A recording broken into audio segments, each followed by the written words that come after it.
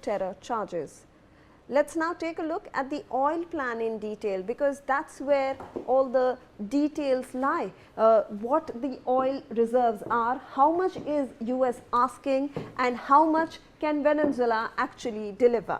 So let's look at the maths that's here. This is Trump's Venezuela oil plan.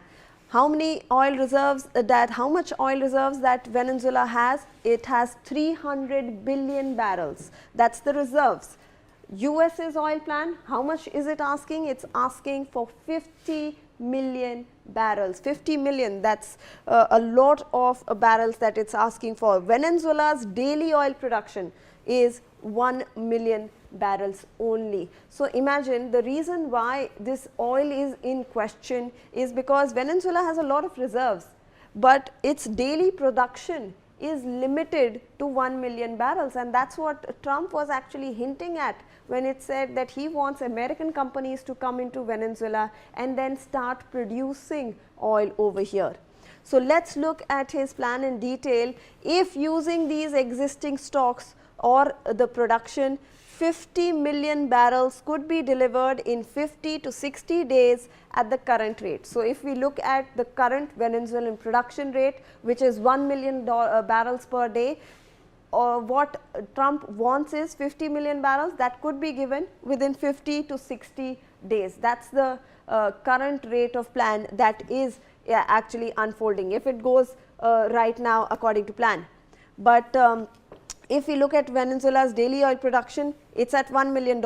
If there is a ramp up, if there is a short term ramp up, if Venezuela starts producing 1.5 million barrels per day, then the entire plan could be completed in 18 months.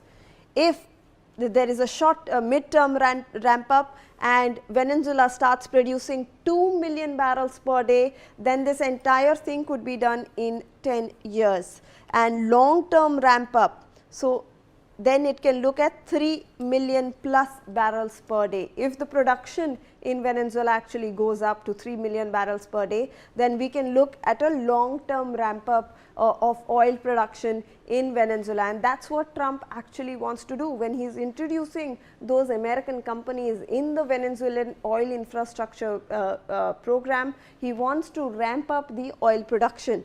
So what is the estimated cost for revival? The estimated cost is over $100 billion for the complete revival of the oil infrastructure in Venezuela. And the cost to maintain the current output, remember, is 1 billion barrels per day. So if the cost will be around $53 billion over 15 years. Over 15 years, it will be $53 billion. And the annual cost for growth will be around 8 to 10 billion per year for growth. So around 8 to 10 billion dollars per year for the entire annual growth of this entire oil plan that Trump has for Venezuela. Remember, it's a very tricky situation as well, because it needs to make sure that the infrastructure is ramped up. It needs to make sure that if it wants to stay there for a longer duration, then it will look at a longer term plan. So let's also look at what US's single day oil consumption is. It's approximately 19 to 20 billion barrels per day. And the US daily oil production is around 13.5 million barrels per day. So there is a difference of around 7 million barrels per day that US is actually lacking, because it's only able to produce around 13.5 million barrels per day. So the daily crude oil imports are around $53 billion over 15 years. So over the past 15 years, US has spent over $50 billion in just crude oil imports, because it needs to meet its single day oil consumption, which is around 19 to 20 billion dollars per day. So those were in fact some of the oil plan details that we have been talking about, because oil has taken center stage in this entire US Trump Venezuela controversy. Also joining us on the broadcast is M.K. Agarwal, economist who is going to help us understand this entire issue. Mr. Agarwal, if I can come to you with the oil plan that US might have for Venezuela, how are you looking at it? See, US has a very strong commitment to extract oil from Venezuela as much as possible and as early as possible. It is for its own consumption, plus it wants to export to other countries and mint money. Because if you are looking at the US economy, so US economy is not in a very comfortable position, and what Trump says that if he has got $600 billion after tariff imposition, unmindful of growing inflation and income inequality in US economy, so he thinks that whatever, whether it is a short-term gain or whatever it is, he wants immediate money. So as far as his spending on infrastructure, oil extraction infrastructure, it is an investment by the US companies, those who were not operating earlier, and they want their own type of system. So they will like, but there is a danger. Danger is that this type of situation may lead to further reduced oil prices in the global market. That may not help US that much, but still, since it is getting this oil for free, definitely it is going to gain a lot. And whatever it is going to have its geopolitical implication also, but definitely yes, Venezuela is going to give some type of economic relief in terms of crude oil to US economy, thanks to the bad adventure by Trump administration in Venezuela. Sir, also how do you look at this entire plan that is, do you see this US actually moving forward from Venezuela in a short term, or do you see it staying in Venezuela for a longer duration, because US is known to intervene in a country and then stay there till it meets its resources? The way Trump has intervened in Venezuela, it is not intervention only. It is a type of coup that he has done there, and he wants quick money. This is my understanding, because in the long run, definitely there is a risk factor is quite high for the Trump to maintain Venezuela, because it will have a ripple effect globally. And since Trump has challenged other countries also to fall in line, otherwise he will capture. So this is going to create a type of global tension that may escalate further. So in that situation, Trump wants to maximize the gain in the short run. Right, sir. And if I can get your final comments on the US's need. We have been talking about the daily oil consumption in the US. It's around approximately 19 to 20 billion barrels per day. And it needs, if it actually, now that it's asking Venezuela to give it around 30 to 50 billion barrels, do you think that it wants to meet its daily consumption and not, look at more crude oil imports? I think it will require for domestic consumption as well for export, because it wants cash flow also. Moreover, it wants to monopolize the oil market globally, and it wants to keep away Russia from selling its oil to major countries like China and India. So that's their Trump administration's strategy also, that it wants to have a monopoly so that it can raise prices in the medium term, so that it can further gain with the same amount of supply. So Trump has a very dubious type of strategy, and now it's well known that he wants money by hook or by crook, whether it is ethical or unethical. It wants money because US economy is in deep trouble. Right. Thank you so much, sir, for joining us on the broadcast. We appreciate your insights into this issue. Now, according to reports, the Trump administration is pressuring Venezuela's interim government to remove suspected intelligence operatives from China, Russia, Iran and Cuba as part of the broader demands following the capture of Nicolas Maduro. The move, targeting foreign intelligence agents rather than ordinary diplomats, forms part of Washington's effort to force compliance with US objectives in Caracas, alongside demands to expand US access to Venezuela's oil reserves. Joining us on the broadcast is my colleague Ajay Jandyal with more on this. Ajay, we are looking at reports that are stating that the Trump administration now wants intelligence operatives who are from China or Russia or Cuba to be removed from Venezuela.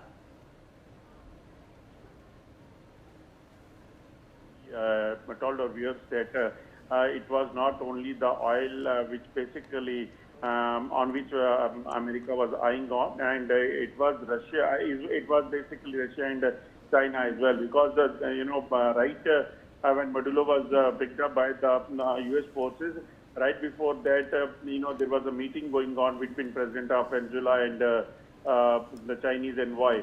So that seems that seems to be another reason that's why that action was taken by the U.S. forces, and Trump now categorically conveyed this to new authorities of Venezuela to ensure that all the people, those who are associate of China or the Russia and other countries, though they has to be removed, they has to be sent back to their countries if they want cordial relation with the U.S. because the action was only for a day, but only for a night, but it can go further, and even this is happening after they have picked up Venezuela president in action, and is still in the custody of America.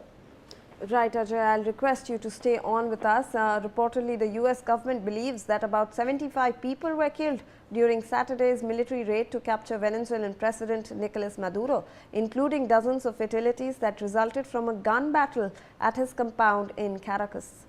So, Ajay, obviously we do not have the details of this entire operation, how many people actually died. We have official reports from Venezuela and Cuba as to how many military personnel actually lost their lives in the entire US operation, but there are details emerging now that there might be around 75 people who have actually been killed because of a gun battle that ensued at the president's compound in Caracas.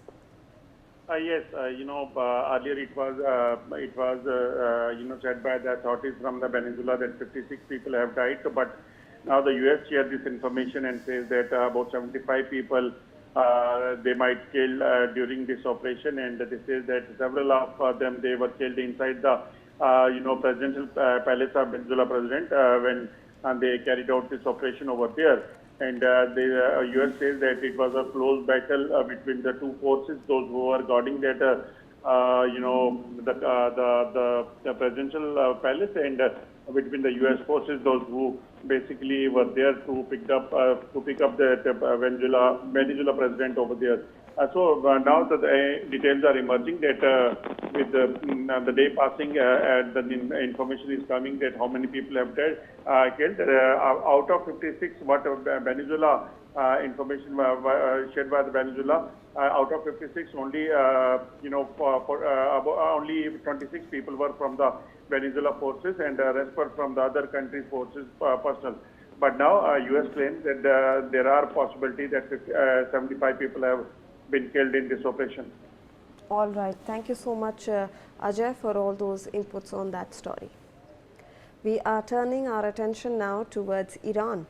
The ongoing anti-regime protests in Iran escalated sharply after the city of Abdanan in Ilam Province has reportedly fell under the control of protesters and rebellious youths. Yet large crowds took over the streets as security forces struggled to maintain control, marking what activists describe as the first Iranian city effectively seized during the ongoing uprising. According to reports, Revolutionary Guards units attempted to confront the demonstrators in Abdanan but were met with resistance from protesters. Abdanan is a city located in the central district of Abdanan County in Iran's Ilam Province, near the border with Iraq. Human rights groups are saying that at least 35 people have died and more than 1,200 have been arrested since the uprising began, driven by economic crisis and the Iranian rial hitting record lows.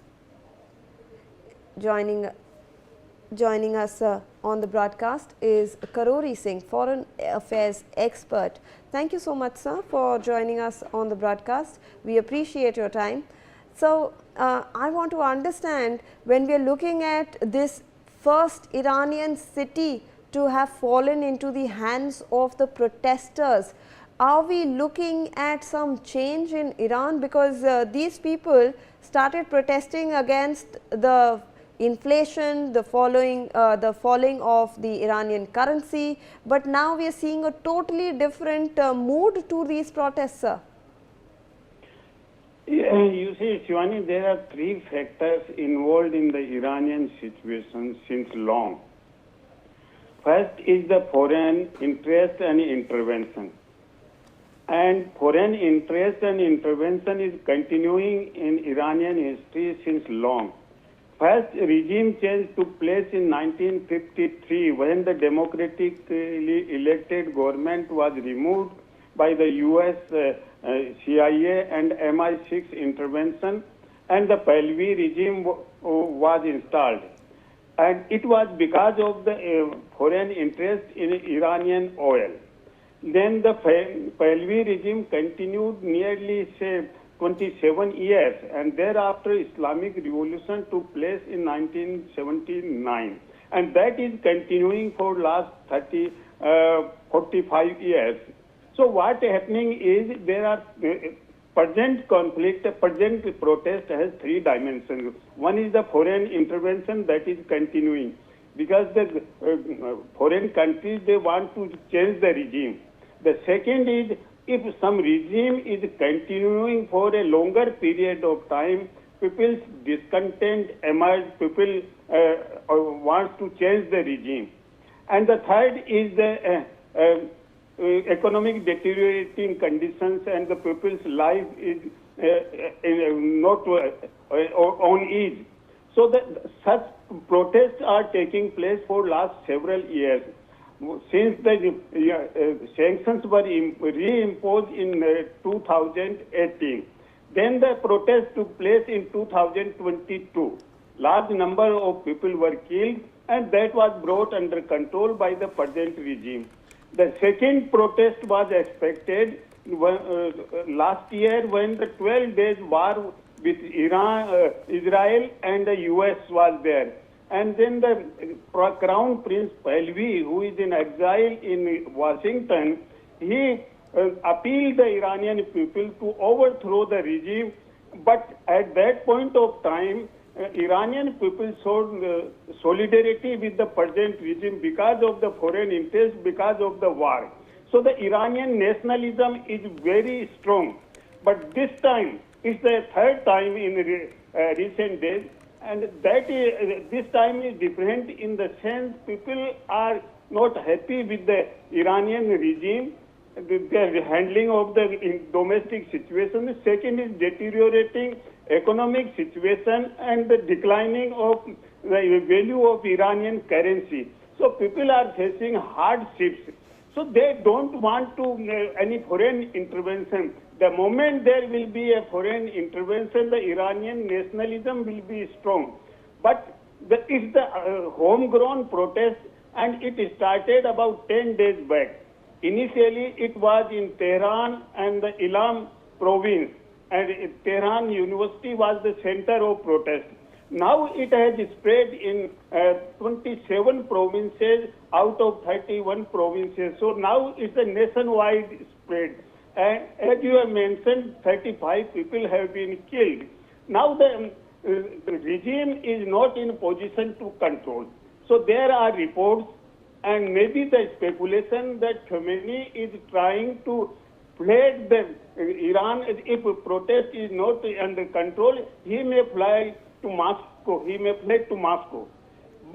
Whereas at the same time, Pezeshkian, the president of Iran, has appealed the protesters to pacify, and he assured them to improve the economic condition, and he also assured to undertake investigation into the violence and the killings of the people. So, if situation is not under control, the Khamenei with his supporters may fly to Moscow, and there may be the regime change.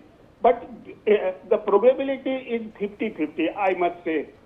Right. Either the government may control the protest, or there may be the regime collapse. If collapse takes place, I think it will be a problem in the Middle East again, because if the collapse will not ensure any installation of government immediately, there may be a civil war-like situation in Iran, and it will have spillover effects in the whole of Middle East. Yes, Suhan. So, you have mentioned about the probability of a collapse. Let's look at the past also that you have mentioned. In 2019, 2020, there were major protests across the country, a huge uproar, and those were massive. Around 1,500 people were killed. And then in 2022-23, we saw the protests over the hijab. Women were actually on the streets as well, and a lot of people were against the theocracy as well. This protest, the third and one of the most violent that we are seeing right now, started out on economic terms. Do you believe that there is some kind of probability that the government might not be able to control this, because we are seeing a city falling, sir? This is very important right now, because if a city falls, then it's like a pack of dominoes. It might just affect the entire country. Yeah, that is why I told the earlier two protests in 2022 and during the 12 days war, the present situation is entirely different. And anywhere in the world when theocracy is translating into polity, that is creating problems in the society. And in the Iranian situation, the theocracy is continuing nearly 45 years. So people have discontent against the theocracy and the present regime. That is the spontaneous thing. If some regime is continuing for a longer period of time, then the people's discontent are rising. So but whether it will collapse or not, if there, as the Trump announced that we may interfere in the Iranian situation, if the crackdown is on the protesters, if some foreign power, United States or some European power intervenes, then again the Iranian nationalism will be the stronger, and they will resist the foreign intervention. Right. Thank you so much, sir, for providing us with those valuable inputs. In fact, we are shifting our attention now towards some other news that's coming in. Taiwan's top security agency has said that China's war game exercises around Taiwan last week were part of a campaign to counter growing international support for the island and an attempt to divert attention from Beijing's economic troubles. The exercises involved firing rockets, deploying warships and aircraft, and caused dozens of domestic flights in Taiwan to be cancelled. The agency said that the drills carried clear political intent to push back against international support for Taiwan and to redirect public anger over economic setbacks at home into nationalist sentiment. The report said that China has been ramping up a hybrid campaign to pressure Taiwan militarily and economically, and cited comments from Japan's Prime Minister on the threat to regional stability. The report also said that China used state media, AI-generated content and online troll armies to amplify its narratives, cast doubt on Taiwan's military capabilities and undermine trust in the president and the US, while Taiwan received over 2 million cyber attacks during the drills.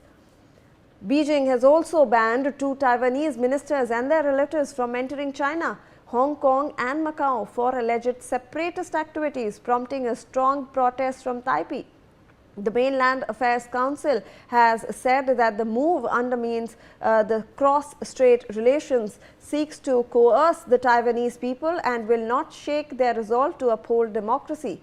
China has now listed 14 people as cessationists, including Taiwan's Vice President, National Security Chief and Defense Minister, and said that a prosecutor accused of aiding separatist activities will be held accountable for life. Beijing has said that the actions are aimed at safeguarding national sovereignty, while Taipei said that Chinese laws do not apply in Taiwan. The announcement comes a week after China conducted massive war games around the island, firing rockets and deploying warships and aircraft, causing flight cancellations and drawing concerns from regional allies. To discuss this further, we have Group Captain UK Devnath with us, who is a former Indian Air Force officer. Thank you so much, sir, for joining us on the broadcast. A very good afternoon to you. We appreciate your time. So, when we are looking at this entire Taiwan-China issue, obviously, this has been going on since a long time.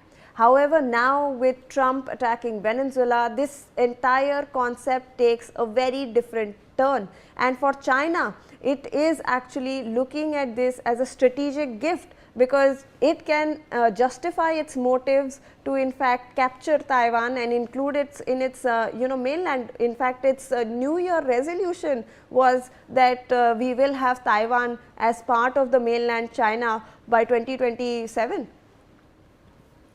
Definitely, Xi Jinping has promised Chinese Communist Party and Politburo that very soon China will make Taiwan its integral part. Fact remains that Taiwan practically is an independent country, though China insists on all countries in the world that they accept that Taiwan is part of China. So quietly all over the world, the current feeling is there that okay, keep paying lip service to this feeling of China and continue to do trade with Taiwan. That's what the policy USA, European Union countries, most of the Southeast Asian countries are following. Japan, South Korea, Philippines, they all continue to trade with Taiwan. At the same time, they continue to tell Chinese junta that yes, they believe that these countries, including America, they continue to say, okay, we believe in one China policy. Fact remains that China has carried out these military exercises around Taiwan last year also. This time about 200 Chinese Air Force, PLA Air Force fighters have flown almost adjacent to ADZ, that is Air Defense Identification Zone of Taiwan. And China fired 27 long-range surface-to-surface missiles on sea, north of Taiwan, south of Taiwan. Attempt is to intimidate the ruling coalition party in Taiwan to be afraid of China. But will China ever be able to take over Taiwan by force?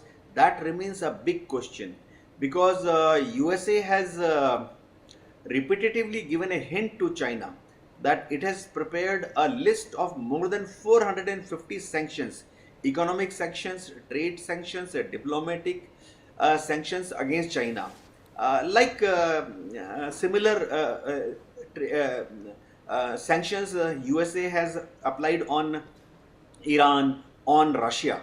So these 450 plus sanctions which are ready with China to be applied on China in case China invades Taiwan. So it is not so much so that the military capabilities of USA is deterring China from invading Taiwan. It is the fact that if China invades Taiwan militarily, immediately within next few hours, USA will place this 450 plus sanctions on China. Right. A typical example being USA has threatened China that all the assets of Chinese companies and Chinese citizens all over the world will be frozen. Right, sir, That but is even sanction number China, one. in this matter, even China is putting across its point. It's, restricted the flow of rare earth metals, which is very important for the US, sir. So, China is also playing its own diplomatic game with regards to the US. If the US puts in sanctions in place, China can put in, stop the outflow of rare metals, which are very important right now in today's world. But how are you also looking at, sir, Taiwan's response. It's saying that this is Beijing's attempt to deflect from the economic crisis that is happening in the mainland. Also, how are you looking at China actually restricting people, Taiwanese people, from moving into China, Macau and Hong Kong? Definitely, Chinese Communist Party is in a little bit of trouble because their financial equation right now is not so bright in near future. China has taken huge amount of loans from all over the world, and most of the Chinese entrepreneurs who are working in Southeast Asia or Africa have taken loan from Chinese government.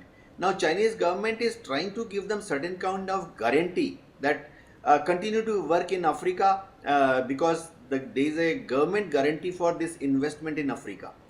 But what has happened in last 10 years, 5 years, 3 years, 2 years is these investment by Chinese companies in Africa, in Latin America have not given the dividends as expected.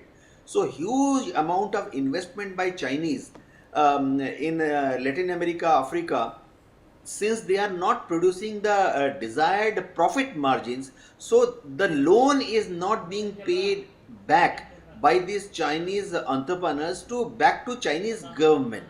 This has put Chinese government in a fix that how to overcome this dilemma.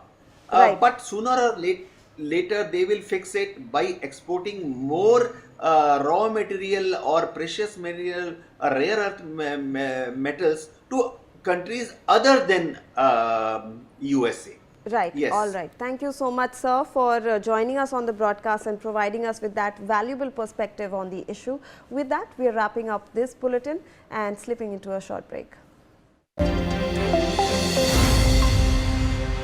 अदरक की हुई कुटाई, चाय की पतीली चढ़ाई, कैसी बनी चाय? सिर्फ अदरक से चाय का स्वाद नहीं आएगा। नहीं आएगा बेटा, चाय का असली टेस्ट MDHT+ से ही आएगा। लौंग, हरी इलायची से भरपूर MDH मसाला। मसाले सच MDH।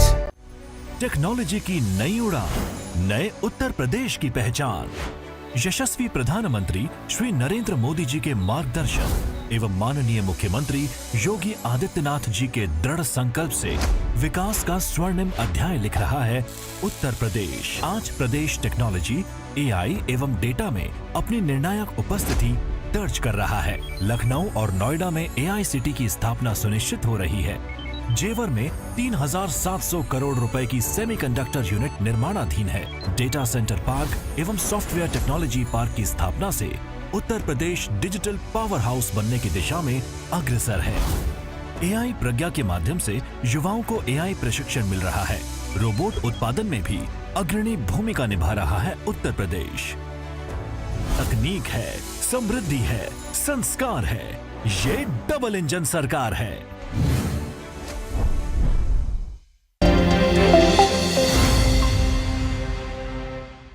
Now, a shocking story emerging from the heart of the national capital, one that raises serious questions about the state of our premier educational institutions and the limits of so-called dissent.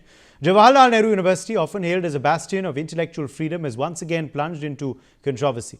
Late last night, on the 5th of January, a group of students associated with the left-backed Jawaharlal Nehru University Students' Union gathered outside Sabarmati Hostel for what they called a night of resistance. But what unfolded was far from peaceful protests. In a viral video, protesters were chanting highly provocative and inflammatory slogans targeting Prime Minister Narendra Modi and Union Home Minister Amit Shah, including Modi Shah ki kabar khudegi, JNU ki dharti par, a direct reference to digging graves on the campus soil. This outburst came mere hours after the Supreme Court denied bail to former JNU students Umar Khalid and Sharjeel Imam in the 2020 Delhi riots conspiracy case, a decision rooted in due process of law. The JNU administration has acted swiftly and decisively. In an official letter to Delhi police, the university's chief security officer demanded an FIR against the involved students, naming several, including JNU-SU office bearers. The administration has condemned the slogans as highly objectionable, provocative and inflammatory, amounting to contempt of the Supreme Court and a serious threat to campus harmony and public order. Let's open this up. Joining us to discuss this is Sudhanshu Mittal, Senior Leader of the Bharatiya Janata Party. Joyita Basu, Editor of the Sunday Guardian, is also live with us. Nikhil Jain, Political Analyst, is joining us live. Syed Asad Abbas, Political Analyst, is also with us on the broadcast. Let me begin with you first. Sudhanshu Mittal, JNU is no stranger to controversy, but what do you make of this recent video this latest video that has gone viral once again for all the wrong reasons for the campus and the university? I think it is highly condemnable. I'm surprised that there are parties which have termed this as freedom of expression, and some have called this as dissent. What has been seen in those videos is shocking. The language which has been used, the contemptuous attitude towards jurisprudence of this country, it is anarchical. The entire attitude is that we are above law, we are above any restraint, we are above anything which guides smooth functioning of a nation. And what we believe is the law of land. And anybody who does not believe in what we are saying must be done to death. I mean, can you imagine slogans like "Kabr Modi or Amit Shah teri kabr khudegi JNU mein"? I mean, these people must be hauled up, they must be arrested, they must be prosecuted.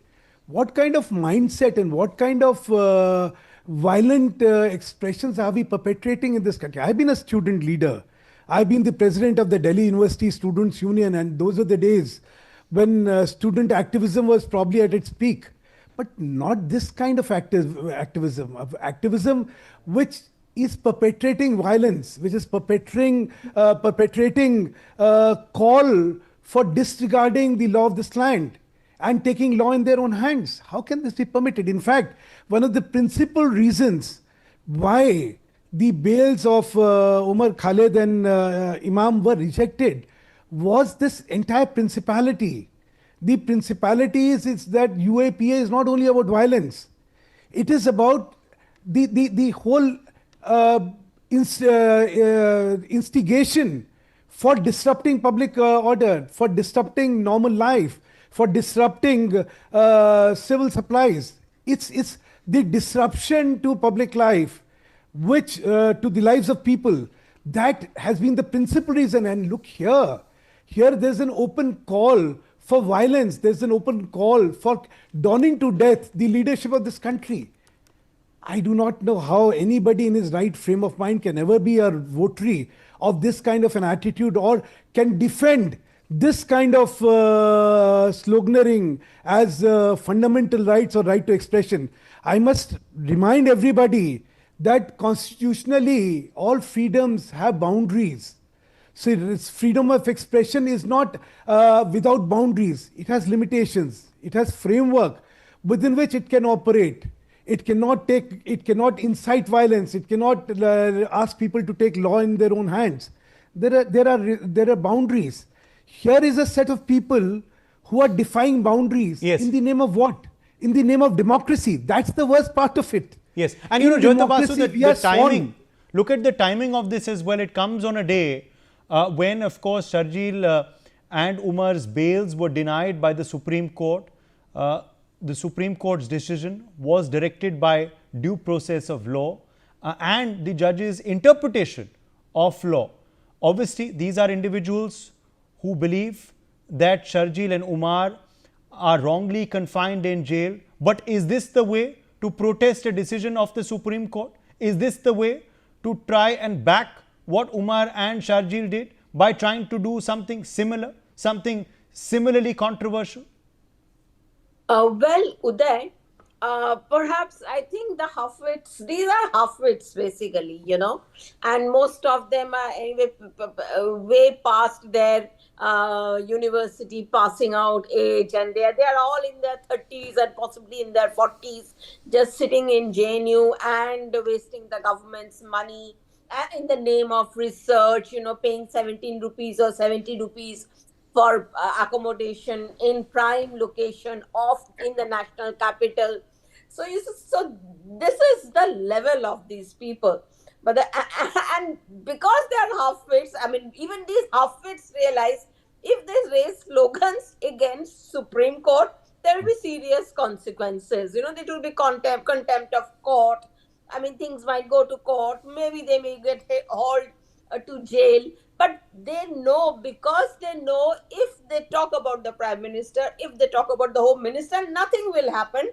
That is the reason why they will do this. Because you see, I mean, our country, I mean, I would say I would contradict with the earlier speaker in saying taking action against them. No action will happen in this case because these people are too small. These people are immaterial.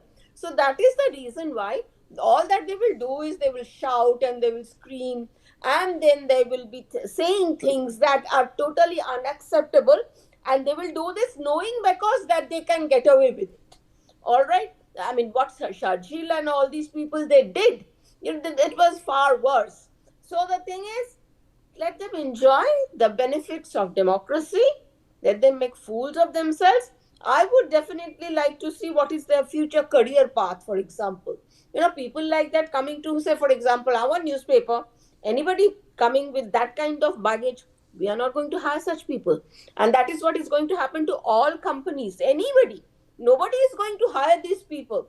So good luck to them is all I will say. Let me draw you in now, Nikhil Jain. Is this a return of the Tukre Tukre gang? Is the Tukre Tukre gang back in the national capital in Jawaharlal Nehru University? Has the Tukre Tukre gang now become the Kabar gang? It was Afzal Guru then. Now for Umar and Sharjeel, they have become the Kabar gang from the Tukre Tukre gang. Nikhil Jain, do you approve of this? What is your view on what has transpired in JNU? Although, first of all, I've never been a supporter of these sorts of नाराबाजी where किसी का कब्र खोद रहा है, किसी को 50 करोड़ की गर्लफ्रेंड कहा जा रहा है, किसी को जर्सी गाय कहा जा रहा है, किसी को चौक पे जलाया जा रहा है, किसी को थप्पड़ मारा जा रहा है, भारत के टुकड़े करवाए जा रहे हैं. हाँ, भारत के टुकड़े करवाए जा रहे हैं. Afzal हमशद I've never been a supporter of any of this, but let me put out some facts for your viewers.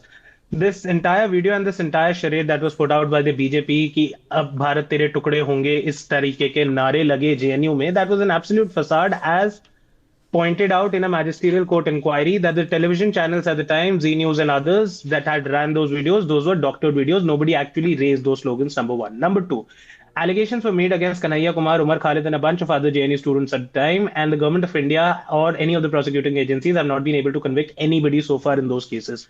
But instead, what happened was you had the BJP MLAs counting the number of condoms, 3,000 condoms in JNU. That is what they were busy doing, because since this government has come to power, it has been a project to delegitimize every institution and university that can be a voice of dissent. JNU in the past was a voice of dissent under the Congress government, under the Vajpayee government, then again under the UP What about government, what happened yesterday? under the What Modi about what government. happened yesterday? Do you believe these videos, these fresh videos are also doctored? Do you believe this also never happened? Do you believe this will also not be proven in court? Uday, you'll have to first of all allow me to complete. Secondly, I don't know whether the videos are doctored or not. If the videos are not doctored, I condemn those slogans. But that being said, I would also condemn the BJP burning the effigies of the Prime Minister of the time, Prime Minister Manmohan Singh in 2012 or in 2022, burning effigies of Sonia Gandhi and Adhir Ranjan Chaudhary. See, like I said, I don't support this sort of politics, but across political lines, this is done. Now, if I come out and say that if you're trying to burn the effigy of a Prime Minister, that means you're trying to burn him alive. That'd be really stupid of me. And this is exactly what the BJP is doing right now. Modi teri kabr khudegi, ya murdabad, ya kale jhande dikhana, ya putle jalana, all of these are forms of protest. I may not personally agree with it, but that doesn't No, mean but by saying kisi ki kabar khudegi, that doesn't mean it is a legitimate form of protest. How can you ask for someone's death? How can you say I will bury someone in a campus, that to the Prime Minister and Home Minister of a country, and call it a legitimate form of protest? No. In that case, Prime Minister ka putla jalana theek hai? To make a cutout of the Prime Minister and burn it. Sudhanshu Mittal responding to you. Not even a slogan. Sudhanshu Mittal responding. I am amazed. I right? am really amazed at the perverseness of the argument which is being propounded. And it is only these kind of people who try to legitimize these kind of heinous crimes. These are the votaries of people like Umar Khalid. I did not interrupt. I have civility. Here is a case of yesterday. And look what refuge he wants to take. He wants to take that somewhere, someday, something had happened and there is this thing. So this is legitimate. I cannot understand this mindset. And I'm very happy that this kind of mindset exists, because it is because of these people that a lot of people who otherwise are not reactive to such kind of insanity react to it when they see blatant defense of this kind of insanity. So I am very happy that the Nikhil Jains exist, because these are the very people who tell the people at large of this country that there exists a mindset which wants this country to get destroyed, which wants violence to be the answer to anything which is democratic, which is legal, which is within the framework of law. Okay. Quickly, Nikhil, I need to get inside this. You want anarchy to prevail. So, this Mr. is Nikhil Jain, congratulations to you. Please go ahead and defend the indefensible. So since I've been named, let me please respond to it. First of all, I'm not defending these actions. I started by saying that I don't support these forms of protest. But if you call these stupid protests as something anti-national, that's just making a hill out of a mole, right? And what you really talk about violence, Mr. Mittal, what was this? These were ABVP workers or activists admitting to television cameras that they led mobs within JNU, which hit people, bust open their skulls, students as well as professors. And what was the Delhi police doing? Delhi police was busy switching off the street lights till the mob could disperse. No, I don't know what is the source what of these papers. What are we discussing today? We are discussing what happened yesterday. The entire argument is that because something had happened somewhere. Now the onus also on Delhi police. Absolutely, Nikhil Jain, the onus is now on the Delhi police, of course. The onus now is on the Delhi police to prove these claims, to take this forward. Absolutely, I agree with you. But by saying this is a mountain out of a molehill, that is cherry picking, and that is at the end of the day making this out into a very light issue, which it is not. It is a very serious issue. And Saeed Asad Abbas. What is not? They are not a right issue. Is the fact that 6 years ago in the national capital, a bunch of people have been accused. In those riots, and yet the Delhi police or the prosecution has not been able to convict them in a trial court. When it was Kasab or any other person, the Nirbhaya rapist. Saeed Asad Abbas, come in here. Saeed Asad Abbas, come in here. Saeed Asad Abbas, will you start out by condemning what has happened? What do you make at what has happened at the Jawaharlal Nehru University campus? Do you believe this is once again reminiscent of the Tukre tapes? Do you believe this is something that should not have happened yesterday? Is this a new law for JNU? Saeed Asad Abbas. The so-called Uday Saab, the so-called Tukre tapes were found to be doctored, illegitimate. Those were found to be bogus, done by a handiwork of whosoever it may be, to bring in a wrong picture to the JNU. The Bharatiya Janata Party, the RSS and their ecosystem needs to understand Jawaharlal Nehru University is not just one of the finest in India, but it is revered the world over. Dr. S. Jaishankar is an alumni, a proud alumni of JNU. Nirmala Sitharamanji and various other titans of industries who are ruling the worlds and become CEOs. Second point, Volta once said very beautifully, I may not agree with what you say, but I will defend to death your right to say it. Uday Saab, I've always believed, with great power, there's great responsibility and equal accountability. Saying that kisi ki khabar khudna is absolutely wrong, highly condemnable, highly shameful. I will absolutely not advocate for that. But if you ask me, as a citizen of this beautiful country, a sovereign country with its Constitution of India, which is sacrosanct, do I have a right to protest? Yes. A peaceful protest is a right of every Indian of this country. Would anybody or the likes of me or anyone make such statements? Absolutely no. But there is a point here. In today's world of AI-generated videos, in today's world of deepfake videos, so on and so forth, what is the legitimacy? Do we have a forensic science laboratory report here that this is a legitimate video? What if the members of the BJP and RSS, जो खून खोलते हैं, जहर भरते हैं, JNU के नाम से and Umar Khalid के नाम से, it could be planted by them? Joyita Basu, respond to that. BJP and RSS is behind these videos. They are all fake. There is no Tukre gang. There is no Kabar gang. Says Saeed Asad Abbas and Nikhil Jain. Joyita Basu. Saying I've come 30 minutes into the Joyita Basu, she's quickly responding to you. I'm coming back to you. Joyita Basu. You don't come back, man. That's the problem. I'm coming back. No, I'm coming straight back to you. Joyita Basu. To complete my I'm coming straight back to you. Don't interrupt the others. You interrupt Joyita Basu. I'm coming straight back to you. Joyita Basu. Uday, while on one hand, you have this gentleman saying, I condemn it. Of course I condemn it. Allow me to finish. I did not interrupt you. Okay. While he's but saying, you got two times to speak, sir. It's wrong. I was interrupted in my one time. This is the third time you're speaking. That is your intolerance. This is the third time you're intolerance. That is the frustration you have. This is unfair, sir. You want to take law in your own hands. You want to be uncivil. We speak You want to be uncivil because you don't have an argument. Allow me to finish because I did not interrupt you. Sir, only 3 times you spoke. a chance. Okay. I'm coming back to you both. Sudhanshu Mittal and Syed Abbas. Just hold your thought. Joyita Basu, and then I'm coming back to Syed Abbas. Joyita Basu. Yeah, but Uday, while if a complaint is lodged, if an FIR is lodged, it's but natural that the video will have to be examined. There has to be a forensic examination of the video. Obviously, there will be an investigation and it will be found out. It's very easy to find it out whether this happened or not. So there's no point debating it's a fake video and all. And my hunch is that it was not a fake video because it goes with the nature of particularly the humanities section of JNU. That is that School of Social Sciences or whatever it is called. It's a very toxic place. And especially when you are a toxic place that gives the top ministers in the country. Please keep quiet. And it is very toxic in the sense, that is where the radical left finds it fuel.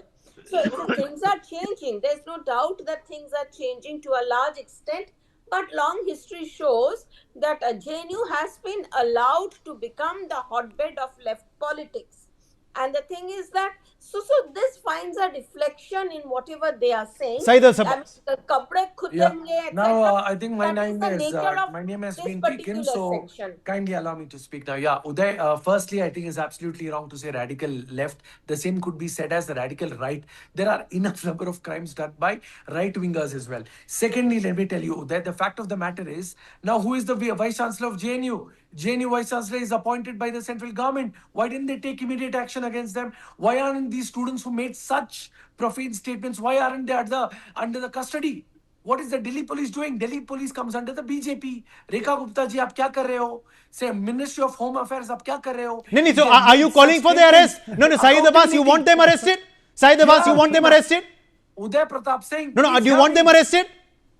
I dare you to sometimes please interrupt BJP No, people. Of course I interrupted Mr. Mittal. No, I'm sorry. I don't accept your dares. Of course I interrupted Mr. Mittal. I think your ears were blocked then. But Syed Abbas, no, I'm asking you a clarification. Are you supporting the arrest? Hear me. If you see, are you supporting the arrest? Hear me. I'll tell you. Anybody who says khabar khudegi of any individual of this beautiful country must and should be arrested. Okay. Also, what I'm saying is the statements made by them is highly condemnable, shameful and disgraceful. All I'm saying is that the Delhi police must do its duty. The Vice Chancellor who's been appointed Sudhanshu Mittal. Bharatiya Janata Party. Now, hear me, man. So I agree with. What I kind of a agree with. moderator or anchor are you? I When you interrupt agree. us, 4 times BJP gets to talk. What is this, Uday? Can you be fair? I really appreciate. Every side is getting to give complete speeches. We are interjected I at every appreciate his sincerity in demanding the arrest of these hooligans. I appreciate his sincerity in demanding the arrest of these hooligans. Sir, they shall be arrested on investigation.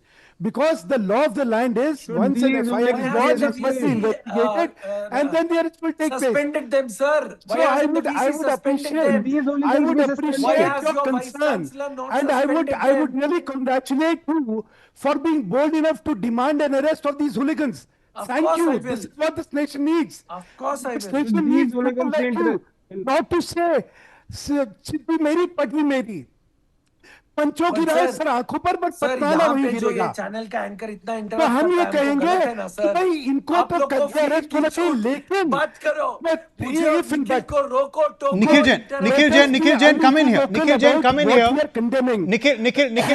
respond to Sudhanshu Mittal. Argument in such Nikhil, respond to Sudhanshu Mittal. Okay, Nikhil, respond to Sudhanshu Mittal. Nikhil, respond to Sudhanshu Mittal and also please. Your argument by saying, look, please tell me, Nikhil. No, please tell me, Nikhil. Also, why is it that this is a pattern in JNU? That is what Joyita Basu is concerned about. You were replying to her when she asked you to wait, but that is what she's pointing out. Why is this pattern with this particular university, with that particular department? That is the question I'm asking, and that she's asking. Uday, I can give you the answer. Uday. I've seen this. I've seen this over the last 4 decades. Mr. Mittal, you've already had your turn to speak 3 times. Can you let other people also speak? No, but why are you all counting? Why are you all counting the others' chances, Mr. Abbas and Mr. Jain? You don't count your times. 4 times. Go ahead, Nikhil Jain. Go ahead, Nikhil Jain. 4 times he's given a chance. We are not. Yes. Can I please speak? Uday, can I please speak? Thank you, Abbas. So, Uday, that is the point that I started with, that ever since this dispensation has come to power, they have been trying to sully and delegitimize the name of JNU, which, by the way, let me remind your viewers, is a central university. It is run by the central government. The vice chancellor is appointed by the central government. It is funded by the central government. It is one of the top universities of this country as ranked by the government of India. It is the alma mater of the current finance minister of the country and the current foreign minister of the country. The only problem that the BJP has had with this university is that this university has always been a center of dissent. Please tell me, what business did this BJP MLA have in counting the number of condoms? Number of condoms in JNU. That is what your BJP MLA was talking about. You will just only discuss. Let us not divert what we are discussing. Mr. Mittal, you cannot. You will go back into 4 decades of JNU. What has happened yesterday? You will go back into 4 decades. To waste my time. Mr. Mittal, this is don't waste my time. You tell me what has happened yesterday and what's your stand on that. What are you talking about this? Mr. Mittal, please have the patience to listen. Please somebody say this. Nikhil Jain, are you also demanding the arrest? Nikhil Jain, will you also demand the arrest of these individuals? Nikhil Jain, will you also demand the arrest of these individuals? No, I don't want to demand arrest for stupidity. Okay, he's not demanding arrest. He's not demanding arrest. Sudhanshu Mittal, I think that exposes Nikhil Jain's stand. Are we going insane? One says I want the arrest, the other says I don't want the arrest. Just for a minute. Will you call for the arrest of these ABVP workers? Sudhanshu Mittal, go ahead. These people went into the campus. Sudhanshu Mittal, go ahead. Opened the heads of students and professors. Will you call for their arrest? Discuss that. But when we are discussing what happened yesterday and an FIR is in no, you can't. And you I can't want the arrest of all these militants. Demanded that Modi or Amit Shah ki kabar khudegi JNU mein. I want their arrest. They should. I'm very happy that the dual face of this authority and this Saeed Abbas. come here on Saeed Abbas. One says yes, they should arrest. The other says no. You do not have debates in such silos. Saeed Abbas, please go ahead. Saeed Abbas. The big question, of course, is will Zoran Mamdani now shed tears for these students also in the arrested? Rated as the best university by government of India. Sorry, do not make misstatements. What is the question, Uday? Mr. Mittal, JNU is not the number 1 university as ranked by government of India. Saeed Abbas, why this pattern in JNU? Why is this pattern emerging just in JNU? Because there is a why this pattern in JNU? Very good. Sir, your name is back, a bunch of Sir, my name is Uday, please ask him to stop my turn, sir. He's taking my name. My name, sir. Sir, your name is Social Sciences Department and ensure that nobody Uday, gets... Can I make my point? That's what Sudhanshu Mittal and Joyita Basu both are saying, Saeed Abbas. It is a particular department in the particular university which is becoming a den of controversy year after year. Saeed Abbas, why is this happening? And when the JNU Vice Chancellor lodges a complaint, why is this been a recent pattern? Get what the reaction is. Sir, can I, sir, please, One sir? says, Sir, my name is Syed Asad Abbas. They have not moderate this, please. Uday, can you ask Mr. Okay, Mittal to go ahead, Syed, we can hear you. Syed Abbas, we can hear you. Please go ahead. Firstly, I'm glad that you asked this question, Uday. Why has this JNU become this way? Why? So the real question to be asked is to Adarniya Pradhan Mantri Modi ji, who's been the Prime Minister of this country for almost 11 and a half years, 12 years now. The Vice Chancellor is appointed by the central government. The central government is there in power from 10, 12 years. Why haven't they done anything about it? इतना ऐसा and as you say anti-national का समा है JNU में, why aren't decisions being taken? Take the decision. And now the $1 million question, Joyita Basu, will, if these students are arrested tomorrow, you're asking me. Will Zoran Mamdani be writing letters to them next, like he wrote to Omar and Shajib? Now we can talk about Mamdani. Joyita? Uday Mamdani did not know about these people at all whatsoever. He had no interest. But it seems the parents of Sharjil Imam, they went to the US. They went around, Umar lobbying Khalid's for their parents son. went, Umar madam. Khalid, whatever, one of them, Whatever you It guys do is to make the difficult to distinguish Whatever. between the two. One of them, lose the whatever, weight. one of them.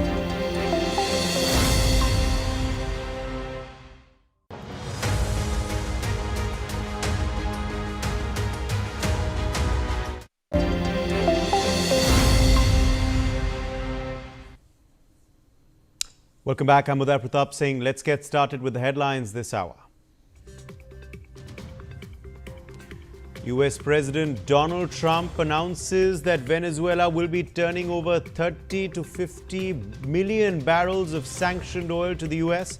Trump says the oil will be sold at market price. Venezuela's military confirms the deaths of 24 of its personnel in absolute resolve operation. Venezuela to hold week-long state mourning. Bangladesh Cricket Board rejects reports of ultimatum from the ICC. BCB claims the global governing body has reiterated its commitment to ensuring the full and uninterrupted participation of Bangladesh in the tournament. At least 5 police personnel injured as an anti-encroachment drive near the Faiz-e-Ilahi Mosque in Delhi's Ramlila Maidan turns violent.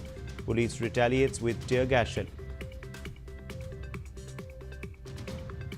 The Delhi police launched a preliminary investigation into controversial sloganeering by a group of students at Jawaharlal Nehru University, targeting Prime Minister Narendra Modi and Union Home Minister Amit Shah.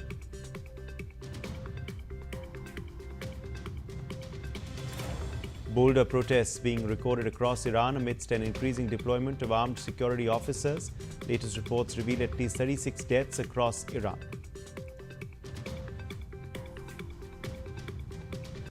Supreme Court of India hears applicants on the stray dog case. Supreme Court recalls its verdict from November 7th.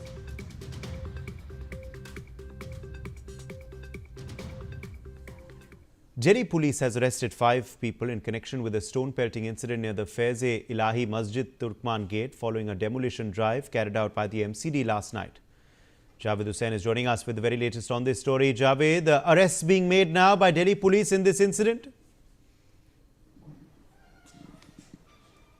और देखिए उदय, Delhi police ने 5 लोगों को गिरफ्तार किया इस पूरे बवाल मामले में जो भगदड़ किया गया, पथरावबाजी की गई दिल्ली पुलिस और एमसीडी पर जो है वहां पर हाथापाई हुई और जो वीडियो जिस तरह से तमाम अलग अलग मोबाइल वीडियोस सामने आए हैं और साथ ही दिल्ली पुलिस का कहना है कि जिस तरीके से खुद अभी कुछ देर पहले उदय यहाँ पे ज्वाइंट सीपी और सेंट्रल रेंज मधुर वर्मा पहुंचे थे, उन्होंने कहा कि मस्जिद को लेकर जिस तरीके से अफवाह फैलाई गई। देखिए उदय, मैं इस वक्त ग्राउंड पे ही हूँ और मस्जिद को किसी तरीके का कोई नुकसान नहीं पहुंचाया गया क्योंकि जो मस्जिद के पास यानी कि फैज़-ए-इलाही मस्जिद के पास जो इलीगल कंस्ट्रक्शन था, जो मस्जिद का ही एक हिस्सा था, उसको डेमोलिश किया गया है, मतलब अवैध निर्माण के तौर पर। बाकी मस्जिद में को किसी तरीके का कोई भी जिस तरीके से अफवाह फैलाई जा रही थी कि मस्जिद को तोड़ा जा रहा है और मस्जिद पे एक्शन लिया जा रहा है, उस तरह की जो वीडियो लगातार सामने आ रही थी, वो कहीं ना कहीं दिल्ली पुलिस ने उसका खंडन किया और दिल्ली पुलिस ने कहा कि ऐसे लोग जो सोशल मीडिया पर जो इस वक्त न्यूज़ के पास भी वो वीडियो मौजूद है जिसमें लोग जो है वो इस तरह से अफवाह फैलाते नजर आ रहे हैं। देखिए, ये डेमोलिश किया गया है, ये इलीगल कंस्ट्रक्शन जो था, यहाँ पर मैरिज हॉल था, यहाँ पर दुकानें कुछ बनी हुई थी और उसके बाद जो मस्जिद का एरिया, मस्जिद उस तरफ है, ये पूरा डेमोलिशन के बाद जो है जिस तरीके से बवाल हुआ। और दिल्ली पुलिस का कहना है कि देखिए उदय, ये जो रोड है मेरे पीछे, जो मेरे पीछे राजू आपको सड़क दिखा रहे हैं, ये आसफ अली रोड को कनेक्ट करता है और ये रोड सुबह के वक्त ट्रैफिक इसका बहुत ज़्यादा मूवमेंट होता है, जिसकी वजह से अगर कार्रवाई होती तो वो कहीं ना कहीं दिक्कत होती, आम लोगों को इससे परेशानी होती, इसलिए इसे सुबह किया गया जिससे कि किसी तरीके से किसी को कोई भी दिक्कत ना हो। और सबसे बड़ी बात यह है कि कल यानी कि 6 तारीख को अमन कमेटी और जो अलग अलग कमेटी बनाई गई है, जो जिसमें कई मुस्लिम समुदाय के जो इलाके के मौजूद लोग थे उनको बुलाया गया था, उनको सारी चीज़ें बताई गई थी और ये पूरी चीज़ रखी गई थी कि किसी तरीके से जो मस्जिद है, मस्जिद के स्ट्रक्चर को यानी कि मस्जिद को नहीं तोड़ा जाना है। जिस तरीके से अफवाह फैलाया जा रहा था कि मस्जिद पे बुलडोज़र चलना है, मस्जिद पे एक्शन होना है, मस्जिद के अवैध जो स्ट्रक्चर है उसको तोड़ना है, जो हाईकोर्ट के ऑर्डर पर एमसीडी की तरफ से ये जो कार्रवाई की गई है, ये जो है एमसीडी जो आपको देखें, हम आपको ग्राउंड पे वो तस्वीरें दिखा रहे उदय कि देखिए एमसीडी अपना इस वक्त काम कर रही है।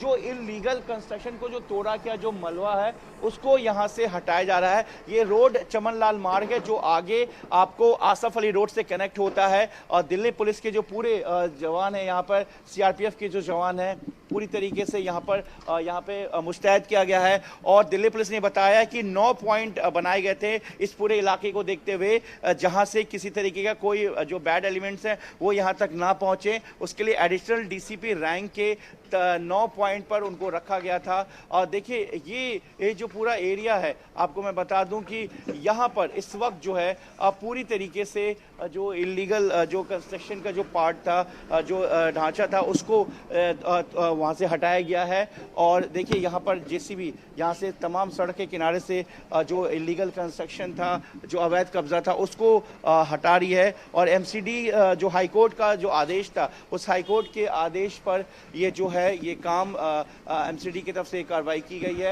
और लगातार जो एमसीडी है बिल्कुल। और ये जो 5 शख्स हैं, ये जो 5 शख्स हैं जिनकी गिरफ्तारी हुई है जावेद, उनके बारे में जरा बताइए, उनका क्या रोल था इस पूरे हिंसक वारदात में? कौन है ये शख्स, क्या वहीं रहते हैं? बताइए इन 5 शख्सों के बारे में जिनकी गिरफ्तारी हुई है, और क्या पुलिस कुछ और लोगों की भी गिरफ्तारी करेगी अगले 24 घंटों में? देखिए उदय, ये जो 5 लोग हैं वे इसी इलाके के लोकल लोग हैं और इसके साथ हम आपको बता दें कि 5 लोग जो है उनकी अभी जो है 5 लोगों को जो हिरासत में लिया गया है वो यहीं के लोकल बताए गए हैं और उनके बारे में अभी जो पूरी प्रोफाइलिंग है वो दिल्ली पुलिस देख रही है। इसके अलावा कई और जो इसमें शामिल थे, क्योंकि भीड़ का जो एक बहुत बड़ा हिस्सा था जहाँ पर इस वक्त हम मौजूद हैं, यहीं पर जो है ये पूरा पथराव हुआ था। यहाँ पर जो एमसीडी के स्टाफ जो है वो भागते हुए नजर आ रहे हैं, आपको दिल्ली पुलिस पीछे हटते हुए नजर आ रही है। लेकिन उसके बाद जब फोर्स यहां पर पहुंचती है उसके बाद जो है एक्शन लेते हुए फिर उनको खदेड़ा जाता है। उसके बाद उसी मौके से जो है लोगों को पकड़ा जाता है, क्योंकि देखिए एक दिन पहले अमन कमेटी की तरफ से पूरी तरह से बात होती है, दिल्ली पुलिस ने मामला दर्ज कर लगता है जावेद से हमारा संपर्क टूट गया है, मगर कुछ और इस वक्त बड़ी जानकारी हमें मिल रही है। The Supreme Court is hearing a plea filed by Allahabad High Court Judge Justice Yashwant Verma challenging the legality of the parliamentary committee probing corruption charges against him. Justice Verma is contending that the committee was constituted unilaterally by the Speaker of Lok Sabha without consulting the Chairman of the Rajya Sabha in violation of parliamentary procedure. Senior advocate Mukul Rohatgi, appearing for Justice Verma, argued that under the law, when a motion is moved on the same day in both houses, no committee can be formed unless the motion is admitted in both houses and the Speaker forms a joint committee. Rohatgi noted that in this case, the motion was moved on the 21st of July 2025. The chairman resigned that evening, and on August 11, 2025, the deputy chairman of the Rajya Sabha rejected the motion, raising questions about the validity of the committee's formation. Sambhav Sharma is joining us for more details on this story. Sambhav, the Supreme Court hearing this plea moved by Justice Verma. What is transpiring in the hearing? Well, a detailed hearing is going on in the Supreme Court before the 2-judge bench of the Supreme Court of Justice Dipankar Datta and Justice Satish Chand Sharma. The 2-judge bench of the Supreme Court is hearing the writ petition filed by Justice Yashwant Verma, currently the judge of the Allahabad High Court, and he is challenging the legality of the parliamentary committee under the Judges Inquiry Act 1968 for inquiry over the discovery of allegedly unaccounted cash currencies at his official residence in Delhi when he was the judge of the Delhi High Court. And senior advocate Mukul Rohatgi, as you rightly pointed out, is appearing in the Supreme Court for Justice Verma and arguing that when motions are moved in both houses in the same day, in the both houses of the parliament, a committee can be formed only after admission in both houses and through a joint committee. Remember, Justice Verma's petition is challenging the legality of the parliamentary committee probing the corruption charges against him. And here, Justice Verma has questioned the committee's constitution by the Lok Sabha Speaker, and he alleged that it was done without consultation with Rajya Sabha chairman. And senior advocate Mukul Rohatgi, who is appearing for Justice Yashwant Verma in the Supreme Court, told the Supreme Court two-judge bench that the motion moved on July 21st, 2025 was never admitted by the Rajya Sabha. And also, he further argued before the two-judge bench of the Supreme Court that Deputy Chairman of the Rajya Sabha rejected the motion on August 11, 2025, and also rendering the Speaker constituted committee invalid. So here, these detailed arguments are being made by senior advocate Mukul Rohatgi for Justice Yashwant Verma in the Supreme Court two-judge bench, and it is to be seen what happens next in this currently going on hearing in the Supreme Court. Sambhav, thank you for joining us with those details. Now, newly examined US public disclosures have revealed Pakistan's desperation during Operation Sindoor in May 2025. According to reports, documents filed under the US Foreign Agents Registration Act show no instance in which New Delhi sought American mediation or raised the issue of a ceasefire in its official engagements. In fact, Pakistan reached out to the US president desperately, not once but 40 times, to beg for ceasefire. Ajay Jandial joins us for more on this story. Ajay, what do these disclosures in the US mean and show? That clearly shows that it was Pakistan who basically was desperate to ensure that, this Operation Sindoor should stop, because they know that the consequences they are facing because of the Indian retaliation and Indian Indian forces with them when they were carrying out target that was very heavy, whether it was their terror launch pad, whether it was their headquarters and the air bases and army installation that was very badly hit by the Indian forces. So this letter shows that it was only Pakistan who was begging for the ceasefire, and not only with India, but 40 times they have tried to reach out to the US counterpart as well. Absolutely, and also, apart from, of course, showing Pakistan's desperation and Pakistan's multiple attempts to persuade the US administration and the US president to, sort of get this ceasefire with India, Ajay, it also shows that India did not reach out at all for any mediation to the US. Yes, India on a very first day that clarifies that we haven't tried and contacted US for the same, and there was no attempt from the Indian side for any ceasefire violation, whether it was Pakistan or the US. So why Trump is basically want to say that he basically was the hero of a ceasefire. Why he is doing so, that has to be seen, because earlier he was attempting for the peace award, but now this peace award was already announced, and why he is now trying to do that is definitely something which he can explain. But otherwise, this list of calls and this document clearly shows that it was only Pakistan who was attempting to contact the US for the ceasefire, not India. This clearly shows the panic within Pakistan as well, Ajay. This clearly shows how Pakistan was hit and was hit hard, and which is what made them spooked, panic, scared at what every possible Indian retaliation was going to be, because they saw destruction of terrorist camps, hideouts, and their own airfields, their own infrastructure due to Operation Sindoor.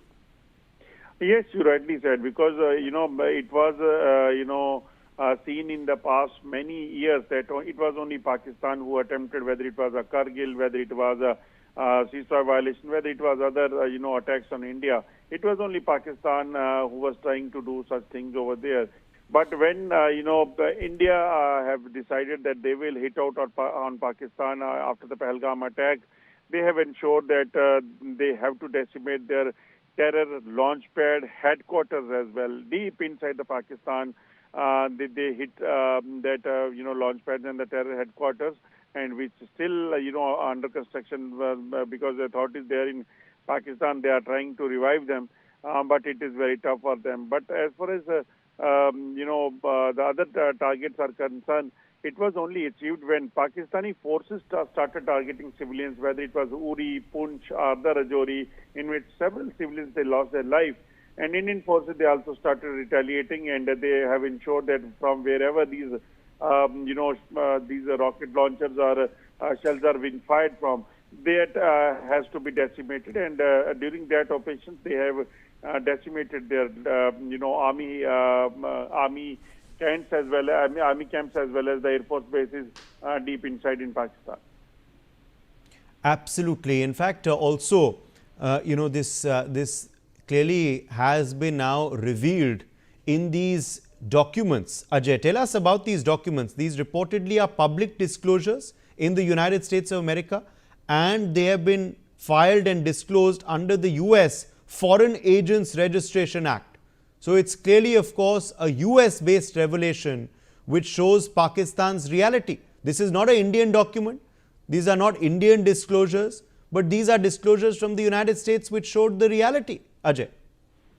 Yes, you rightly said, because earlier, Pakistan basically was trying to make Trump happy, because Pakistan knows that, they cannot even take any kind of step against America as well. When first this statement of Trump came, Pakistan clearly says that it was only between the two countries that, the ceasefire was done.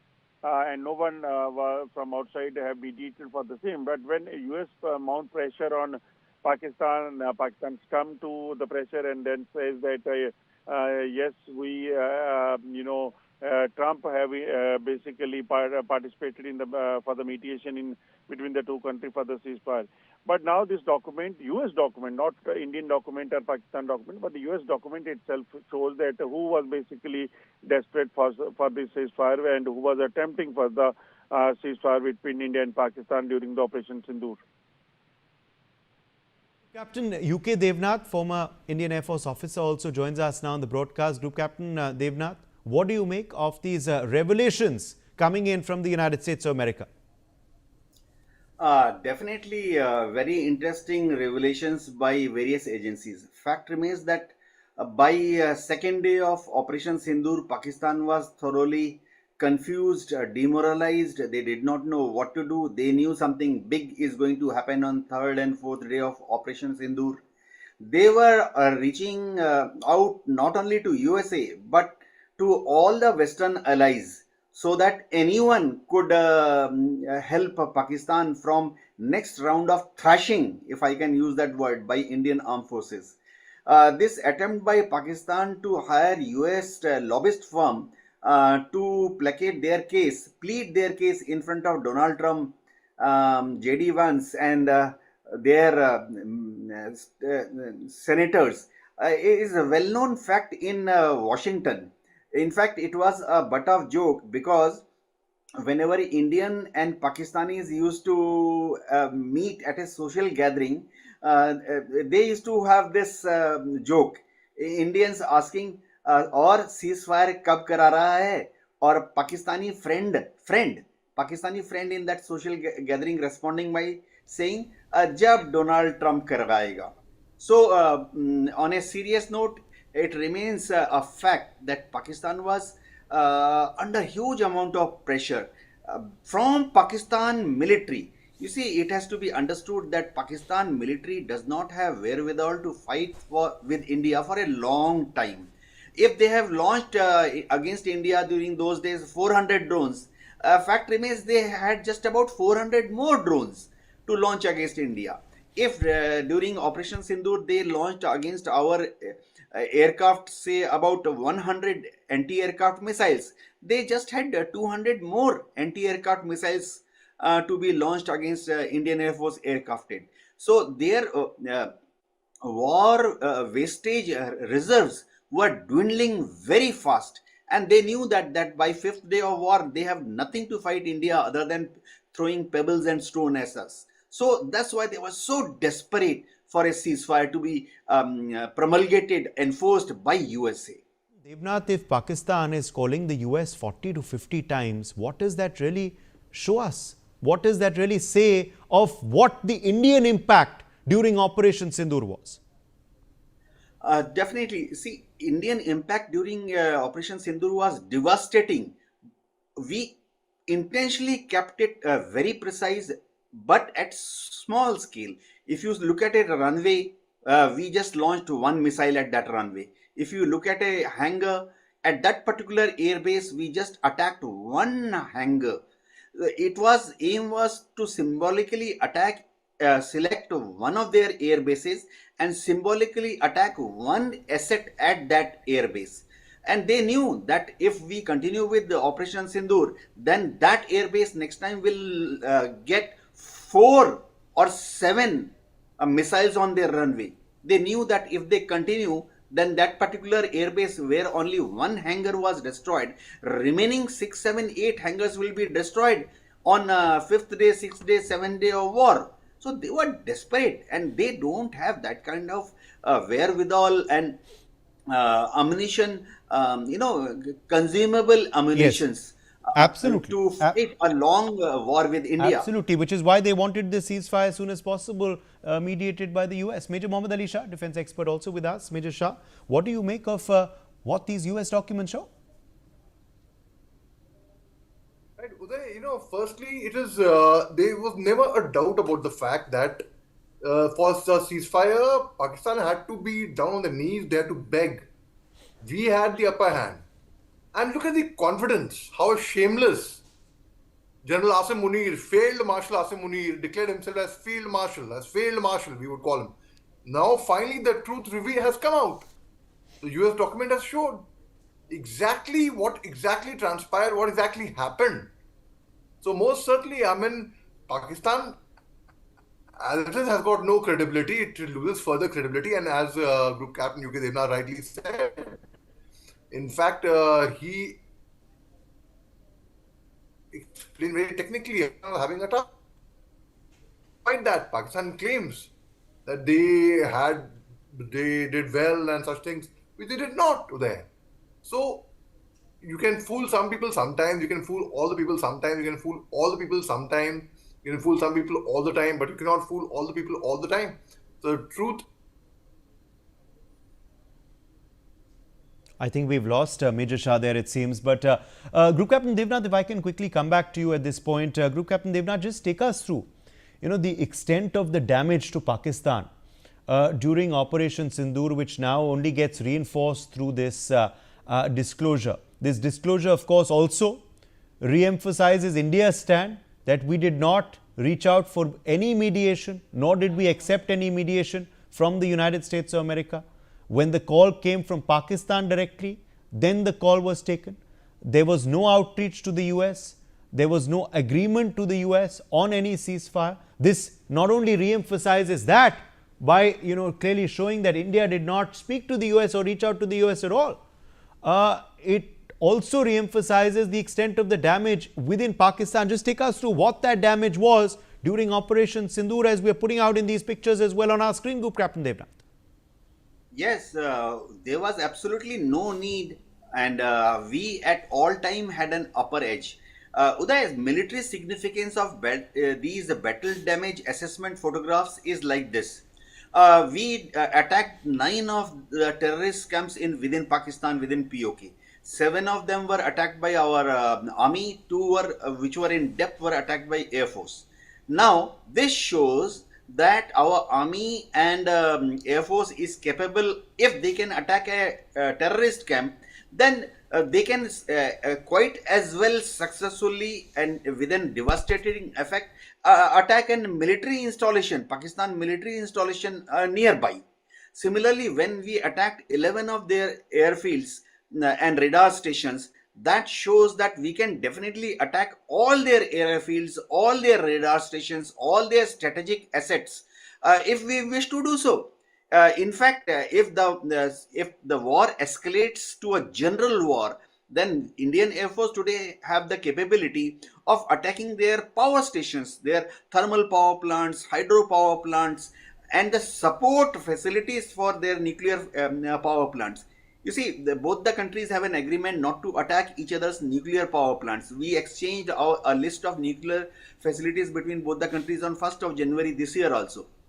But nothing stops us from attacking the support services in the vicinity of a nuclear power plant, like the cooling tower, like the water purification installations. So Pakistan knew what is coming. Now, definitely, did Pakistan DGMO call us up, our DGMO? Yes, definitely. And did anyone from USA call up Indian political leaders for ceasefire? There is a distinct discussion. Uday, I Okay. must tell the viewers that all calls are recorded by Ministry of External Affairs the Yes. moment any call comes from Pakistan or USA. And these call records are kept in archives to be analyzed later on. And they are Absolutely. preserved. Absolutely, So which is what similarly has happened in the US with these call records, of course, which are now disclosed and in the public. Major Leke Sivach, defense expert, also with us. Major Leke Sivach, what do you make of these disclosures which have come in from the US? Might I reiterate, these are not Indian disclosures, these are not Indian documents, these are not Indian revelations, but the revelations coming in from the US. What do they show us? No, they, as far as, basically Operation Sindoor is concerned, that in 4 days, the type of beating which India has given to Pakistan, they came on their knees. So they were trying everywhere. They were talking to Saudi Arabia. They were also requesting the Americans that, they should intervene. And because the damage was very heavy. On night 6, 7, when their 9 terror infrastructure was completely destroyed, Lashkar-e-Toba, Jaish-e-Mohammed, Hizbul Mujahideen, headquarters were destroyed. And when they tried to retaliate, our air defense system was so potent that none of their drones and missiles could hit any target in India. And when we have attacked them on night 9, 10, we have completely destroyed their level airfields. And these were the frontline airfields: Sargota, Noor Khan, Balori, Rahim Yar Khan, Jacobabad, and Kardi. Now, that is the time when they realized it, they are not capable of now fighting it, and they requested everywhere. And so the point was, they were given a response, nothing can be done, they must directly speak. So the DGMO Pakistan requested directly to DGMO India that enough is enough, we are not in a position to fight, and they requested for a ceasefire, and that's how India agreed for a ceasefire. The reason is simple, because our basic aim was to destroy the terror infrastructure and teach a lesson to their, defense. And this we have done it. We did not want to prolong it for the reason because our economy would have affected, because Pakistan doesn't make a difference. They are economically in a very serious situation. But we are fourth largest economy, have to become a third largest economy, so that, our economy has to progress. So we can't get involved into a long drawn war. So I suppose what Pakistan was trying in these 4 days, trying to get whatever help they could get it from any place, Saudi Arabia, yes, and also US. But the China came directly, openly with Pakistan. They were giving them a real-time intelligence. Their satellites were working. They were given the target, but they did not able to achieve because their weapon system failed. Absolutely. And if someone calls, though, not once, not twice, but almost 60 times, that is not requesting for ceasefire anymore. That is literally begging for ceasefire and third-party intervention and mediation. My thanks to our guests for joining us with your perspectives on this big story. Now, British Columbia is taking its business to India. Premier David Eby will lead a trade mission from January 12th to 17th, promoting BC's critical minerals, sustainable forestry, clean energy and technology. Eby has said the mission aims to attract investment, support good-paying jobs and reduce reliance on the US, citing ongoing tariffs that impact local workers. India, the world's third largest energy consumer, offers huge opportunities for BC's clean technology and responsible mining sectors. The mission will include stops in New Delhi, Mumbai, Chandigarh and Bangalore, with meetings involving business and government leaders. This effort is part of BC's Lookware strategy, which aims to double exports to non-US markets over 10 years and strengthen BC as an economic engine. 2025 was a year of challenge and opportunity for British Columbia and for Canada. For many British Columbians, it was where we started to see some of the impacts of Donald Trump's attacks on our country here at home.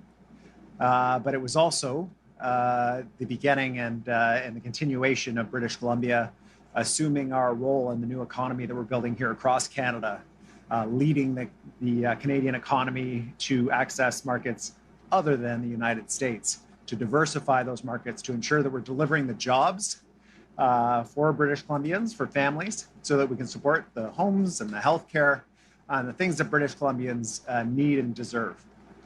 With that background, really excited to be here to share with you that we will be leaving shortly this week for a trade mission to India.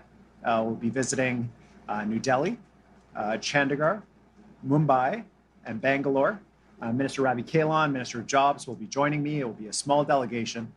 And what we're doing is a couple of things. First of all, recognizing that India will be the third largest economy in the world in the coming years.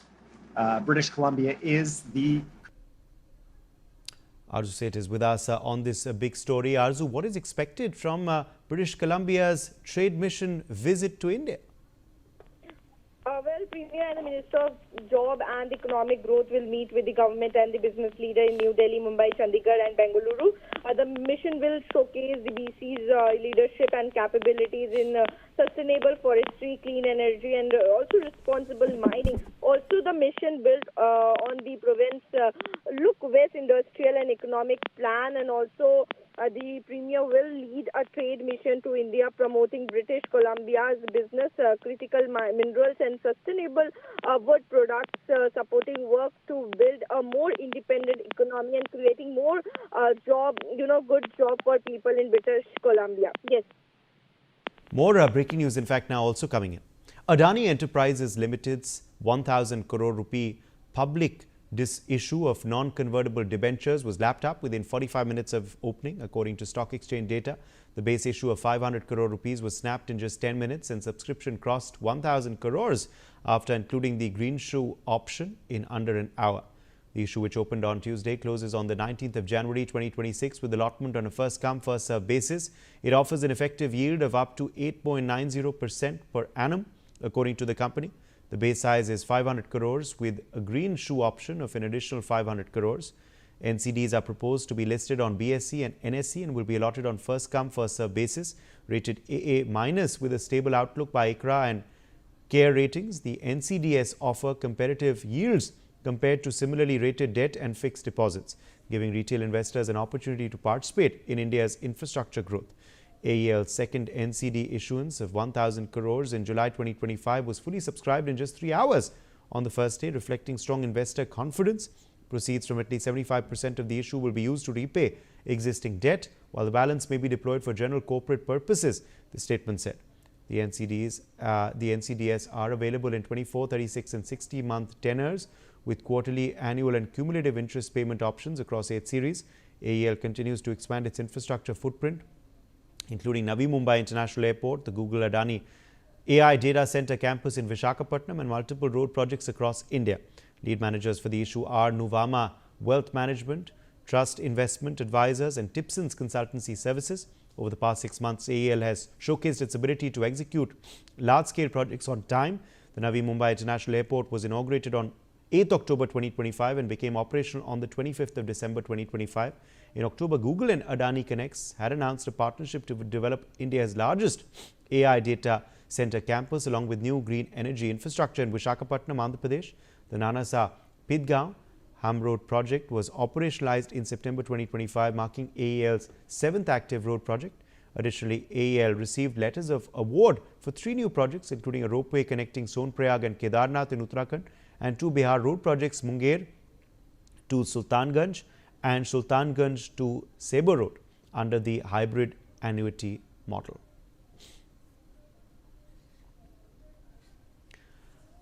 Arzu Seth is joining us for more details on this story. Arzu, a very good response for the issue of these debentures by Adani Enterprises Limited. Adani Enterprises Limited, AEL, rupees 1,000 crore public issue of non-convertible debentures was lapped up within the 45 minutes of opening, according to the stock exchange data. And also, the base issue of rupees 500 crore was snapped in just 10 minutes, and subscription crossed rupees 1,000 crore after including the green show option in under an hour. So the issue, which opened on Tuesday, closed on January 19, 2026, with allotment on a first come and first served basis, and it offers an effective yield, yield of up to 8.90% per annum. This is what according to the company, and also the base size is rupees 500 crore with a green show option of an additional rupees 500 crore. Also, the NCDs are proposed to be listed on BSE and NSE, and also will be allotted on the first come first served basis. Also rated AA with a stable outlook by ICRA, and also CARE rating. The NCDs offer competitive yield compared to the similarly rated debt and fixed deposit, giving retail investors an opportunity to participate in India's infrastructure growth. Yes. Thank you, Arzu, for joining us with those updates. On that note, a quick break.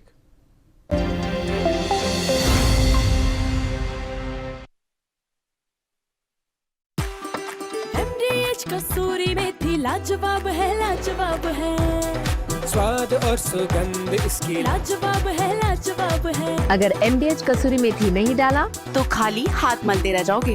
एक एक पत्ता हाथ से चुना, स्वाद और सुगंध जगाए कई गुना।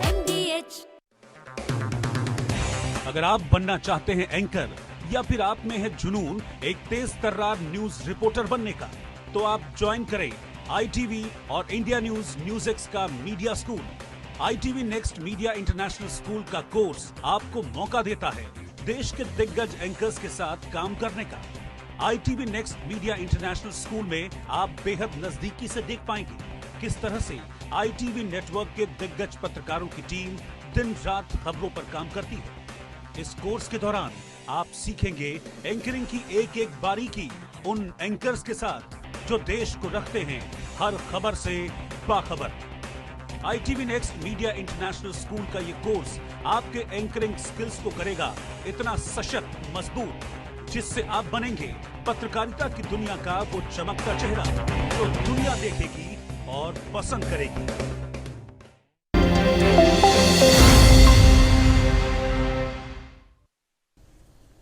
Welcome back. I'm Badar Pratap Singh. You're joining us on Newsx. In the past 3 weeks alone, reports indicated that at least 6 Hindus have been brutally killed in Bangladesh amidst a wave of targeted violence against the minority community.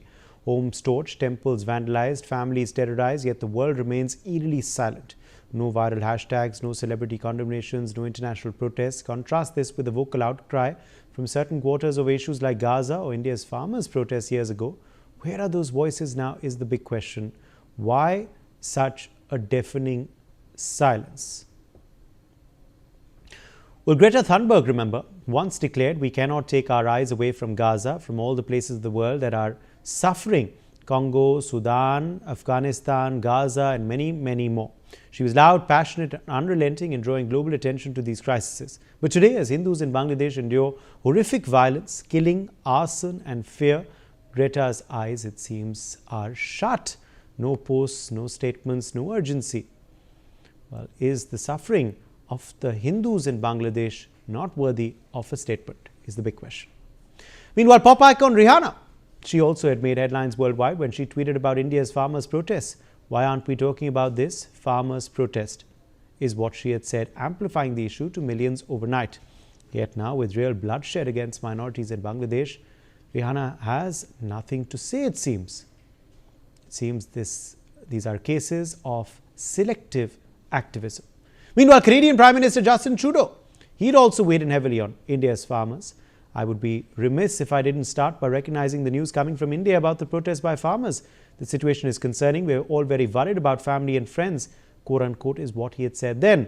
Fast forward to today, absolute silence from Trudeau on the targeted killings of Hindus in Bangladesh.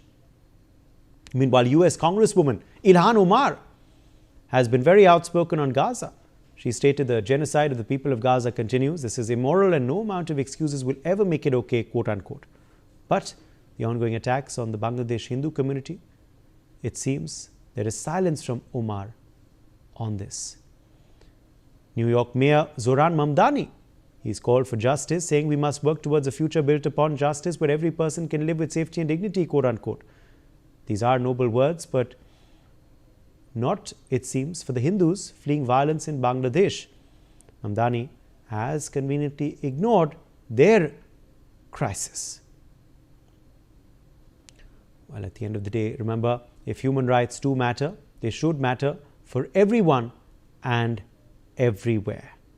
Joining us live, Ambassador Veena Sikri, former diplomat. We also have Major General A.K. Sewaj, former Chief of Territorial Army, live with us.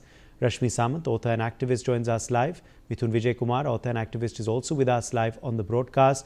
There is this curious silence amongst the very outspoken individuals, Ambassador Sikri, who speak out on Gaza, on farmers' protests, on other human rights abuses.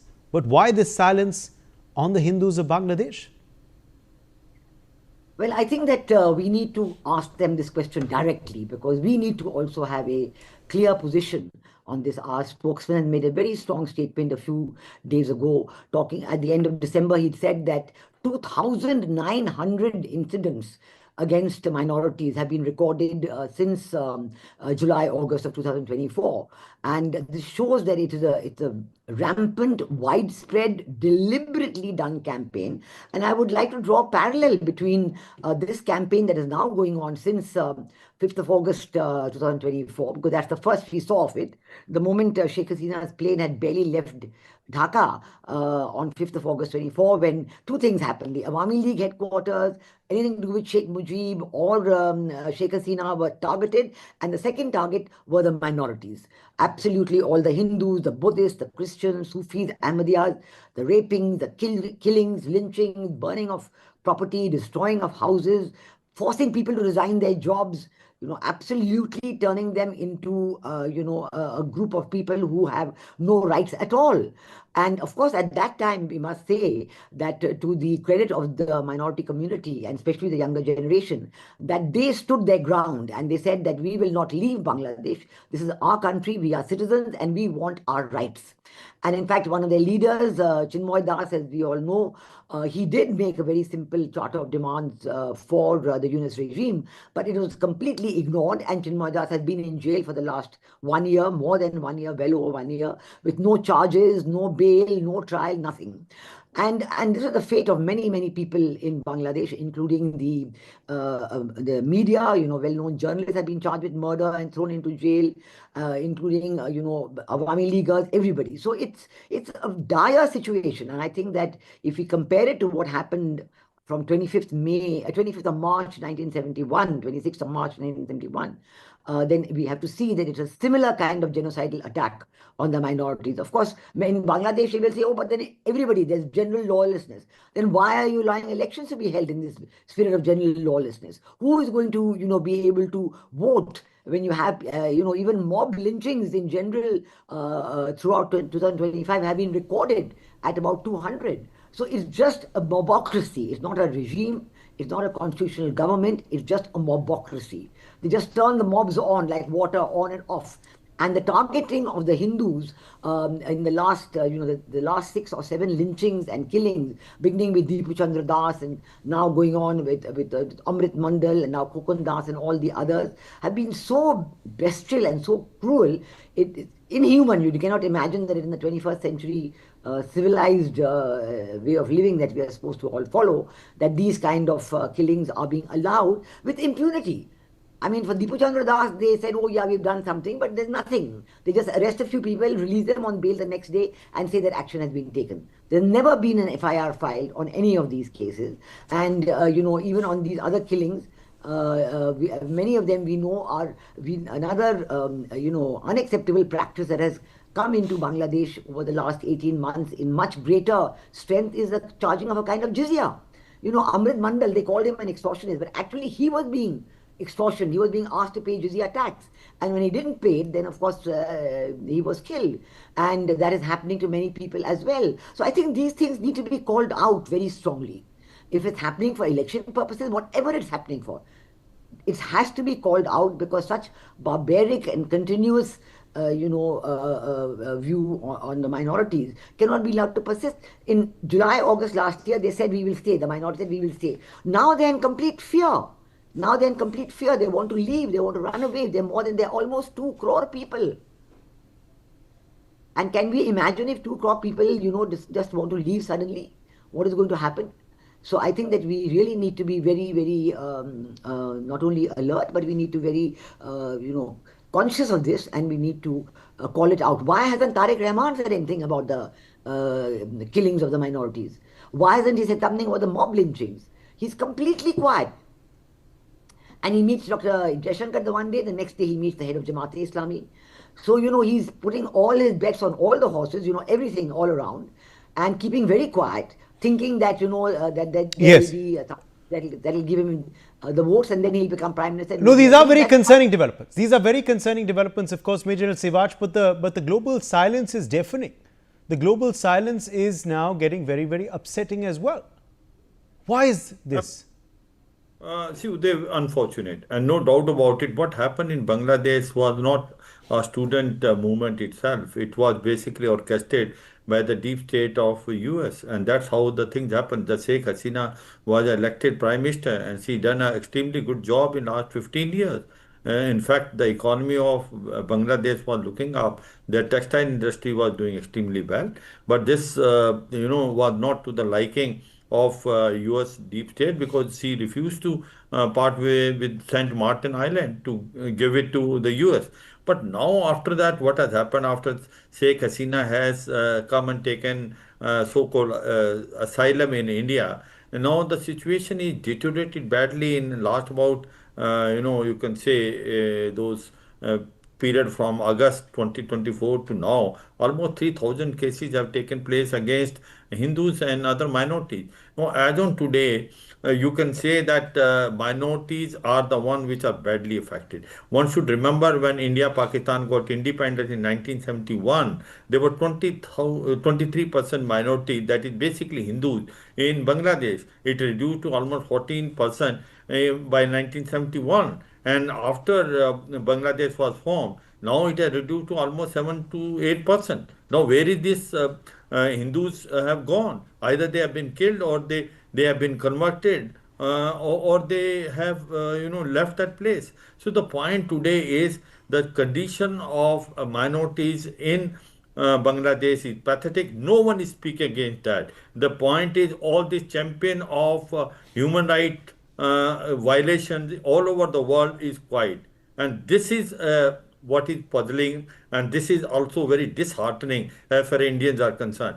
The people in Bangladesh is saying, where is the place for minority to go? I think India should step up now, and if they are the one, if they have been killed and brutally tortured, and their women are being raped now, I think we should raise a hand, and we should give them, a space and place for them to come in India, because they are not going to get justice in Bangladesh. It seemingly looks, why they are doing. Now, let's see that.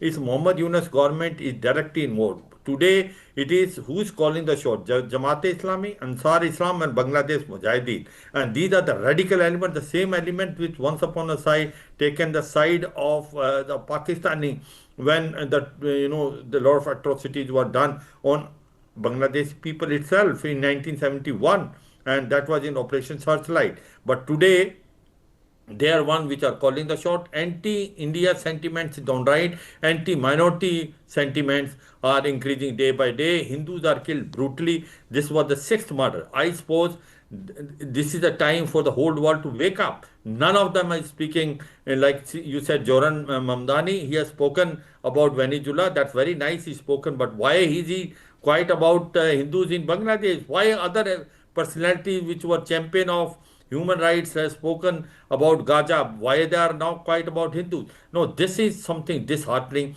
and we have to also now push our case. Diplomacy has to play a major role. But to me, it looks like Uday, the Hindus are vulnerable now in Bangladesh, and India should step forward. We must make a space for them because they Okay. are going to become. What has happened in Pakistan? Just 1 minute. What happened in Pakistan? 22% when Yes. 1947. Today it is less than 1%. Yes. This is going to happen in Bangladesh if we don't take step Stern forward. action and steps now. Okay, Rashmi Samant, the fact is the usual suspects, Greta Thunberg, Rihanna, Justin Trudeau, they would have a lot to say on many issues. Not just one, not just two issues, but many issues. But why then this silence on the Hindus in Bangladesh? It isn't like it's just one. It isn't like it's just two. It's happened over multiple weeks to multiple minorities now. Getting a lot of, I'm sure, global attention, not as much as it should, but there has been media coverage over it. But still, not a word from these individuals, from these celebrities. Well, Uday, firstly, I think that people are very naive to think that all sorts of activism that happens out there in the world, be it statements by different prominent leaders elected into office or so-called activists who are given primetime platform, is in fact genuine. I think that is a misconceived notion by many well-meaning people in society. It is very unfortunate, but the reality is, to till date, that a lot of the activism is very selective. You will find very few people who would stand for principle. And these are unfortunately, common people like me and you who cannot really cause the kind of difference that bigger activists end of the day can. So, I mean, it comes with a tinge of, with a huge dose of hypocrisy. It comes with selectivism. All of the activism that has happened in the past and so far has been extremely selective. The people whose hearts bleed for, minorities in Kashmir will never bleed for Kashmiri Pandits. They will not dare to talk about this plight of Hindus in Pakistan, in Afghanistan, or today in Bangladesh, just because it does not suit their wider agenda. Just to think that this sort of activism is based on principle and that it is unbiased is extremely foolish. And I think under such circumstances it's very imperative for Hindus, for well-meaning Hindus, to look out for their own community, because expecting neutral platforms to expect the so-called neutral platforms to intervene on our behalf is just futile. We've known this time and again. We've known what's happened to. I mean, there's actually a video there. There's a video of a Hindu woman being humiliated in present day Bangladesh, and a similar parallel can be drawn to, the humiliation, the rape of Hindu women during the liberation of East Pakistan. And it's similar. Nothing's changed. So many decades on, you would think that the world's moved forward. We've got AI, we are a more developed nation, but no, the barbarity, the inhuman treatment that the Hindus are getting is just the same, and the silence from the world is also same. There's literally no difference. I think it's just time for our community, seriously, the leaders of our community, to stop hiding behind comments from the rest of the world, to stop caring about so-called political correctness in the comments that follow Hindu activism, and to take a strong stance. I mean, there have been many leaders like Tulsi Gabbard who in the past have taken a stance for Bangladeshi Hindus. Today they're silent. We have important Hindus in, in very influential positions. We have Kash Patel. We have so many Hindus across the world leading nations. We have a deputy prime minister, I think, in Fiji. We have Hindus in very influential positions. I think it's up to us to really shed this so-called, this kind of, political correctness that we try to put on, because people blame us for Hindu activism, and to really take on the mantle, because if we don't speak for our community, nobody will. Mamdani will speak for his community. Ilhan Omar will speak for her community.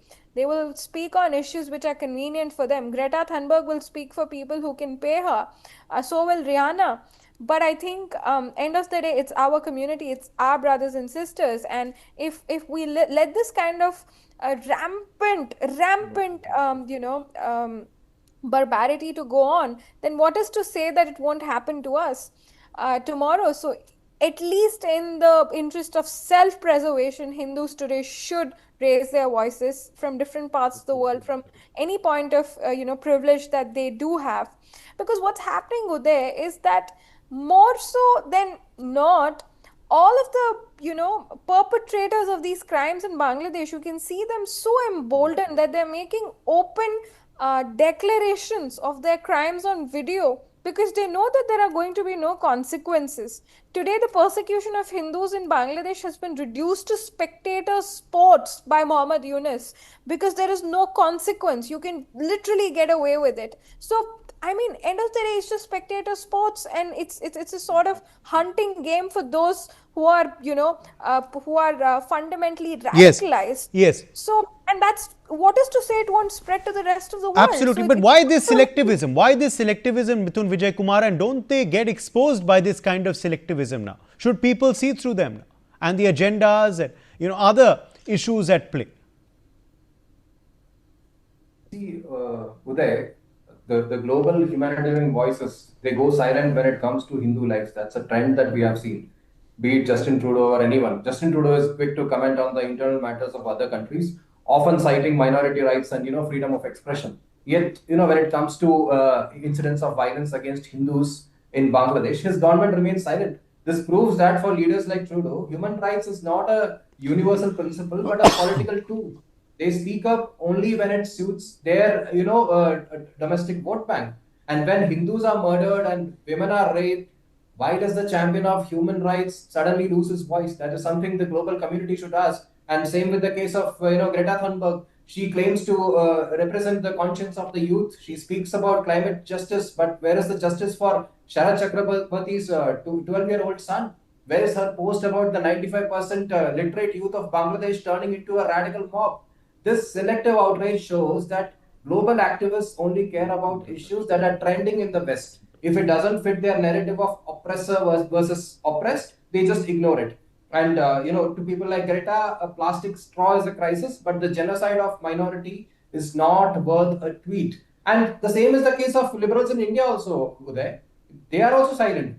And the silence of liberals basically comes from an ideological blind spot.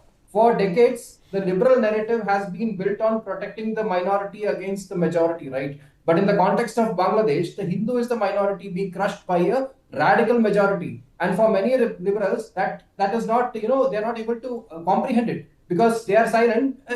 It doesn't fit their pre-written script. They are afraid that if they speak up for Hindus in Bangladesh, it will somehow weaken their political arguments in India. So this is selective, secularism and its intellectual dishonesty.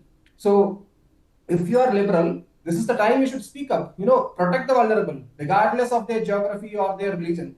And the real problem is that when Hindus are attacked, India's voice actually splits into half. You know why? Because we have been taught to be politically correct even when people are dying. And being politically correct in this country means ignoring Hindus. So, when other groups are hurt, the whole country stands up, be it Palestine, the recent Venezuela issue, or any country in any part of the world, we speak up. But our liberals will come out on the, streets and protest for Gaza, issues in Gaza. But when a Hindu is killed in our neighborhood, in Bangladesh, some of our own intellectuals start making excuses. They say, it was just a local fight. It is about politics, not religion. These are their excuses. And we must not forget that there is a deep state game going on. These killings are not accidents. They are a way to poke and tease India. It is happening because the people in charge in Bangladesh right now, they are looking the other way. And radical groups supported by Pakistan's ISI, they are using this chaos to win back the power they lost years ago.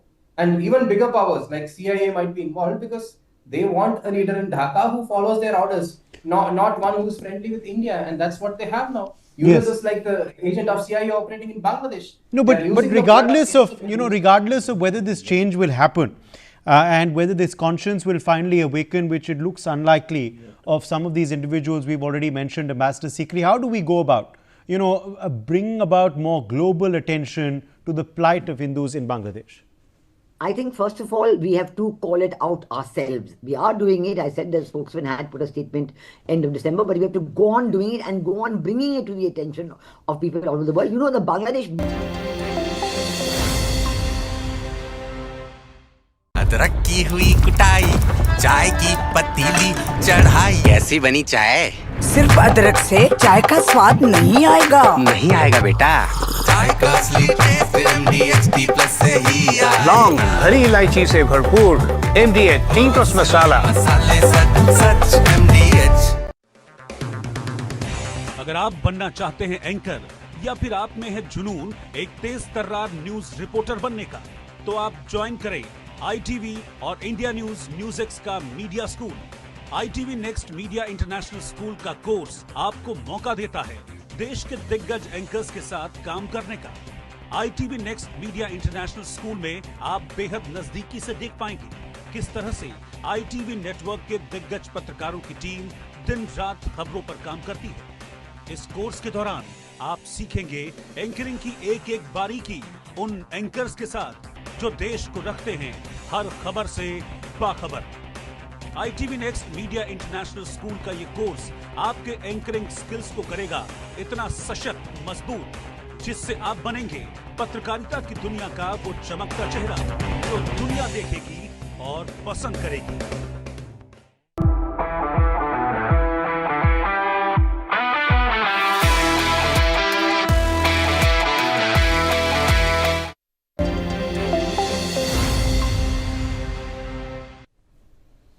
Welcome back. I'm Udar Pratap Singh. You're joining us on Newsx. Let's get started with the headlines this hour.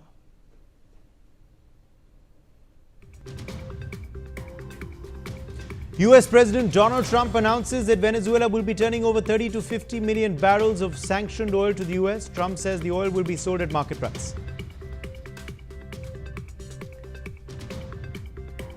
Venezuela's military confirms the deaths of 24 of its personnel in Operation Absolute Resolve. Venezuela to hold week-long state mourning. Bangladesh Cricket Board rejects reports of ultimatum from the ICC. BCB claims the global governing body has reiterated its commitment to ensuring the full and uninterrupted participation of Bangladesh in the tournament. At least 5 police personnel are injured as an anti-encroachment drive near the Faiz-e-Ilahi Mosque in Delhi's Ramlila Maidan turns violent. Police retaliates with tear gas shelling. Delhi police launch a preliminary investigation into controversial sloganeering by a group of students at Jawaharlal Nehru University, targeting Prime Minister Narendra Modi and Union Home Minister Amit Shah. Bolder protests being recorded across Iran amidst an increasing deployment of armed security officers. Latest reports reveal at least 36 deaths across Iran. Supreme Court of India hears applicants on the stray dogs case. Supreme Court recalls its verdict from November 7th.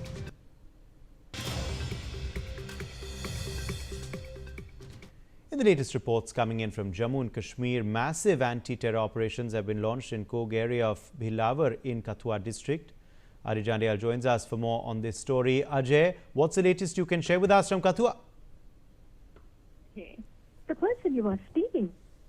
Specific report about the presence of suspected terrorists in the Kog forest area of Bhilawar in district Kathua. They immediately rushed to the spot. Jammu Kashmir Police, CRPF and Indian Army, they are on the job to ensure that all the terrorists, if they are hiding in that area, they have to be neutralized as soon as possible. Sources say that the senior officials, including SDPO Bhilawar, is on the spot to ensure that these terrorists will not be able to flee from this area, because in the past as well we have seen that terrorists entered to Kathua district from the international border, and then they were hiding in the forest area in upper reaches, and they have carried out attack on the Indian Army as well, in which several of Indian Army Jawan, they lost their life and attained martyrdom while fighting with the terrorists. Even 3 police personnel, they were also martyred in the encounter in Kathua. So that's why, security forces, including the Jammu Kashmir Police and the Indian Army, they are ensuring that if terrorists are hiding in this forest area, they have to be nabbed and they have to be neutralized as soon as possible. There are already apprehension that about 1 to 2 group basically were spotted ahead of the fence area, opposite side of the Kathua district in Pakistan, and they were planning to infiltrate to this side so that they can carry out major attacks over here. Appreciate you joining us, Ajay, with those details. Now, Newsx has accessed details of all 5 arrested in the Faiz-e-Ilahi Mosque stone pelting incident. Initially, 3 persons by the name of Adil, Kashif and Mohammad Kaif were detained on the site. Later, other 2 people were detained, namely Mohammad Arib and Uzaif. 2 others were detained by Delhi police as well. One of them is 18-year-old, and while the other is the 18-year-old individual reportedly is Azim, and the other individual is Irfan, and he is aged 19 years reportedly. With this, the list of people detained at Turkman Gate now, of course, is as follows: Mohammad Arib, Mohammad Kaif, Mohammad Kashif, all are residents of Turkman Gate. Meanwhile, more stone pelters are also being identified by Delhi police as we speak. Javed Hussain is joining us for more on this story. Javed, Newsx has accessed details of the arrested individuals. देखिए उदय, 5 लोगों को गिरफ्तार किया गया है और साथ ही जो स्टोन प्लेटर्स थे उनको भी डिटेन किया गया, हिरासत में रखा गया है, जिसमें कुछ लोगों की आइडेंटिफाई किया गया, जिसमें 3 पर्सन है, जिसमें आदिल, कासिफ, मोहम्मद कैफ, ये जो है इन्हें डिटेन किया गया है। इसके अलावा 2 और लोग हैं जिनके बारे में दिल्ली पुलिस ने बताया कि मोहम्मद अरीफ और उजैफ, इन लोगों को डिटेन किया गया है। साथ ही जो आपको बता दें 65D एक्ट के तहत जिसमें अजीम और इरफान है, इन लोगों को हिरासत में लिया गया। इसके साथ कुछ और लंबी लिस्ट है जिसमें अरीफ, कैफ, काशिफ, ये लोग हैं जिनको दिल्ली पुलिस ने हिरासत में लिया और 5 वो लोग हैं जिनको गिरफ्तार किया गया है। दिल्ली पुलिस का कहना है कि अभी सीसीटीवी फुटेज और मोबाइल वीडियो से और भी लोगों की तलाश की जा रही है, उनको आइडेंटिफाई किया जा रहा है। कुछ लोगों की पहचान की गई है, इन्हें जल्द ही दिल्ली पुलिस गिरफ्तार करेगी, क्योंकि दिल्ली पुलिस का कहना है कि जिस तरीके से गुमराह किया गया, अफवाह फैलाने की कोशिश की गई और मस्जिद के पास आकर कई लोगों ने सोशल मीडिया पर लोगों को उकसाने की कोशिश की गई, भड़काऊ बयान दिया कि मस्जिद को गिराया जा रहा है और मस्जिद पर इलीगल जो है एक्शन ली जा रही है, को लेकर वहां पर जिस तरीके से भीड़ को बुलाने की कोशिश की गई थी, ऐसे लोगों को भी आइडेंटिफाई किया जा रहा है और दिल्ली पुलिस का कहना है कि ऐसे कई लोगों की पहचान हो चुकी है। इस पर जल्द दिल्ली पुलिस जो है एक्शन लेगी। जी, शुक्रिया जावेद हमारे संग जुड़ने के लिए। Prime Minister Narendra Modi has hailed the commissioning of home-built pollution control ship Samudra Pratap. He stated that it has strengthened the vision of self-reliance and reflected the commitment to sustainability. Defence Minister Rajnath Singh commissioned the Indian Coast Guard ship Samudra Pratap on Monday, India's first indigenously built pollution control vessel and the largest ship in the Coast Guard's fleet so far. The PM's post on X read, "The commissioning of Indian Coast Guard ship Samudra Pratap is noteworthy for numerous reasons, including the fact that it adds strength to our vision of self-reliance, boosts our security apparatus and reflects a commitment to sustainability amongst others." The Indian Coast Guard ship Samudra Pratap, India's largest and most advanced pollution control vessel, will be commissioned on 5th January 2026 by Defence Minister Shri Rajnath Singh. ICGS Samudra Pratap reflects India's Atmanirbhar vision in maritime strength. Indigenously designed and built, it is equipped for pollution response, firefighting and maritime surveillance, powered by advanced automation and cutting-edge technology. Based at Kochi, she stands ready to protect India's vast maritime zones. ICGS Samudra Pratap, Majesty of the Seas, safeguarding India's maritime future. Manohar Kesri joins us for more on this story. Manohar, Prime Minister Modi as well hailing the commissioning of Samudra Pratap, which has been commissioned formally by Defence Minister Rajnath Singh. देखिए बिल्कुल ये भारत के लिए सबसे बड़ी उपलब्धि है और खास करके मेक इन इंडिया जो स्वदेशी का सपना लगातार हम देख रहे हैं, तो इस मद्देनजर मेक इन इंडिया के तहत ये पोर्ट जो बनाया गया है समुद्र प्रताप, उसकी सराहना प्रधानमंत्री नरेंद्र मोदी ने की है, क्योंकि इसी सप्ताह सोमवार को इसे समुद्र में भेजा गया था और प्रधानमंत्री ने अपने एक्स पोस्ट पे लिखा है इसे लेकर के कि जो भारतीय तटरक्षक पोर्ट समुद्र प्रताप की कमीशनिंग हुई है वो काफी उल्लेखनीय है, जिनमें से ये एक है कि ये भारत की जो आत्मनिर्भरता की दृष्टिकोण है उसको और मजबूती प्रदान करता है, हमारी सुरक्षा व्यवस्था को बढ़ाता है और साथ ही साथ ये जो हमारी प्रतिबद्धता है, जिस तरह से हम रक्षा के क्षेत्र में, डिफेंस के क्षेत्र में, चाहे एयरवेज की बात हो या फिर वाटरवेज की बात हो, हम लगातार जो है सो प्रगति करते जा रहे हैं और इससे हमें और ज्यादा मजबूती मिलेगी। ये शायद इंडियन कोस्ट गार्ड का अब तक का सबसे विशाल शिप रहेगा। और अगर हम बात करें इस जहाज के बारे में तो क्या क्या इसकी खूबियां हैं, क्या क्या अलग बात है समुद्र प्रताप की?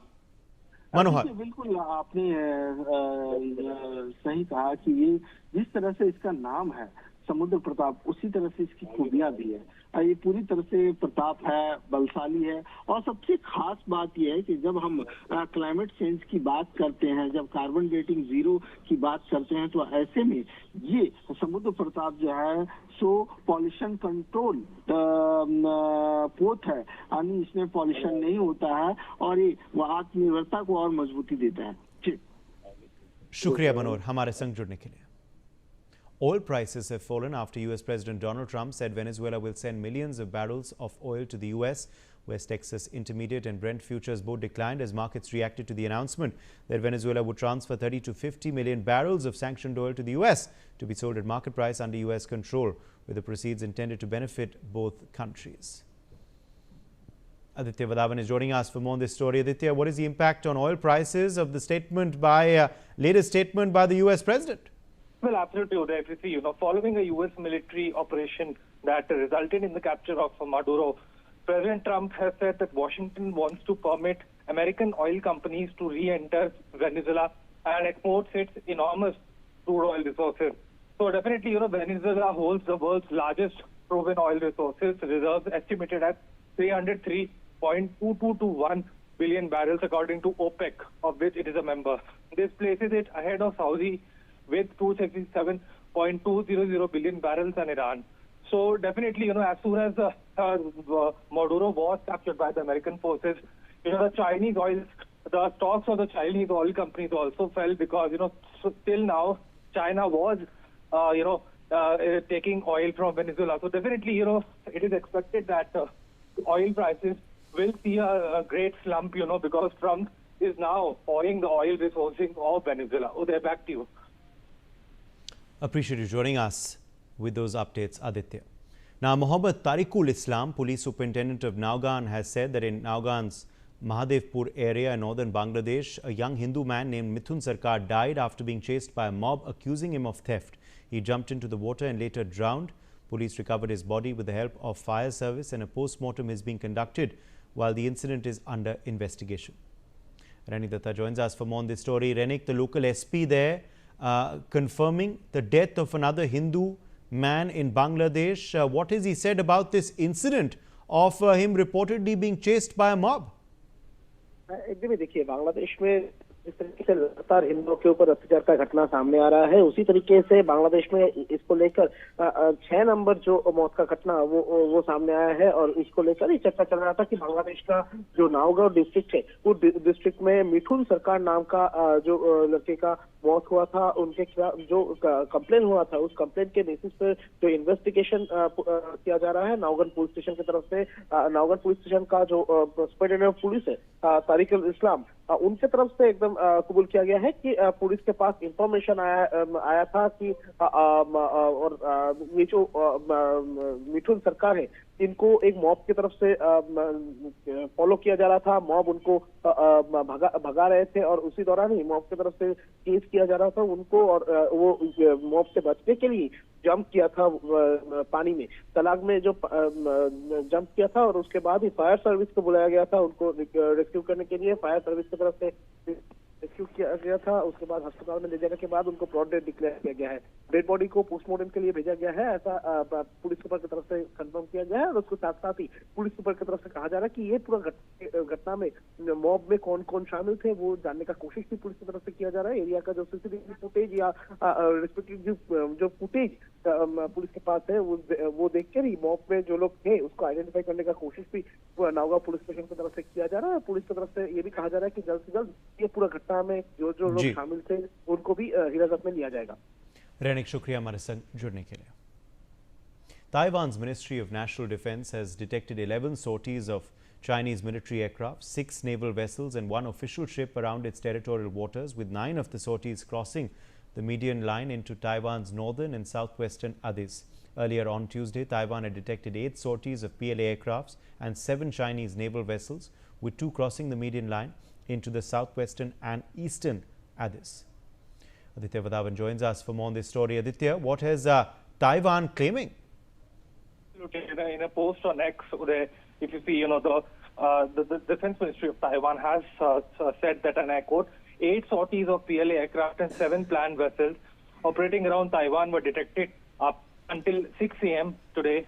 2 out of 8 sorties crossed the median line and entered Taiwan's southwestern and eastern ADIs. That we have monitored the situation and responded. And, definitely, if you see there, the study titled "If China Attacks Taiwan" was released by the German Marshall Fund, which received partial funding from the U.S. government.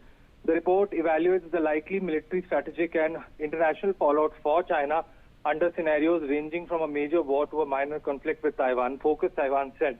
So indeed, this is a very regular becoming with the PLA. Regularly China sends its aircraft and naval fleet in the Taiwanese water, and definitely which alerts the Taiwanese forces stationed there. And definitely the U.S. Nimitz carrier is also stationed in the South China Sea. So definitely this is acting as a deterrent for the People's Liberation Army of the Chinese Communist Party. And definitely, Uday, from here on, we could expect a major escalation, because time and again, China claims that Taiwan is the part of the Chinese mainland. And definitely, considering the fact that some geopolitical analysts are of the view that if China invades Taiwan, then it will, gain control of this, the most vital, the source of the chip making, the semiconductor chips manufacturing. So indeed, for that reason only, U.S. is always has stationed its USS Nimitz carrier in the South China Sea to deter Chinese forces from doing such a misadventure. Back to you then. All right. Thank you for joining us, Aditya, with those updates. Now, a quick look at some other stories making the headlines from across India. Air India Express to launch weekly non-stop Varanasi-Bangkok flights from Feb 1st. The new service is to offer travellers from Varanasi non-stop connectivity to Bangkok. Bookings are open on the airline's website. Rehearsals are underway for the 70th Army Day Parade, scheduled to be held in Jaipur on January 15. This parade marks a historic first, as the event will be held in a public setting outside a traditional military cantonment.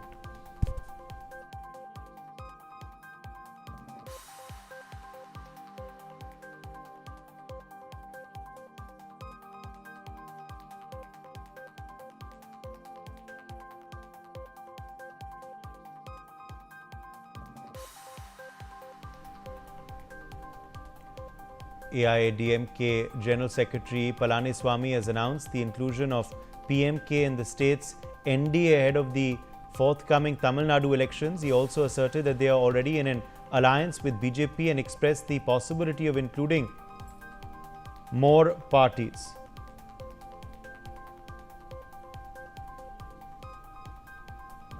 Saket Court has granted bail to directors of Indian Institute of Psychometry in connection with the alleged ITBP recruitment paper leak case. Saket Court has observed incarceration would serve no useful purpose once the investigation stood completed. AIMIM Chief Asadun Owaisi has questioned BJP leaders for not taking a stand following US President Trump's recent remarks on PM Modi, alleging that they are scared of Trump. He further said BJP leaders only address matters related to religion but keep a blind eye to matters of national interest.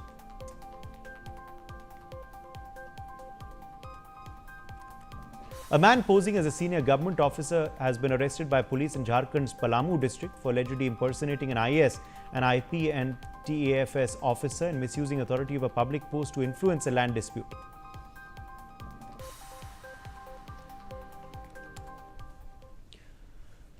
My colleague Javed Hussain has filed a ground report from the demolition site in New Delhi.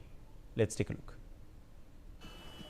बुधवार 7 जनवरी की सुबह तुर्कमान gate के फैज़ इलाही मस्जिद के पास जो illegal construction था, यानी कि अवैध निर्माण था, उसे हाईकोर्ट के आदेश पर जो एमसीडी के द्वारा ये कार्रवाई की गई है और इसको लेकर कुछ जो है सामाजिक तत्व जो है उन्होंने उनकी तरफ से पत्थरबाजी भी की गई और उसके बाद पुलिस ने पूरे सिचुएशन को कंट्रोल में ले लिया। जानकारी के मुताबिक दिल्ली पुलिस की तरफ से जो है दिल्ली पुलिस के जॉइंट सीपी जो हैं उन्होंने बताया कि कुल 9 पॉइंट्स बनाए गए थे। इन 9 पॉइंट्स पे तमाम एडिशनल डीसीपी रैंक के जो अधिकारी हैं उनको तैनात किया गया था जिससे कि सिचुएशन पे पूरी तरीके से कंट्रोल किया जा सके।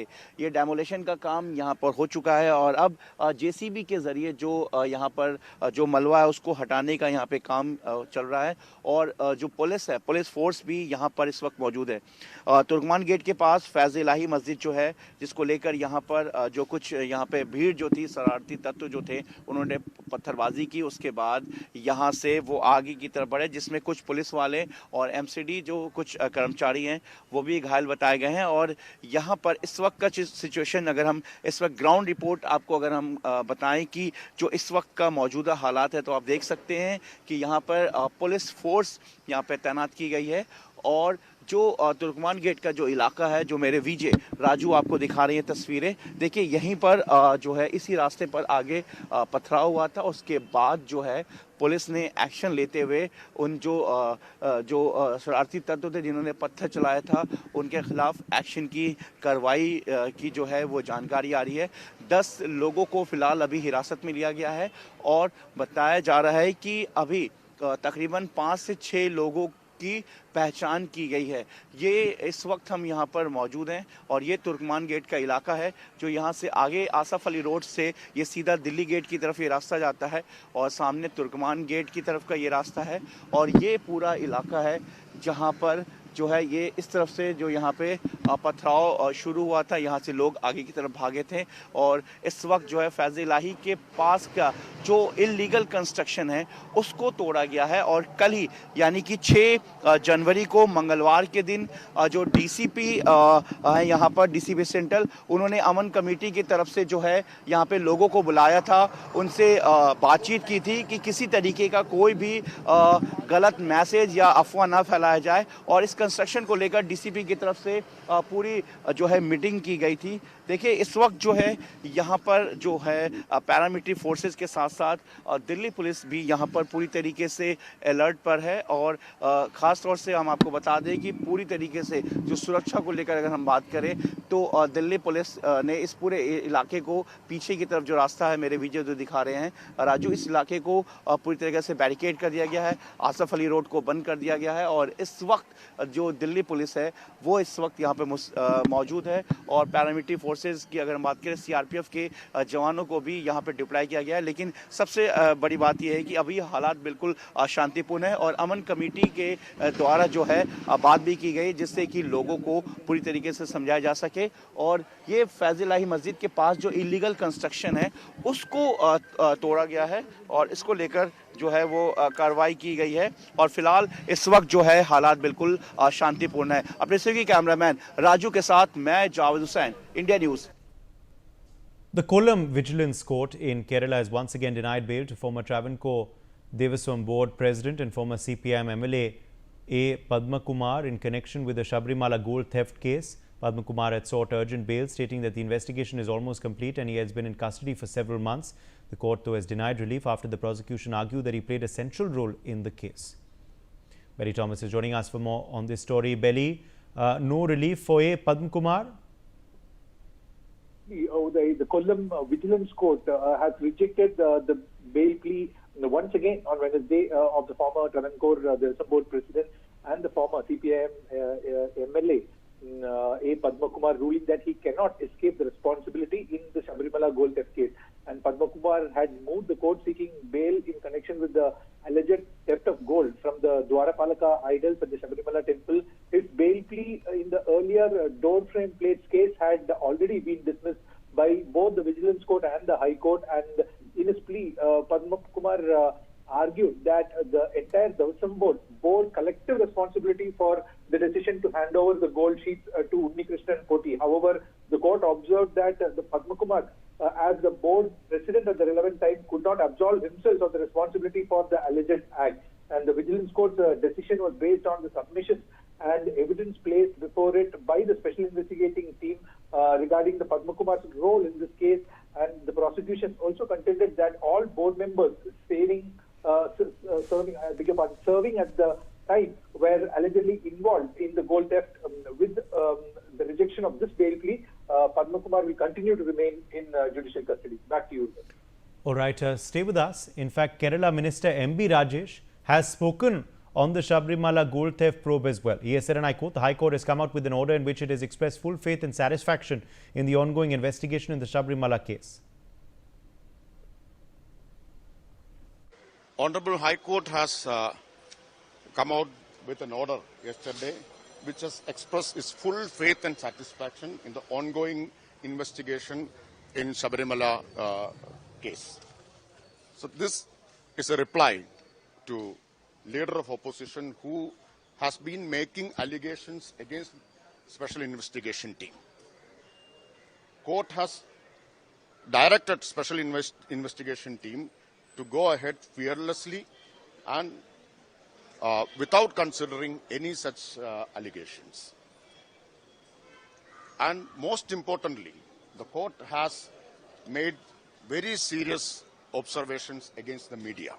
The court says, despite such clear directions, it is reported that the SIT is presently being subjected to unwarranted pressure by way of misleading, speculative, and unfounded reports aired through sections of the mainstream media as well as social media platforms. Belly Thomas is live with us on this big story. Belly, what can be read into this statement by Kerala Minister M.B. Rajesh? Uday, M.B. Rajesh has reiterated the fact that the court has given all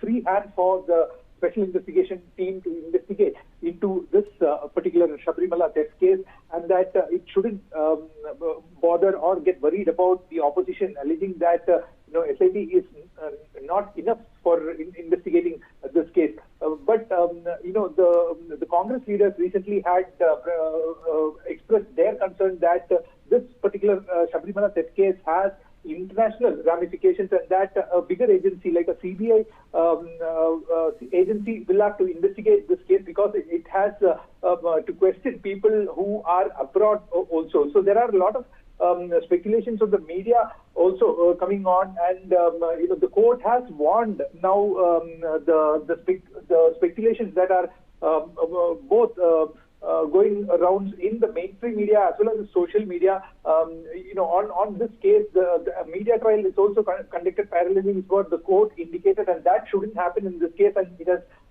given free hand for the special investigation team to conduct an impartial inquiry into this, and they can question anyone whatsoever. Now, the CPIM leader who was denied bail, A. Padma Kumar, who was a former Devasam Board president, and the former CPIM MLA has been denied bail in this case, and the bail was not granted just because of his substantial political influence, is what the court mentioned. So here, what we can see is the court has expressed its giving free hand for the special investigation team to go ahead with the investigation, despite they have challenges around them with the political influence and media speculations going around with them. All right. Appreciate you joining us, Belly, with those details. Let's slip into a short break. Much more coming up.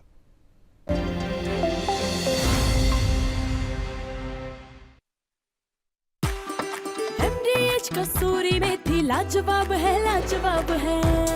स्वाद और सुगंध इसकी लाजवाब है अगर MDH कसूरी मेथी नहीं डाला तो खाली हाथ मलते रह जाओगे। एक एक पत्ता हाथ से चुना, स्वाद और सुगंध जगाएं कई गुना।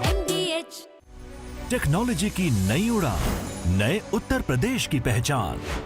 यशस्वी प्रधानमंत्री श्री नरेंद्र मोदी जी के मार्गदर्शन एवं माननीय मुख्यमंत्री योगी आदित्यनाथ जी के दृढ़ संकल्प से विकास का स्वर्णिम अध्याय लिख रहा है उत्तर प्रदेश। आज प्रदेश टेक्नोलॉजी, AI एवं डेटा में अपनी निर्णायक उपस्थिति दर्ज कर रहा है। लखनऊ और नोएडा में AI सिटी की स्थापना सुनिश्चित हो रही है। जेवर में 3,700 करोड़ रुपए की सेमीकंडक्टर यूनिट निर्माणाधीन है। डेटा सेंटर पार्क एवं सॉफ्टवेयर टेक्नोलॉजी पार्क की स्थापना से Uttar Pradesh digital power house बनने की दिशा में अग्रसर है। एआई प्रज्ञा के माध्यम से युवाओं को एआई प्रशिक्षण मिल रहा है। रोबोट उत्पादन में भी अग्रणी भूमिका निभा रहा है उत्तर प्रदेश। तकनीक है, समृद्धि है, संस्कार है, ये डबल इंजन सरकार है।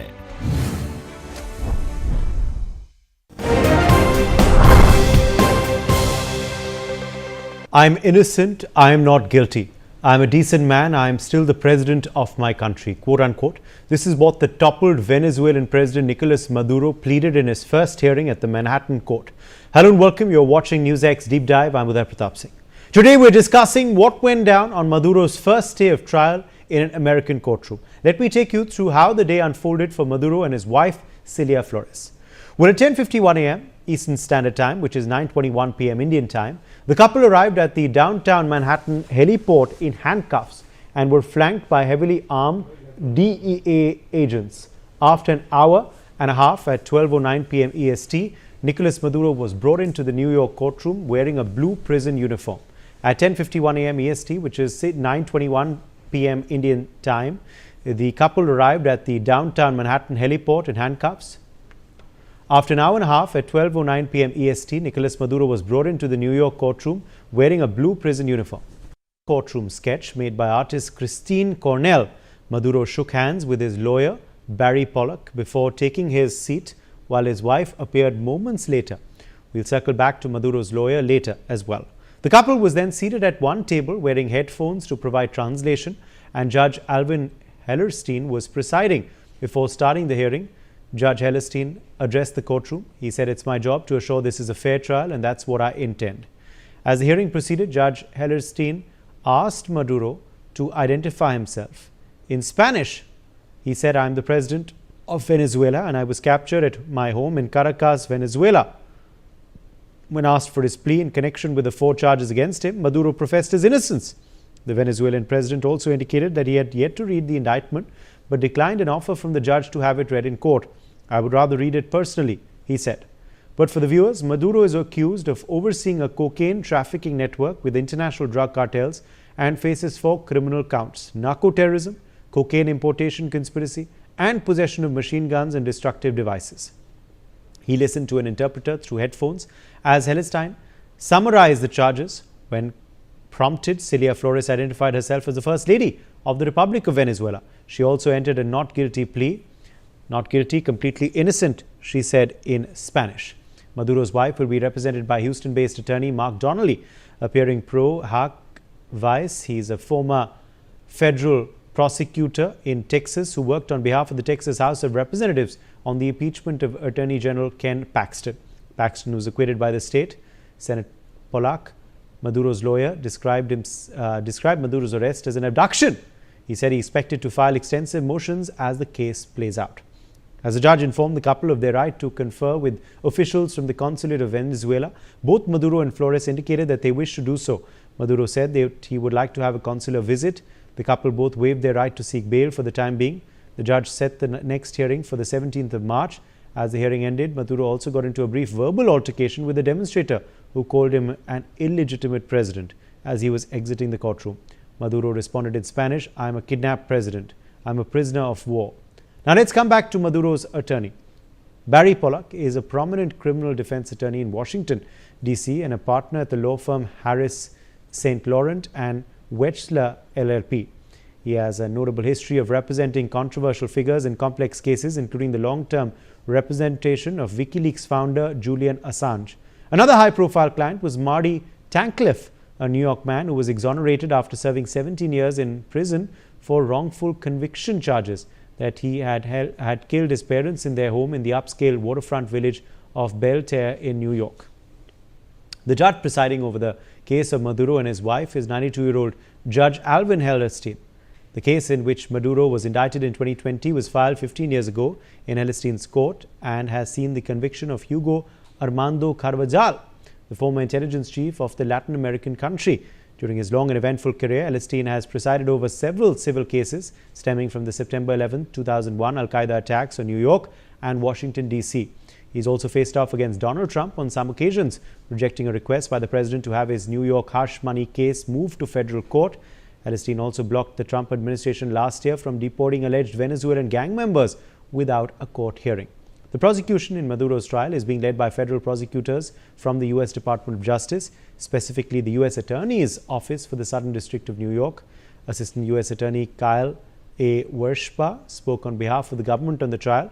Wershba has been involved in the case since the initial indictment back in 2020 and played a leading role in the prosecution of former Maduro ally Cliver Alcala Cordones, who had been a general in Venezuela's military before falling out with the socialist boss and later pleading guilty to providing material support to FARC, an anti-government armed militant group in Colombia that U.S. officials said trafficked tons of cocaine to American soil. So as day one of Nicolas Maduro's trial ends, the legal battle now unfolds against a far more complicated backdrop. The U.S. once built its case around the so-called Cartel de los Soles, a term now increasingly described not as a drug cartel, but as a system of corruption tied to Venezuela's leadership. With the Justice Department itself scaling back that language, critics are now questioning whether America's actions, including Maduro's dramatic capture, were driven by security concerns, political strategy, or something in between. And that is why this case is being watched so closely, because beyond the courtroom arguments and legal charges, it may also test the credibility of the narrative Washington built around Venezuela and what truly justified bringing Maduro here to stand trial.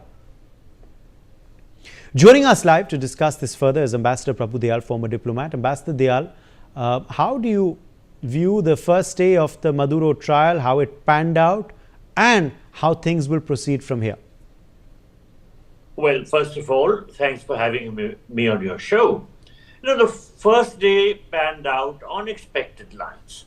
The prosecution unsealed the indictment, which is 25 pages, and it was revealed that Maduro and his co-defendants, including his wife, Celia Flores, faced 4 primary counts. Firstly, accusations of leading a cartel of the Suns that conspired with terrorist organizations like FARC to use cocaine as a weapon against the U.S. Secondly, allegations of facilitating the shipment of thousands of tons of cocaine into the U.S. dating back to 1999. 3, use of military-grade weaponry to protect and promote drug trafficking operations. And last is the charge relating to possession of machine guns and all these offenses relating to firearms. Now, Maduro's legal team signaled a defense centered on challenging the court's jurisdiction rather than the evidence itself. His attorneys labeled the U.S. Special Forces raid in Caracas a military abduction or kidnapping that violated international law. Now, the defense argues that as the head of a sovereign state, Maduro is entitled to absolute immunity from prosecution in domestic U.S. courts. Maduro, of course, continues to assert his status as the sitting president of Venezuela. But this is a point which the U.S. government disputes, as it does not recognize his recent election victories. Now, under the U.S. law, Maduro can be and currently is being tried in the United States. Let me explain. While sitting heads of state typically enjoy absolute immunity under international law, the US government has not recognized Maduro as Venezuela's legitimate president since 2019. Now, under US law, the executive branch holds the exclusive authority to recognize foreign governments. Now, because the US does not recognize Maduro, yes, courts treat him as a private individual without sovereign immunity. Yes. Now, also, as far as, of course, the fact that he is a head of state, a sitting head of state right now, does that allow him any special privileges Ambassador Dayal, in the United States? Of course, he has requested for consular access. He has also, of course, he's being represented, as is his wife, by pretty competent attorneys who, of course, do have a track record in the past as well of representing controversial figures, sometimes successfully, sometimes unsuccessfully. So how do you view, A, if he'll get any special privileges, and B, his defense in terms of consular access and also legal defense in court?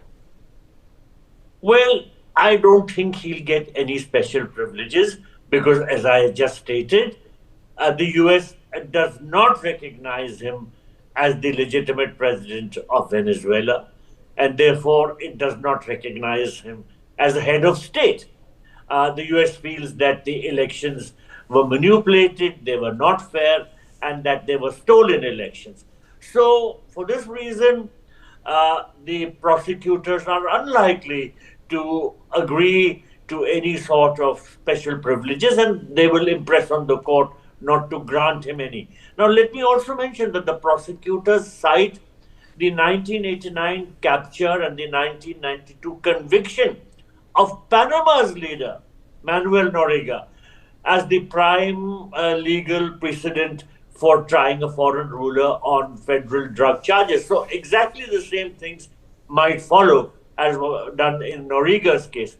And as I said earlier, I don't think Maduro will get any special privileges. Of course, a lot of global leaders have condemned the abduction, and even the United Nations Secretary General has said that the US action in Venezuela was a violation of international law. Okay. But nonetheless, as the world grapples with this highly unusual and controversial military seizure by the US of another world leader, the criminal case against Maduro will work through the US justice system much like any other suit. Will this be a fast-track trial, though? By when do you believe it'll conclude?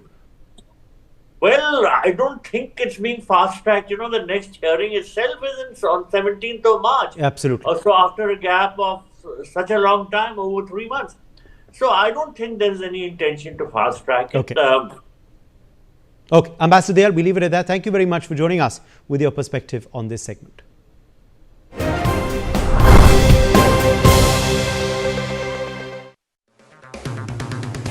अगर आप बनना चाहते हैं anchor या फिर आप में है जुनून एक तेज तर्रार न्यूज रिपोर्टर बनने का, तो आप ज्वाइन करें ITV और इंडिया न्यूज़ का media school. ITV next media international school का कोर्स आपको मौका देता है देश के दिग्गज एंकर्स के साथ काम करने का। ITV next media international school में आप बेहद नजदीकी से देख पाएंगे किस तरह से ITV नेटवर्क के दिग्गज पत्रकारों की टीम दिन रात खबरों पर काम करती है। इस कोर्स के दौरान आप सीखेंगे एंकरिंग की एक एक बारीकी उन एंकर्स के साथ जो देश को रखते हैं हर खबर से बाखबर। ITV next media international school का ये कोर्स आपके एंकरिंग स्किल्स को करेगा इतना सशक्त, मजबूत, जिससे आप बनेंगे पत्रकारिता की दुनिया का वो चमकता चेहरा जो दुनिया देखेगी और पसंद करेगी।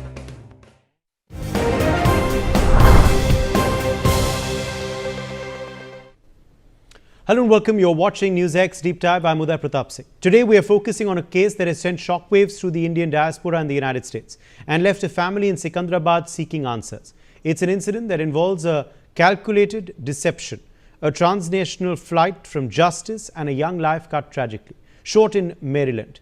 We're talking about the murder of 27-year-old Nikita Godishala.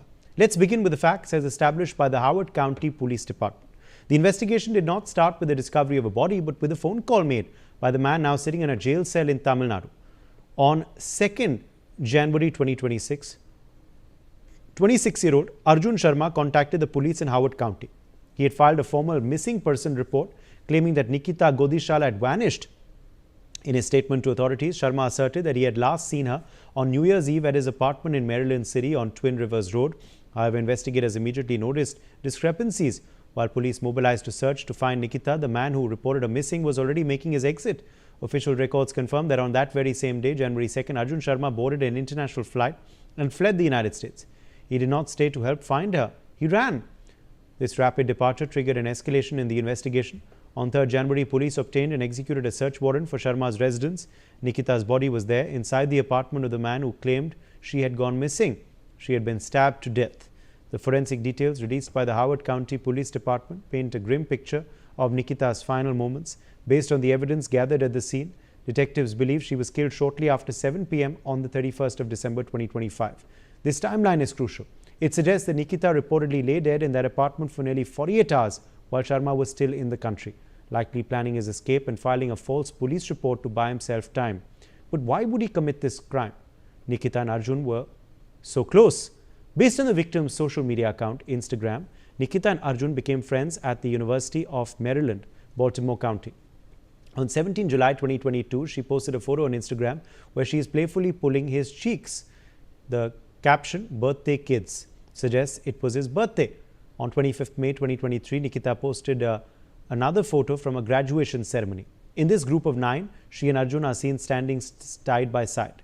Their association extended to travel as well. On March 27, 2023, Nikita shared a photo from a trip to Washington, D.C. featuring Arjun and a mutual friend.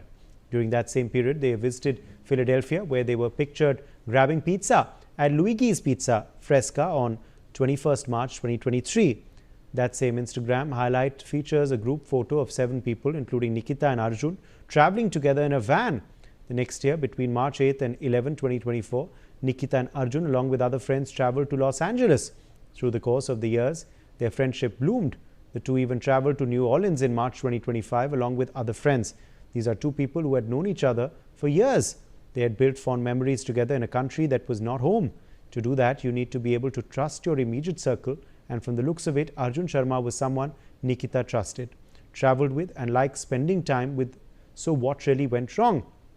While American law enforcement remains cautious about assigning a motive, Nikita's family here in India has been much more direct. In the immediate aftermath of the news, several media outlets referred to Arjun Sharma as Nikita's boyfriend. Her father, Anand Gordishala, has firmly rejected this label. Speaking from their home in Sikandrabad, Nikita's father clarified the nature of their relationship. He said Sharma was not a romantic partner but an ex-flatmate. He explained they had previously shared accommodation with 4 individuals. According to the family, their relationship was professional and platonic, but it had recently been strained by financial issues. Listen in to the father's statement. मेरा नाम निकिता है। Roommate से 4 जने रहते थे। अभी मेरा बेटी उसको मालूम पड़ा वो तो पूरा खर्चा कर दिए पूरा। मेरे बेटी से भी पैसे पूछ लिया उन्होंने। इंडिया भाग जा रहा बोलते तो ने फोन करा था, आओ पैसा दे तुम बोल के अटेम्प्ट करके भाग गया। गवर्नमेंट से और सेंट्रल गवर्नमेंट से और स्टेट गवर्नमेंट से विनती करता हूँ मेरे बेटी का बॉडी जल्दी दे दीजिए। Her father further claimed that the suspect Arjun Sharma had a history of borrowing money from Nikita. The family asserts that Sharma owed her a significant sum and that this debt was the central point of friction between them. Anand Gordishala believes his daughter was lured to her death. His account suggests Nikita had been pressing Sharma to repay the money he owed her, perhaps knowing he was planning to travel or simply because the debt had gone unpaid for too long. In this version of events, the murder was a brutal way to silence a creditor. The subsequent actions of the accused, calling the police to report her missing, are viewed by the family not as an act of concern, but as a cold-blooded diversion. By reporting her missing, Sharma potentially directed police attention away from his apartment for just long enough to board his flight to India. Acting on intelligence provided by US authorities, Indian police tracked Arjun Sharma to the state of Tamil Nadu. It was there, thousands of miles from the crime scene, that he was arrested. Sharma will likely face legal proceedings here before he can be returned to Maryland to stand trial for first-degree murder. It's easy to get lost in the procedural details of the manhunt, but we must remember the human cost. Who was Nikita Gordishala? Well, she was a young woman who represented the aspiration of thousands of Indian students. Born and raised in Telangana, she was a dedicated scholar. She completed her Bachelor of Pharmacy at the Jawaharlal Nehru Technological University in India, studying from 2015 to 2021. But her ambitions took her further. She moved to the United States to pursue a master's degree in health information technology at the University of Maryland, Baltimore County. Born and raised in Telangana, she was a dedicated scholar. She completed her Bachelor of Pharmacy, as we told you earlier already. She was not just a student, she was a rising professional. Nikita was working as a data and strategy analyst at Veda Health in Columbia, Maryland. She joined the company in Feb 2025. In less than a year, she had made a significant impact. Her colleagues recognized her hard work with the All-In Award, a testament to her dedication and a bright future in the American Healthcare Tech Center.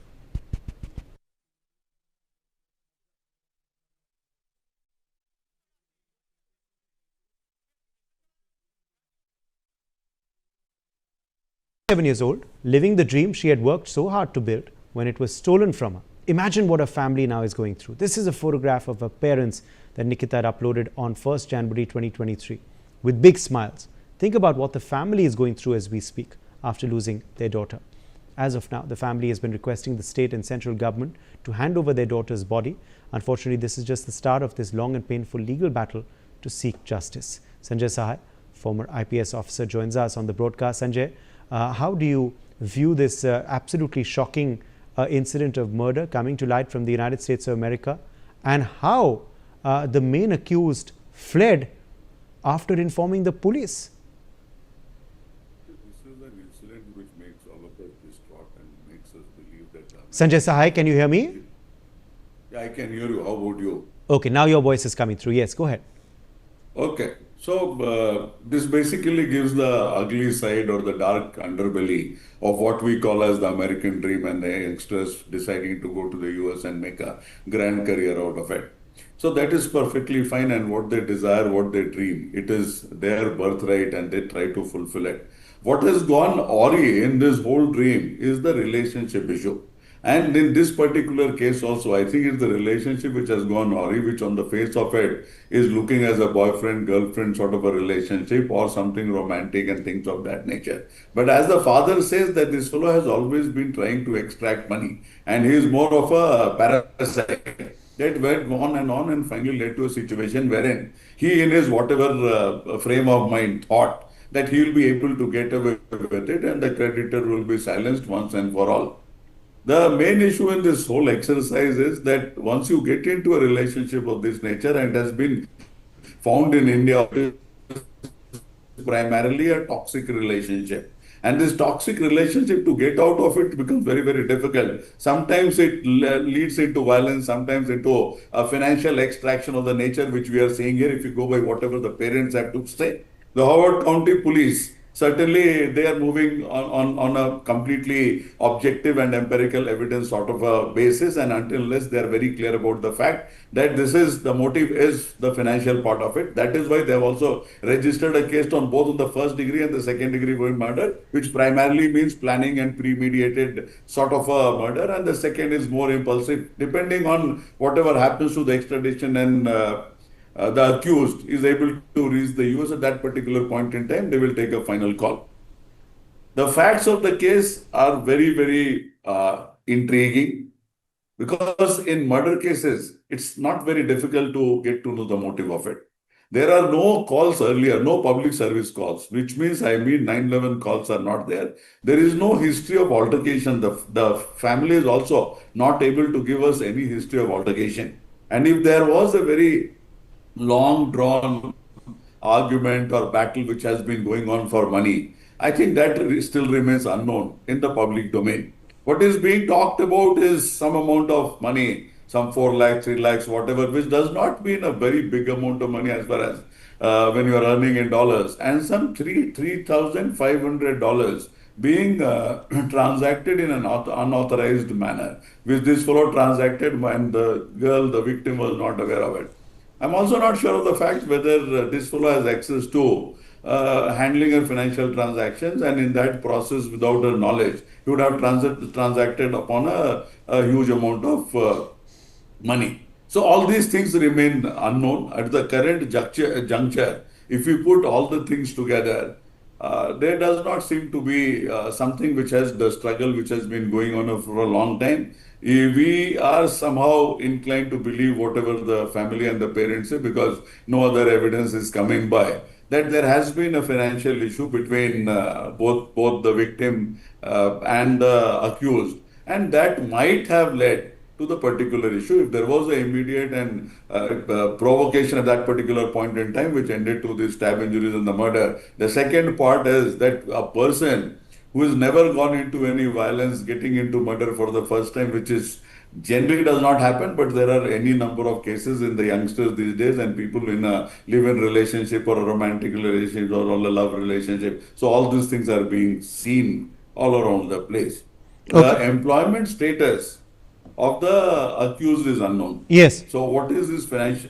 That is very, very important. So prima facie for you, does it seem to be a crime done because of financial reasons, as the father is alleging, because there was money that was owed, etc., or do you believe there could be other reasons as to why this crime was committed? And also, what happens now to the main accused? What happens now to the main accused, Sanjay Sai? He's in India now, but obviously the trial is in Maryland. The crime was committed in Maryland, reportedly. So what happens next to him?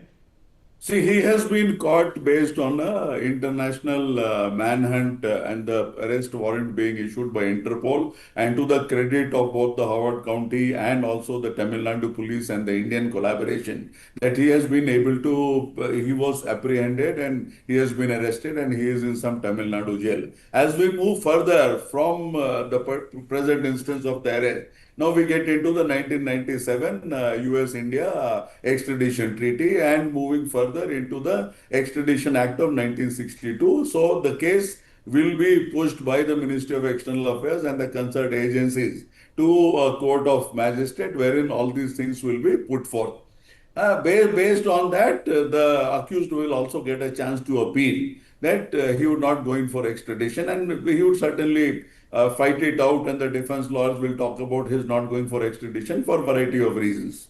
So that said and done, he will have the rights to appeal to the High Court and to the Supreme Court of India, and then it primarily becomes an administrative decision. It is not that the judicial instruction or the judicial directive is final. The judicial directive will only talk about this particular accused to surrender. But what is to happen, whether the extradition will happen or not happen, we have seen in other cases, though unrelated to this particular case, is primarily related to human rights and jail conditions and political part of it, which does not stand as far as this particular case is concerned. The present crime, it is a part of that particular treaty, and it is accepted by both India and the US.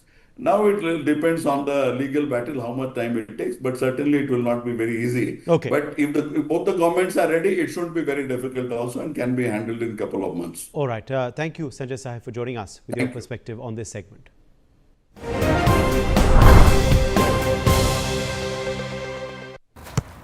इसको तो football खेलना भी आ गया और इससे तो piano बजाने भी आ गया। चंद्रयान भी उतर गया चांद पर हमें अब तक टेस्टी राजमा बनाना नहीं आया। बिना MDH राजमा मसाला के टेस्टी राजमा कैसे बनेगा? स्वादिष्ट राजमा के लिए MDH राजमा मसाला। क्या स्वादिष्ट राजमा बनाए?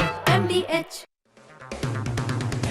अगर आप बनना चाहते हैं एंकर या फिर आप में है जुनून एक तेज तर्रार न्यूज रिपोर्टर बनने का, तो आप ज्वाइन करें ITV और इंडिया Newsx का media school. ITV next media international school का कोर्स आपको मौका देता है देश के दिग्गज एंकर्स के साथ काम करने का। ITV next media international school में आप बेहद नजदीकी से देख पाएंगे किस तरह से ITV नेटवर्क के दिग्गज पत्रकारों की टीम दिन रात खबरों पर काम करती है। इस कोर्स के दौरान आप सीखेंगे एंकरिंग की एक एक बारीकी उन एंकर्स के साथ जो देश को रखते हैं हर खबर से बाखबर। ITV next media international school का ये कोर्स आपके एंकरिंग स्किल्स को करेगा इतना सशक्त, मजबूत, जिससे आप बनेंगे पत्रकारिता की दुनिया का वो चमकता चेहरा जो दुनिया देखेगी और पसंद करेगी।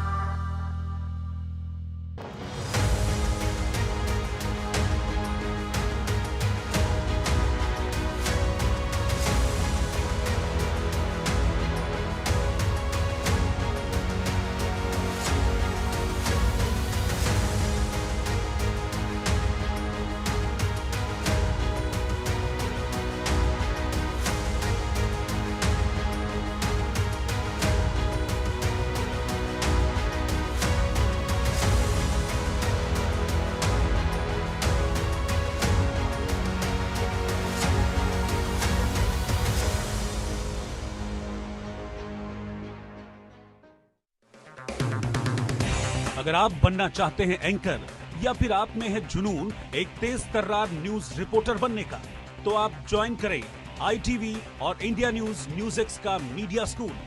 ITV next media international school का कोर्स आपको मौका देता है देश के दिग्गज एंकर्स के साथ काम करने का। ITV next media international school में आप बेहद नजदीकी से देख पाएंगे किस तरह से ITV नेटवर्क के दिग्गज पत्रकारों की टीम दिन रात खबरों पर काम करती है। इस कोर्स के दौरान आप सीखेंगे एंकरिंग की एक एक बारीकी उन एंकर्स के साथ जो देश को रखते हैं हर खबर से बाखबर। ITV next media international school का ये कोर्स आपके एंकरिंग स्किल्स को करेगा इतना सशक्त मजबूत, जिससे आप बनेंगे पत्रकारिता की दुनिया का वो चमकता चेहरा जो दुनिया देखेगी और पसंद करेगी।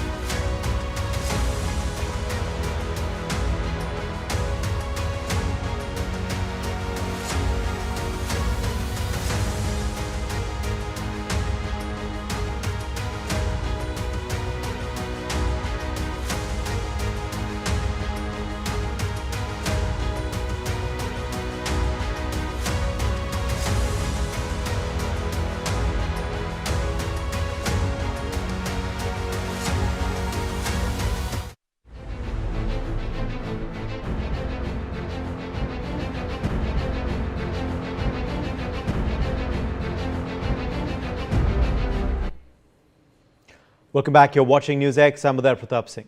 A big Newsx exclusive. Yes, a major crackdown on foreign funding and internal security has taken a sharp turn in Uttar Pradesh. Climate activist Harjeet Singh, a familiar face at global climate summits, has been arrested in Ghaziabad. While the arrest was technically made by the UP Excise Department, the trail begins with the Enforcement Directorate. The ED is currently probing a high-stakes web of narrative building and foreign remittances that the agency claims could threaten India's energy security. Now, Harjeet Singh, the Global Engagement Director for the Fossil Fuel Non-Proliferation Treaty Initiative, is now under the lens of federal agencies. A management graduate who shifted to the development sector, Singh spent years with ActionAid and Climate Action Network. He is widely known for advocating for loss and damage funding for the Global South. However, the ED tells a different story. Following raids on Monday at his Ghaziabad residence and offices of his company, Satat Sampada Private Limited, the agency alleged that the firm, which ostensibly promotes organic farming, was a front. The ED claims the company received over 6 crore rupees between 2021 and 2025 as consultancy charges from foreign groups like Climate Action Network and Stand Earth. Officials allege these funds were actually used to promote the Fossil Fuel Non-Proliferation Treaty in India, a move the AD claims could compromise national energy security. But it's Singh's recent travels that have raised the loudest alarms. The ED is investigating a visit for the Breathe Pakistan summit, where the agency is scrutinizing the individuals Singh met. Harjeet Singh allegedly travelled to Bangladesh during a period of intense anti-India protests. He reportedly delivered a lecture at the Sher-e-Bangla University without an official invitation and also met with unconnected individuals. During the FEMA searches, the ED found a large cache of liquor, roughly 45 litres at Singh's home, far exceeding the permissible limits under UP law. Acting on a tip-off of the ED, the Excise Department took him into custody. Well, we've told you now about Harjeet Singh. Now let's tell you a little about his wife, Jyoti Awasthi. Jyoti Awasthi is the CEO and co-founder of Satat Sampada Private Limited. She has over 2 decades of experience in the social sector, focusing on urban and rural communities, sustainable agroecological practices and natural farming. At SSPL, She leads farmer training and capacity building programs. She is also the founder of Eat Right Basket, an e-commerce marketplace that connects rural organic farmers with urban consumers. Before founding SSPL, though, she served as the research coordinator for Climate Action Network South Asia. She holds a postgraduate degree in mass communication in science and technology from the Lucknow University that she completed in 1997. In 2019, she was honored with the Dr. Rajendra Prasad Impactful Social Worker Award by India Positive for her contributions to organic farming and safe food. The ED identifies her as a director and shareholder of SSPL. The agency alleges that between 2021 and 2025, the company received over 6 crore rupees. While her husband Harjeet Singh was arrested by the UP Excise Department following an ED tip-off regarding liquor stocks, Jyoti Awasthi is currently under the lens of the Federal Probe Agency as part of the broader FEMA investigation. Let's take a look now at the money trail that the Enforcement Directorate has uncovered. So clearly, of course, there is a money trail that the ED has been tracking and of course has now uncovered.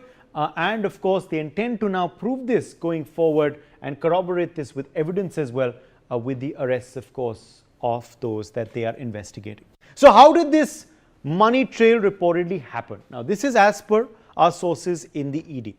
The Rockefeller Philanthropy Advisors, this big company, reportedly through Climate Action Network and through Stand Earth, put funding into Satat Sampada Climate Foundation. So through these two entities put money into Satat Sampada Climate Foundation. Now what is this foundation? Well, this foundation is the foundation that is run by Harjeet Singh and Jyoti Awasthi, who we've already described and explained their role to you. Now reportedly, the allegation is that between a period of 2021 to 2025, a money amount of 6.5 crore rupees was actually put into this entity disguised as consultancy charges, but actually meant to push for fossil fuel non-proliferation treaty. So the actual intention was to lobby for this, but reportedly it was on the surface of it disguised as consultancy charges. That is the entire trail of how this entire money was funneled in and through what channels, of course, into this entity. Now, in fact, my colleague Shivani Singh is joining us live now in the broadcast, and she is going to explain to us a bit more about this Satat Sampada Foundation, that foundation, that entity that I was telling you about, which of course is run by Singh and Awasthi. What is this foundation? What does it do? What more can you tell us? Shivani Singh, over to you. Right, Uday. In fact, let me take you across to some of the online presence of Satat Sampada. And over here, if we look at the website, the official website that's on air for you of Satat Sampada, it says Nature Forever. In Hindi, it says that it reflects the commitment to global climate justice for people and the planet. In fact, if we also look at what it talks about itself, it says that we strive to empower vulnerable communities and countries to adapt to and address the impacts of climate change while promoting sustainable natural resource systems. Why this is important today is because here they are talking about vulnerable communities, but they are also talking about vulnerable countries. And according to them, Pakistan and Bangladesh seem to be one of the countries that's very vulnerable to climate change, and hence we are looking at their actions which are present in Pakistan and Bangladesh. Let's look at their vision. In fact, they say that according to their vision, they want a just and climate safe world where communities, particularly the most vulnerable, thrive in harmony with nature, and they see a future where knowledge, resources and opportunities are distributed fairly. And their mission is to champion climate justice by driving equitable, inclusive and transformative solutions. And now if we look at its objectives, there are 3 possible objectives that they have listed out.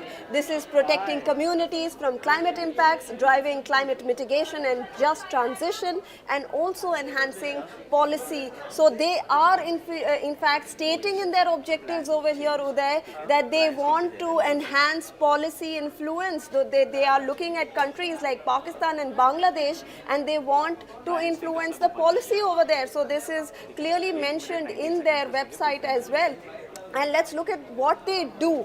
If they are a climate foundation, and these are the 4 goals: adaptation, loss and damage, climate finance, and just transition. Over here, climate finance actually plays a very important role, because the ED is also looking at money laundering. A lot of foreign funds being poured into this climate foundation. So when we look at their work, we also look at climate finance. That is one of the works that they actually do, Uday. So this was basically Satat Sampada and what they do, what their objectives is, and we have seen that they are looking at countries which are vulnerable, which we have pointed out, Pakistan and Bangladesh. We have looked at the finance angle. We are also looking at their objectives. We proved to you that was influencing the policy of a country. Now, in fact, Uday, now let me also take you across to the Harjeet Singh's Instagram social media page. Over here we will see a lot of posts regarding Bangladesh. If you look at this Bangladesh post, Bangladesh groups urge to end fossil fuel plants at Climate Justice Assembly, and this is where they are calling for grant-based climate finance. Remember, the money trail is very important here. That's what we are talking about. That's what ED is talking about. And you can look at the captions. This is on social media. This is for the public to see. They are seeking grant-based climate finance. And this is in Bangladesh, remember, a country which is currently facing unrest, a country where Hindu minorities are facing attacks. Let's in fact also look at some of his videos. Here, he is in person. This person is actually stating that the concrete outcome was to develop a transition mechanism, even though no progress has been made, but they are stating that they do want money, they want finance, they want grants that are coming in place. In fact, these are some of the social media posts. In fact, we saw for Bangladesh, this was very recent, because in Bangladesh they are seeking a transition to renewables. They are seeking the Bangladesh to sign the fossil fuel non-proliferation treaty that the ED now is also looking at. So these are some very important things. In fact, let's go across to his Twitter account and let's see what he actually talks about Pakistan, because that's another country where he is a part of Breathe Pakistan. That's an initiative that he has spoken about, Breathe Pakistan, and we can see how clearly he has mentioned a lot about Pakistan, how there are many displacements in Pakistan, and how Pakistan actually needs critical help and financial support. So if, Uday, we look at all his social media posts, we are seeing how finance and financial support is playing a major role in all of the social media posts of Satat Sampada, of Harjeet Singh, and all the people who are involved in this foundation. So clearly, he has in fact also mentioned Libya and Pakistan together in one of his posts over here, where they are saying that they have suffered huge losses and damages that have made it ineligible to access loss and damage funds. So this is something that everyone will be looking at. It's a very important thing, because all of the social media posts point towards a financial contribution, and the ED is actually looking at these things. In fact, Uday, so clearly we can see through the social media posts as well that this is something very important. Stay with us. In fact, let's also now put out for our viewers another very crucial ground report. My colleague Brian visited the office of Satat Sampada Foundation. It was operating normally and refused to answer our questions, despite, of course, all these ED charges and investigation.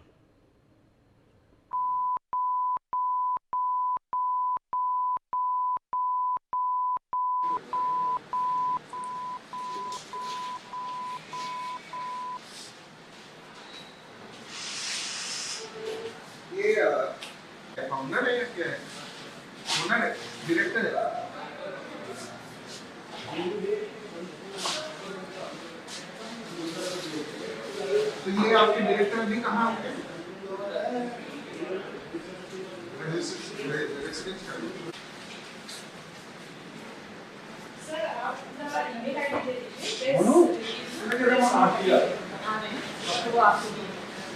आपके founder Harjeet Singh और ज्योति अवस्थी,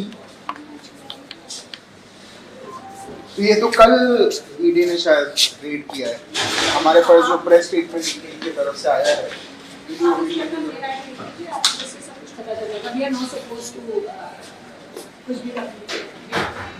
वहाँ का हम video बना सकते हैं क्या? एक बार पूछ लीजिए, क्योंकि ये तो वो है ना, पब्लिक यूटिलिटी में है ना ये तो। I mean, people can buy things from here, na? So I think we can make a video of it.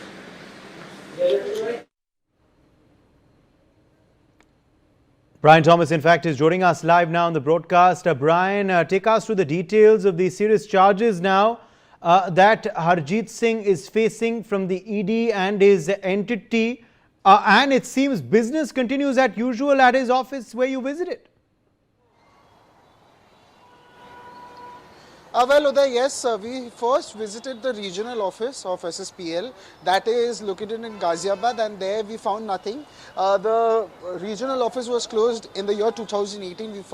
We dug out some information and then we found out that no, that is not the location that was initially registered, that was in Ghaziabad. From there, we again traveled to Noida, that is sector 65, where they have a registered office. Now, when we go there, we find out that it is working normally. And outside the gate also they are wanting, people, they are hiring people itself. So then what we do is we plan to go ahead, we plan to go inside the office, and then we find out that there are some people who are working in the shop. It's like a grocery store. We get organic vegetables, and that is what ED stated, that is they are working it as a front. Now we attempt to talk to the people that we just showed you. There was more of a sting operation kind of that we did. We tried to speak to them, but clearly again they refused to speak to us, and they said no, we just give us an email ID, we will be talking to you, we will be mailing you a press note that we will be putting out for the media, for the people, so you can refer to that. But clearly we didn't stop there. We had many questions. We wanted answers to that questions. So what we thought, we started digging out more. And then after digging out, we got the number of Jyoti Avasthi. Then I dialed Jyoti Avasthi. I had a conversation with her, and I asked a lot of questions. That ED put out a proper statement that was also posted on their platform X, that happened yesterday. And I started asking Jyoti Avasthi a lot of questions that we will be playing out in a while now. Jyoti Avasthi could not answer a lot of questions. Then the main man behind this entire fiasco that has been going on, his visit to Bangladesh, his visit to Pakistan that happened in February, and then another visit to Bangladesh in the month of March itself, in the year 2025, when there was anti-India protest also going on. So clearly I had a word with Harjeet Singh. Now Harjeet Singh and Jyoti Avasthi are the two directors behind SSPL. I had a word with Harjeet Singh, and I asked him questions about what this ED raid is about. I asked him about the questions that why is ED doing these against him, what he stated, and also about the travels that he has been doing, where he went uninvited to Bangladesh, but he stated the fact that he was invited rather. Not only that, I also asked him questions that he was arrested. He was arrested because there was a raid at his residence, at his Ghaziabad residence. So he's from Ghaziabad, he hails from Ghaziabad. There was a raid at his residence, and then the excise policy, the excise department, the ED found out excessive liquor, and both international and Indian and foreign liquors at his residence, and then he was arrested. Right. And when I asked him about the fact that you were arrested, by the excise department, so Conducted by the Enforcement Directorate, more than 45 litres of unlicensed liquor were recovered from the premises of Harjeet Singh and Jyoti Avasthi. A state excise team has arrived at the residence, and further legal action is currently underway. So raids being conducted, Brian Thomas, at Harjeet Singh and Jyoti Avasthi's premises by the Enforcement Directorate. We are learning more than 45 litres of unlicensed liquor has been recovered from there.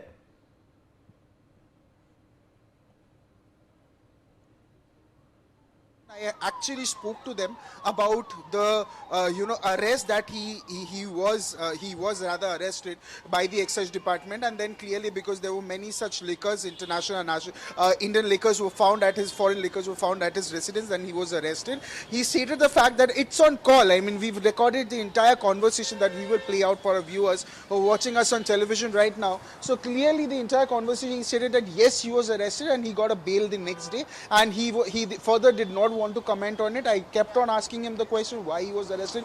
He had these liquors, and that is the reason why he was arrested, and he was saying he did agree that yes, he was arrested, but apart from that, he did not speak a lot of details. Apart from that, he even stated that his phone and his laptop. But Brian, let's just talk a bit about the raids now and the charges that they are facing. So, over 45 liters of unlicensed liquor found at the residence of Singh and Avasthi. That means obviously that they are liable to be booked now under the Excise Act as well. Because of this, any other recoveries that your ED sources are telling you have been made at their premises? And what are the other stringent charges that they are facing by the ED? Well, clearly.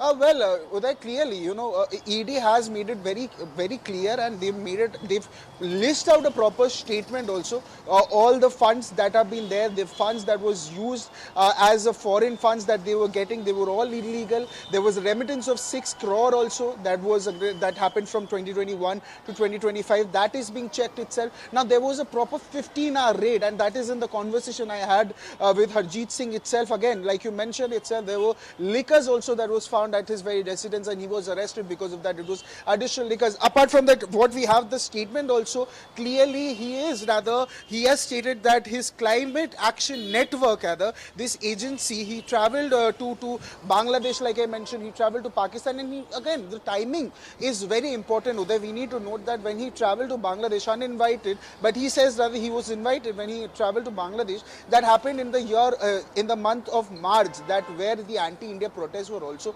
going on in Bangladesh, and he met a lot of unidentified people also in Bangladesh, and same happened with Pakistan itself. Not only that, when we open the statement itself, we get an understanding that the ED claims there were foreign funds itself shown as consultancy fees originated from overseas entities such as the CAN, which is the Climate Action Network, and Standard. And we asked these questions. He was also, when he was answering, he was fumbling. He couldn't answer a lot of questions when Newsx started confronting them, started asking them questions, and that video we will also be playing out in a while now there. Yes. Absolutely. Let me also, in fact, join now Ambassador Gauri Shankar Gupta, former diplomat. What do you make of this sensational trail emerging, Ambassador Gupta? How this foreign entity was trying to put money into an Indian firm on the garb of consultancy fee, but actually for lobbying for a treaty? Good afternoon. You see, this is a very important issue. There are 4 or 5 issues come out of this. One is you open an NGO and start getting foreign funding and misuse those funds against our own country. Now, this is not the first case, but there are many cases that the so-called climate activists have been using funds from foreign countries, and they are in the past have been stopping a lot of projects in India, and now they are propagating certain new ideas. Now, this idea of fossil fuel non-proliferation treaty is again a very malignly designed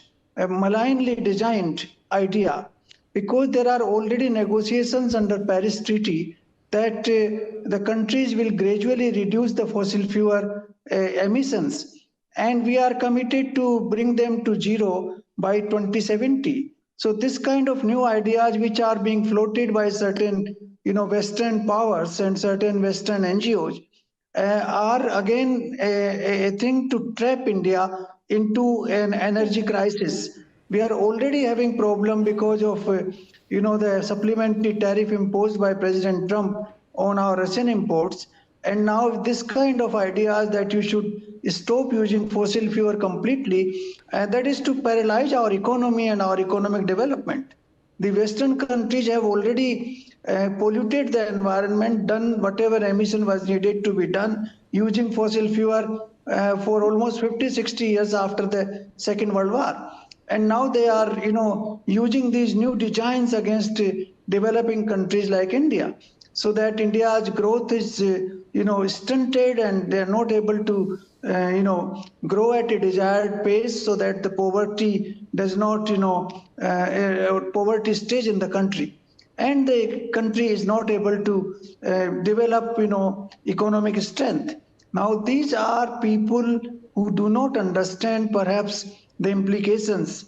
They fall prey to small payments from these NGOs, and they start raising these issues.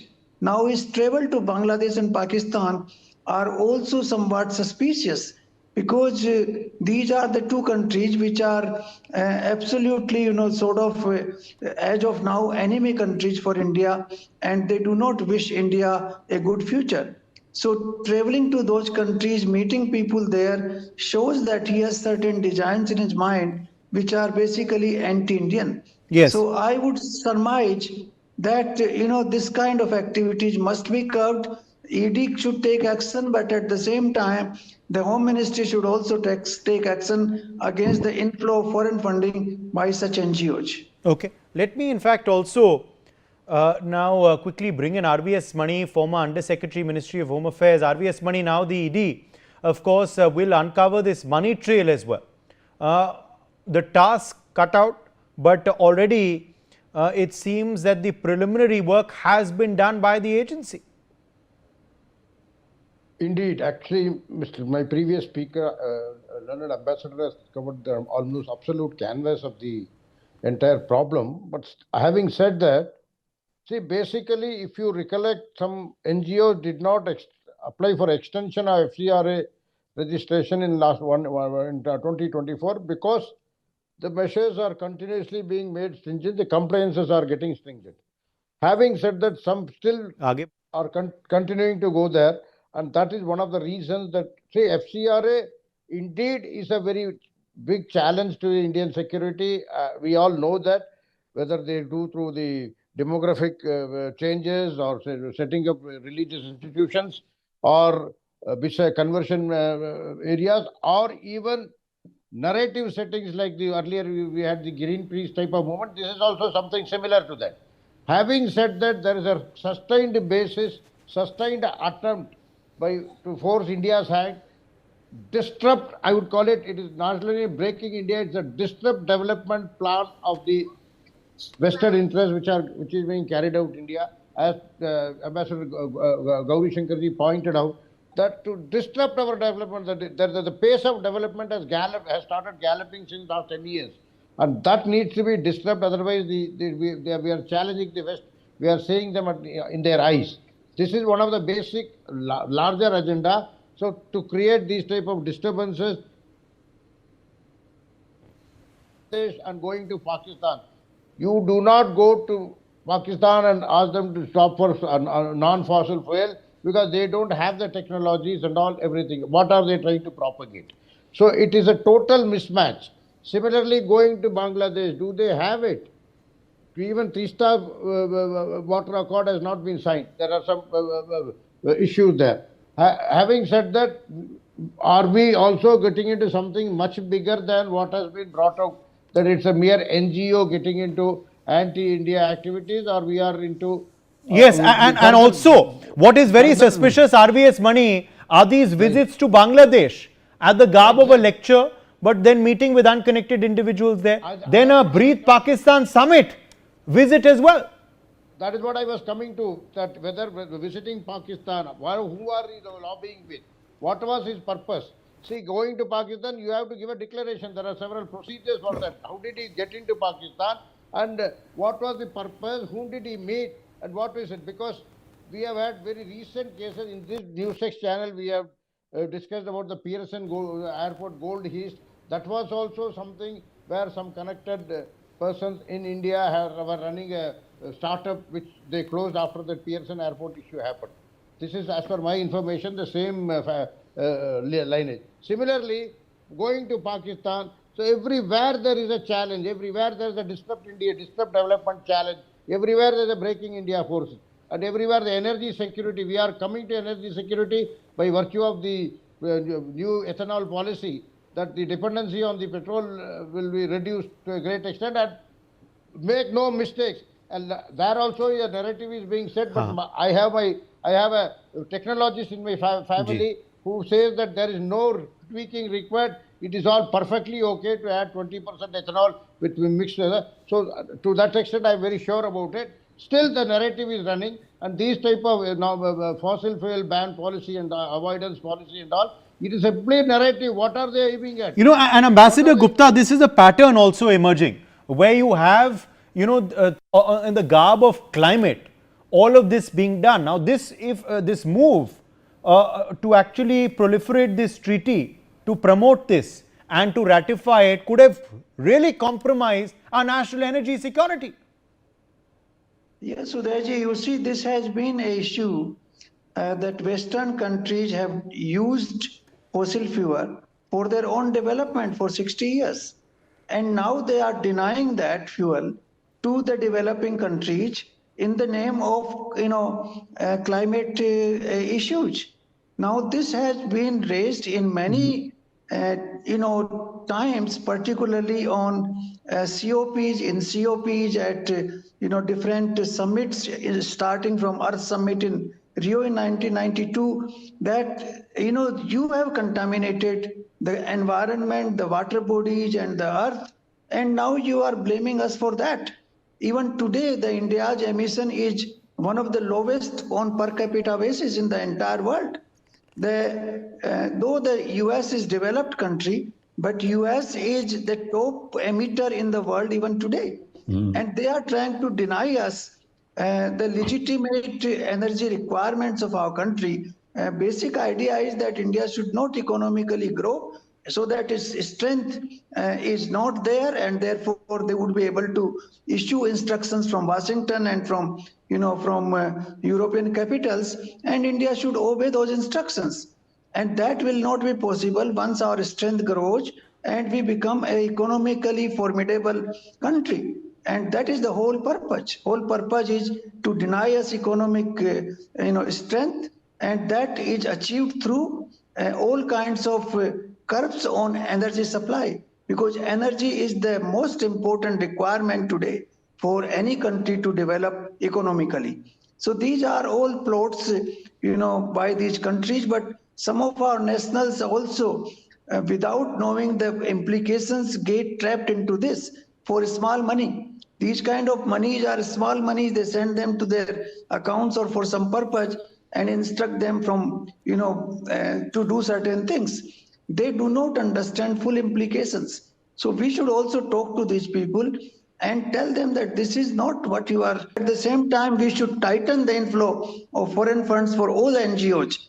Whoever the NGO may pertain to, those funds must be tightened and monitored very, very properly. All right, let's take a look now at which foreign NGOs and entities are involved in facilitating these foreign funds to run narratives to influence government policies in the energy sector. The first and the biggest is Rockefeller Philanthropy Advisors, RPA. Now, RPA is a global non-profit organization which currently advises on and manages more than $200 million in annual charitable giving. Its headquarters are in New York City, with offices in Chicago, Los Angeles and San Francisco. The Rockefeller Philanthropy Advisors is engaged in various philanthropic projects. Amongst them are Just Transition Fund, Science-Based Targets Network, Global Commons Alliance, and International Fund for Public Interest Media. Originating from the philanthropic legacy of the Rockefeller family, RPA was formally established in 2002. It operates as an independent entity, not just as a family foundation. Currently, Nicole Campbell serves as the CEO. RPA has received criticism for being untransparent. For example, organizations under it not disclosing their funding by Bill Gates. The right-wing watchdog National Legal and Policy Center criticized Rockefeller Philanthropy Advisors for taking money from the Gates Foundation and supporting various causes such as green, pro-abortion, anti-police and anti-MAGA propaganda earlier too.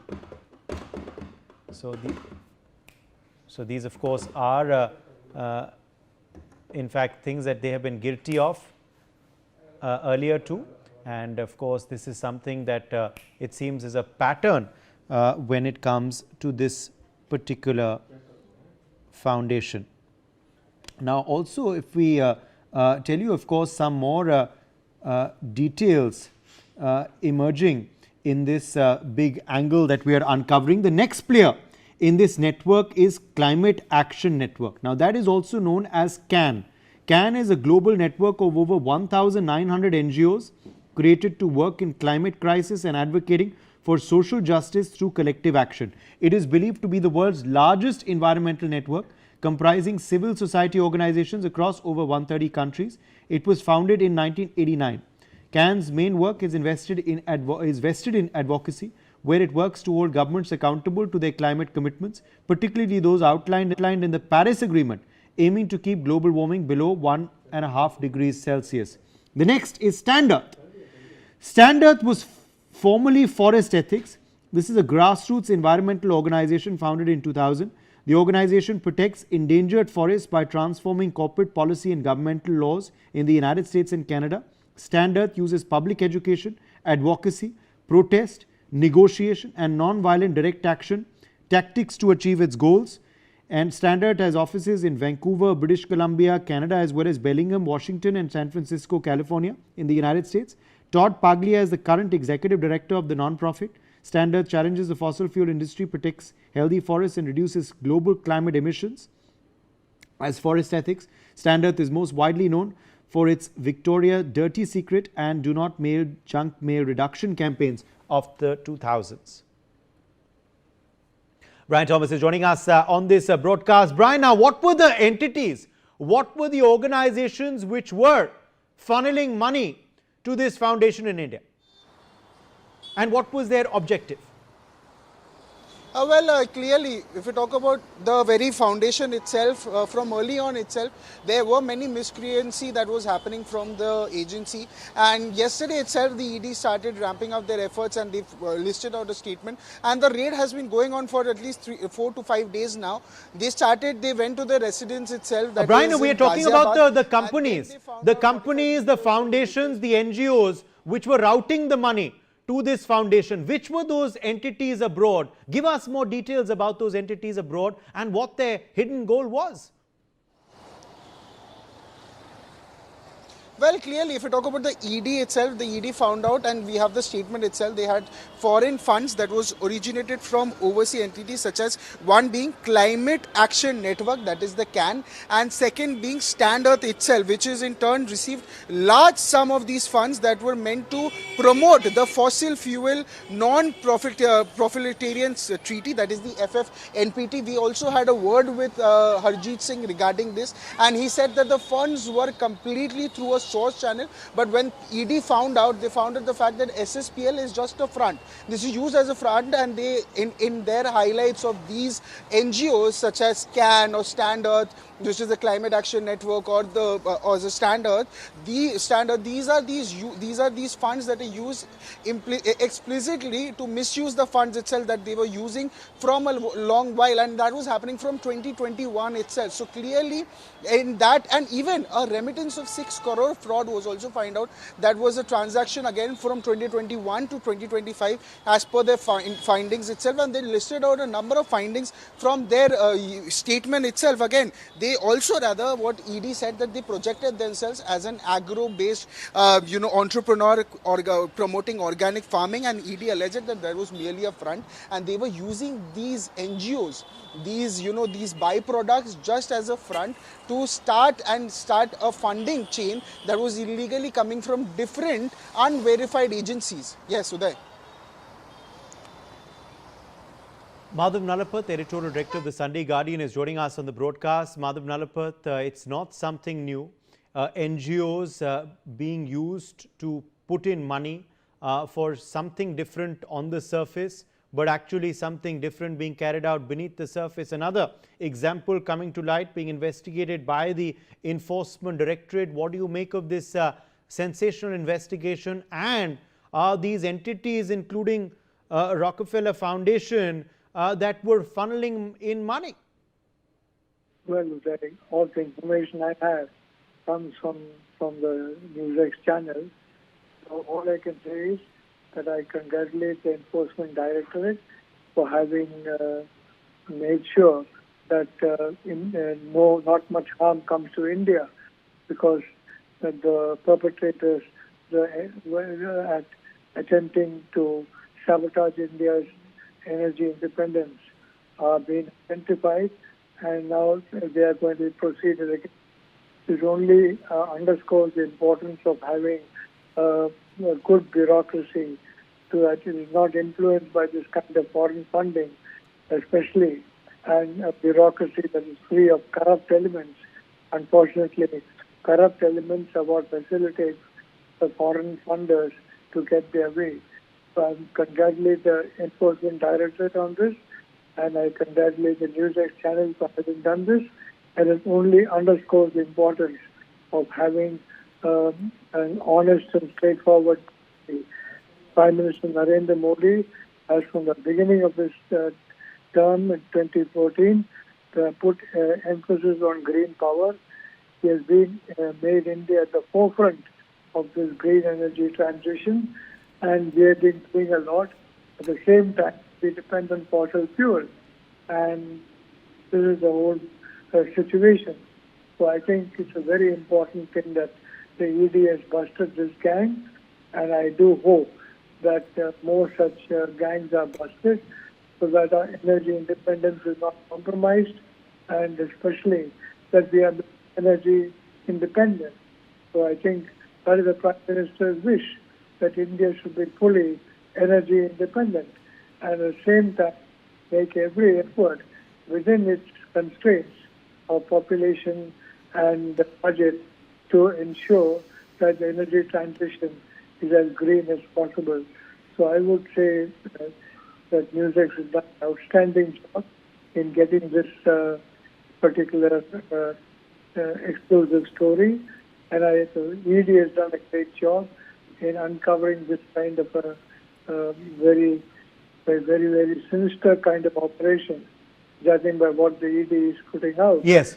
So I would like to only say that situation again calls for renewed vigilance, so that we uncover corruption and we have a corruption-free bureaucracy, and we ensure that a correct energy policy is pursued, free of foreign influence, because foreign influence will try to reduce our energy independence.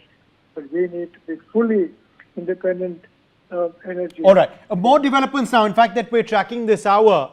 According to the ED, at the center of the Satat Sampata Private Limited's aims appear to be the channeling of foreign funds to run narratives furthering the FFNPT cause in India on behalf of foreign groups. So what exactly is the FFNPT? Well, it stands for the Fossil Fuel Non-Proliferation Treaty, which is a global civil society and diplomatic initiative aimed at guiding the usage and phasing out of fossil fuels. The treaty proposes a legally binding international agreement to end the expansion of coal, oil and gas by the agreeing nations. The treaty proposes that this be done by managing a fair phase out of existing production of such fossil fuels. This serves the treaty's main purpose, that is of accelerating a just transition to renewable energy.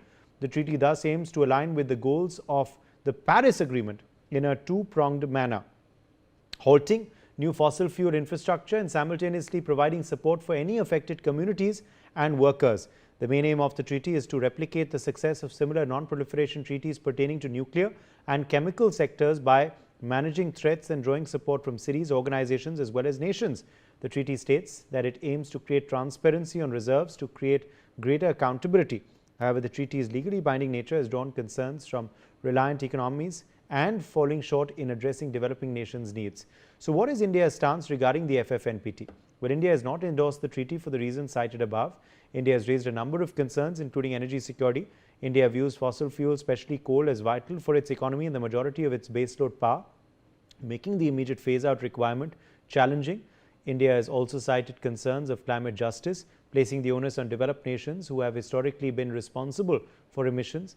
India states that developed nations must be the ones to fulfill climate finance pledges and technology transfer. India also cites its developmental needs, stressing using carbon space for poverty eradication and development. India thus calls for a phase down rather than the phase out required by the treaty. Finally, India emphasizes a just transition and shared responsibility, agreeing with the treaty's aims but differing strongly on its pace and immediate burdens. Well, why is this treaty being propagated and promoted by these entities abroad, and why has India not, of course, signed it despite this pressure, RVS Mani? But basically, one thing is the administrative divisions, the concerned division were administering the different sectors affected by these treaties, like the energy, the environment division. They have their own position, and energy, we are actually on a threshold of coming to very closer energy. We are going on a composite measures, and this treaty signing means that gets restrained. That is on the policy front. Plus the government, our diplomatic channels also, our foreign service, the diplomatic corps is also advising us on the possible imperatives, how the foreign countries can really penetrate into India and disrupt the development, distort or disrupt the development agenda which is being run through. So there are multiple facets on which I think on the diplomatic part, Mr. Gauri Shankar Gupta ji would be able to tell better. But this is how it all okay, let me allow Ambassador Gupta to come in there. Holistic view has to be taken. Yes. It is not that some person doesn't want it like that and all. See, it has a very large network effect on the different sectors of the economy, different sectors of other areas, including the hydel power, the thermal power, the renewables and all that. The investments have to be recalibrated. So it has a very, very cascading effect on several sectors of the economy. Who then wanted to sabotage India's energy security? Who do you believe perhaps was behind this, Ambassador Gupta? You see, it is basically the Western countries who have attained their own development using the fossil fuel. And they don't want the southern countries like India to become independent, to have economic strength. So they want to impose all kinds of conditions. You know, this has been going on in negotiations under, COP, what we call UNFCCC, United Nations Framework Conference on Climate Change. Under that, COP meets every year, and these issues are thrashed out. There has been a lot of pressure on the developing countries, to stop using fossil fuel, because the Western countries knows that without that they cannot grow economically, and they don't want them to grow. Then they are neither giving technology nor transferring money to to transition from fossil fuel to renewable energy. But India is making tremendous effort in this direction. As you know, our current energy mix is approximately 45% renewable energy and 55% fossil fuel, which is a great achievement in the last, say, 15 years. This has none of the countries have been able to achieve this in the Western world. Even the European countries are so much dependent on fossil fuel even today. So they are asking countries like us to stop using fossil fuel while they have contaminated the atmosphere to the maximum extent for 60 years from after the Second World War. If you go into the what you call the report of the UN, this called PC, Intergovernmental Committee on Climate Change, you will find out how much damage they caused to the environment. The 6th report was out last year, and it clearly mentions that the developed countries are still causing tremendous damage to the environment and not the developing countries. So I think this is the issue, and they need to transfer technology, they need to provide funding, and they need to undo the damage they have caused to the environment. My thanks to our guests for joining us. And our reporters as well earlier. My colleague Brian Thomas now has spoken with Harjeet Singh and his wife Jyoti Awasthi after the ED raids took place. Let's take a look at what they told us.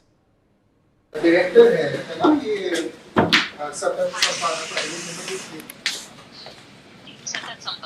हाँ जी sir तो ये अभी हमारे पास ED की statement आई है कि शायद कल ईडी का रेड हुआ था यहाँ तो एग्जैक्टली थोड़ा बता पाएंगे कि क्या हुआ था एग्जैक्टली आप और शायद हरजीत सिंह जी थे है ना हाँ I think you both are the directors of सतत संपादक प्राइवेट लिमिटेड सतत संपदा हाँ जी सतत संपदा So just can you tell me what exactly happened? What is it? Because there is a proper statement that has come from ED. Yes. हाँ जी. That I think that's part of their process. So regarding आप अगर हरजीत जी से बात कर लें, वैसे हम लोग एक ऑफिशियल स्टेटमेंट जारी करने वाले हैं. इनफैक्ट उसी पे हम काम कर रहे हैं. चूंकि आप वहाँ आए हुए हैं और आप हमारे स्टोर की भी कवरेज शायद लेना चाहते हैं, तो ये मेरे स्टाफ ने मुझे भी बताया है. तो उसमें हमें कोई इशू नहीं है, क्योंकि हमारा ये ऑर्गेनिक फूड का काम है, ऑर्गेनिक फार्मिंग का काम है. ठीक है, जैसे कि आपने स्टेटमेंट में भी पढ़ा होगा. लेकिन 2016 से हम इस पे काम कर रहे हैं और जो हम किसानों के साथ काम करते हैं, जो प्रोड्यूस आता है वो आपको यहाँ पर दिख रहा है. But ऐसा ED में आया है ना, there was a remittance of over 6 crore that was received from 2021. उसके बारे में हम उसके बारे में हम आपको में जानकारी देंगे.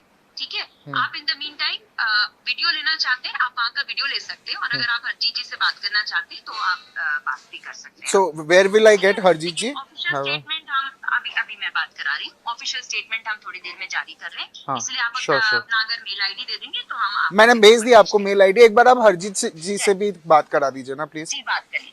हाँ जी बात. आप अपना नाम बता दें please. My name is Brian. I'm a reporter from Newsx. Brian from Newsx. हाँ जी. ओके ठीक है, लीजिए बात कीजिए. हरजीत जी गुड मॉर्निंग. मैं न्यूज़ से बात कर रहा हूँ, reporter. I am at your location. So now yesterday I think ED has given they've released a statement also that there was a raid. Exactly what happened, if you can just tell us, because they were speaking about some remittance of over 6 crore between 2021 to 2025, and also your visit to Pakistan itself. So that happened in February 2025, which was called Breathe Pakistan Summit. हाँ, तो क्या exactly हुआ था? What is the read about? तो मैं आपको बता देता हूँ. आप थोड़ा सा मेरा बैकग्राउंड जानना जरूरी है. वो बातों पे आने से पहले आपके पास टाइम होगा तो मैं थोड़ा डिटेल में बता देता हूँ. बोलिए प्लीज हमारे पास. ये कि मैं डिजास्टर और क्लाइमेट चेंज इश्यूज पे काम कर रहा हूँ 2005 से, बल्कि 2003 से. मैं तब एक्सीडेंट में था और लखनऊ ऑफिस से मैं बेस था मैं, और वहीं से जितने भी जैसे डिजास्टर्स होते हैं उसमें कैसे इमरजेंसी रिस्पांस होना चाहिए उस पे मेरा काम रहा है. और मैंने तरह तरह के डिजास्टर्स पे इमरजेंसी रिस्पांस का काम किया है, लोगों की मदद करी है एज ए ह्यूमैनिटेरियन वर्कर. उसके बाद जब हमें लगा कि इस तरह से तबाहियां जो हैं वो क्लाइमेट चेंज की वजह से बढ़ रही हैं, जो कि हकीकत है, 90% से ज्यादा डिजास्टर्स जो हैं वो क्लाइमेट चेंज की वजह से होते हैं. तो आप सुन पा रहे हैं मेरी? हाँ जी. हाँ, तो तब से फिर मेरा क्लाइमेट पे काम बढ़ा है 2007 से, और मेरा काम इंटरनेशनल लेवल पे रहा है. और मेरा काम जो मेन है वो है विकासशील देशों को की इश्यूज को पूरी दुनिया में बताना, और विकसित देशों पे, डेवलप्ड कंट्रीज पे दबाव बनाना कि ये जो क्लाइमेट चेंज है ये उनकी वजह से हुआ है. But can you explain your visit to Pakistan and Bangladesh simultaneously? Absolutely. I'm coming to that in 30 seconds. So the whole idea is that how we pressurize developed countries to provide climate finance, and how that finance should support developing countries. Now, when you look at some of these events, and especially when we talk about climate justice means exactly what I just explained. That developing countries are the victims of these climate impacts, and developed countries are responsible to provide finance and reduce their emissions. Now, so, coming to the Pakistan visit, I am invited by, if you look at my profile, I am invited by organizations around the world.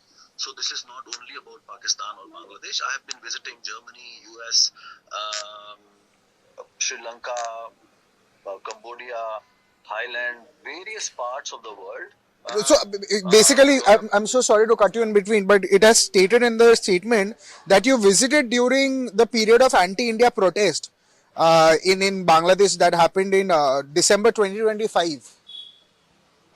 Yeah, that is true, but at the same time, you should also look at what the event was all about. And the event was related to climate justice, which is an annual event. This is the third Climate Justice Assembly that they have conducted, and they have been doing it for several years. So I think that's an important point to note. It is not just out of the blue it came. It has been happening over the last few years.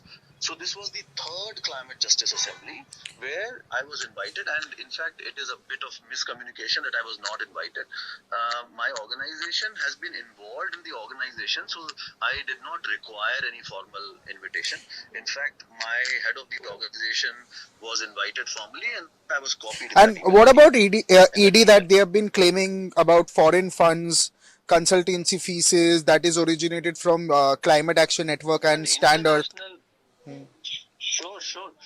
And there's nothing to hide because this money has been coming to our banks, and this has been happening since 2007, in fact. And is it true that yes, please. Yeah, go ahead, please. Yeah. So is it also since 2007, I have been engaged with various international organizations, starting with ActionAid. I was part of ActionAid International. Money was coming from UK until 2021. In 2021, I left the full-time job, and then I became a consultant, and I was advising many organizations. So my personal account. So there are two kinds of assignments we take. One, individually, I take it as a consultant, and second, where they need organizational support, where we have to hire staff, or where Jyoti or any other team member has to get involved, those consultancies have been coming to our organization. So the ED refers to those transactions, those remittances, which have come to us for a technical consultancy or a management consultancy. But it has also stated, I'm so sorry to cut you again, it has stated that you project yourself as an agro-based company, promote organic farming, but ED said that it is merely a front. And again, the main role is to channel foreign funds to influence narratives in India. Sir, I'm glad you are asking this question, and I'm really happy that you are on ground and actually at our office. And if you observe, you will realize that this is not just a phase where we have put something. We started farming in 2016, and I would like you to read exactly around this time where they actually projected how hard we have been working on organic farming, how we worked with farmers. It was a proper prime time story.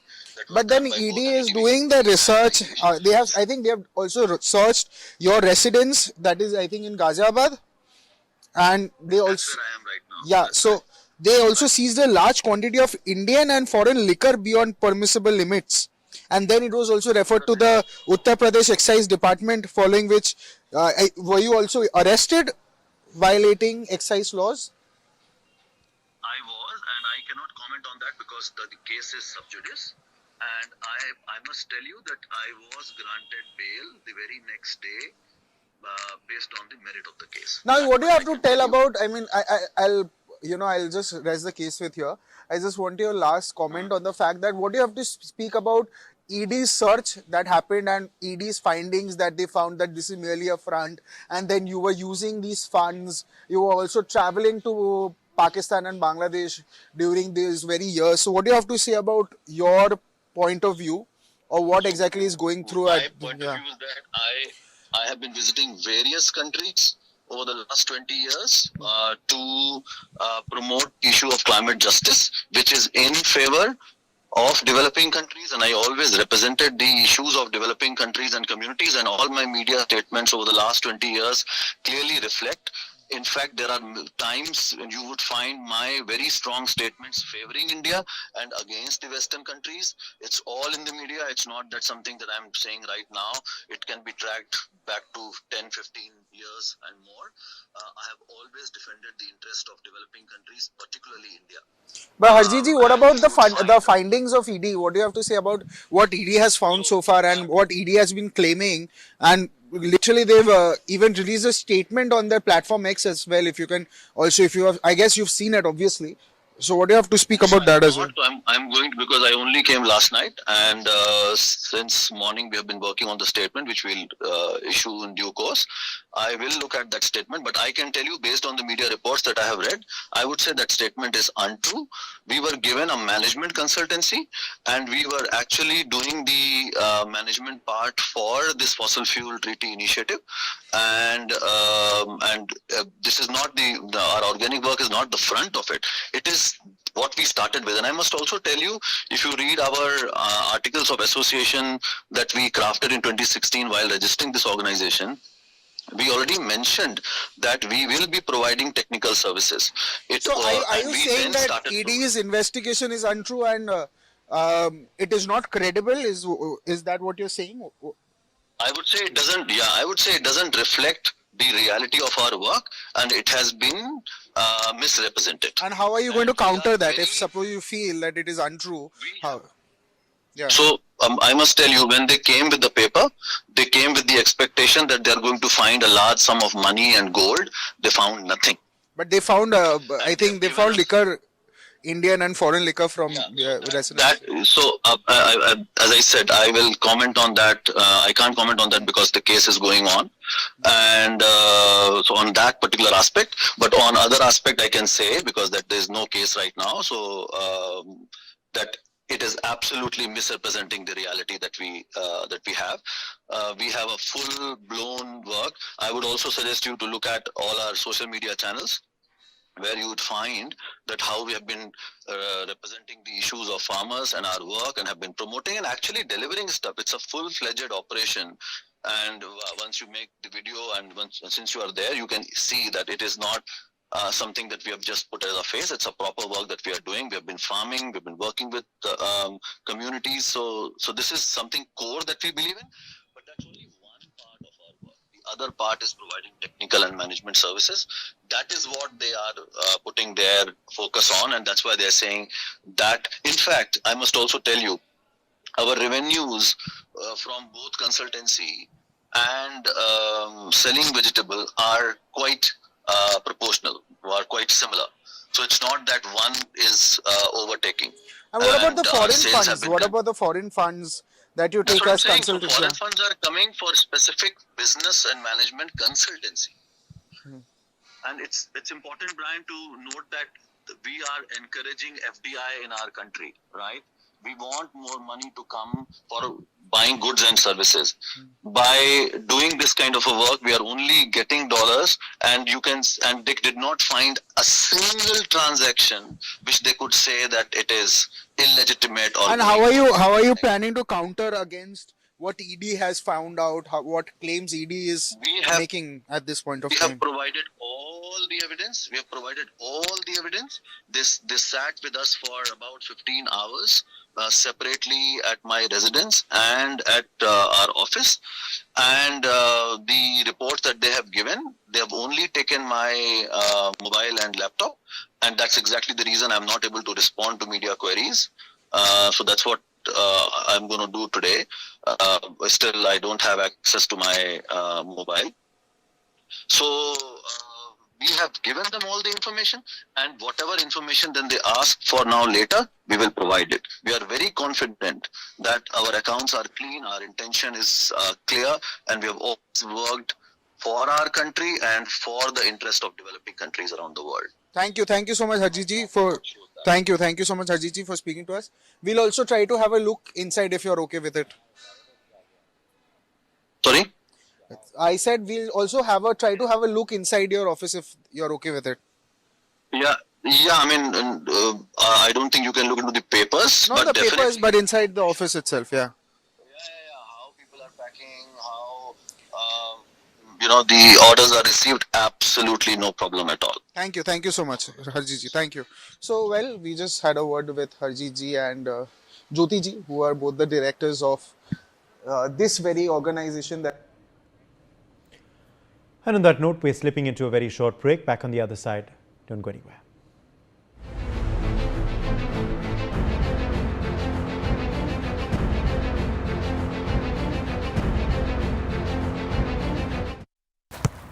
इसको तो football खेलना भी आ गया और इससे तो piano बजाने भी आ गया। चंद्रयान भी उतर गया चांद पर हमें अब तक टेस्टी राजमा बनाना नहीं आया। बिना MDH राजमा मसाला के टेस्टी राजमा कैसे बनेगा? स्वादिष्ट राजमा के लिए MDH राजमा मसाला। क्या स्वादिष्ट राजमा बनाए? MDH कसूरी मेथी लाजवाब है, लाजवाब है। स्वाद और सुगंध इसकी लाजवाब है, लाजवाब है। अगर MDH कसूरी मेथी नहीं डाला तो खाली हाथ मलते रह जाओगे। एक एक पत्ता हाथ से चुना, स्वाद और सुगंध जगाए कई गुना। अगर आप बनना चाहते हैं एंकर या फिर आप में है जुनून एक तेज तर्रार न्यूज रिपोर्टर बनने का, तो आप ज्वाइन करें ITV और इंडिया न्यूज़x का media school. ITV next media international school का कोर्स आपको मौका देता है देश के दिग्गज एंकर्स के साथ काम करने का। ITV next media international school में आप बेहद नजदीकी से देख पाएंगे किस तरह से ITV नेटवर्क के दिग्गज पत्रकारों की टीम दिन रात खबरों पर काम करती है। इस कोर्स के दौरान आप सीखेंगे एंकरिंग की एक एक बारीकी उन एंकर्स के साथ जो देश को रखते हैं हर खबर से बाखबर। ITV next media international school का ये कोर्स आपके एंकरिंग स्किल्स को करेगा इतना सशक्त, मजबूत, जिससे आप बनेंगे पत्रकारिता की दुनिया का वो चमकता चेहरा जो दुनिया देखेगी और पसंद करेगी।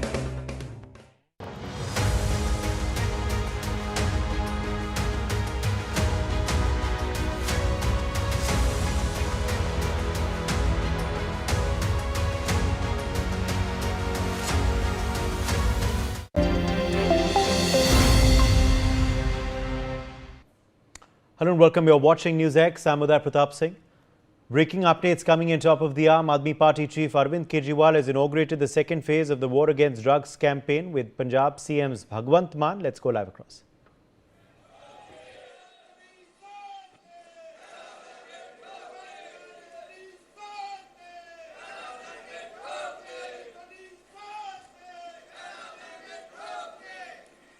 मंच पे बैठे पंजाब के मुख्यमंत्री, हरमन प्यारे मुख्यमंत्री भगवंत मान साहब,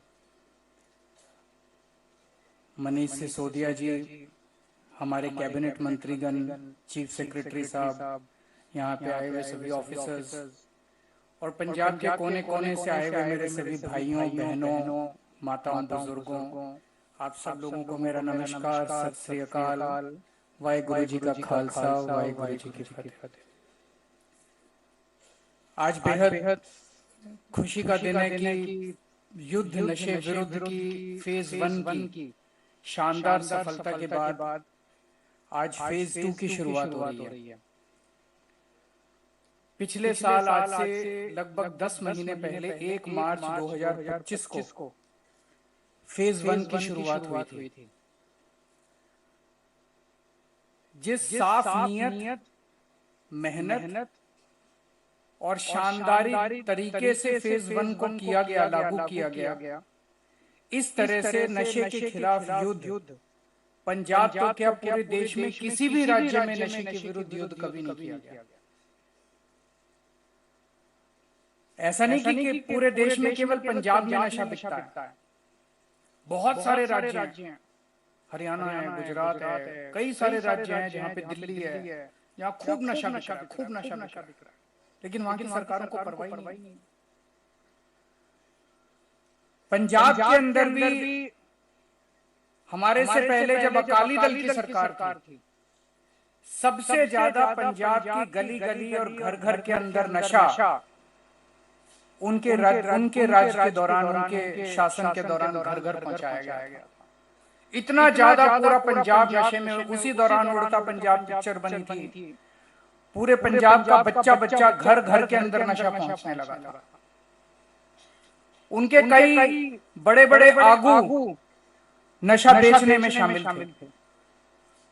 उसके बाद कैप्टन साहब ने सौं चुकी गुटखा साहब की और बोले मैं 30 दिन में, पता नहीं 60 दिन में मैं नशा खत्म कर दूंगा।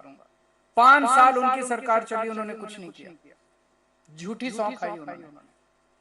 उसके बाद हमारी सरकार आई, हमें थोड़ा समय लगा क्योंकि इसकी सारी तैयारी करनी थी, लेकिन पिछले साल 1 मार्च के बाद जितनी शिद्दत के साथ, जितने हौसले के साथ हम लोगों ने नशे के खिलाफ कार्रवाई शुरू की, बहुत लोगों ने हमें कहा ये बड़े खतरनाक लोग हैं नशा बेचने वाले, ये बड़े बड़े गैंगस्टर हैं, नशा बेचने वाले तस्कर बहुत बड़े बदमाश हैं, गुंडे हैं, आपको आपके परिवार को ये कर देंगे वो कर देंगे। हमने कहा नहीं, हम जनता से वादा करके आए हैं पंजाब को नशा मुक्त करेंगे, हमारे बच्चों को अच्छी भविष्य देंगे।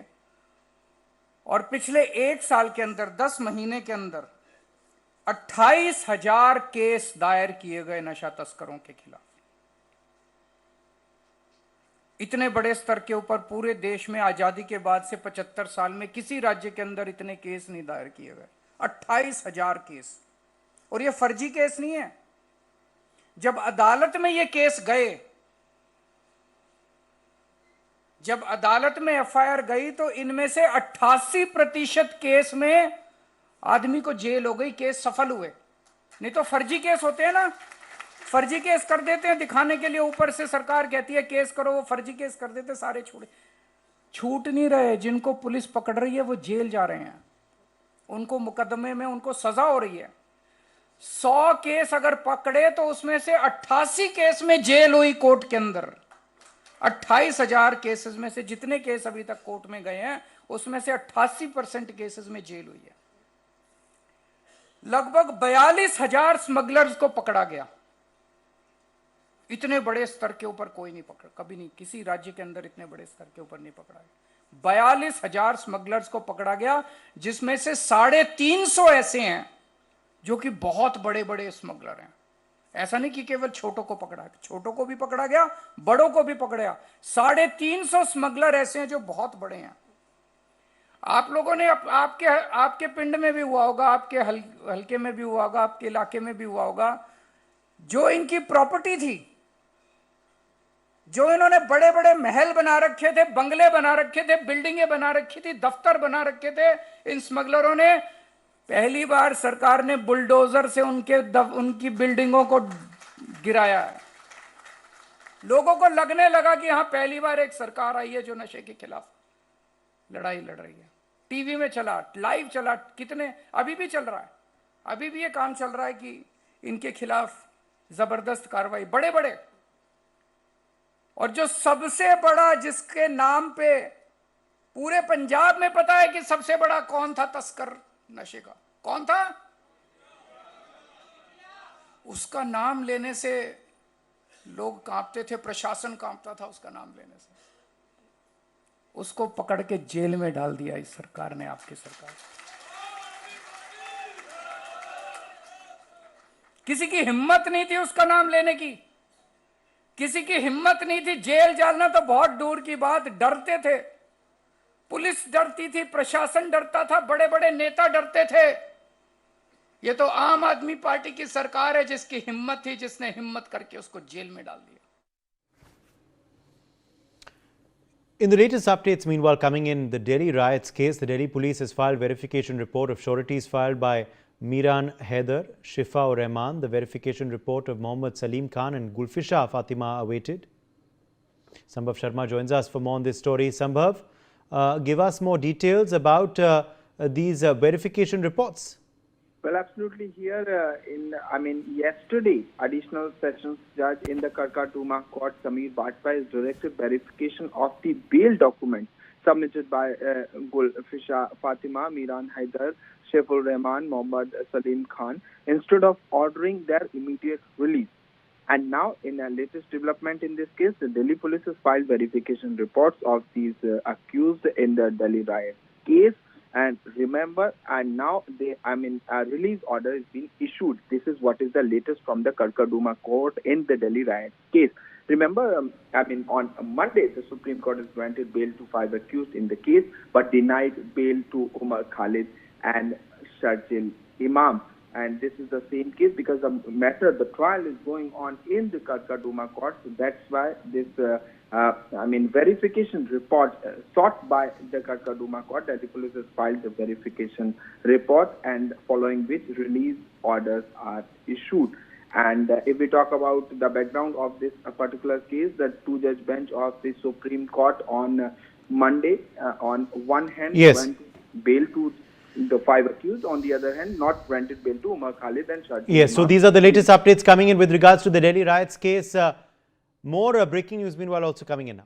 After Indore, Telangana is facing a water contamination issue. BJP corporate Akula Shivani has spoken out on this issue, saying that the repeated contamination issues are due to the aging drainage system. She has added that pipeline networks laid in many areas almost 30 to 40 years old and need to be replaced. Let's listen in. See, actually, the repeated concern and reason for this contaminated water is due to the old-aged drainage system. In many areas, the pipelines which are laid were almost for 40 to 30 years ago. So these need to be changed. And moreover, the main alarming thing is that this older drainage system, it will go alongside with the water pipeline system throughout the city.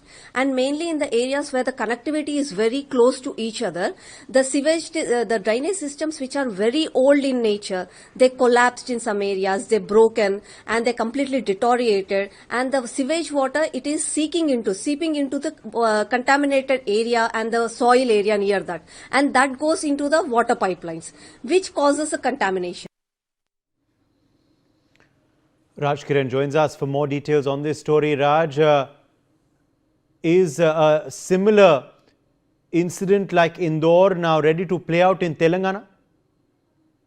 Yes, today after we have seen that Indore has faced a contaminated water issue in which many people died in that. So now the Hyderabad is facing similar situation in many parts of the Hyderabad. Especially the Newsx have carried out a special story on contaminated water 2 days back, in which Old City area of Dabilpura in Pardiwada area, there is a water mixed with the drainage pipeline, due to which the contaminated water coming to the residents, and we are facing a severe stinking water, as well as the health issues was also been noticed in particular area. Now the Afalavani Sarunagar BJP corporator says that even in the Sarunagar area, especially the PNT colony, Vinayanagar colony, these are the areas where people are facing the contaminated water issue. And she was telling about the where is the problem coming, where is the problem is that, the water pipeline as well as the drainage pipeline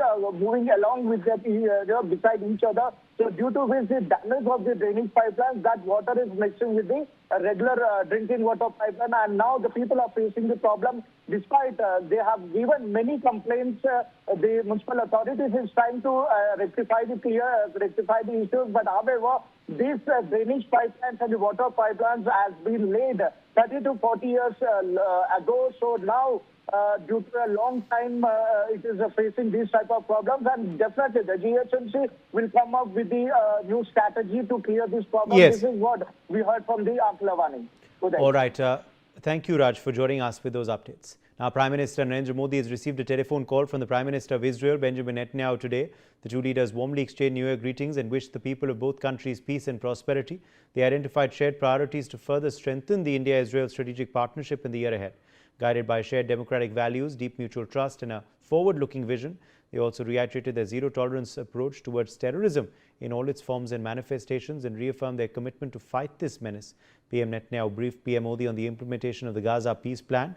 PM reaffirmed India's consistent support for efforts towards a just and durable peace in the region. They also exchanged views on regional and global issues of mutual interest. Aditya Vadhavan is joining us for more on this story. Aditya, what has transpired in this key phone call?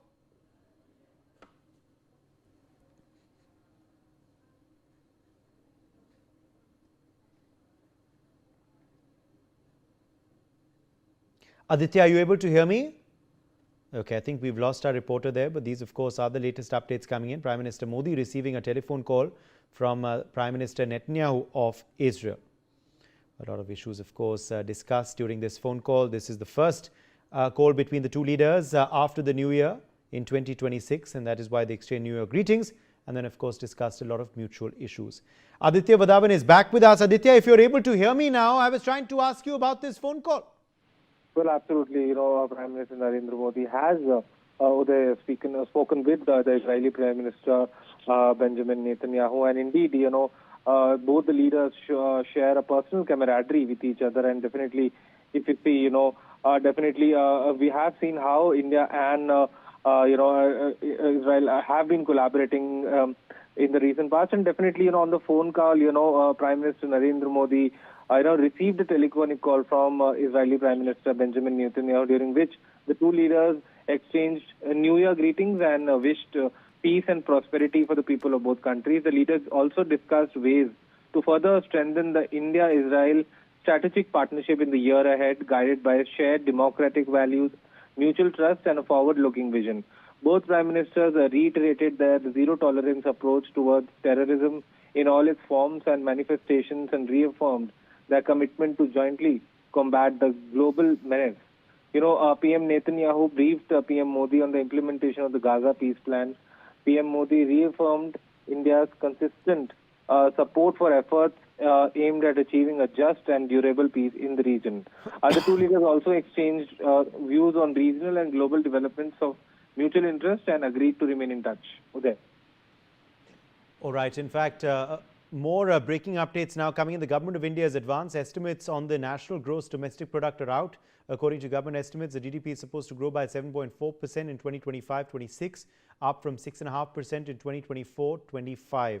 So, an upward-looking GDP outlook released by the government estimates, Aditya? Well, definitely, yes, reports do indicate that, India's GDP growth is projected to accelerate further, and with various estimates suggesting growth around 7.4% or even 7.8%, a significant jump from the 6.5% estimated for the financial year 2024-25. So, driven by strong services, construction and manufacturing, despite global trade uncertainties, definitely it's a very, very forward-looking news. And definitely, if you see the GDP according to the estimate, the GDP is supposed to grow by 7.4%. So definitely, this will definitely be a very, very beneficial for the Indian economy, considering the fact, there are various sectors as far as the Indian economy is concerned, and definitely all the sectors, are expected to get a major boost in the upcoming financial year. Uday, back to you. All right. I appreciate you joining us, Aditya, with those details. The National Medical Commission's Medical Assessment and Rating Board has withdrawn the letter of permission granted to Sri Mata Vaishno Devi Institute of Medical Excellence, Kakrayal, Riyasi, Jammu and Kashmir, for running the MBBS course with 50 seats for the academic year 2025-26. The decision, dated 6 January 2026, takes immediate effect and follows severe findings about non-compliance with minimum standards during a surprise inspection. To safeguard the interests of the students already admitted for the academic year 25-26, the state UT authorities have been authorized to accommodate such students in other medical institutions within the Union Territory as supernumerary seats in accordance with applicable norms, NMC officials have said. Well, let's in fact listen in to what Jammu and Kashmir VHP President Rajesh Gupta said on this development. मैं समझता हूं कि जो बातें माता वैष्णो देवी के भक्तों ने, संघर्ष समिति ने और सभी संगठनों ने उठाई थी, और उन बातों का केंद्र सरकार ने और उसके बाद हेल्थ मिनिस्ट्री ने, गवर्नमेंट ऑफ इंडिया से उन्होंने संज्ञान लिया है। स्थानीय प्रशासन, केंद्र सरकार, जेपी नड्डा जी, हम सबके आभारी हैं कि उन्होंने संज्ञान लेकर के और री इंस्पेक्शन करा के जो आशंकाएं यहां समाज ने बताई थी कि ऐसी आशंकाएं हैं वहां पर मेडिकल कॉलेज में, इस तरह की खामियां हैं, उन आशंकाओं को सही पाया और उसके मुताबिक उसका उचित उन्होंने समाधान भी किया है और उसको टेम्परेरीली क्लोज कर दिया है। ठीक। Ajay Chandiyal joins us for more on this story. Ajay, what has led to this action being taken against this medical college in Jammu and Kashmir? So they see there are two different factors. One is basically for last several days there were protests going on in Jammu and Kashmir, Jammu region, and the people of the Sangharsh Samiti, those who are basically a body constituted by the different religious organization and social organization, those who are opposing that how a university which is running on the funds of a Hindu shrine that can accommodate maximum number of a different community students over there. That was a major objection, and for that purpose they were protesting in the Jammu region for last several days. And we have seen even yesterday there was a protest when they tried to basically move towards the civil secretariat as well.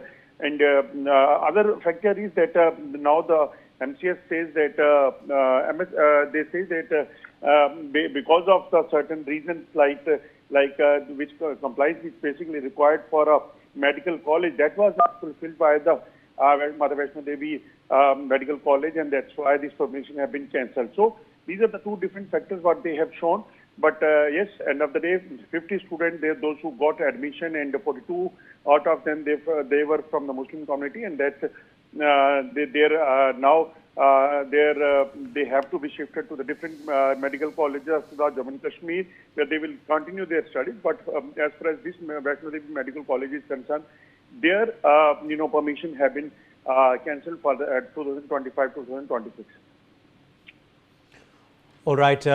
Thank you, Ajay, for being with us with those updates. Now, turning down the opposition demand to discuss illegal nightclubs, including the Arpura Inferno that killed 25 people in a fire at Birch by Romeo Lane, corruption and law and order issues, Goa government has instead decided to have a special discussion on 150 years of Vande Mataram in the winter session of the Assembly, scheduled from Jan 12th. Opposition parties slammed this move and said if required, they will protest outside illegal nightclubs. Shahid Ansari is joining us for more on this story. Shahid, the opposition in Goa upset that the government is not discussing the issues that they are raising? जी उधर देखिए अवैध night club जिसमें आरपोरा में जो है bridge by Romeo Lane में आग लगने से 25 लोगों की मौत हो गई थी। भ्रष्टाचार और कानून व्यवस्था के मुद्दों पर जो है चर्चा करने के लिए विपक्ष की मांग को जो है खारिज करते हुए गोवा सरकार ने इसके बजाय 12 जनवरी से शुरू होने वाले विधानसभा के शीतकालीन सत्र में वंदे मातरम के 150 साल पूरे होने पर एक विशेष चर्चा करने का फैसला किया है। आपको बता दें कि बिजनेस एडवाइजरी कमेटी की मीटिंग के बाद सीएम प्रमोद सावंत ने कहा है कि वंदे मातरम पर 13 जनवरी को चर्चा होगी। उन्होंने कहा कि सरकार ने स्पीकर गणेश गांवकर से वंदे मातरम पर स्पेशल चर्चा के लिए रिक्वेस्ट की थी। स्पीकर ने इसकी इजाजत दे दी थी और हालांकि जो है विपक्ष के सदस्यों ने जो है उन्होंने काफी मांग की थी कि जो गोवा में जो हादसा हुआ है उस पर चर्चा हो। इसकी हालांकि स्पीकर ने जो है उसकी इजाजत ना देके जो है वंदे मातरम पर चर्चा की इजाजत दी है। हालांकि विपक्ष के सदस्यों ने जो है गोवा की पहचान की सुरक्षा सहित कई मुद्दों पर जो है चर्चा के लिए समय देने की अपील की थी, लेकिन इजाजत नहीं दी गई। उनका आरोप ये भी था कि गोवा में ये जो हादसा हुआ है कानून व्यवस्था जो चरमराई हुई है उसको लेकर है और इसके साथ साथ गोवा में इसका बहुत ज्यादा असर पड़ा है। यही वजह है कि उन्होंने इसकी मांग की थी। जी। All right, Shahid, thank you for joining us. Sergio Gore will start work as US Ambassador to India on the 12th of January. Gore will resume charge after the post being vacant for almost a year. Eric Garcetti was the previous US Ambassador and his term had ended on the 20th of January 2025. Aditya Vadavan joins us for more on this story. Aditya, when will Sergio Gore assume office in India? The new designate of US Ambassador to India will start working as the same position on the 12th of January, and definitely since he is the very close aide of US President Donald Trump, definitely there will be several changes in how now the US Embassy works. US Embassy in New Delhi works. Definitely, this post has been vacant for about a year now. When the last US Ambassador to India was Eric Garcetti, whose term ended on January 20th, 2025. So indeed, post then it's been absolutely about a year back, after a year, Gore will be the new designate for the new designate as the US Ambassador to India, and definitely there will be several diplomatic engagements that he will get engaged in. Definitely we could see some major, as far as the trade deadlock between India and US is concerned, definitely there could be a major breakthrough once, Gore, joins as the US Ambassador to India. So definitely there could be significant development as far as the Indo-US relations are concerned. Uday, back to you. Thank you, Aditya, for being with us with those updates. The Cuban Ambassador to India is holding a press conference. Let's go live across.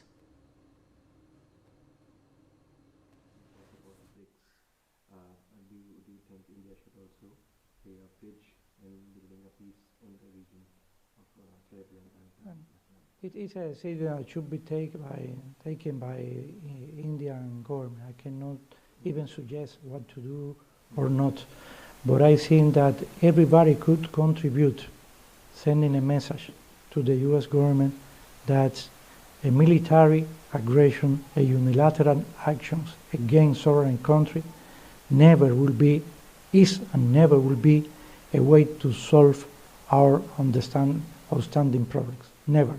Not with Venezuela, not with Cuba. I remember in the 33 years ago, for first time, Cuba submitted to the General Assembly of the United Nations a resolution condemning the US blockade towards Cuba. And India and the international community as a whole has supported this resolution during all these 30. And on that note, slipping into a short break. Stay with us.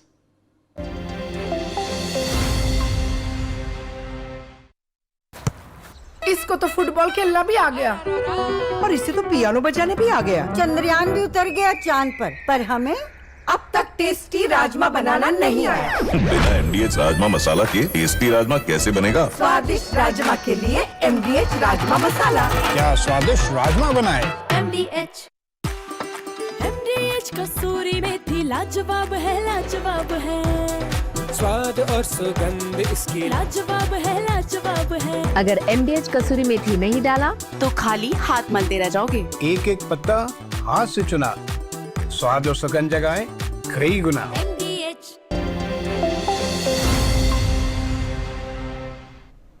Hello and welcome. You're watching Newsx with me, Devika Devan. For decades, viewers, the Big Four, which is the US, UK, Canada and Australia, have been the undisputed dream for Indian students heading abroad for higher education. But as we move into 2026, are these countries really the only options for our youth? What else can they explore? Because there's high tuition costs now, there's tighter visa regulations, and there's also this newfound focus on return of investment, which is pushing Indian students and the Indian youth towards new horizons. Based on annual reports, over 1.1 million Indian students enroll in higher education institutions overseas.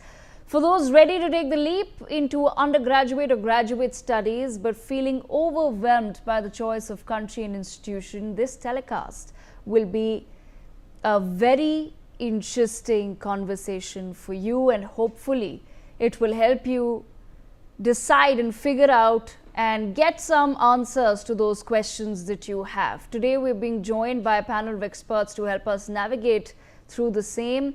Joining me on this broadcast is Ms. Pratima Mittal. She's a prominent Indian education consultant and leader. She's currently serving as the director for the Gulf region at International Placewheel Consultants. We're also being joined by Mr. Suchindra Kumar. He is a partner with PwC and the India leader for education sector consulting. He has worked extensively across the value chain in the education sector in school, higher and vocational education areas, in addition to edtech companies. Last but not least, we're also being joined by Mr. Ashish Sharma, co-founder of Prospectus International. He's a seasoned professional in international education, technology and investment with a strong background in pharmaceutical business development, holding an MBA from the Monash Business School and leadership training from Harvard. So then let me begin this conversation with Mr. Ashish Sharma himself. Mr. Sharma, firstly, thank you to everyone for joining us. But Mr. Sharma, I want to begin by asking you, I've just tried to explain why we're having this conversation in that brief introduction.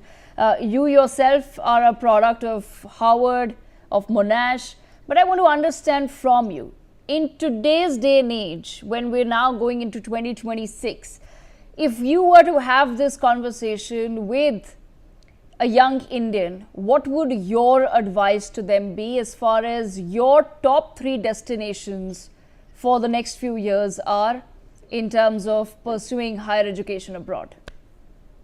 Sure. Thank you very much for having me today, and really pleased to be joined by my co-panelists as well. In regards to your question, I think before answering that question, I would look back at my own journey and how the world has changed the last 15 odd years and where the world is heading.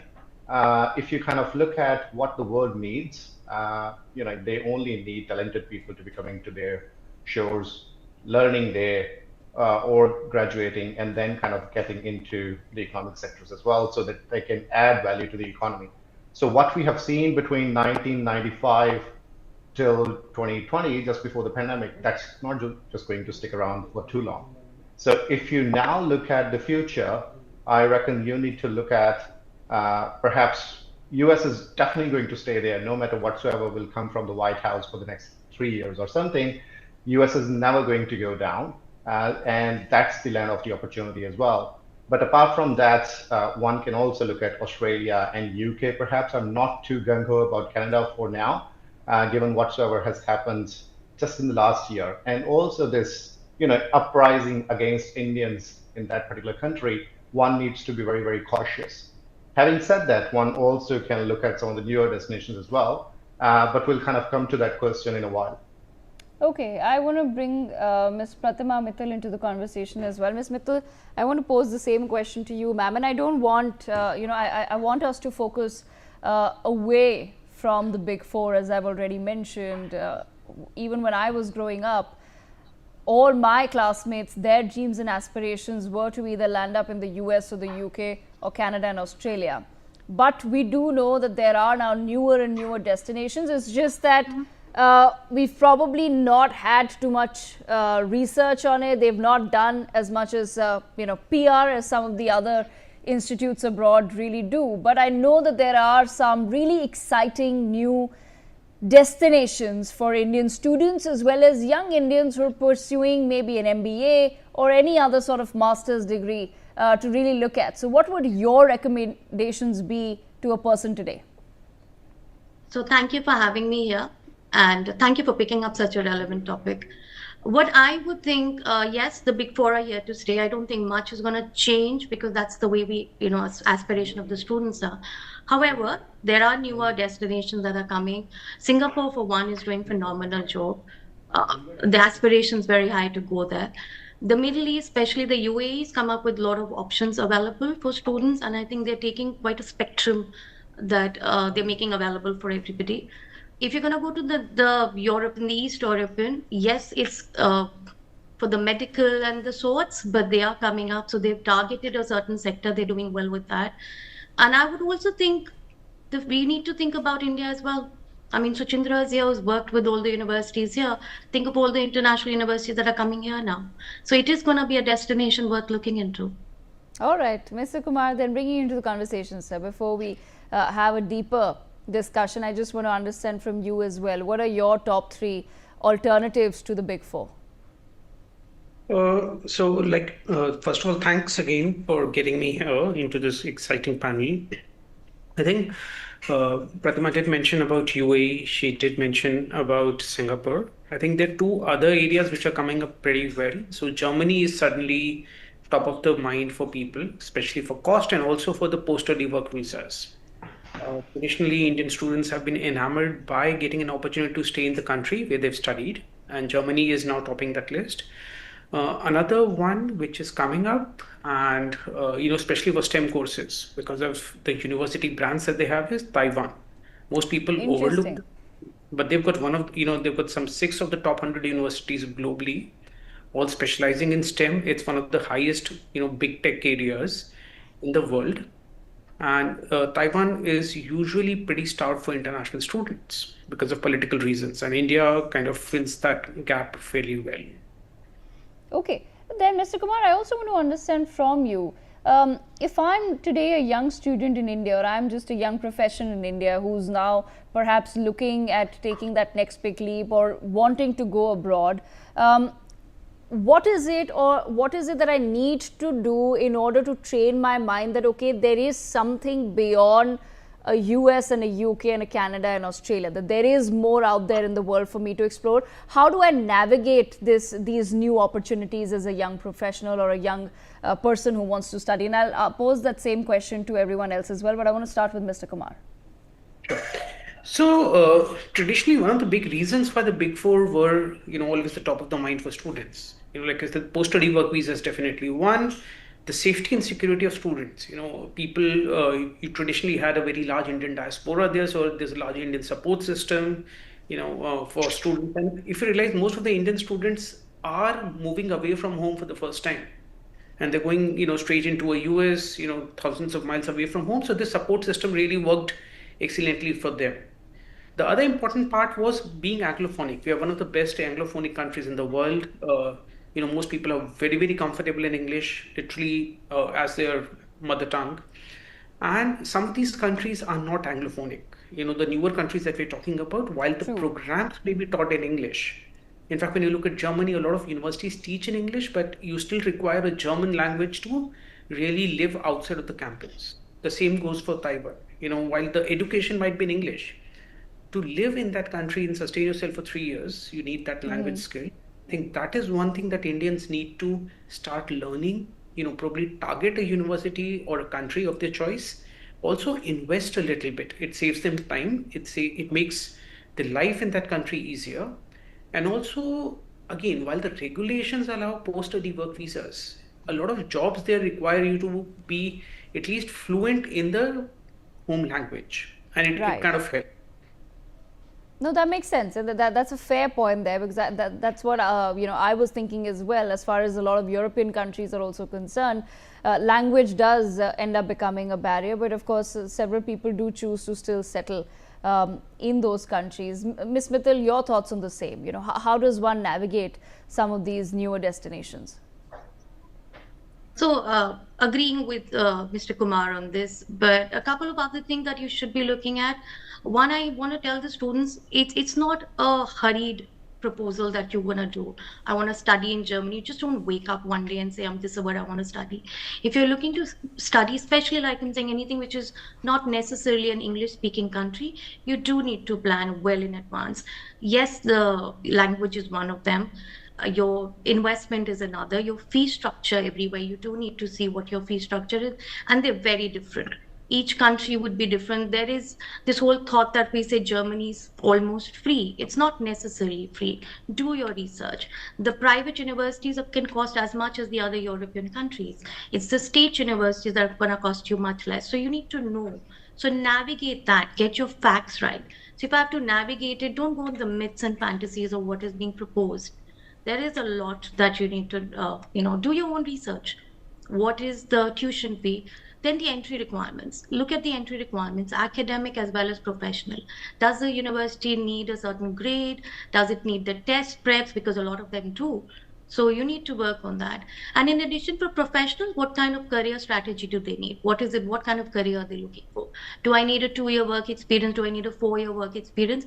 Those are some of the things that you should be navigating, especially in the new countries, because we know so much lesser. Okay, all right. Mr. Ashish Sharma, same question to you, sir. Your thoughts? Thanks, Devika. I'm kind of going to steer away a little bit from just the tactics of it. It's not about just the post-study work rights, how quickly you can get the visa, whether you can get an migration outcome after that or not. It's all about the jobs. Where the jobs for the future are going to be.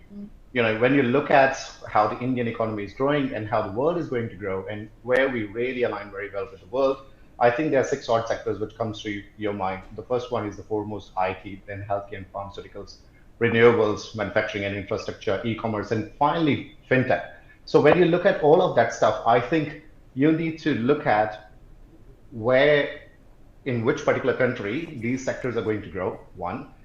Once you'll graduate after 3 years, 4 years, or if you're going for masters, then you'll graduate after 2 years, where you think that country's economy is going to be. For example, if you land into a country now which is already on the downfall, it is going to be very difficult for you to kind of get a job, even if you'll get the post-study work rights as well. So I think start with the economy and the jobs first, and then slowly drill down to whatever Suchindra and Pratima mentioned here, where the post-study work rights are going to be easier. In many of the countries, generally the post-study work rights are going to be between 18 months to 24 months or something.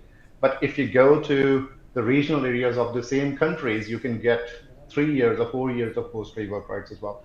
So that's going to be very, very handy. And finally, one thing I have seen that as an international student myself as well, and needless to mention that I've got great affection for Australia and US both, and I've received a lot of value from those 2 countries. But definitely look at the safety profile of that particular country. Okay. And if you feel that generally people are not very happy engaging with Indian students, then you really need to look at your decision again. That's a very interesting perspective, Mr. Sharma. Then I want to pose that question as well. Are there any destinations that are perhaps becoming harder to get visas to, or that you would now suggest students be a little wary of going to certain places or certain pockets of the world, Mr. Sharma? Well, I'm kind of keeping it aside from the racism question. So this is just about where the visas are going to get harder. Yes. the big four destinations are definitely going to be very hard for the next 2 odd years as well. And having sat on the other side of the table for nearly 11 odd years, I know that there is an organization called Five Eyes. This organization generally engages on, on the strategic issues between 5 different countries, including US, UK, Canada, Australia, and New Zealand. And they look at the defense issues, strategic issues with other countries, and the trade issues as well. When I look at all of those countries all together, except New Zealand, going to any other country is going to be harder, because what I said in my first answer, every country now wants talented people to come in, graduate, and get into the jobs and create value for their economy as well. They are not willing to bring in the people who are just going to add the numbers and are going to be a liability on their economy. They want them to stay on for some time, gain their experience, and then perhaps leave back to their country or go to any other third country as well. Finally, if visas is something which you're just looking at, then perhaps Ireland would be something which will come to my mind. It has grown about 10 odd times in the last 7 odd years as well, gone from 700 odd students to 7,000 about 2 odd years ago. And the jobs are really, really growing there. The fintech sector is growing very well. Finance as a sector itself is growing very well. And technology, needless to mention that Ireland has taken some good strides in the last 3-4 years as well. Ireland also known as the Silicon Valley of Europe for a lot of people who don't know that. We think that there's only one in the United States of America, but Ireland happens to be the Silicon Valley because it has all the headquarters, European headquarters of some of the biggest tech giants of the world. So, of course, another very interesting destination there. But, Ms. Mittal, I want to pose the same question to you. In your experience of the past, say, 5 years or so, what are the trends that have emerged as far as getting visas is concerned? And what do you now foresee for the next few years? What are the places that are going to get really hard to tap into? So, what's going to get harder? Like we're saying, all of your popular destinations are getting harder. I mean, if you look at the numbers, they're steadily falling. They went into a surge in the last 10 years, and last 2 years, you've seen the decline. So it is going to get harder. But like you're saying, there are a couple of countries who are going to be working against that. They are going to get give you the advantage of getting there. Ireland is going to be one of them. I mean, I work very closely with the universities there. They're going all out to try to get the right students there. Singapore, again, Middle East, Dubai is doing all it can to help the students get there, including the work permit. Although it's not automatic, but they're doing all they can to make sure that the students get there. They want it to become the hub. Similarly, a couple of other Middle Eastern countries are doing it. Qatar is doing it. So those are the places that you need to look at, also with opportunities. European countries, I mean, they're all going to work. I think that's the advantage they're going to take. And that is something that we all need to look at, because what is it that they're going to do to make it easier for us? Okay, but Mr. Sachendra Kumar, I also then want to understand from you, sir, that as far as now future planning really is concerned, while yes, most people will still hold the same aspirations of in America and the UK, but if I am a young person today, do I want to set my sights on one particular destination and then give it my all to make it to that destination, or do I really need to work on building a resume or having the study experience to tap into various different countries, and how do I really go about that? And I'm asking that because, back in my day, we used to set our sights on maybe 1 or 2 universities, and we used to pick one country and we used to say, okay, the Ivy Leagues here. These are the 2 universities, this is the course I want to do, this is the professor I want to study under, and that's about it. And then we used to just work towards achieving that one goal. For most people, yes, that those dreams did come true, but for the people for whom it did not, that was quite a devastating situation. But because we're in a world that is a little bit more volatile today, I want to understand from your perspective, how does then one navigate this situation? Do you choose one place, one university and give it your best, or do you need to keep multiple different options open? Okay, that's a really interesting question. So traditionally, and even today, brand takes priority. A lot of people, everyone wants to get to a Harvard or a MIT or, an Oxford. Fortunately or unfortunately, that's not where people could go. So there are 3 real uh, priorities that people really need to think about. There's obviously the university brand, there is the country or the location, and finally, as Mr. Sharma said, it's the economy that you could really chase. With the volatility which is coming up, a lot of countries, because of populist measures, because of their own protectionist measures, there have been surprises to students. Canada is an excellent example of that. There are a lot of people who went to Canada, chose the right universities. A lot of people went to US and chose the right universities, but the post-study work visa, 3 years into their studies, changed, and which has been a shock because people had invested their time, their energy, and their motivation in there. So while brand and country would remain at the top of the people, but I think more and more students are now asking what is the ROI and what is the career options or career pathways that they have. And therefore, people are choosing alternate destinations. The way I foresee this happening, people would still have their first choices and the second choices, but most of the students who decided to study abroad are much more open today to explore other destinations. And I believe that is one area which will continue to grow. All right. Okay, before I wrap up this conversation, then I have one last question. Ms. Mittal, I want to begin with you. I want to understand from you, for parents and maybe students that are watching, these could be school students that are watching, college students, or maybe young professionals. In today's world, when everything is changing really rapidly and we do see work profiles also changing almost on a yearly basis, even for someone such as myself as a journalist, I now really have to think about what the future holds for me and how do I add value at a time and age of, say, AI, and there's so much other advancement taking place. Given the world that we live in, I want to understand from you, how soon should someone then start picking some of these streams that are really going to be the future? As Mr. Sharma had also pointed out, that your criteria really should be to see which are the economies that are growing and what are the countries that are now becoming the hubs for where future innovation is going to take place, where the conversation about the future is taking shape and place. So I want to understand from you, how soon does one start? Does that planning start from school? Can that planning today start somewhere in college?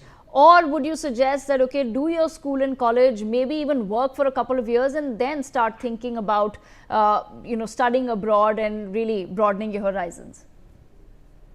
So I'm going to tell you something. This question cannot really be answered in a black and a white, because the journeys for most students will differ. Some of you will pick it up right in school. They seem very sure, but they may change their mind. Some of them go along, all the way to college, and then they change their mind. They start understanding what their skill sets are, and then they start matching. So it will change. But if you ask me as an education consultant, as an advice to you, I would say that you start early, think ahead. I would give a simple thing, we've talked about economy, we've talked about future of work. There are something that we think, so if you pick up something like the World Economic Forum, the Jobs of the Future report, there are something that we know that are going to grow. There are some sectors that we expect to grow. We don't know, but we expect them to grow. There are certain skill sets that we know are there for the future, whether it's AI, whether it's critical thinking, whether it's emotional intelligence. There are a lot of skills that we know are here to stay. So I would say, if you want to pick up soon enough, pick up on the skills, build on those, because you will know that certain sectors, the growing sectors, will need those growing skills. So as opposed to picking up a stream in terms of the subject, I would think concentrate on that, work towards that. And by the time you're getting to choose your subjects, mostly in the 11th in India, you may have a better idea. But would it be the same for everybody? No, it wouldn't. Okay. All right, Mr. Sharma, I leave the last word with you on this. Thank you. There were a couple of questions, before this which you have asked as well. So I'll kind of combine everything and just answer for the students. The thing is, the students kind of know where their interest lies. Perhaps they can do a career assessment survey as well. There are many surveys available in the country. They can do one of that. It will tell them where their capabilities lie, where their weaknesses are, and what are the probable courses for the jobs they can get into. Then basis that, please reach out to 2, 3, 4 odd organizations. Do not just knock on to any consultant's office. They are not every consultant in this country which is going to give you an unbiased opinion. So speak to 3-4 odd organizations, then reach out to some of the university representatives. They are very much available on LinkedIn. Write to them. They will connect you to someone in their team. Do your own research. That will tell you that this is where your interest is, this is what you can do, and this is where you can have a very nice mapping between where your capabilities are and what you can actually do in your life as well. The second thing is do not compromise with the level of the university you want to go with. There are going to be many instances where you will be pushed into some of the courses you don't really want to do, or to the countries or to the universities which are not going to create any value to you. But one thing which is for sure is many of the universities are in the business of just selling the courses. And even if the universities don't really want, the agencies keep on doing that as well. So, you can only steer away from all those conversations if you have done your own research as well. And finally, if you want to just study well and get into a better job, there are going to be opportunities in India as well. Although I do not really want to just promote my organization here, but we are also in the business of establishing foreign university campus into India. So a number of campuses are going to come to India, and you have seen many are being announced as well. So focus on all of that stuff and see where you can take your life for the next 3, 4, 5 odd years, and what you're going to gain out of that as well. And if migration is something which is on your mind, then I don't think that anything except this Pragati model will work for you. You are going to look at many different options, and whatsoever will click, you'll just go there. Okay, all right. On that note, I thank all of our panelists for joining us for this very special discussion, and a very happy new year to everyone watching.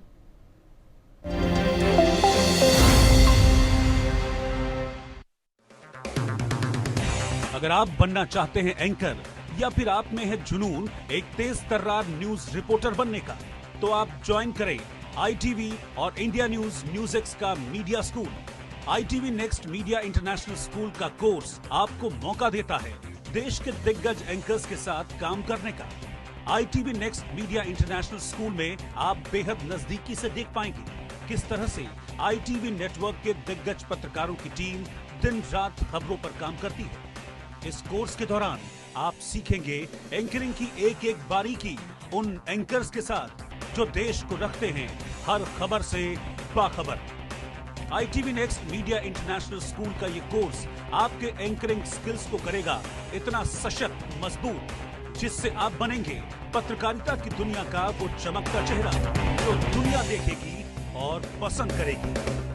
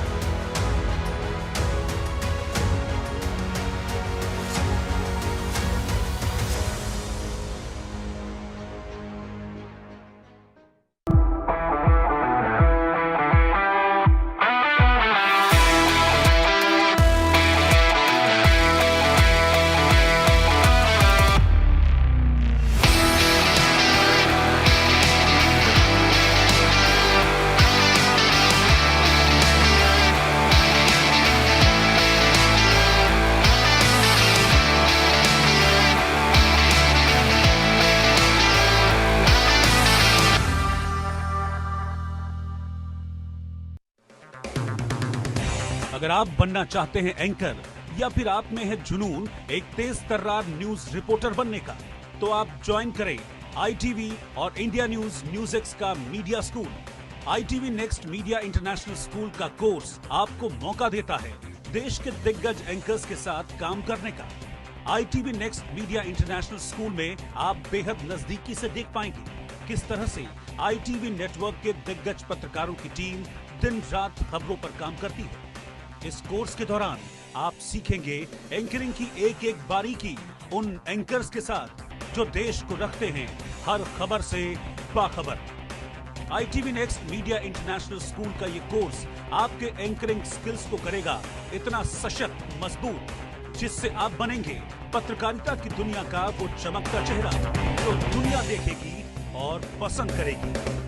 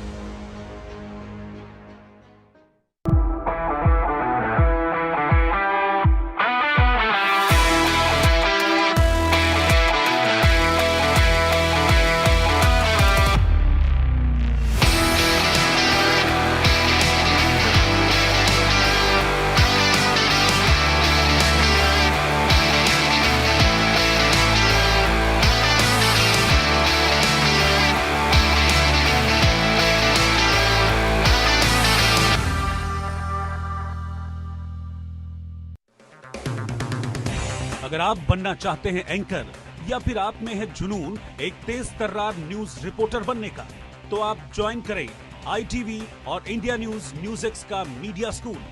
ITV next media international school का course आपको मौका देता है देश के दिग्गज anchors के साथ काम करने का। ITV next media international school में आप बेहद नजदीकी से देख पाएंगे किस तरह से ITV नेटवर्क के दिग्गज पत्रकारों की टीम दिन रात खबरों पर काम करती है। इस कोर्स के दौरान आप सीखेंगे एंकरिंग की एक एक बारीकी उन एंकर्स के साथ जो देश को रखते हैं हर खबर से बाखबर। ITV next media international school का ये कोर्स आपके एंकरिंग स्किल्स को करेगा इतना सशक्त मजबूत, जिससे आप बनेंगे पत्रकारिता की दुनिया का वो चमकता चेहरा जो दुनिया देखेगी और पसंद करेगी।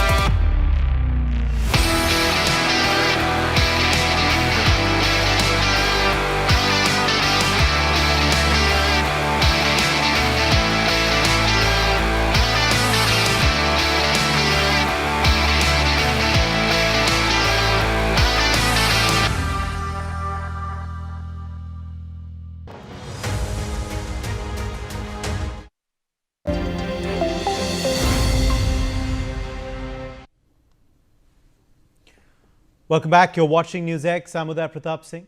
Our big focus this hour, Pakistan, which has a long history of sponsoring and sheltering terror outfits on its soil, recently became the venue for a meeting between Hamas and Lashkar-e-Taiba. Senior Hamas commander Naji Zahir met with LET terrorist Rashid Ali Sandhu in Pakistan's Gujranwala during an event hosted by Pakistan Markazi Muslim League, which is widely believed to be the political front of Lashkar. Zahir was the same Hamas leader who visited Pakistan-occupied Kashmir in February 2025, along with other Hamas officials just weeks before the Pahalgam terror attack. During that visit, he addressed an anti-India joint rally alongside Lashkar-e-Taiba and Jaish-e-Mohammed commanders as well. Ari Jandial is joining us for more on this story. Ajay, take us through the details of this meeting that was held in Pakistan.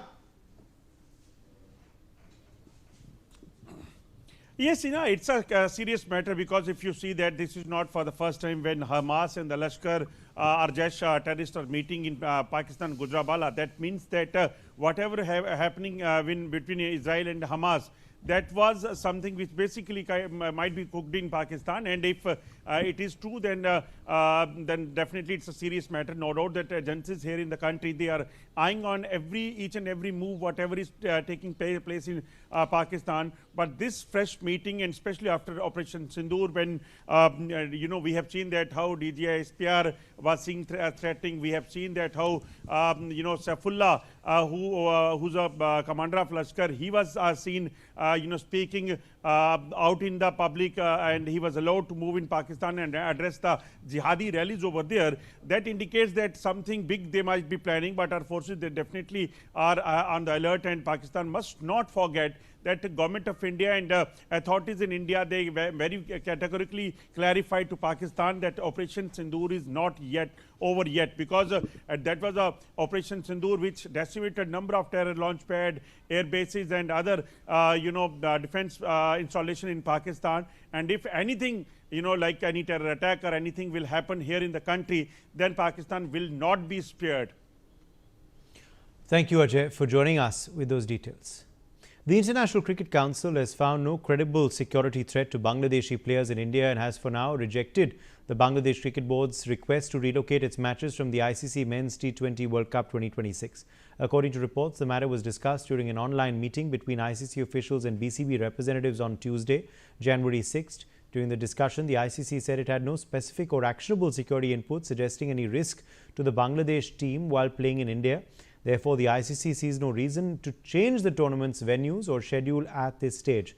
The meeting came after an emergency BCB meeting on the 4th of January. Following that, the BCB formally wrote to the ICC asking that Bangladesh's matches be moved outside India to ensure the safety and well-being of its players, officials, board members and other stakeholders. However, the ICC's current position does not match this request. While no written decision was issued on Tuesday, sources say there is no immediate indication of a change in stance.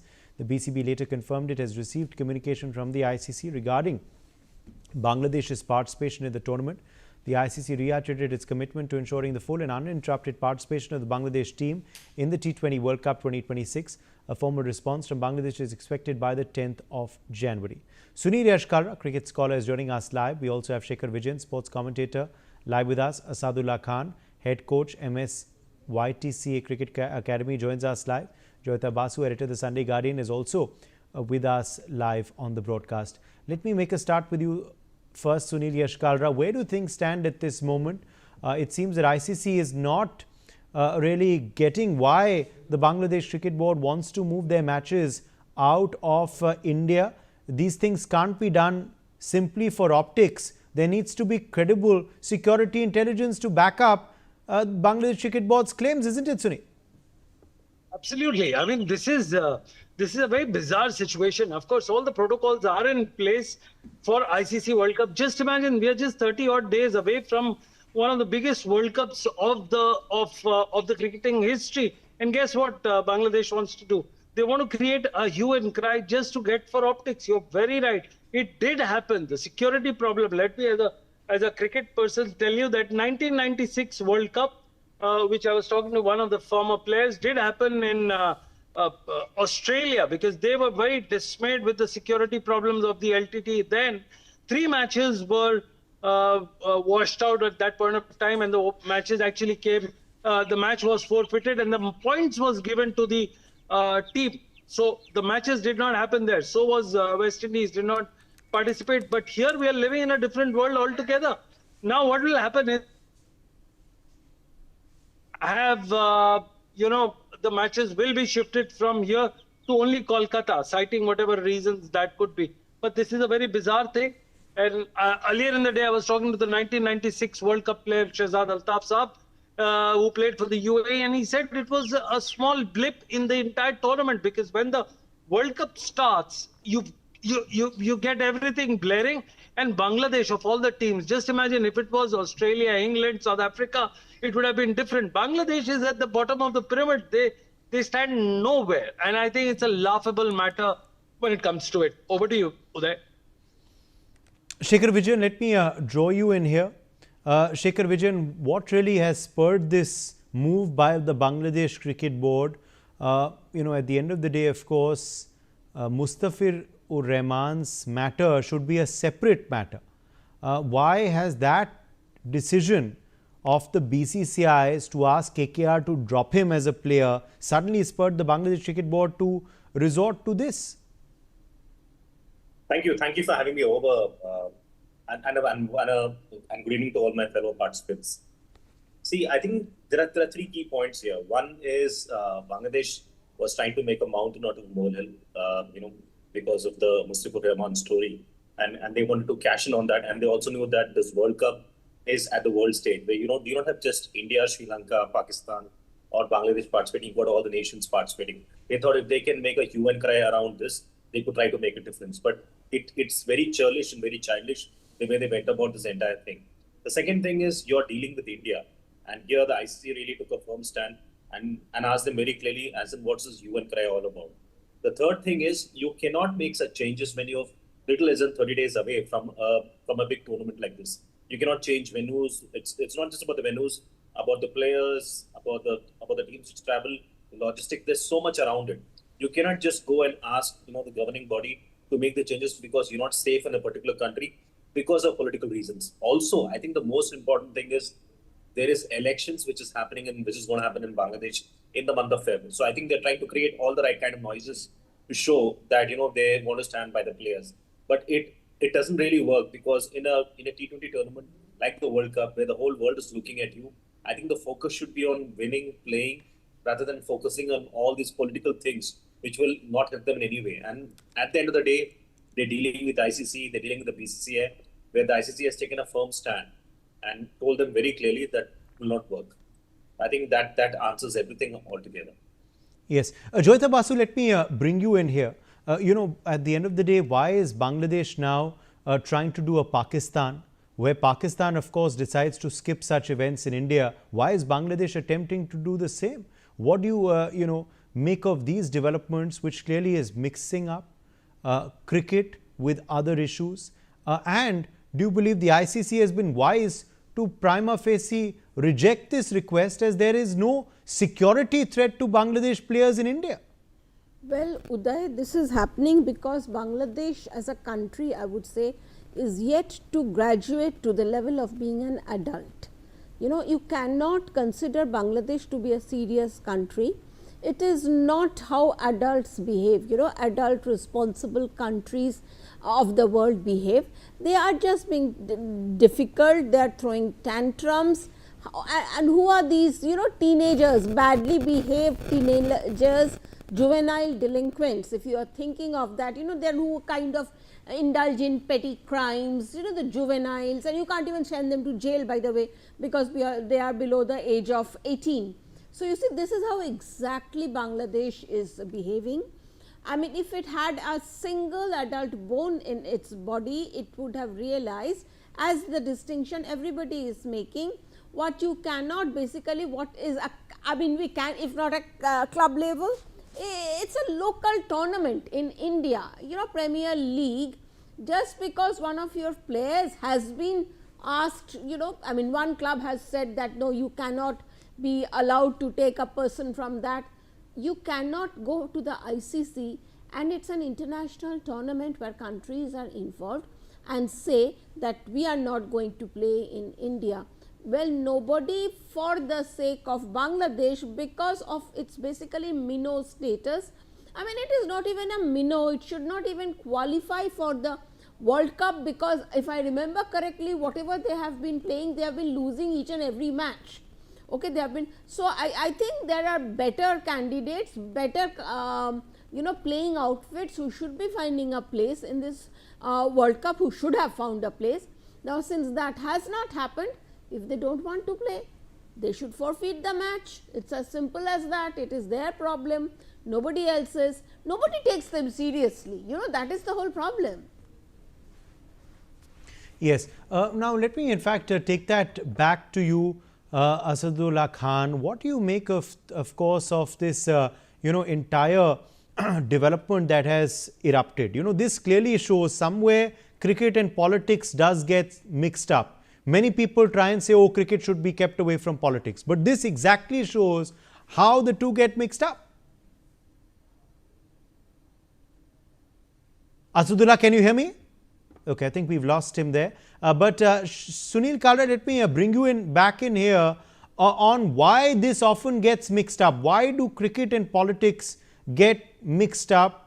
As we are seeing in this entire Bangladesh episode. Of course, it's great here that the ICC is trying to crack down, is trying to go by the rule book, is trying to obviously say that present us the proof, the evidence of the security threat, and then yes, we will consider your request favorably or look at it actually with more seriousness.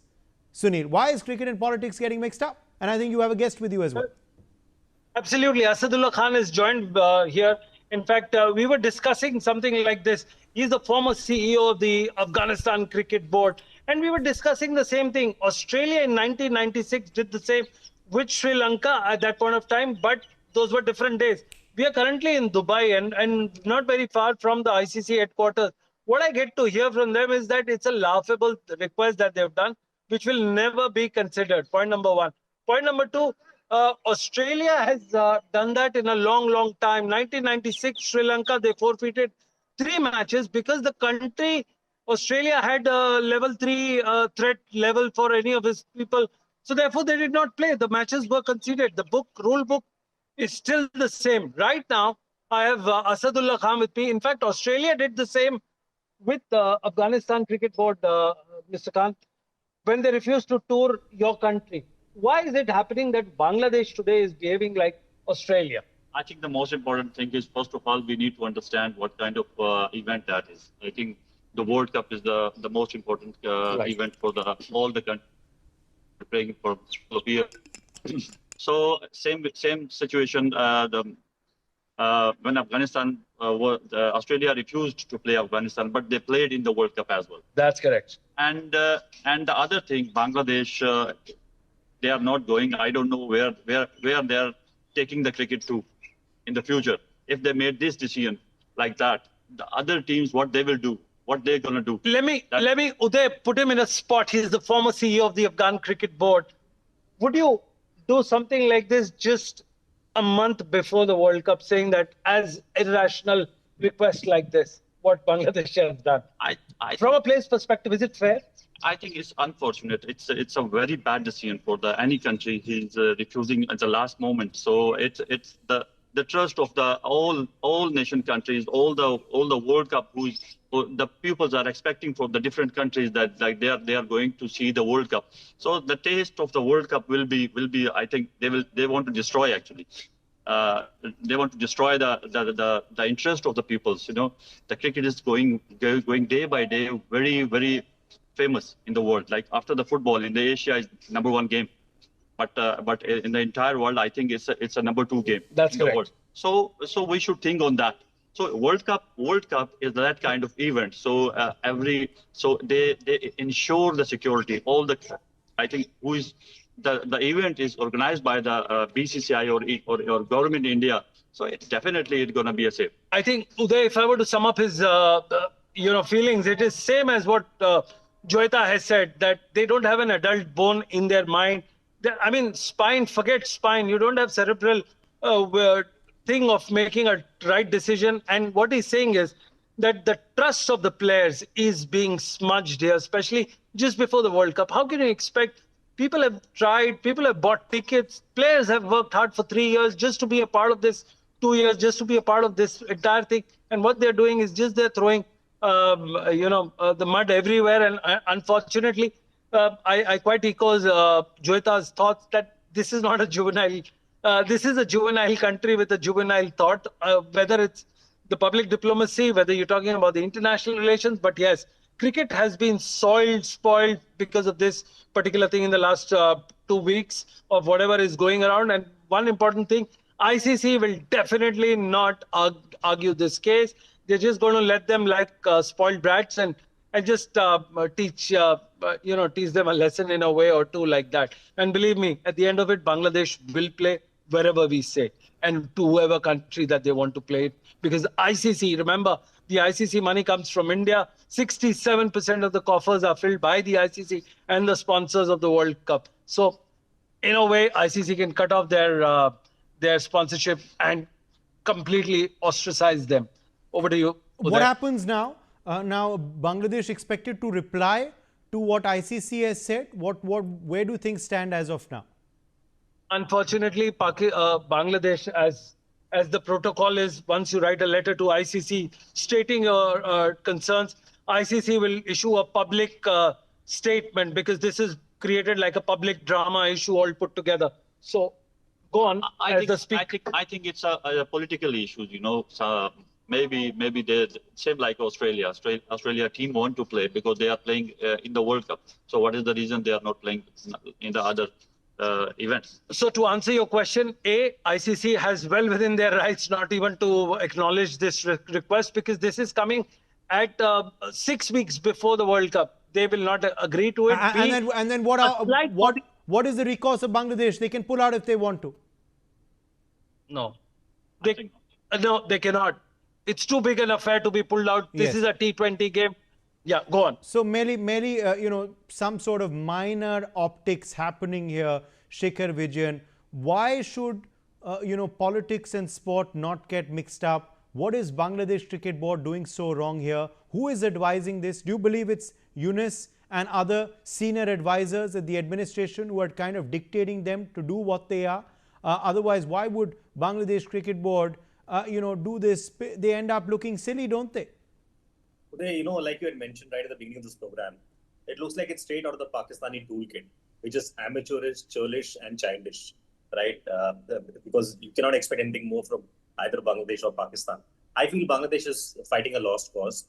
They are dealing with ICC, and ICC will take no prisoners here. They are very clear about the fact that Bangladesh has made a mistake, and they'll pay for it. And the fact of the matter here is Bangladesh thought they could emotionally blackmail India by saying India is not a safe country, but we have seen situations like this in the past. India is the safest country to come in and play, and there are countries which have not played other countries, and still the tournament has gone on. So if Bangladesh doesn't want to play, they cannot play. They can still play the tournament, right? The tournament will still go on. The game is bigger than all the political divide which Bangladesh is trying to ignite.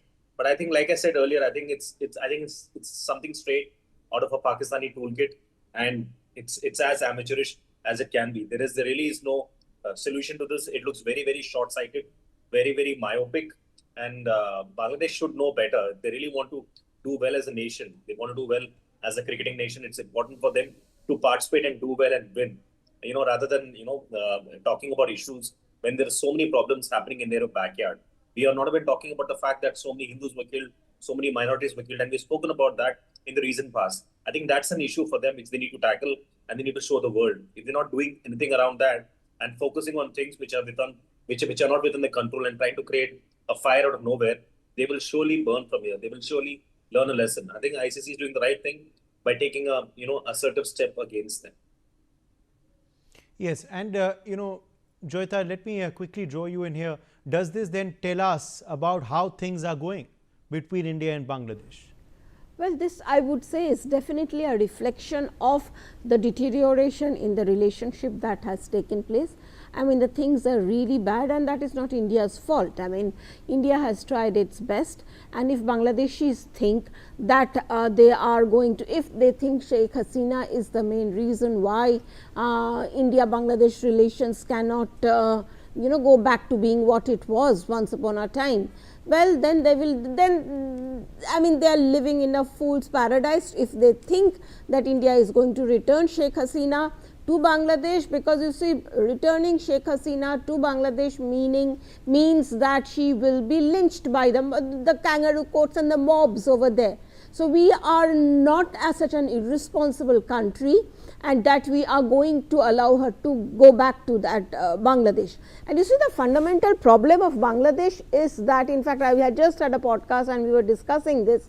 The fundamental problem is, you see, they are trying to wipe out, there is a very strong section in Bangladesh that is trying to wipe out that Bangladesh's legacy of freedom struggle. Now, and what they are doing, this is a very strong pro-Pakistan section. Now, that pro-Pakistan section is in power. As you must be knowing, Muhammad Yunus's brother was a collaborator, and he was a Razakar basically, and was with Pakistani. So that is with the Pakistanis. So that is the reason why we see this Pakistani ISI playbook being used over and over, and it is but natural. In every sphere they have used it, and it's but natural that they are going to do it in cricket, and that's what exactly is happening. Yes, let me in fact quickly also go back across to you, Sunil Kalra.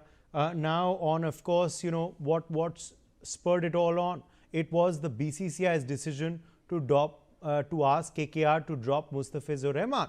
That was, of course, for a completely different reason. It was because of the situation between the two countries, the ties, and it has something to do with a domestic tournament, which is governed by India, which is happening within India. And the international tournaments and domestic tournaments cannot be compared, isn't it, Sunil? Absolutely, they are of different. I mean, different fabric. And Mustafizur KKR wasn't asked to drop him because of security concerns. Absolutely, that was a different thing altogether. In fact, he was only banned because he was not allowed to participate. He's a great performer. He's got the emerging player of the tournament award wherever. However, I want to take a step back and talk about the entire episode with just one line. In MI Emirates, the same day, Shakibul Hasan played for Mumbai Indians team, you know, the original franchisee, which is called MI Emirates. And that was it. I think what they've created here is a complete harakiri of sorts, and they've shot themselves in the foot by creating and taking this stance. I was talking to Asadullah Khan, of course, is the batter who scored the first official run for the Afghanistan team in the history, but he's led at the top level. But why are they doing it? I mean, in of course, politically think. Have you ever seen Bangladesh do something like this in the past? I think the most important thing is ICC should take the decision. You know, sometimes you have to be a little bit aggressive. So ICC should be take a strong decision. So the rest of the teams, so in the future, the team will not do like that. So straight away, so this is the action time. So ICC should think on that and make their decision. I think they're also taking a step forward by insinuating certain things because Jai Shah is the head of ICC, and they want to just embarrass everyone. The Indian counterparts lobby everything around it, and they're doing a very bad job of it. If they were trolling us in a different manner, things would have been better. But I think they're only making a fool of themselves by doing all together. I go back to Joeta's point. They're juvenile, they're ill-advised, ill-timed, and they have less cerebral value between their ears. Yes, Uday. All right. Yes, Joyita Basu, last word to you. Well, I would agree with Sunil in this case. You know, I mean, I like the idea of less cerebral value, and you know, that is the whole point. There's a huge inferiority complex, because of which what they try to do is that they try to come across as superior, and so that is the reason why, you know, everything stems from there. That inferiority complex is, you know, because they are upset with India, they are angry with India. That is the reason they are taking out their anger against Hindus in Bangladesh. That is the reason why they are taking out their anger against India in cricket. I mean, to go and tell ICC that India is not a safe place to play in, they think that they have scored points with their home audience. They are playing to the gallery. But the thing is that, you see, who is going to believe the nonsense that they are spewing, you know? I mean, this is, again, I am going back to the point of being kids, you know, yes. It is like, oh fine, I am going to fix you. But who are you playing with? Your parents. My thanks to all of our guests for joining us on this discussion. We're quickly turning our focus to some breaking news coming in. 5 have been arrested after a demolition drive outside a mosque turned violent. We are learning that the names of the accused arrested in the case are Kashif, Mohammad Kaif, Mohammad Arif, Adnan, Samir. Remember, an anti-encroachment drive was carried out by Municipal Corporation of Delhi near the Faiz-e-Ilahi Mosque in Delhi's Ramlila Maidan early on Wednesday. The demolition drive on the land adjoining the mosque and a nearby graveyard at Turkman Gate turned violent even as clashes erupted, leading to 5 police personnel sustaining injuries. So more details emerging about the arrested accused. Javed, give us the latest. और देखिए उदय, Delhi police ने 5 लोगों को गिरफ्तार किया है और तकरीबन 10 से ज्यादा लोग अभी हिरासत पे हैं। कई लोगों की पहचान की जा रही है। मौके से जो मोबाइल फुटेज, इसके अलावा जो सीसीटीवी फुटेज इलाके से जो मिला है, उसको डेवलप किया जा रहा है। और दिल्ली पुलिस उन तमाम स्टोन क्रिएटर्स जो कि पत्थरबाजी में शामिल थे, जिन्होंने दिल्ली पुलिस और जो एमसीडी थे उनके स्टाफ पर जिस तरह से उन्होंने पत्थरबाजी की, उसको लेकर दिल्ली पुलिस पूरी तरीके से सख्त है। क्योंकि दिल्ली पुलिस के ज्वाइंट सीपी ने ये बताया था और उन्होंने एक स्टेटमेंट दिया था मीडिया को, जिसमें उन्होंने बताया प्रेस रिलीज के जरिए दिल्ली सेंट्रल डिस्ट्रिक्ट की तरफ से कि इस जो ये एक्शन होना था, जो कार्रवाई होनी थी, इलीगल एक्शन, जो मस्जिद के पास का जो इलाका था, जो इलीगल कंस्ट्रक्शन था, उसका जो कार्रवाई होनी थी, उसके लिए कई अमन कमेटी और कई बार जो है मीटिंग हुई, और जिसमें बार बार बताया गया कि जो हाईकोर्ट का ऑर्डर है और हाईकोर्ट के ऑर्डर पर जो इलीगल कंस्ट्रक्शन है सिर्फ उसकी कार्रवाई की जाएगी। मस्जिद को लेकर कल भी डीसीपी सेंट्रल की तरफ से कहा गया था, आज भी ज्वाइंट सीपी मौके पे पहुंचे थे और उन्होंने इंडिया न्यूज से बात करते उन्होंने कहा था न्यूज़ से कि यहाँ पर जो कंस्ट्रक्शन है, इलीगल कंस्ट्रक्शन है, उसको लेकर एमसीडी की तरफ से कार्रवाई करनी थी क्योंकि हाईकोर्ट का ऑर्डर था। लेकिन इस बीच जो है कल आज सुबह जो कार्रवाई हो रही थी, तो कई लोग उन्होंने वहां पर आकर माहौल खराब करने की कोशिश की, उन्होंने वीडियो बनाया, वीडियो बनाकर वहां पे लोगों को गुमराह करने की कोशिश की, अफवाह फैलाने की कोशिश की कि मस्जिद को तोड़ा जा रहा है और लोग ज्यादा से ज्यादा तादाद में आए, यानी कि वहां पर एक बड़े दंगा करने की मंशा थी लोगों की। तो वैसे लोगों को भी की पहचान की जा रही है, क्योंकि कई जो वीडियो सामने है उस वीडियो में साफ दिख रहा है कि किस तरीके से लोग वहां पे भड़काने की कोशिश कर रहे हैं, बिना किसी फैक्ट के वो लोगों को वहां पे बुला रहे हैं। जबकि दिल्ली पुलिस सेंट्रल डीसीपी की अगर बात करें तो यानी कि कल मंगलवार को 6 तारीख को उन्होंने अमन कमेटी और तमाम जो वहां पे समुदाय के लोग जो रहते हैं, मुस्लिम समुदाय के लोग वहां पे ज्यादा तादाद में थे, उन लोगों से बातचीत की, उनको बताया कि ये जो पूरा डेमोलेशन है ये इलीगल डेमोलेशन है और हाईकोर्ट के आदेश पर ही हो रहा है। इसमें किसी तरीके से मस्जिद को लेकर या मस्जिद के स्ट्रक्चर को लेकर कोई नहीं है, लेकिन जो मस्जिद से सटा हुआ जो स्ट्रक्चर है, जो इलीगल कंस्ट्रक्शन है, उसको तोड़ा जाना है। और आज जो है सुबह ही में दिल्ली पुलिस की तरफ से कार्रवाई की गई और इसी बीच दिल्ली पुलिस पर जो है पथराव किया गया, जिसका वीडियो साफ देखा जा सकता है। इस वीडियो के दरमियान कई ऐसी बातें भी सामने आई जिसमें कि इस पत्थरबाजी के दौरान लोग जो है वो वीडियो के दरमियान ही कह रहे हैं कि बहुत अच्छा हो रहा है, शाबाश, इस तरीके की चीजें भी देखने को मिली है। और दिल्ली पुलिस जो है इस पूरे मामले में 5 लोगों को गिरफ्तार कर चुकी है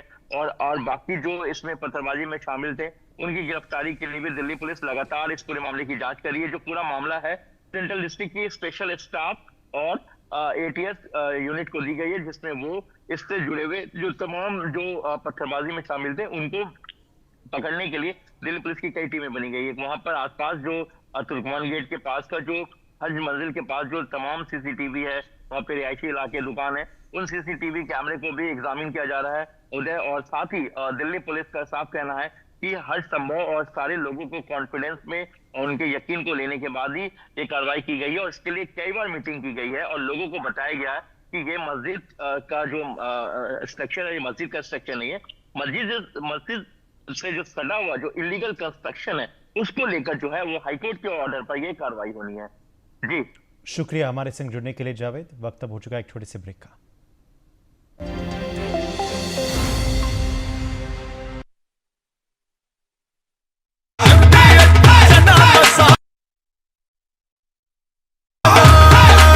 अब छोलिया हो या लोबिया, सफेद चने या काले चने, सब कुछ मजेदार बने।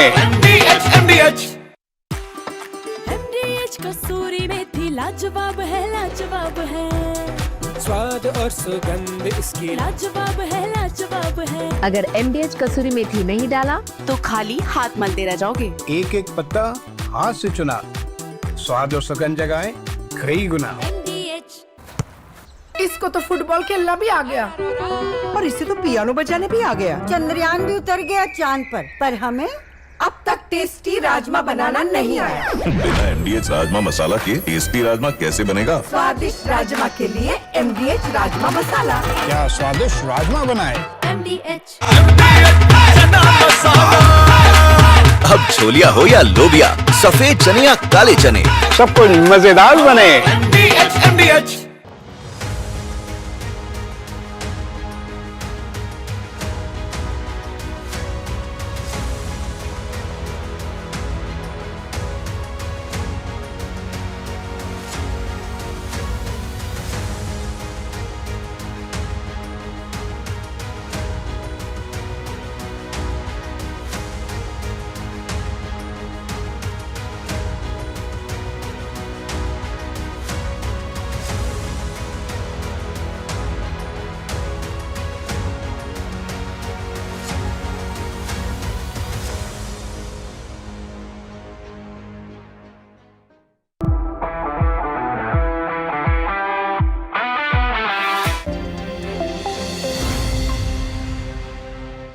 Well, we are at the Turkman Gate, Faise-Ilahi, just near the Faise-Ilahi Masjid. A bulldozer action took place yesterday that started from 12 a.m. that lasted till 7 a.m. It was a 6 to 7 hours joint operation by the MCD officials and the Delhi police officials, and in between that there were stone pelting also that was reported, where 5 police officials were also injured. And after that, the joint CP Madhur Verma also spoke about the issue and said that the police used minimal force to disperse the crowd and take the situation under control. There were tear gas shells also that was thrown to make the situation better. What we are showing you, we are just outside this very visuals. You can see this is also called a Bharat Ghar itself, where the situation took place in the midnight itself. MCD officials conducted an anti-encroachment demolition drive earlier. And even it has been stated that during the demolition, like we mentioned, that few miscreants tried to disrupt the operation by pelting stones, and the situation was also put under control. Even this is the very masjid that is Faise-Ilahi Masjid, that is even close to Ramlila Maidan, and then even the situation was swiftly brought under control. And we are showing you these visuals also of the Bharat Ghar itself. Again, what you can see also, there are some cutleries, there are some kitchen equipments that are still there. On the other side, there is another lift also that is here. And since the operation is new, you can still see a lot of police deployment. There are heavy police deployment that has been done at this very place that we are showing you. There are officials that are here. There are 50 to 100 RAF officials that are here, and these are exclusive visuals from Newsx camera we are trying to show you. Apart from that, there is this entire building has been encroached as an anti-encroachment drive, has been demolished by the officials itself. The JCBs have been deployed itself. There were 9 to 10 JCB vehicles. They were there to clearly demolish the entire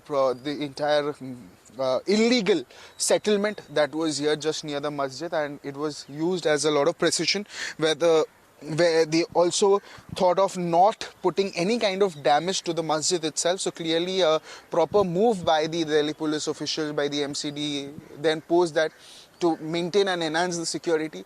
They barricaded the entire place. They beefed up the security. This entire place has been properly beefed up by security agents to ensure that what happened yesterday is not repeated today itself. This is me, Brian Thomas, signing your campus, and Ankush for Newsx Delhi.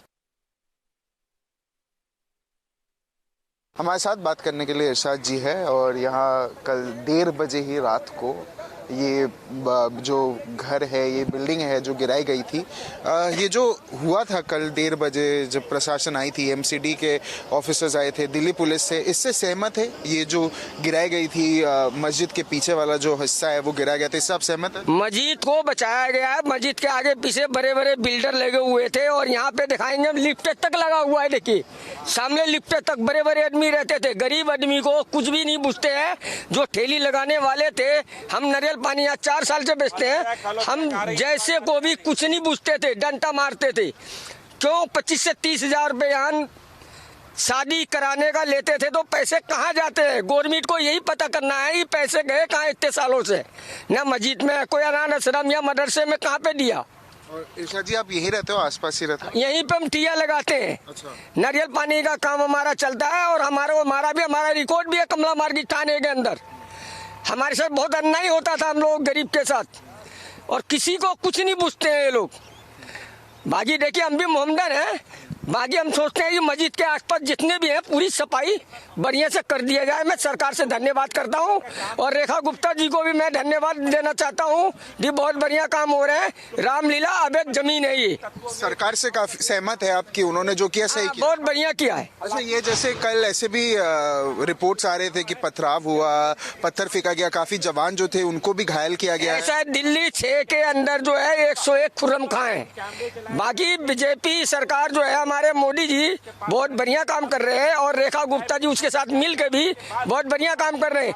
हमारा कुछ नहीं, हमारा जान मार दे वो, कुछ नहीं, हमारे सच्चाई बोलेंगे। मगर हमारे मोदी जी हमारे साथ है और रेखा गुप्ता जी हमारे साथ हैं और बिल्कुल बढ़िया काम कर रहे हैं। बहुत बहुत शुक्रिया इशाक जी। जैसे आप देख सकते हैं ये जो मलबा है, ये जिसको डेब्री भी हम कहते हैं, वो भी हटाया जा रहा है। ये कल 1:30 बजे ये एक्शन शुरू हुआ, ये बुलडोजर एक्शन शुरू हुआ, ये जो अवैध जो जमीन है, जो इलाके है, उसको हटाने के लिए। और इसके बाद पथराव भी हुआ, जो लोग आके पथराव करने लगे। और आप भी अगर ये विजुअल्स, ये तस्वीरें देखेंगे तो ये समझ में आ रहा है जो एमसीडी के जेसीबी है वो भी डिप्लॉयड है, एमसीडी के काफी व्हीकल्स डिप्लॉयड है। और ये पूरा एरिया कल रात 1:30 बजे ही गिराया गया है और ये हाईकोर्ट के निर्देशन के बाद ही ये किया गया है। तो ये सारे विजुअल है। और हमने एक इरशाद जी से भी बात किया जो यहाँ ठेला लगाते हैं, यहाँ नेबर यहाँ रहते भी है। तो ये था हमारा रिपोर्ट। मैं Brian Anthony Thomas, camera person Ankush के साथ, India News Delhi. A very interesting object in front of us, that is this mask. Even though we do not confirm or deny the fact that where it was used, but you can see this is clearly a protection that was done to protect people. For it might be protesters. You can see this is a very lousy work that has been done. This is these goggles that have been used rather to protect you from any kind of tear gas. That was also tear gas shell that was thrown. This is the breathing area where you can get a proper breathing area. So this entire mask can be used by the protesters in their defense itself, what we are showing you. Apart from that, there are other visuals also what we are trying to show you from our camera, from Newsx camera. You can see heavy deployment of rapid action force also that have been here. There are 50 to 100 such rapid action force that have been here. So what we are trying to show you these visuals also, even though there are many such tear gas shells also that are here, that have been here itself. So clearly these are these visuals we are showing you from our camera, from Newsx's camera. Tear gas shells we are trying to show you. I'll request my camera person Ankush to show those tear gas shells that have been here.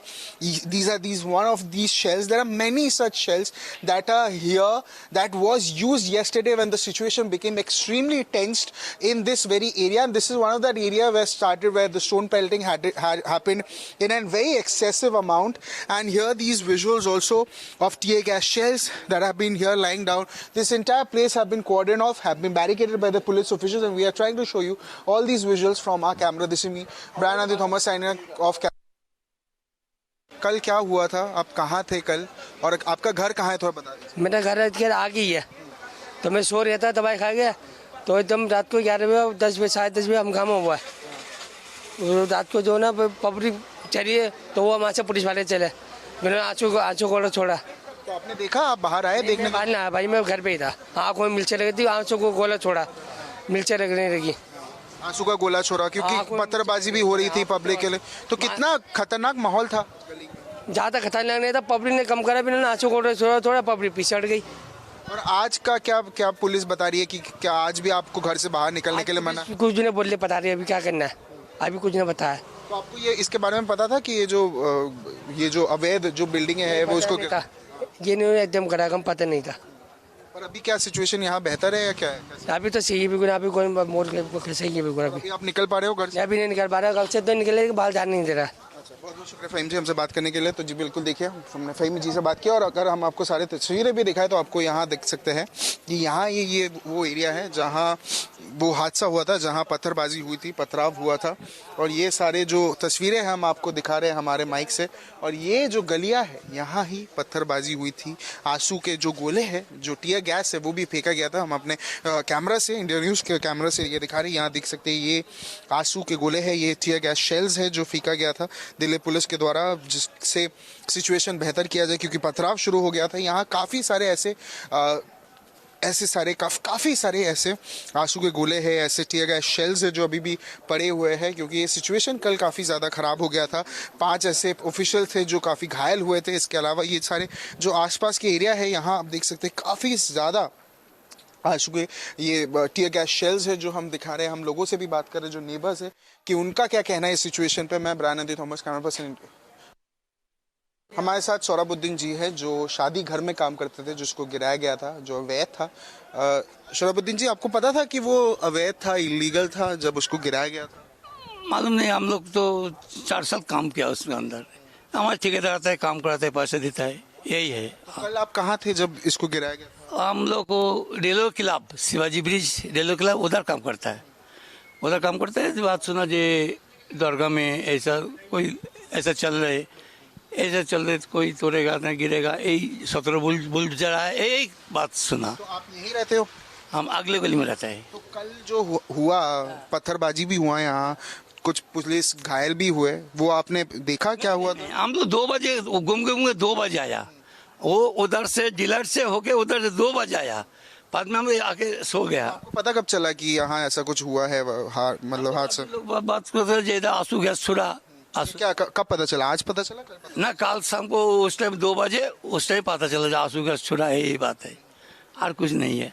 हम लोग सो गए, अभी चाय पीने के लिए आए थे, दुकान बंद है, अभी चला जाएगा, क्या करें। पुलिस ने बोला है कि शायद आप लोग को निकलना नहीं चाहिए, ऐसा कुछ बोला है? ना हमको कुछ नहीं बोला, ये लोग आदमी लोग से जा रहे हैं, बोलते हैं नहीं इधर मत जाओ इधर मत जाओ, यही बात है। शोराबुद्दीन जी, आप जो ये शादी घर में काम करते थे, ये वाला, ये आपको पता था कि अवैध है या इलीगल है? हम लोग सुना जो 4 तारीख उसको क्या कोर्ट में केस चलता है, 4 तारीख फैसला है, यही सुना, और कुछ नहीं। हमारा ठेकेदार 2 तारीख उसको काम बंद कर दिया, 2 तारीख लास्ट काम किया, 2 तारीख शादी घर का लास्ट काम किया, अभी बंद कर दिया। बोला जी अभी 40-45 दिन काम के लिए सब बुकिंग है, लेकिन वो बुकिंग कैंसिल हो जाएगा। बहुत बहुत शुक्रिया शोराबुद्दीन जी हमसे बात करने के लिए। तो हमारे साथ बात करने के लिए शोराबुद्दीन जी थे, जो वही शादी घर में काम करते थे जो इलीगल या अवैध था। मैं Brian Thomas, camera person Ankush के साथ। बुधवार 7 जनवरी की सुबह तुर्कमान गेट के फैज़ इलाही मस्जिद के पास जो इलीगल कंस्ट्रक्शन था, यानी कि अवैध निर्माण था, उससे हाईकोर्ट के आदेश पर जो एमसीडी के द्वारा ये कार्रवाई की गई है, और इसको लेकर कुछ जो है सामाजिक तत्व जो है उन्होंने उनकी तरफ से पत्थरबाजी भी की गई, और उसके बाद पुलिस ने पूरे सिचुएशन को कंट्रोल में ले लिया। जानकारी के मुताबिक दिल्ली पुलिस की तरफ से जो है दिल्ली पुलिस के जॉइंट सीपी जो हैं उन्होंने बताया कि कुल 9 पॉइंट्स बनाए गए थे। इन 9 पॉइंट्स पे तमाम एडिशनल डीसीपी रैंक के जो अधिकारी हैं उनको तैनात किया गया था, जिससे कि सिचुएशन पे पूरी तरीके से कंट्रोल किया जा सके। ये डेमोलेशन का काम यहाँ पर हो चुका है, और अब जेसीबी के ज़रिए जो यहाँ पर जो मलबा है उसको हटाने का यहाँ पे काम चल रहा है, और जो पुलिस है, पुलिस फोर्स भी यहाँ पर इस वक्त मौजूद है। तुर्कमान गेट के पास फैज़ इलाही मस्जिद जो है, जिसको लेकर यहाँ पर जो कुछ यहाँ पे भीड़ जो थी, शरारती तत्व जो थे, उन्होंने पत्थरबाजी की। उसके बाद यहाँ से वो आगे की तरफ बढ़े, जिसमें कुछ पुलिस वाले और एमसीडी जो कुछ कर्मचारी हैं वो भी घायल बताए गए हैं। और यहाँ पर इस वक्त का सिचुएशन, अगर हम इस वक्त ग्राउंड रिपोर्ट आपको अगर हम बताएं कि जो इस वक्त का मौजूदा हालात है, तो आप देख सकते हैं कि यहाँ पर पुलिस फोर्स यहाँ पर तैनात की गई है, और जो तुर्कमान गेट का जो इलाका है, जो मेरे वीजे राजू आपको दिखा रही हैं तस्वीरें, देखिए यहीं पर जो है इसी रास्ते पर आगे पथराव हुआ था। उसके बाद जो है पुलिस ने एक्शन लेते हुए उन जो शरारती तत्व थे जिन्होंने पत्थर चलाया था, उनके खिलाफ एक्शन की कार्रवाई की जो है वो जानकारी आ रही है। 10 लोगों को फिलहाल अभी हिरासत में लिया गया है, और बताया जा रहा है कि अभी तकरीबन 5 से 6 लोगों की पहचान की गई है। ये इस वक्त हम यहाँ पर मौजूद हैं, और ये तुर्कमान गेट का इलाका है, जो यहाँ से आगे आसफ अली रोड से ये सीधा दिल्ली गेट की तरफ ये रास्ता जाता है, और सामने तुर्कमान गेट की तरफ का ये रास्ता है, और ये पूरा इलाका है जहाँ पर जो है ये इस तरफ से जो यहाँ पे पथराव शुरू हुआ था, यहाँ से लोग आगे की तरफ भागे थे, और इस वक्त जो है फैज़ इलाही के पास का जो इलीगल कंस्ट्रक्शन है उसको तोड़ा गया है। और कल ही यानी कि 6 जनवरी को मंगलवार के दिन जो डीसीपी है यहाँ पर, डीसीपी सेंट्रल, उन्होंने अमन कमेटी की तरफ से जो है यहाँ पे लोगों को बुलाया था, उनसे बातचीत की थी कि किसी तरीके का कोई भी कैसे अलर्ट पर है। और ख़ास तौर से हम आपको बता दें कि पूरी तरीके से जो सुरक्षा को लेकर अगर हम बात करें तो दिल्ली पुलिस ने इस पूरे इलाके को, पीछे की तरफ जो रास्ता है मेरे वीडियो जो दिखा रहे हैं राजू, इस इलाके को पूरी तरीके से बैरिकेड कर दिया गया है, आसफ अली रोड को बंद कर दिया गया है, और इस वक्त जो दिल्ली पुलिस है वो इस वक्त यहाँ पे मौजूद है। और पैरामिलिट्री फोर्सेज की अगर हम बात करें, सीआरपीएफ के जवानों को भी यहाँ पे डिप्लॉय किया गया है। लेकिन सबसे बड़ी बात यह है कि अभी हालात बिल्कुल शांतिपूर्ण है, और अमन कमेटी के द्वारा जो है बात भी की गई, जिससे कि लोगों को पूरी तरीके से समझाया जा सके। और ये फैज़ इलाही मस्जिद के पास जो इलीगल कंस्ट्रक्शन है उसको तोड़ा गया है, और इसको लेकर जो है वो कार्रवाई की गई है और फिलहाल इस वक्त जो है हालात बिल्कुल शांतिपूर्ण है। अपने सहयोगी कैमरामैन राजू के साथ मैं जावेद हुसैन, इंडिया न्यूज़, दिल्ली। अदरक की हुई कुटाई, चाय की पतीली चढ़ाई, कैसी बनी चाय? सिर्फ अदरक से चाय का स्वाद नहीं आएगा। नहीं आएगा बेटा, चाय का असली टेस्ट MDHT+ से ही आएगा। लौंग, हरी इलायची से भरपूर MDH थिंकर्स मसाला। मसाले सच MDH का किचन किंग किचन में हो तो हम सब कुछ बना सकते हैं। बैंगन का भरता, आलू गोभी, भिंडी मसाला और भी बहुत कुछ। MDH। World guesses Trump's next target. Greenland causes panic in Europe. Denmark warns the end of NATO. Trump's clear, he needs Greenland.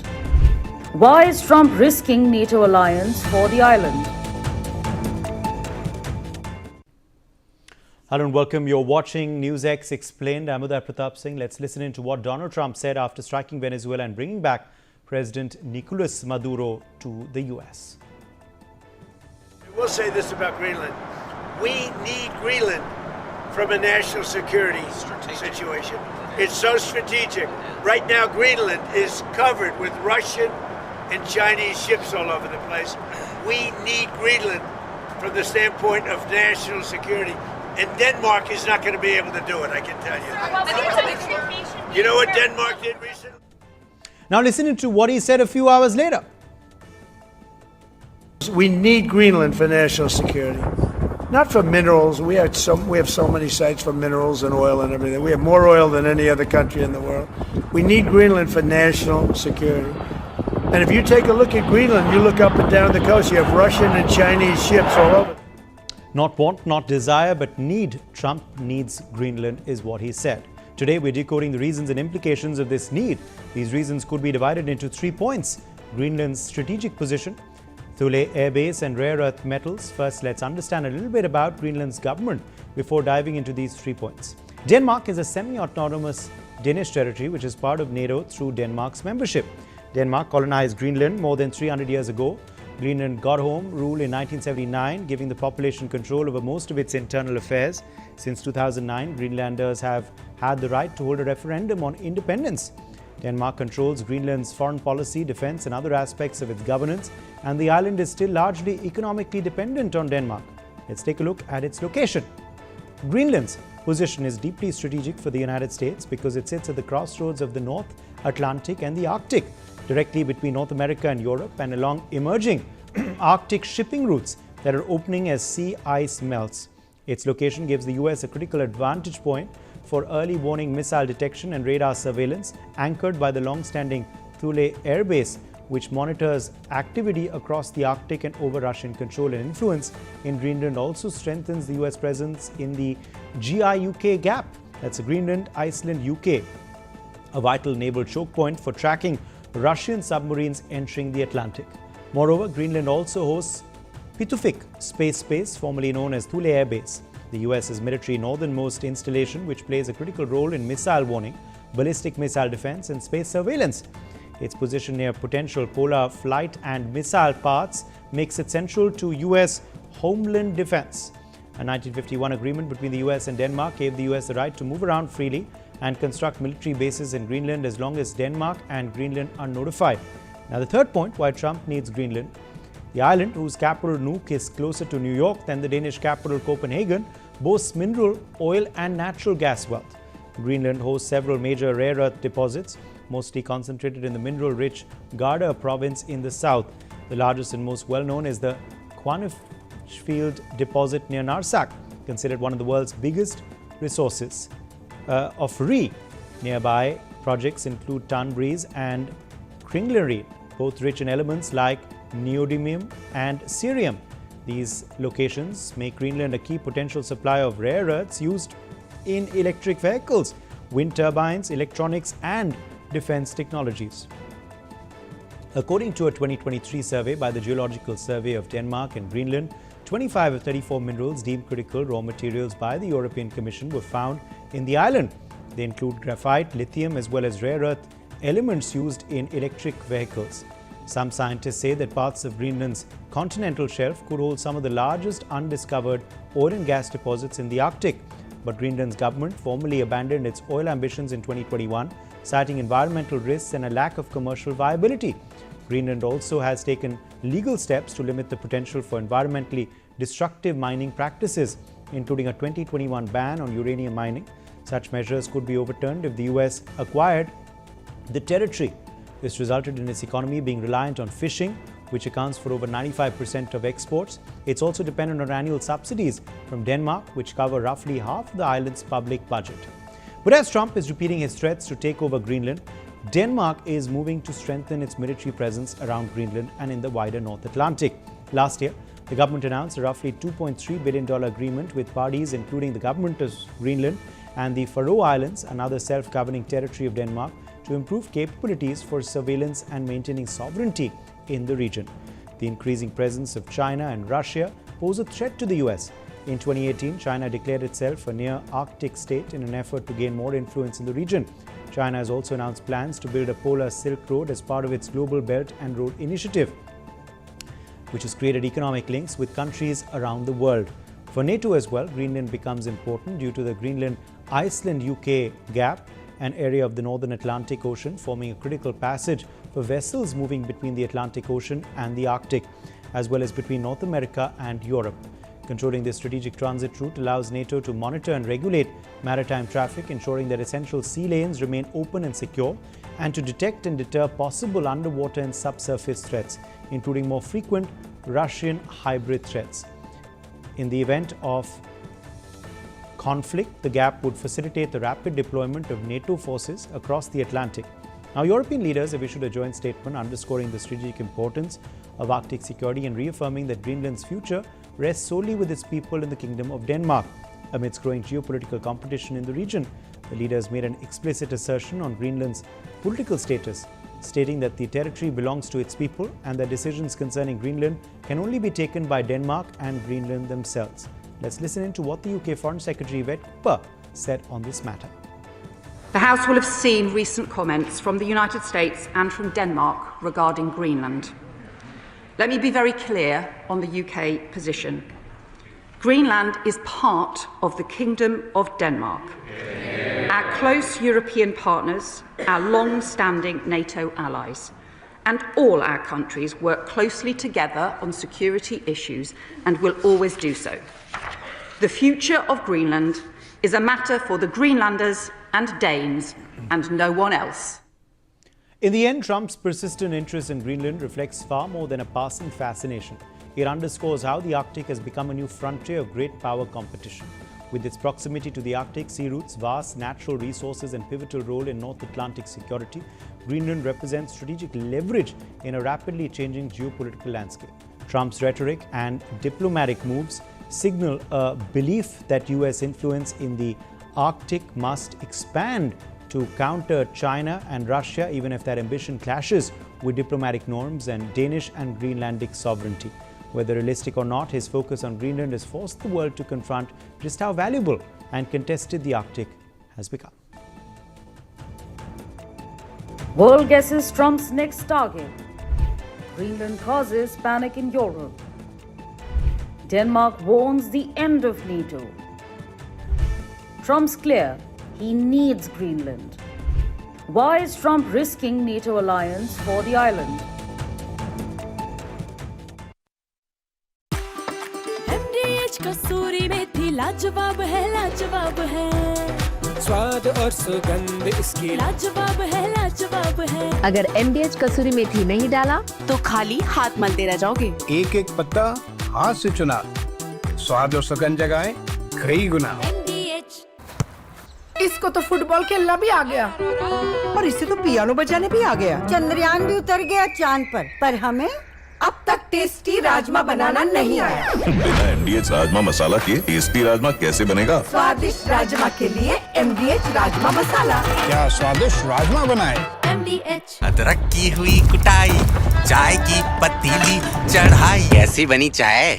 सिर्फ अदरक से चाय का स्वाद नहीं आएगा। नहीं आएगा बेटा, चाय का असली टेस्ट MDH+ से ही लौंग हरी इलायची से भरपूर MDH टी प्लस मसाला। अगर आप बनना चाहते हैं एंकर या फिर आप में है जुनून एक तेज तर्रार न्यूज रिपोर्टर बनने का, तो आप ज्वाइन करें ITV और इंडिया न्यूज़ X का media school. ITV next media international school का कोर्स आपको मौका देता है देश के दिग्गज एंकर्स के साथ काम करने का। ITV next media international school में आप बेहद नजदीकी से देख पाएंगे किस तरह से ITV नेटवर्क के दिग्गज पत्रकारों की टीम दिन रात खबरों पर काम करती है। इस कोर्स के दौरान आप सीखेंगे एंकरिंग की एक एक बारीकी उन एंकर्स के साथ जो देश को रखते हैं हर खबर से बाखबर। ITV next media international school का ये कोर्स आपके एंकरिंग स्किल्स को करेगा इतना सशक्त मजबूत, जिससे आप बनेंगे पत्रकारिता की दुनिया का वो चमकता चेहरा जो दुनिया देखेगी और पसंद करेगी।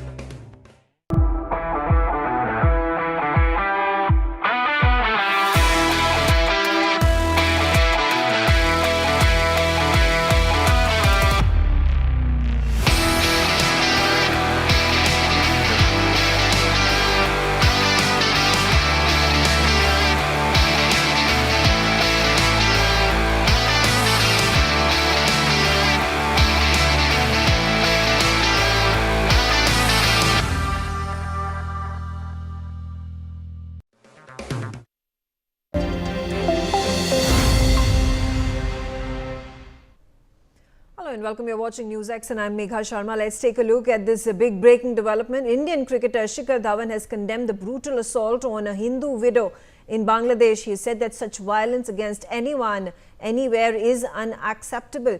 He has posted on X saying that prayers for justice and support for the survivor. There is a 40-year-old Hindu woman who was allegedly gang raped by two men who also cut off her hair 2 days ago. Aditya Wadhawan on the telecast with me. Aditya, shed more light into, first of all, this brutal incident that has taken place against a Hindu woman and Shikhar Dhawan coming out, you know, one of the few voices from the public arena, a cricketer who has come out and condemned this violence, this assault on the Hindu woman in Bangladesh. Well, absolutely, Megha. You see, the former Indian opener Shikhar Dhawan has denounced the attacks on Hindus in Bangladesh. Taking to social media, the left-handed batter posted, heartbreaking to read about the brutal assault on a Hindu widow in Bangladesh. Such violence against anyone, anywhere is unacceptable. Prayers for justice and support for the survivors.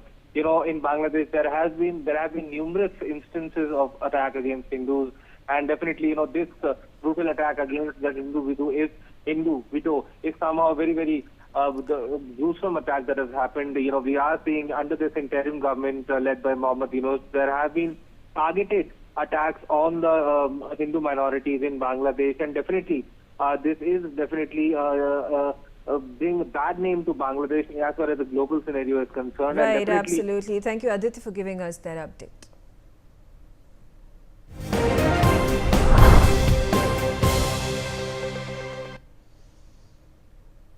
In a major milestone in travel documentation and technology, India has officially launched the e-passport, introducing enhanced security features and digital verification.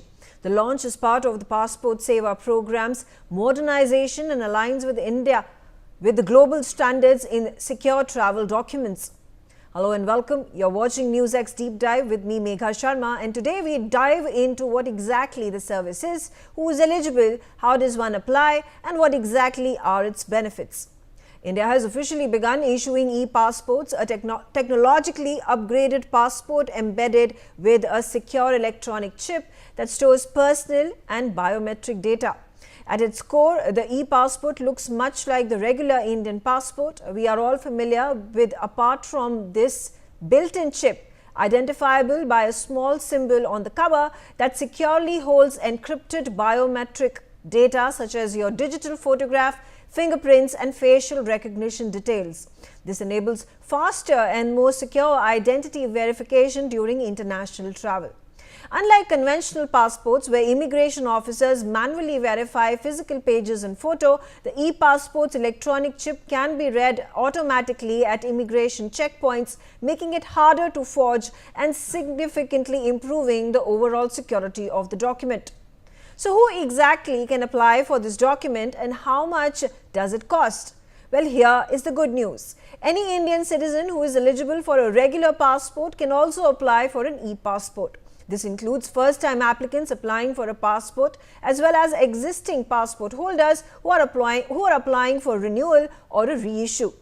Currently, the e-passport is being rolled out in a phased manner and is available at Passport Seva Kendra and Post Office Passport Seva Kendras that have been upgraded to issue these e-passports. Applicants should check whether the center they select supports e-passport issuance when booking appointment online. What is extremely important to note is that firstly, you are not required to replace your existing passport immediately. Your current passport remains valid until expiry. Secondly, the e-passport costs the same as the regular passport, which is 1500 rupees for a 36-page booklet and 2000 rupees for a 60-page booklet under normal processing. Now, you must be wondering, how does one apply for the e-passport? Well, the process largely mirrors that of a regular passport. Here is a simple step-by-step guide. Firstly, visit the Passport Seva portal and log in with your existing account or register as a new user. Once logged in, complete the online form for a fresh passport or renewal, making sure that the center you have chosen issues e-passports. Pay the applicable fee online and schedule an appointment at the Passport Seva Kendra or POPS. Attend your appointment with all necessary documents including proof of identity, address and other documents. You will also be required to submit biometric data. After verification and processing, the e-passport is printed with embedded chip and dispatched to your address. So why is this important? What does this document upgrade mean for its citizens?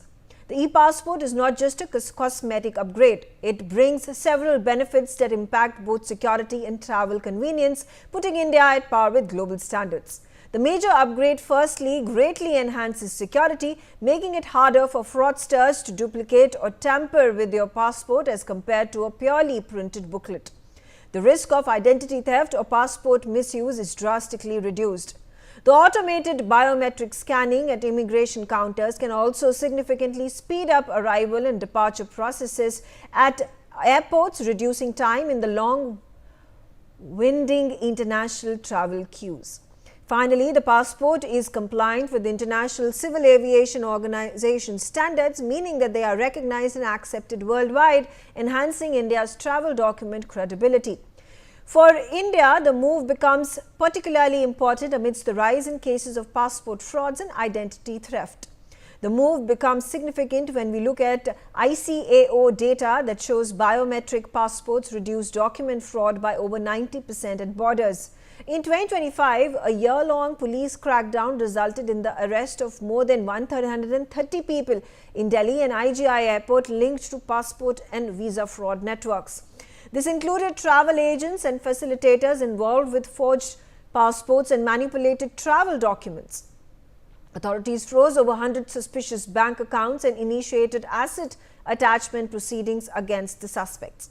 India's Ministry of External Affairs has also reported 1,343 complaints over double passports, meaning individuals allegedly holding more than one Indian passport over the last 5 years, highlighting the potential fraud risks and security concerns. In fact, in a recent case in Kerala, police uncovered a major passport fraud racket wherein 25 people obtained passports using forged documents facilitated by a suspended civil police officer. The fraud included senior civil police officer Anzil Mohammed, who worked in a passport verification section in Thiruvananthapuram. Anzil allegedly colluded with a gang to help ineligible individuals, some with criminal backgrounds, obtain passports using fake documents such as forged ration cards, SSLC certificates, birth certificates and voter ID cards. The gang reportedly even used the details of a person who died 17 years ago. The Kerala case study tells us exactly why e-passports were becoming an impending need in the country. Fraudsters relied heavily on forged physical documents, making it possible for them to evade detection for some time, even using the details for someone who had died almost 2 decades ago. The change with the e-passport, the passport is now completely anchored to biometric identity. Even if fake passports are submitted, biometrics cannot be faked at scale. Paper can be forged, but biometrics cannot be borrowed. Moreover, biometric data is verified across centralized encrypted databases, and digital logs can create a clear audit trail. Even a case like Kerala involving an insider will be tough to replicate. Fraud networks also often exploit loopholes to create multiple identities.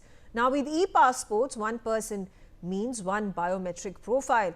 Any attempt to reapply using altered documents triggers a biometric mismatch. Finally, even if a fraudulent passport somehow slips through, immigration counters can scan the chip, and a biometric mismatch raises an immediate red flag. The passport can now be easily flagged, cancelled and investigated. To sum up, the launch of India's e-passport marks a significant upgrade to the nation's passport services, blending digital technology with international travel needs. Whether you're applying for the first time or renewing your passport, the e-passport offers a more secure, efficient and globally respected travel document. Moreover, the e-passport dramatically narrows the space in which fraud can operate, addressing rising concerns regarding duplication and manipulation. Let's open up this conversation. Dr. Sharad Kohli, senior economist on the telecast with me. Dr. Kohli, it's good news that e-passports have been brought into circulation. Anybody who is wanting to renew their passport, get it reissued, or those whose passports are expired, or even the first-time passport appliers can apply for these e-passports. How does this help in ending visa frauds, passport frauds, as well as identity thefts? Good evening, Megha, to you and Newsx viewers. As you rightly said, the passports were being misused in the past, identities were being forged, multiple passports were being obtained, forged documents were being given. Basically, the crux of the problem was that the person holding the passport and the documents, they were very difficult to be linked together. And with this biometric and RFID, system being introduced in the passport, I think that will become next to impossible, because your identity will be through your biometric, which comes through a thumb impression. And once you give your thumb impression, well, thumb impression, I must tell on a technical level that for each individual, if there are 850 crore people on this earth, for each individual, the thumb impression is different. No two people can have same thumb impression. So that biometric is going to be a significant game changer. Moreover, the chip, it will make things speedier. The long passport immigration queues, which you see, is basically right now what happens when you go to the immigration, your passport is taken from you. It is the cover of the passport where the hidden picture is there, is scanned through a scanner. And you have to wait until then. Sometime it works, sometime it doesn't work. So all that system will be a thing of past. Well, people are listening to you to spell out, because after listening to you and me, a lot of people holding the passport would like to rush to get the new passport. It is not for them. This is for the people who are applying afresh, or for the people whose passports are expired or getting renewed. For the people already holding valid passports, can just sit back home, wait for their passport to expire, or if for any reason they have to renew, or if they need a new booklet, sometime like my passport ran out of pages. If you need a new booklet, that is as good as getting another passport. So then you need to apply. So eventually, over a period of time, I would say over a period of next 5 to 10 years, Megha, you will find everybody in the country having e-passport, because by then all passports would have expired. And there are about 9.6 crore passport holders in India, as per the latest records available. And 120 plus countries, Megha, are using e-passport facilities. So India will be part of that now. So because it happens when Indians land in these countries, the immigration at that country also struggles to, read the passport, scan the passport. But if it is an e-passport, it follows a uniform technological system where you can read who the person is. So I think this is going to be revolutionary as far as India is concerned. We are slightly late, but better late than never. Yeah, absolutely. There are 178 countries that have made the e-passports operational in their territories. Also, the kind of work and effort that goes into completely changing the passport model when you are putting the chips, the digital format of scanning of the passports? How much time, effort and manpower does it take? And also the fact that it has to be acceptable as per global standards. It is a Herculean task to start with for a country like ours, where, if you see the rush at the passport seva kendras, there are about, 400 plus passport seva kendras in the country.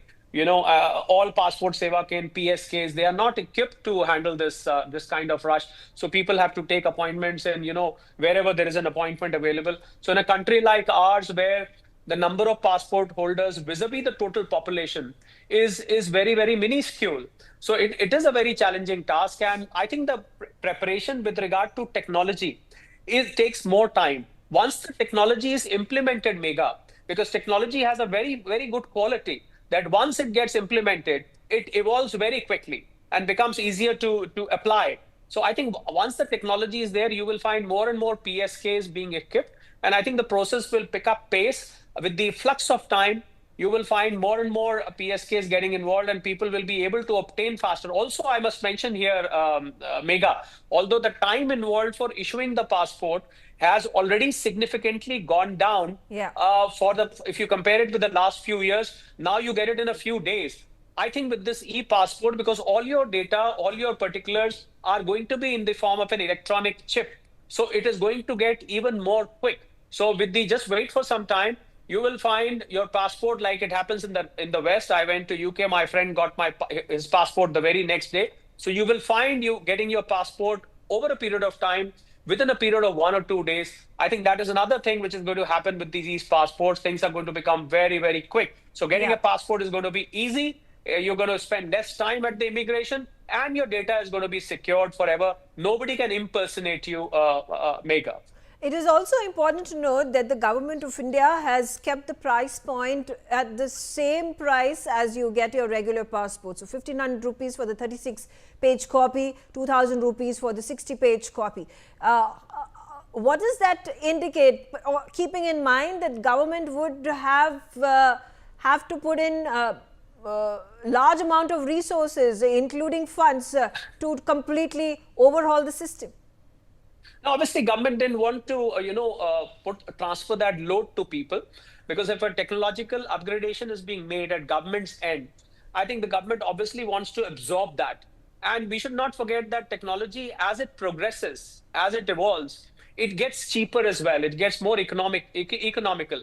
And in India, economies of scale do come. Imagine if 10 people apply and if 100,000 people apply. So obviously you generate economies of scale, but government would not have hesitated to make that investment from its own coffers to make sure that the benefit of technology does reach people. And it is more important to secure. Imagine, Megha, one person who was an economic fugitive, he ran away from the country.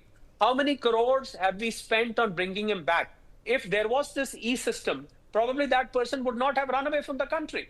So the opportunity cost of not having this could sometimes be more than the cost of investment. But I'm sure government will not hesitate, as I said, in absorbing this cost and making sure that passport making doesn't become too expensive for the people, because it is not just the rich who are traveling these days. It is not just the rich who want to travel abroad these days. It is big Indian middle class, and now the neo middle class, which is raring to go. If you climb a plane to Middle East, you will find probably 60% of the passengers who are going for small time tasks. Yeah. So I think it should be a reasonable proposition for them, which is being kept in mind. All right, Dr. Sharat Kohli, thank you very much for speaking to us and giving us that insight. All right, on that note, I slip into a short break. Thanks for watching.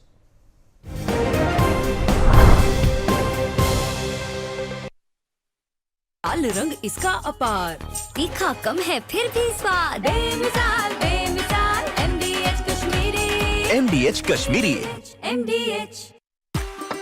MDH कसूरी मेथी लाजवाब है, स्वाद और सुगंध इसकी लाजवाब है। अगर MDH कसूरी मेथी नहीं डाला तो खाली हाथ मलते रह जाओगे। एक एक पत्ता हाथ से चुना, स्वाद और सुगंध जगाए कई गुना। अगर आप बनना चाहते हैं एंकर या फिर आप में है जुनून एक तेज तर्रार न्यूज रिपोर्टर बनने का, तो आप ज्वाइन करें ITV और इंडिया न्यूज़ का media school. ITV next media international school का कोर्स आपको मौका देता है देश के दिग्गज एंकर्स के साथ काम करने का। ITV next media international school में आप बेहद नजदीकी से देख पाएंगे किस तरह से ITV नेटवर्क के दिग्गज पत्रकारों की टीम दिन रात खबरों पर काम करती है। इस कोर्स के दौरान आप सीखेंगे एंकरिंग की एक एक बारीकी उन एंकर्स के साथ जो देश को रखते हैं हर खबर से बाखबर। ITV next media international school का ये कोर्स आपके एंकरिंग स्किल्स को करेगा इतना सशक्त, मजबूत, जिससे आप बनेंगे पत्रकारिता की दुनिया का वो चमकता चेहरा जो दुनिया देखेगी और पसंद करेगी।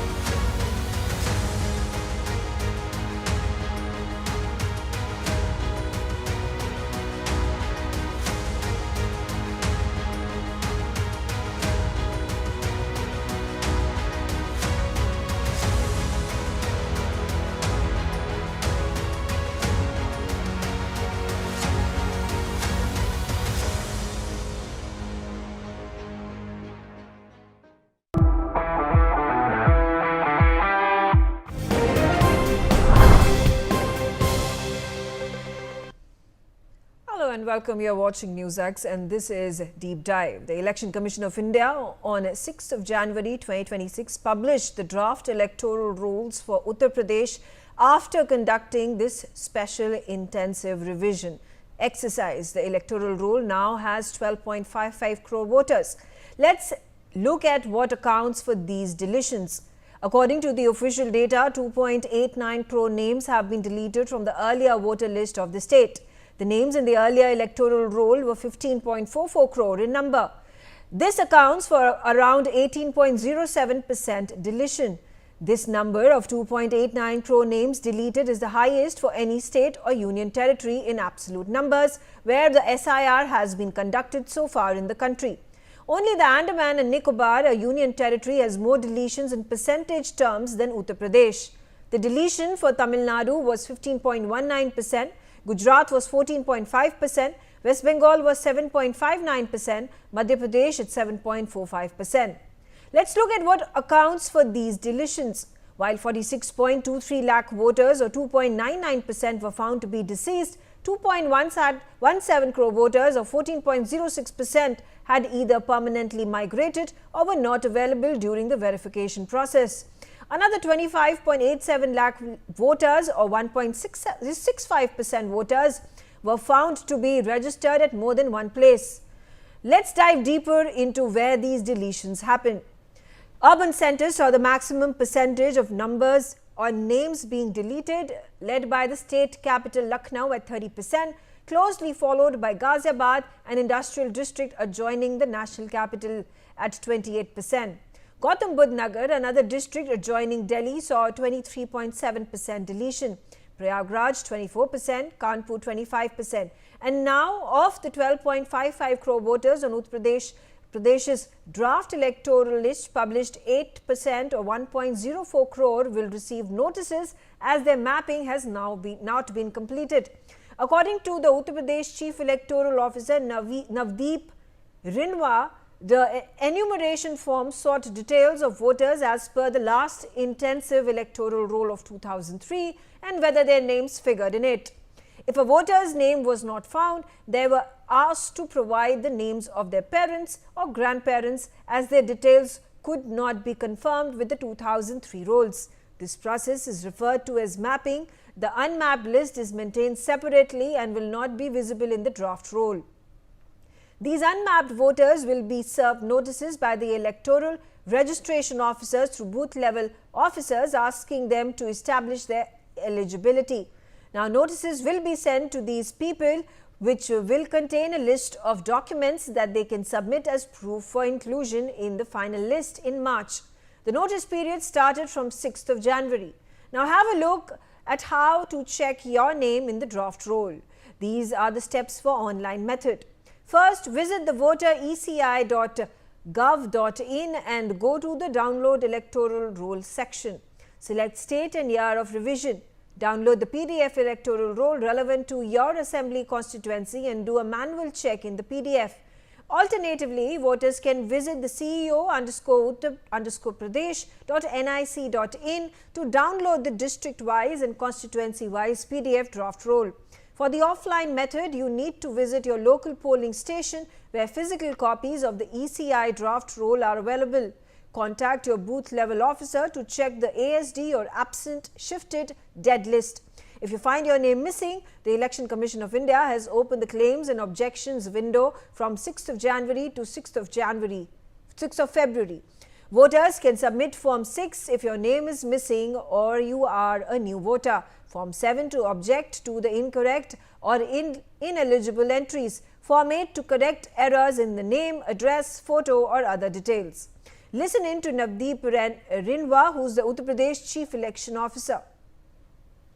अब फॉर्म 6 की हम अपेक्षा कर रहे हैं बड़ी संख्या में उत्तर प्रदेश में कि लोग अपना नाम चेक करें ड्राफ्ट वोटर लिस्ट में, और ये नाम चेक करना बहुत ही आसान है। हमारे सीओ उत्तर प्रदेश की वेबसाइट पे हमने इसको लगा दिया है। एपिक नंबर डालते ही आपका ये बता देता है कि आपका नाम किस बूथ के किस सीरियल नंबर पे पूरी डिटेल देता है, और अगर आपका नाम नहीं होगा उस एपिक से तो रिकॉर्ड नॉट फाउंड आएगा।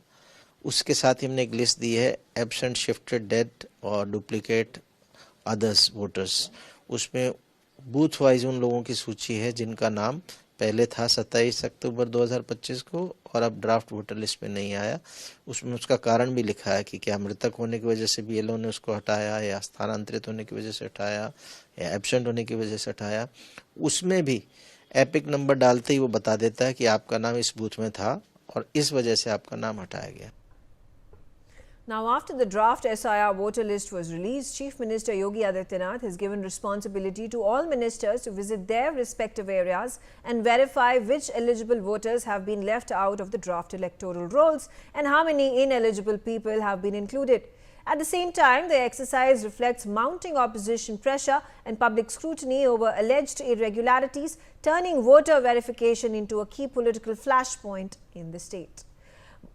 I am joined by Mohammed Amin. He is a former Election Commission member. Mr. Amin, thank you very much. And of course, the voter deletion draft list has been released for the state of Uttar Pradesh. It is not a surprise that there are 2.89 crore people, voters whose names have been rusticated from the draft list. Keeping in mind, Uttar Pradesh is the most populous state of the country. We have already talked about the procedure. If a person needs to verify why his name has been deleted or has been deleted by mistake, he can go on the websites, the portals, or even physically visit the closest booth center. In wake of the draft lists that have been released, we've taken a look at something similar taking place in West Bengal, Tamil Nadu, Gujarat, and now Uttar Pradesh. How do you think people are going to come to terms with the large-scale deletion of the voters' names? Actually, this is the SIR, and incentive revision is going on in the 12, including all the UTs and states. And you can mentioning about the UP, and UP is the biggest state in the country, as where their record found till date. So there is a 2.89 lakh, 2 crore 8.89 lakh voters are deleted from their voter list. Why? Actually, these voter lists are purified by the Election Commission of India, by the BLOs. So these lists are having the dead who has already died in the past, and who are the shifted earlier from this place to another place and migrated, and who are the not having the duplication, means duplicate means in the city side and their ancestor places. So that's why this heavy extensive revision is there. So that's why they are very carefully doing this job. Yes. And that's why you can find total is 2.89 crores. So we can, this is separated, you can say like that. This looks like very heavy, but I can mention the Saharanpur has the 4,32,000, Muzaffarnagar 3,44,000, Meerut 6,65,000, Ghaziabad 8,18,000, Bulandshahr is 4,30,000, and Gautam Buddha Nagar means Noida, that is 4,44,000, and Bagpat has the 17, means we can mention the approximate total, we can say 2.89 crores voters are delisted. Right. Why? Right, absolutely. I do want to ask, it's important to also highlight over here in absolute terms the names that have been deleted are the highest for any state where the SIR exercise has been conducted, and I will put out these figures. I'll once again want to read out these figures for my viewers' benefit.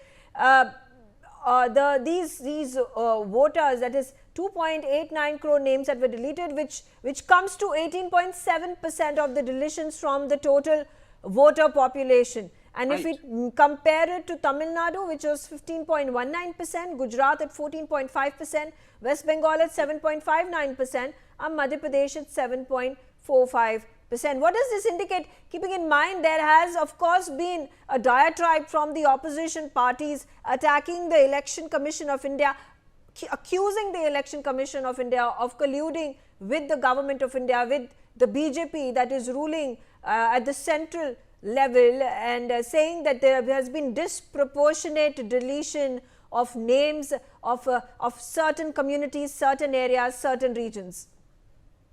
They can thank to the Rahul Gandhi opposition leader who has raised the question at the time of the Delhi, Haryana and the Maharashtra elections. At the time of the Maharashtra election, he said publicly that lakhs of votes added for the BJP and ruling party favoring in the voter list, and the lakhs of the votes are deleted for the opposition parties. So that's why after the Maharashtra election commission has decided to think over it, and after that he has decided to first state was in front of the Bihar. So Bihar has the SIR, and the 65 lakh voters were deleted and 22 lakhs were added at that time. And you can see, for example, the 5 voters cannot come in front of the publicly. They said that there is injustice for them, and this clearly shows that we have done it nicely and very clearly. And you know, first time I'm telling you, in this from 1951 to start the election in the country, and the first time these BLAs are introduced. Like the polling station, we have the polling booth agents, and we have the counting places, counting agents are there. First time they have Election Commission has permitted to all stakeholders, they can depute with our BLOs to BLAs, booth level assistant.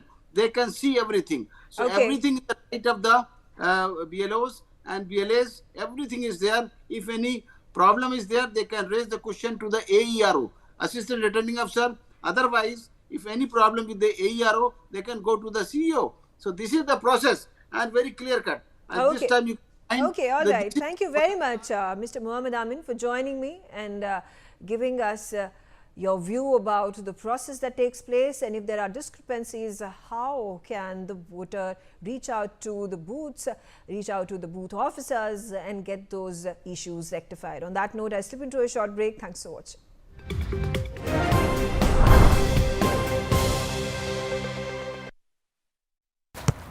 इसको तो football खेलना भी आ गया और इससे तो piano बजाने भी आ गया। चंद्रयान भी उतर गया चांद पर हमें अब तक टेस्टी राजमा बनाना नहीं आया। बिना MDH राजमा मसाला के टेस्टी राजमा कैसे बनेगा? स्वादिष्ट राजमा के लिए MDH राजमा मसाला। क्या स्वादिष्ट राजमा बनाए? MDH। अदरक की हुई कुटाई, चाय की पतीली चढ़ाई, ऐसी बनी चाय। सिर्फ अदरक से चाय का स्वाद नहीं आएगा। नहीं आएगा बेटा, चाय का असली टेस्ट MDH+ से ही आएगा। लौंग, हरी इलायची से भरपूर MDH मसाला। मसाले सच MDH। अब आया असली स्वाद। अब आया स्वाद। जब स्वाद के पड़े हो लाले तो MDH का चंकी चाट मसाला डालें। MDH का Chunky chaat masala. MDH।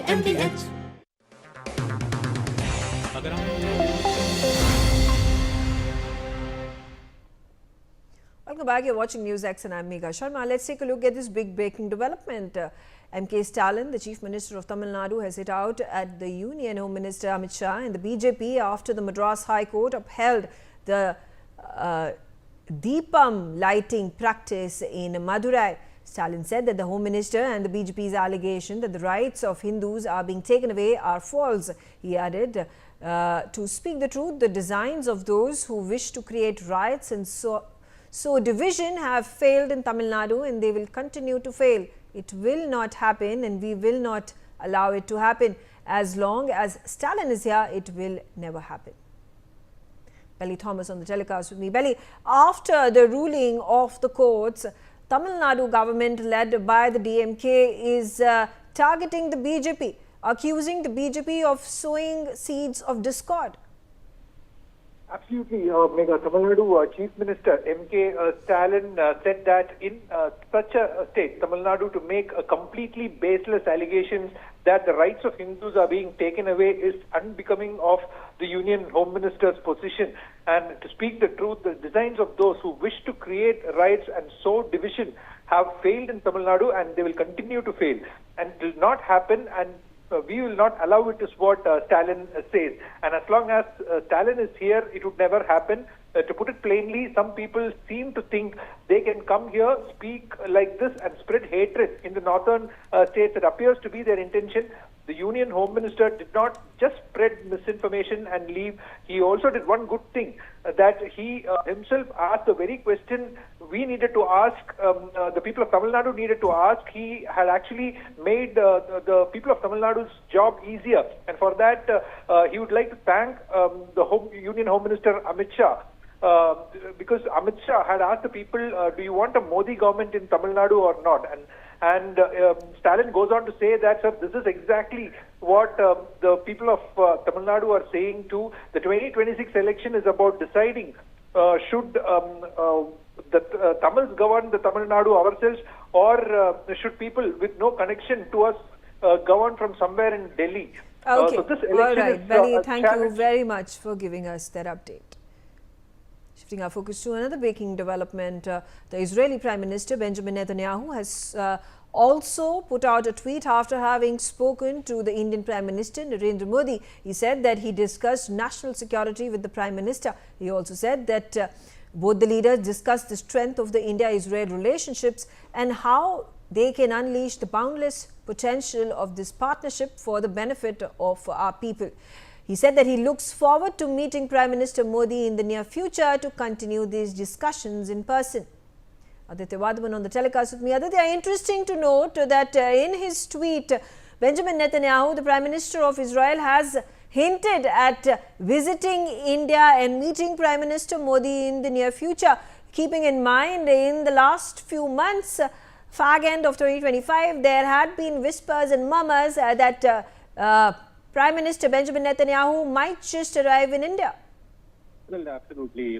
This phone call, is very, very essential, that the Israeli Prime Minister Benjamin Netanyahu made to Prime Minister Narendra Modi. And meanwhile, the office of the Prime Minister of Israel also released a statement describing the conversation as fruitful and focused on deepening cooperation between the two countries, particularly in the area of national security. And indeed, according to Netanyahu's office, the Israeli Prime Minister noted the strength of India-Israel ties and vast untapped potential of the partnership. The statement said, and I quote, we discussed the strength of India-Israel relations and how we can unleash the boundless potential of this partnership for the benefit of our people. This marks the second interaction between the two leaders, that have had in a month, with the last being on December 11. So indeed, Megha, at this juncture, it is, already India and Israel definitely have robust diplomatic relations, and there are many areas of cooperation where the two countries can join hands. Right. In fact, keeping in mind that Piyush Goyal, the Indian Commerce Minister, was also in Israel last month, the talks are speeding up in culminating the free trade agreement between both countries. All right, the big story of the hour that we are discussing right now, a massive reality check from the Supreme Court today. While hearing the stray dog menace, a three-judge bench did not mince words, declaring that public safety cannot be a gamble. Justice Vikramnath-led bench flagged a chilling reality. It said that no one can read a canine's mind. You don't know what mood they are in. The court's verdict: prevention is better than cure. But it wasn't just about bites. The bench sounded the alarm on highway safety, observing that even without the threat of bites, the presence of stray animals poses a significant road hazard, often leading to fatal accidents. The bench's final stinging question to the authorities: why do we need dogs in our schools, our hospitals and courtrooms at all? Let's open up this discussion. Joining me on the telecast is Ambika Shukla. She is an animal welfareist. Ambika, what do you make of the judgment passed by the Supreme Court today? Stinging remarks, holding logic to the petitioners who were being represented by Kapil Sibal. How can one gauge when the animal is going to decide whether to bite a human or not to bite? And with the argument that had been put forth by Kapil Sibal saying that the strays, if they are going to bite people in the area, in the compound that they are roaming around in, or they have the propensity or are likely to bite them, then they should be taken to the dog centers and they should be sterilized and then released back into the same compound where their habitat is. To which the Supreme Court has said that all that remains now, it seems, is to counsel the dogs as to whether they should, in fact, counsel the dogs that they should not bite humans. Do you think that's possible? Firstly, there has been no judgment. All of this was observations, and some of it was light-hearted banter. So none of this is a judgment. There has been no judgment so far. The matter is ongoing. The Supreme Court is going to resume hearings tomorrow. What is important to see, though, from today's hearing is, for the very first time, there has been a reality check.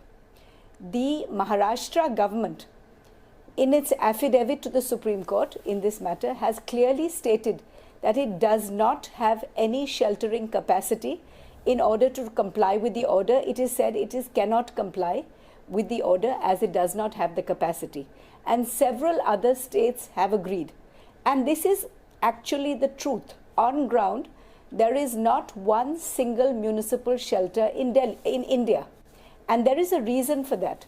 For 25 years, the government policy has been sterilize, vaccinate and release. So there has been no cause for any shelters. So there are no shelters. So you cannot overnight make a direction to pick up dogs and put them into shelters when the shelters do not exist.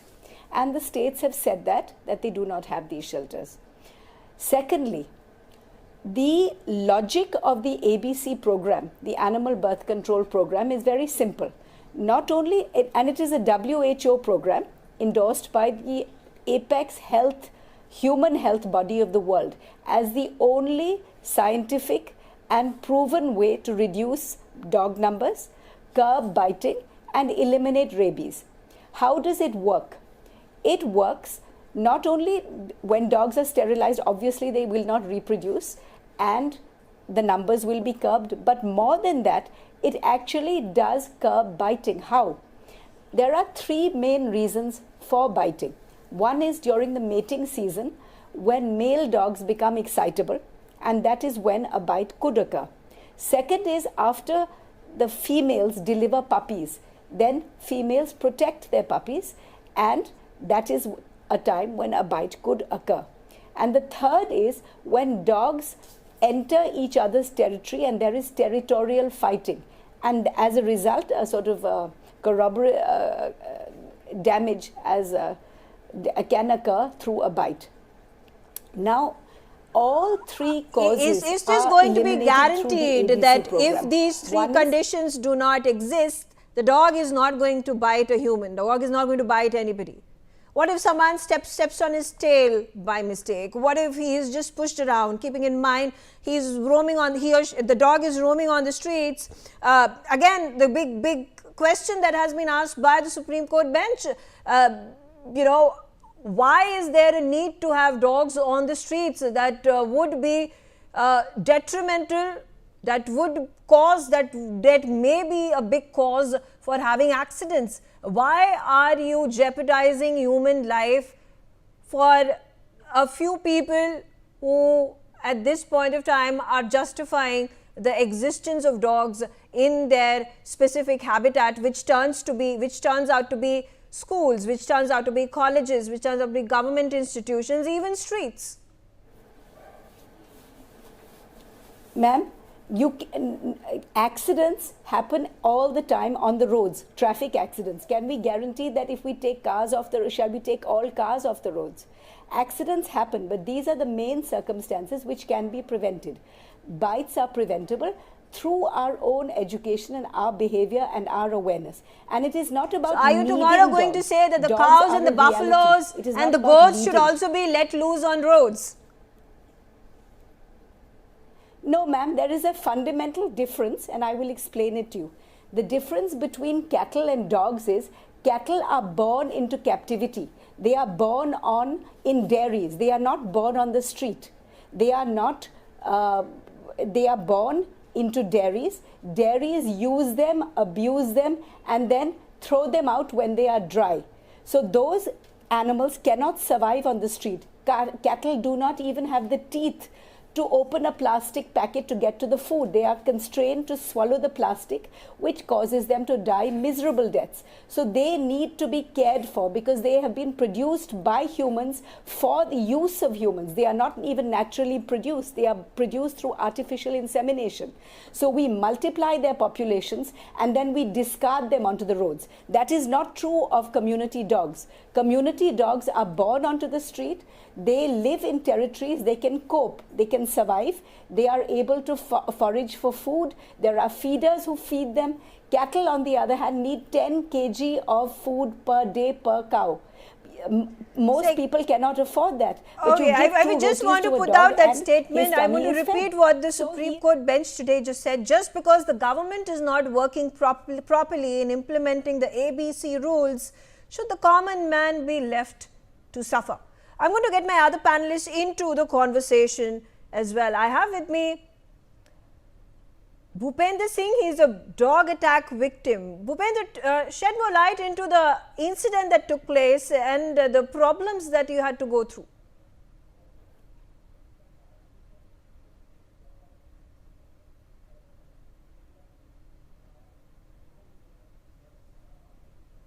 Sorry, I'm not able to hear you. We'll try to fix that audio issue with Bhupender Singh. Can you hear me? Yeah, I hear you. Yeah, could you tell us about how long ago did a dog bite you, and was it a serious wound, and how did that happen? We have facing problems everywhere in our society, in road, in park. We are not against the dog, but we want to live just like a dog. So if we don't want to save a human, then you can love the dog. So main problems not dog hater or not dog lover. तो मेरा कहना इसमें ये है कि जो main problems जो public face कर रही है, are you hear me ma'am? I can hear you, yes. तो वो प्रॉब्लम्स गवर्नमेंट ने क्रिएट नहीं की है, वो प्रॉब्लम्स समाज से ही क्रिएट हो रही है, और जो समाज में क्रिएट हो रही है उसको सॉल्व करने वाला कोई नहीं है, और वो बढ़ती जा रही है। क्योंकि एक रेबीज जो डॉग को होता है वो इतना डेंजरस है कि किसी भी वेपन से ज्यादा डेंजरस है। तो इस चीज को हमें देखना होगा कि किस चीज, तो हमारा मेन ये है कि ह्यूमन सेफ्टी कैसे हो, how we save the human. Ashwini Dubey, let's hear it from you as well. And I do want to put out the precedent that was set by the Supreme Court in the case that was being heard last year. You know, after the Supreme Court came out with a judgment, it ruled that strays in Delhi and adjoining regions must be shifted away from residential localities. It had to look back at its decision, revise it, and say that the dogs should be sterilized. There should be separate areas that must be created for them to eat food, which is the exact area where the residents and dog lovers and dog feeders can go to feed the dogs. It cannot happen ad hoc, at random, in any part of the locality, any part of the society, and they should also be provided centers. Of course, there was a lot of pressure from certain sections of the society, from dog lovers, from activists who raised this concern, after which the ruling had to be amended. How do you view the arguments that have been put in place by the petitioners and by the government in the case today? Megha, thank you very much for having me here. In a very simple and plain language, I do agree with the viewpoint of Honorable Justice Vikram Nath, who says, how do you know which dog is in a mood to bite you in the morning? Number two, Justice Mehta flagged off the issue that two of the judges of Rajasthan High Court was beaten by the dogs and one of them has still not recovered. Number three, the Supreme Court asked all the stakeholders, the state governments, chief secretaries, and relevant authorities, municipalities to ensure that the dogs are removed from the public places, schools, educational institutions, highways. Despite that, nothing has come forward. Now, very simple question, as you pointed out, that in a gated society, which would be a designated place to feed the dogs, is just on paper. Because the Resident Welfare Association or its executive body, under the fear of the dog lovers, they cannot take any decision, number one. Number two, the dog lovers, they come around 11:30 in the night mostly, with the leftover food and give the food to those dogs next to your house, my house, at a common place or the gates from where the general public enters. Four, if anybody comes and says, please, your right to feed a dog does not it should not violate my right to live peacefully. You don't have a right to feed next to my house. Immediately, most of them, or respectfully, I would say, the women, they start fighting, and ultimately, what happens? Whosoever raises the voice, that reaches to the police station. So the common middleman who is affected by these human dog lovers or their I would say, legal activity, that would be will be afraid from going to the police station, and that goes with the Resident Welfare Association. Quite often we see then in our groups it is being discussed that the dog should be removed from here. This has beaten to this senior citizen was beaten, child was beaten, but nothing happens. Now, before me, one of the dog lover, respected Ambika Shukla ji, she has very candidly flagged out number of the issues. Why are we concerned with those issues? Those issues does not belong to common man. Common man in simple language was that they should be given protection from the dogs, stray dogs who are beating them and their children who are being affected. Now, how would you identify? We do not have any mechanism which dog is rabies friendly, which dog is having rabies and which is not, which is sterilized and which is not. Now, number one and last important point, if the shelter homes are created, these dog lovers can easily go there. They can not find 5, 7, but they can find dozens of dogs there and may feed them there. Why general public should suffer? Even Justice Vikram Nath once opined, then he said in the morning he is under fear, he cannot go out and he cannot do cycling. So this kind of environment outside society. So that is why the ambit and scope of the Supreme Court order should be given in a clear go, and the Resident Welfare Association's responsibility should also be fixed so the common man should not suffer. Over to you, Megha. Okay, Sonali Chopra is also on the show with me. She's a lawyer at Delhi High Court. Sonali, hearing your views, do you think the last time around there was an order that was issued by the Supreme Court had to be rolled back, amendments had to be made? Do you think the Supreme Court buckled under pressure from the activists and welfareists, dog welfareists who came out and protested and were upset about the Supreme Court order and allowing for the dogs to be returned to the localities, to the RWA societies after they were immunized and after they were sterilized? I don't think the Supreme Court was pressurized by anything but hardcore scientific research, which is proven itself in so many other countries, and as was argued today by Mr. Kapil Sibal. There is a proven scientific method to approach the problem and eventually get rid of the dog population or reduce it with time and then eventually get rid of it. That is what I think is there in everybody's mind. There cannot be an overnight solution to this problem. No matter what order is passed, what direction is given, there is no overnight solution. The actual solution is a timely scientific method of, as Ambika ma'am said, capture, sterilize, vaccinate, and then release. That is the only way. There is no pressure. There is no animal lover. There is no animal hater. Again, like Mr. Sibal said, this is not adversarial. This is where everybody's keeping their issues. Animal lovers or so-called animal lovers are stating the side of the dogs or the animals who can't speak for themselves. So someone needs to step up and speak for themselves, for them.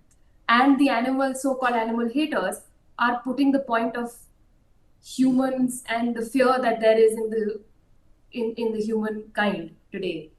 Okay. So there is no pressure. Okay. This is just a discussion. But then, why is it wrong to set up animal centers, dog shelters, and take these animals, take these strays, and give them a life that is going to be much better in terms of shelter, in terms of food that is going to be provided? And now I do understand that you're going to tell me that there are not enough shelters.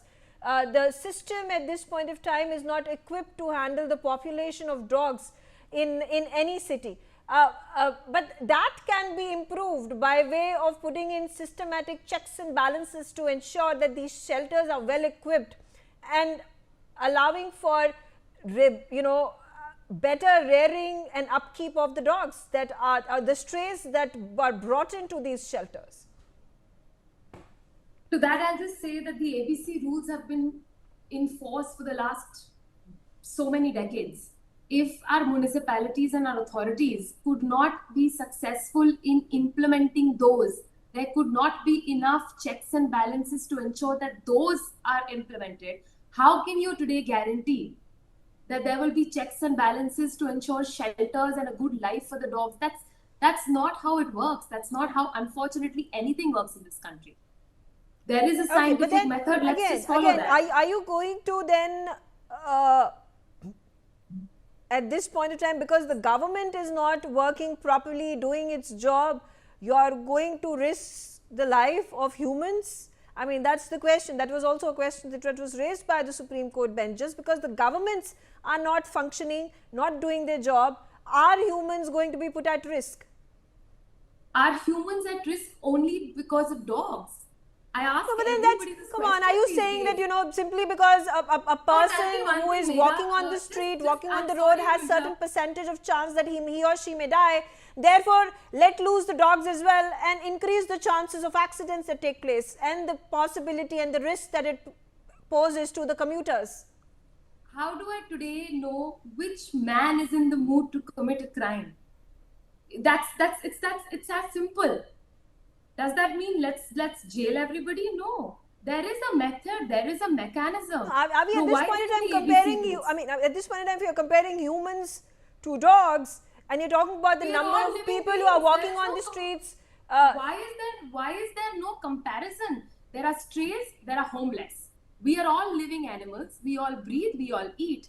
What is the problem in this comparison? Therefore, criminals are put behind bars and detention centers. And therefore, strays, because they are not cared for, they do not have homes, they do not have families to rear them, the best and the ideal solution is to create the shelters and put them in the shelters. Yes, this is a process where the governments and municipalities and RWAs will have to work together. You'll have to join hands, set up these centers. And yes, it will take significant amount of time. It is also unfortunate. It is problematic that the governments have still not worked out a way in securing the lives of humans and also giving a respectable life of dignity to the strays in our country. I'm just saying very, very simply, that this is an issue that has to be dealt with. Let's look at the prison system that also comes with the science behind it, right? It's not that pick up everybody, throw everybody into jail. There is a process which is followed, and the process for this is already laid down in the ABC rules. That's what Mr. Sibal argued today. Till the ABC I know, rules tomorrow are are you going to say that lawyers are going to be taking on cases of dogs and fighting them out in courts? It's a little bit hilarious and also undigestible and unpalatable as well. All right, thank you very much, Ambika Shukla, for joining me and sharing your views, and the rest of my guests. On that note, I slip into a short break. Thanks for watching.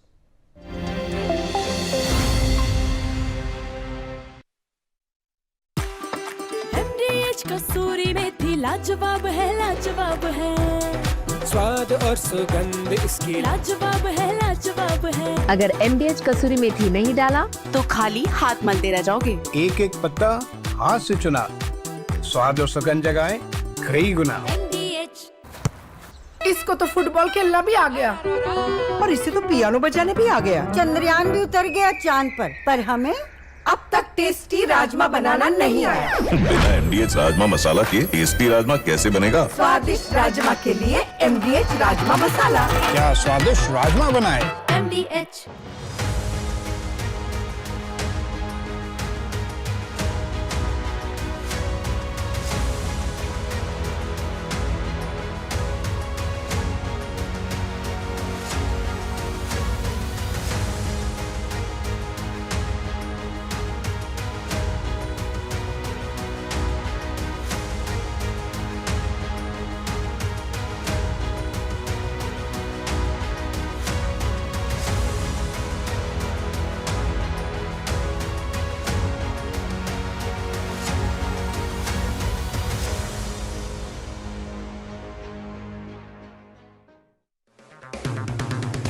अगर आप बनना चाहते हैं anchor या फिर आप में है जुनून एक तेज तर्रार न्यूज रिपोर्टर बनने का, तो आप ज्वाइन करें ITV और इंडिया न्यूज़ का media school. ITV next media international school का कोर्स आपको मौका देता है देश के दिग्गज एंकर्स के साथ काम करने का। ITV next media international school में आप बेहद नजदीकी से देख पाएंगे किस तरह से ITV नेटवर्क के दिग्गज पत्रकारों की टीम दिन रात खबरों पर काम करती है। इस कोर्स के दौरान आप सीखेंगे एंकरिंग की एक एक बारीकी उन एंकर्स के साथ जो देश को रखते हैं हर खबर से बाखबर। ITV next media international school का ये कोर्स आपके एंकरिंग स्किल्स को करेगा इतना सशक्त मजबूत, जिससे आप बनेंगे पत्रकारिता की दुनिया का वो चमकता चेहरा जो दुनिया देखेगी और पसंद करेगी। नफीस जी 45 साल की उम्र में हार्ट अटैक से अचानक चले गए। टर्म लाइफ इंश्योरेंस के पैसों से उनके बच्चों की पढ़ाई में सहारा मिलेगा। पॉलिसी बाजार ने क्लेम के वक्त फैमिली का पूरा साथ दिया। पॉलिसी बाजार पे 1 करोड़ का टर्म लाइफ इंश्योरेंस सिर्फ 400 रुपए महीने से शुरू।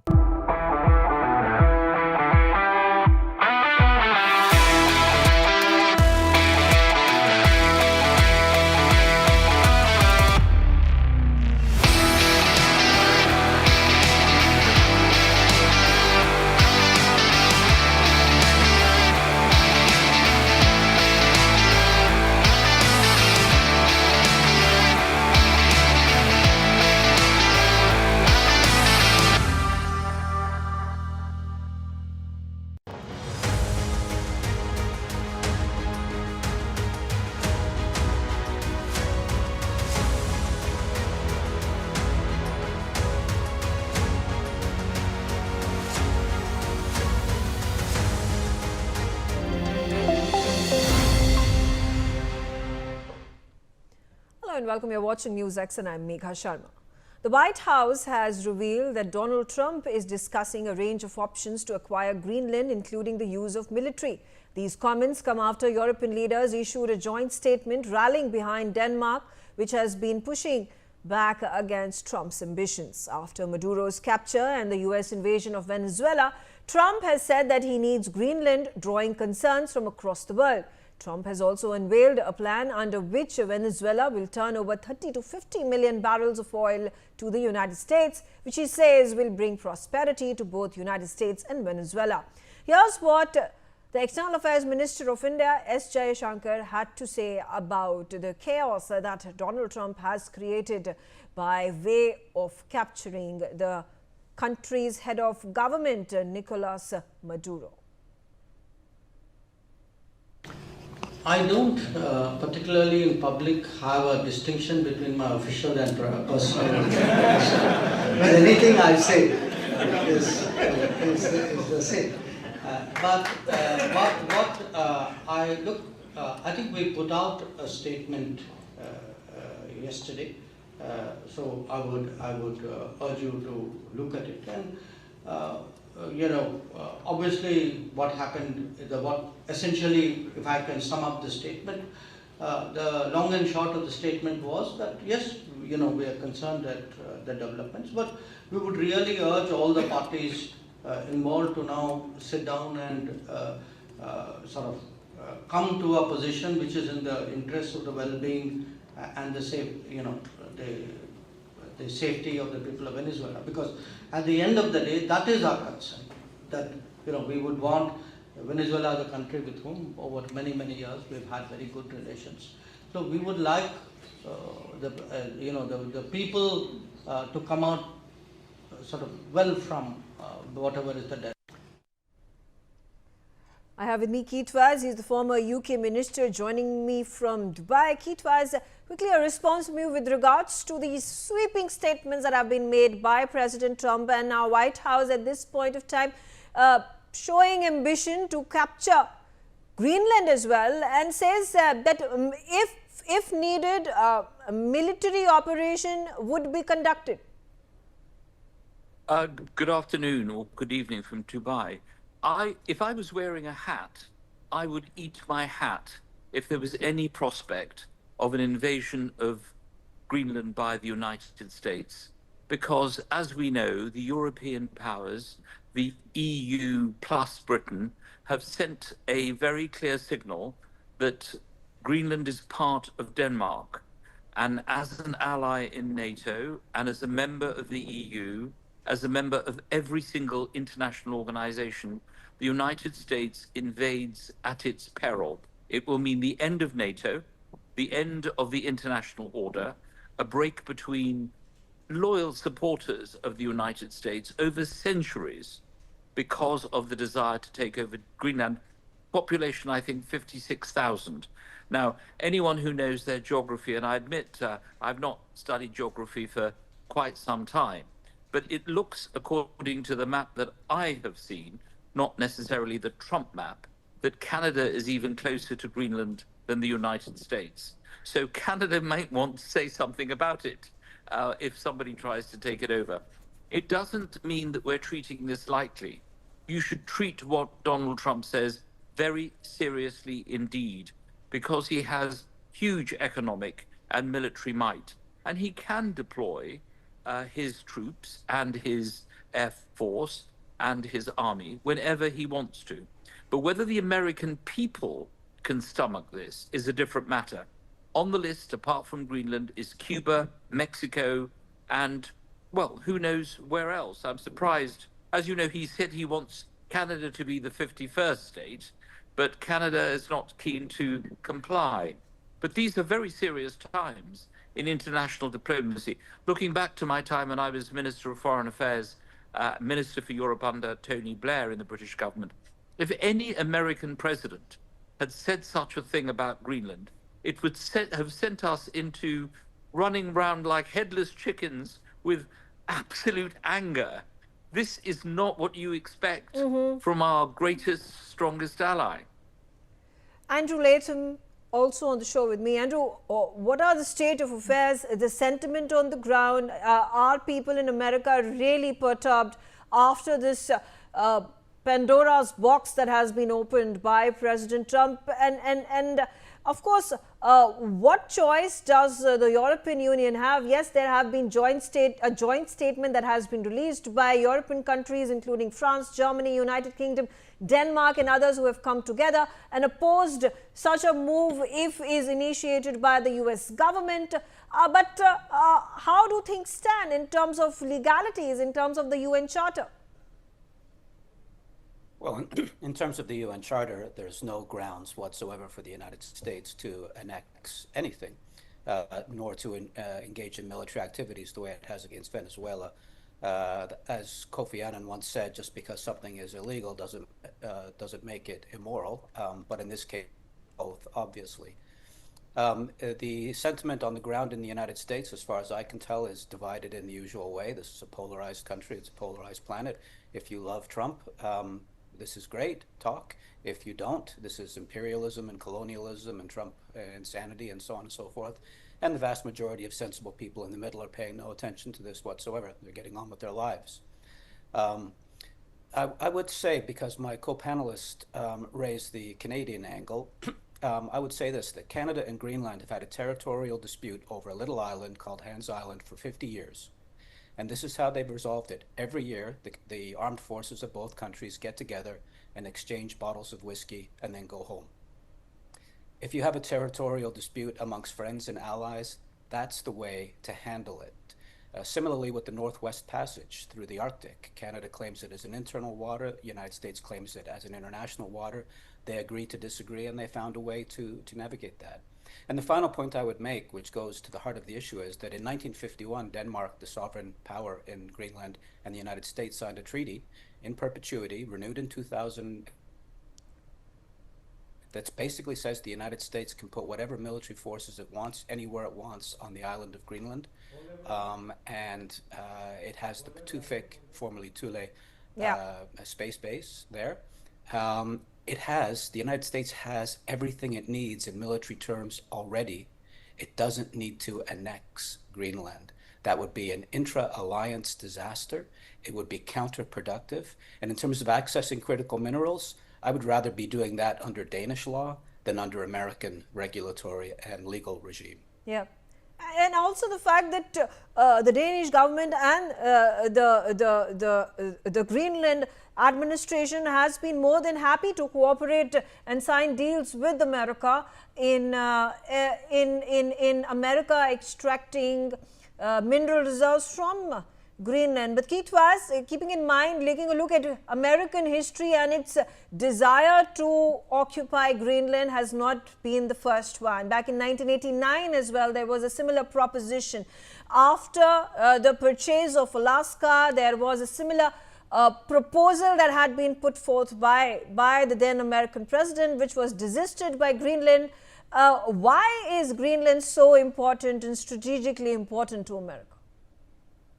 Well, as Andrew has just said, it really isn't, because they get everything that they need from an agreement with the people of Greenland, overseen by the government of Denmark. So there is no problem.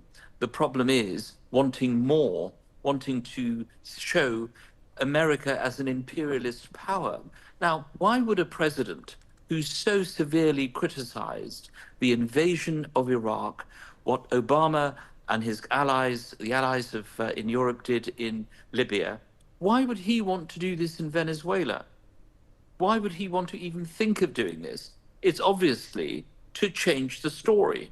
There is obviously another story that he wants to divert attention from. So he talks about invasion.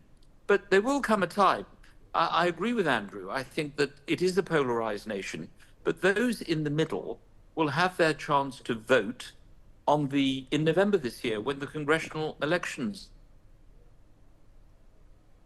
Worried about the congressional elections. As he said recently at the Kennedy Center when he addressed his congressman, there is a view that they're going to lose the congressional elections because attempts to change the boundaries in a number of states were not successful. As a result of that, if the Democrats take control of the House of Representatives, then he's got real problems about the possibility of impeachment. If they take control of the Senate, then of course his power to appoint more Supreme Court judges will disappear. It will be something that the Senate will not ratify, and therefore we'll have to wait for the next election. America will then be paralyzed. So we have this dreadful circumstance, and besides all this, you've got the war in Ukraine, which is continuing. You're emboldening the Russians, and the Chinese must be looking on and saying, all we have to do is wait. and the whole thing is going to collapse. This is serious. It's very, very serious, and it needs to be taken very seriously indeed. Okay, all right. I'm going to shift my focus to some breaking development. I would like to update my viewers.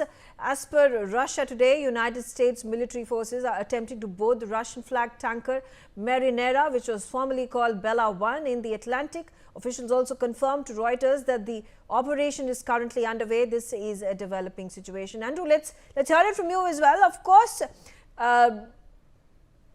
the vessel that traditionally has been carrying Venezuelan oil, but right now the situation, as much as I know, is that this particular vessel was carrying Iranian oil, and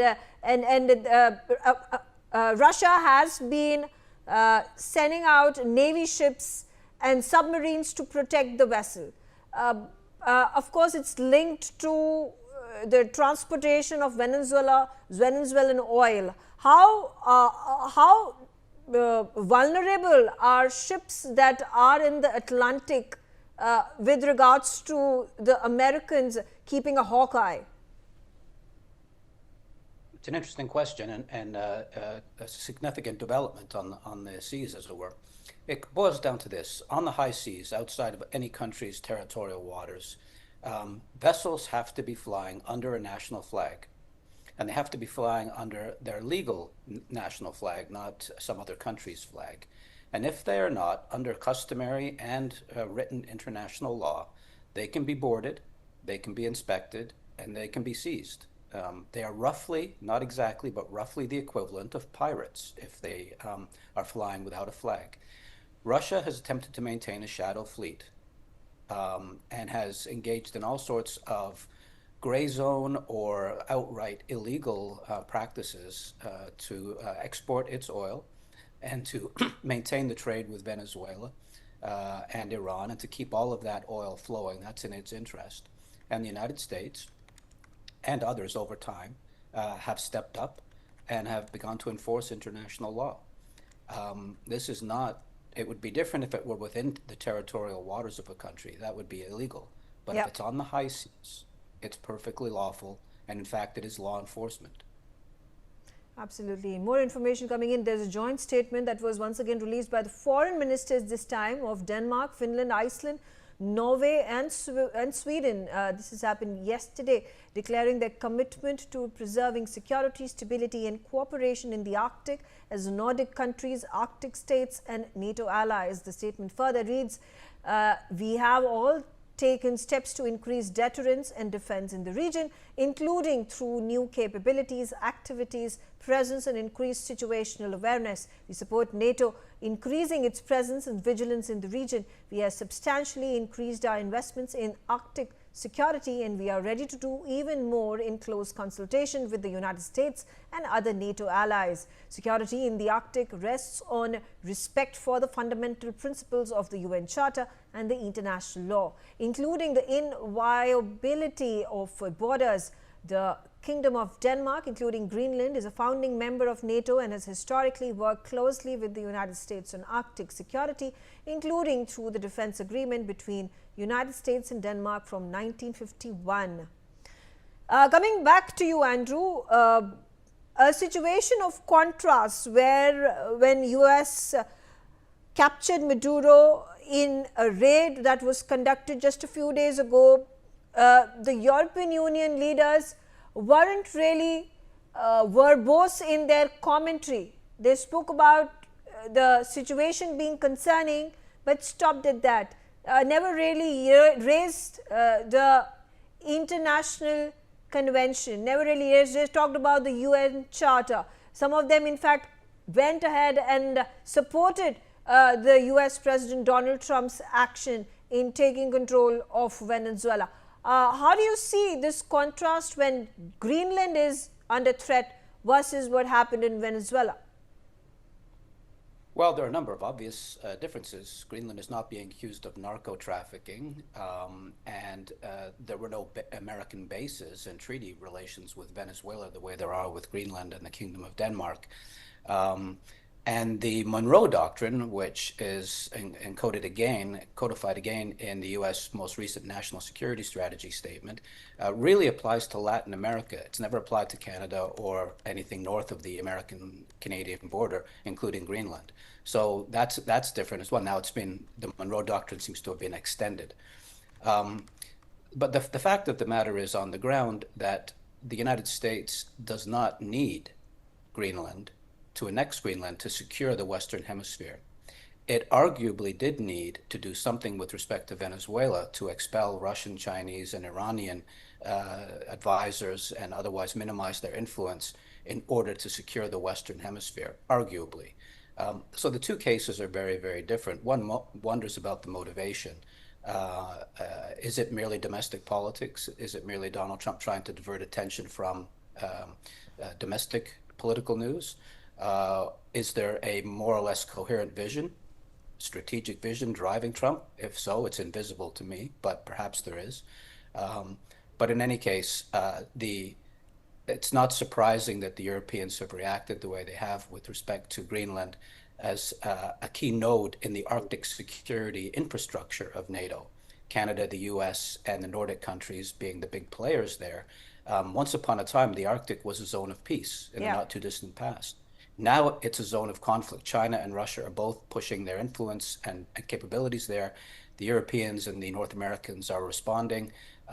It's becoming a real flashpoint, and Greenland is key to that, but Greenland is already secure within NATO.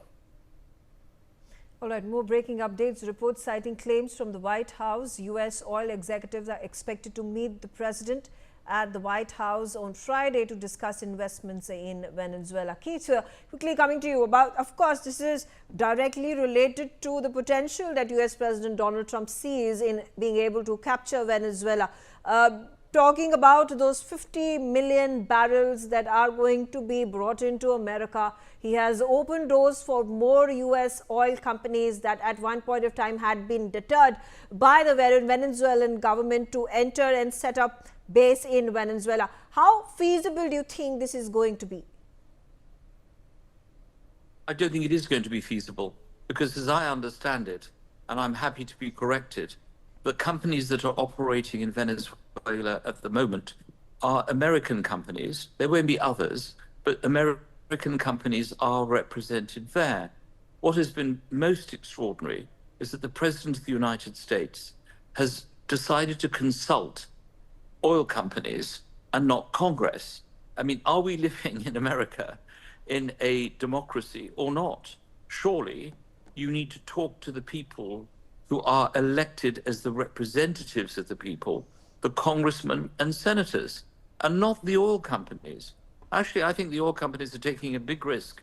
If they are involved in this issue and the rest of the world finds out who is involved and who turns up to the meeting and who is basically stealing Venezuelan oil, they might well begin boycotts of these oil companies. As we saw during the Gaza crisis, the boycott of companies like Starbucks and McDonald's had a profound effect on those companies.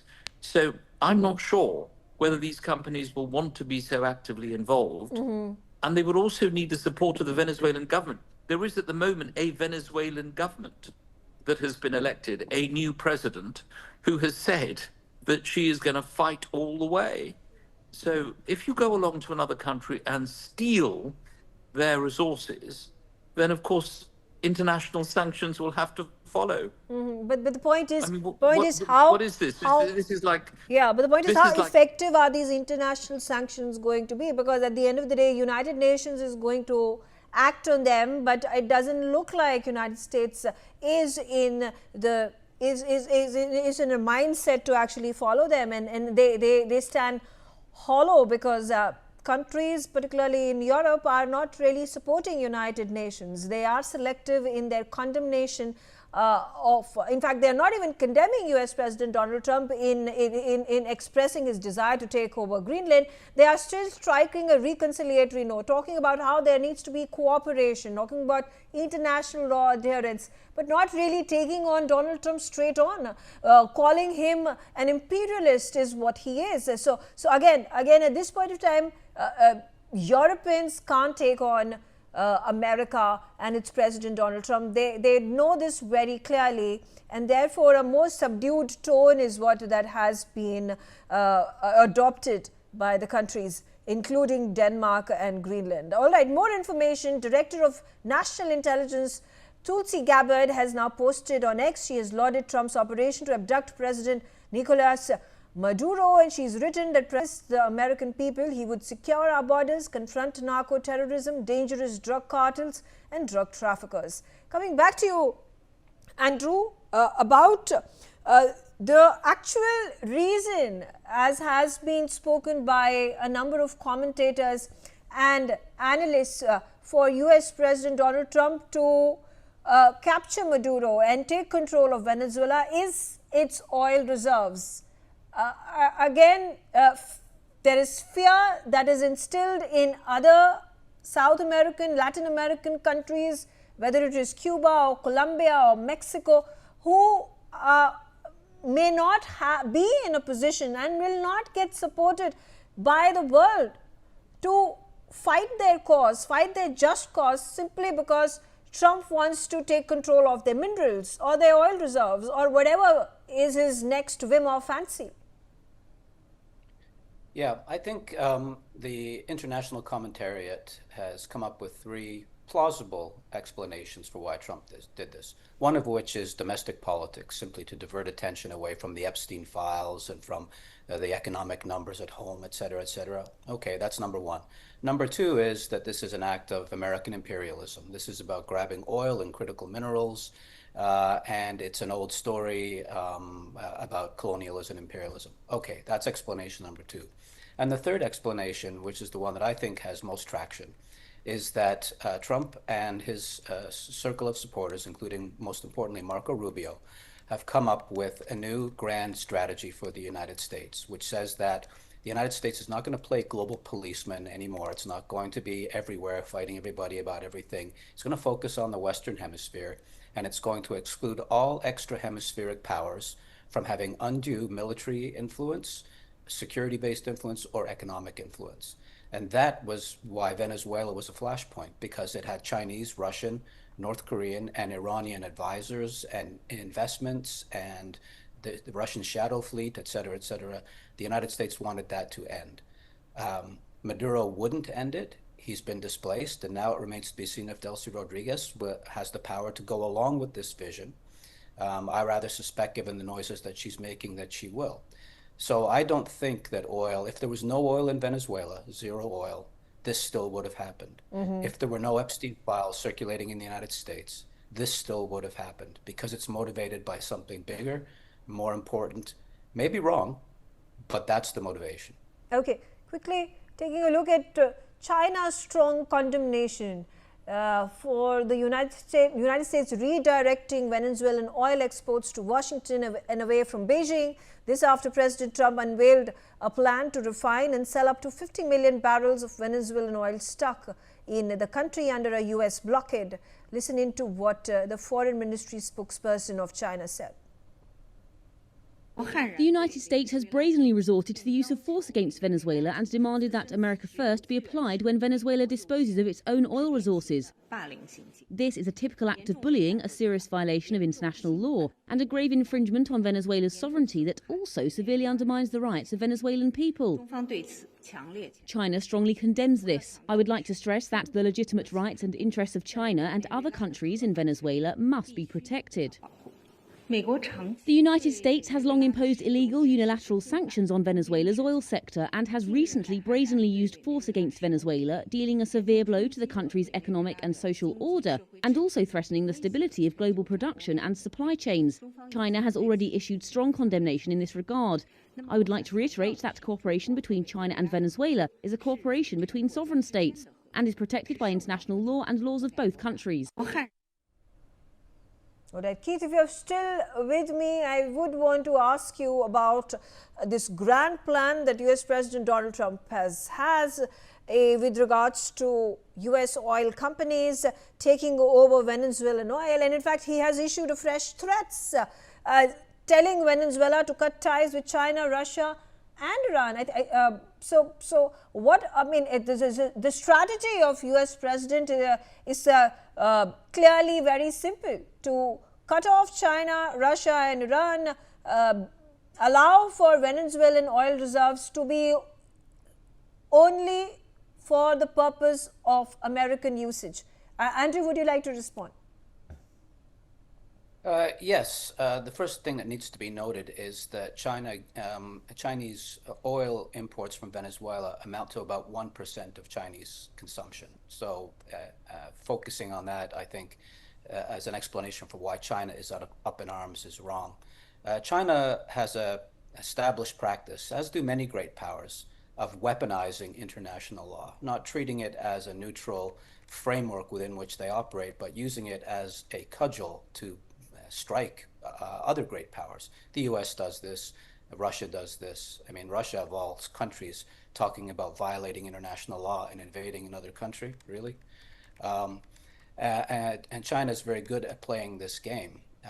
I would note, too, that Chinese commentators have gone out of their way to make a distinction between what the US has done in Venezuela and what the People's Republic of China is likely to be doing with respect to Taiwan.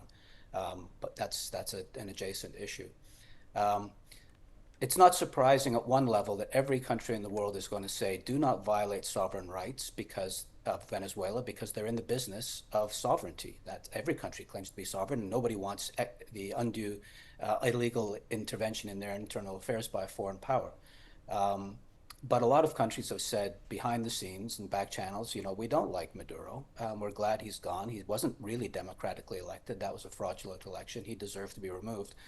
But we don't want international law, that bedrock, the fundamental, the most important aspect, brick in the wall of international law is sovereignty, non-interference in the internal affairs of another country, unless it's sanctioned by the UN Security Council, which this wasn't, or you're using force in actual self-defense, which this wasn't. Okay. And it's even, yeah. Okay, all right. On that note, I'm out of time. I thank you, Andrew, and Keith Vaz for joining me, sharing your views. On that note, I slip into a short break. Thanks for watching.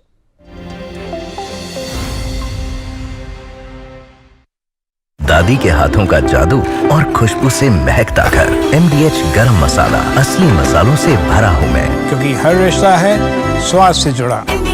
अदरक की हुई कुटाई, चाय की पतीली चढ़ाई, कैसी बनी चाय? सिर्फ अदरक से चाय का स्वाद नहीं आएगा। नहीं आएगा बेटा, चाय का असली टेस्ट MDH+ से ही आएगा। लौंग, हरी इलायची से भरपूर MDH ++ मसाला। मसाले सच MDH। टेक्नोलॉजी की नई उड़ान, नए उत्तर प्रदेश की पहचान। यशस्वी प्रधानमंत्री श्री नरेंद्र मोदी जी के मार्गदर्शन एवं माननीय मुख्यमंत्री योगी आदित्यनाथ जी के दृढ़ संकल्प से विकास का स्वर्णिम अध्याय लिख रहा है उत्तर प्रदेश। आज प्रदेश टेक्नोलॉजी, AI एवं डेटा में अपनी निर्णायक उपस्थिति दर्ज कर रहा है। लखनऊ और नोएडा में AI सिटी की स्थापना सुनिश्चित हो रही है। जेवर में 3,700 करोड़ रुपए की सेमीकंडक्टर यूनिट निर्माणाधीन है। डेटा सेंटर पार्क एवं सॉफ्टवेयर टेक्नोलॉजी पार्क की स्थापना से Uttar Pradesh digital power house बनने की दिशा में अग्रसर है। AI प्रज्ञा के माध्यम से युवाओं को AI प्रशिक्षण मिल रहा है। रोबोट उत्पादन में भी अग्रणी भूमिका निभा रहा है उत्तर प्रदेश। तकनीक है, समृद्धि है, संस्कार है, ये डबल इंजन सरकार है।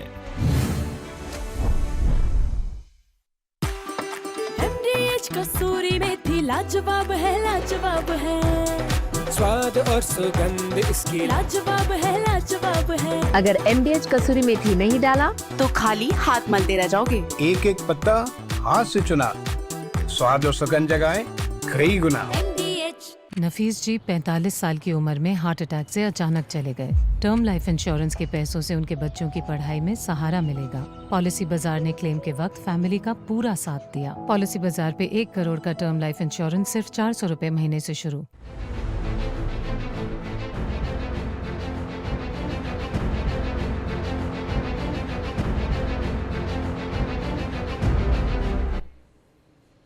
Welcome back. You're watching Newsx. I'm Uday Pratap Singh. A big Newsx exclusive. Yes, a major crackdown on foreign funding and internal security has taken a sharp turn in Uttar Pradesh. Climate activist Harjeet Singh, a familiar face at global climate summits, has been arrested in Ghaziabad. While the arrest was technically made by the UP Excise Department, the trail begins with the Enforcement Directorate. The ED is currently probing a high-stakes web of narrative building and foreign remittances that the agency claims could threaten India's energy security.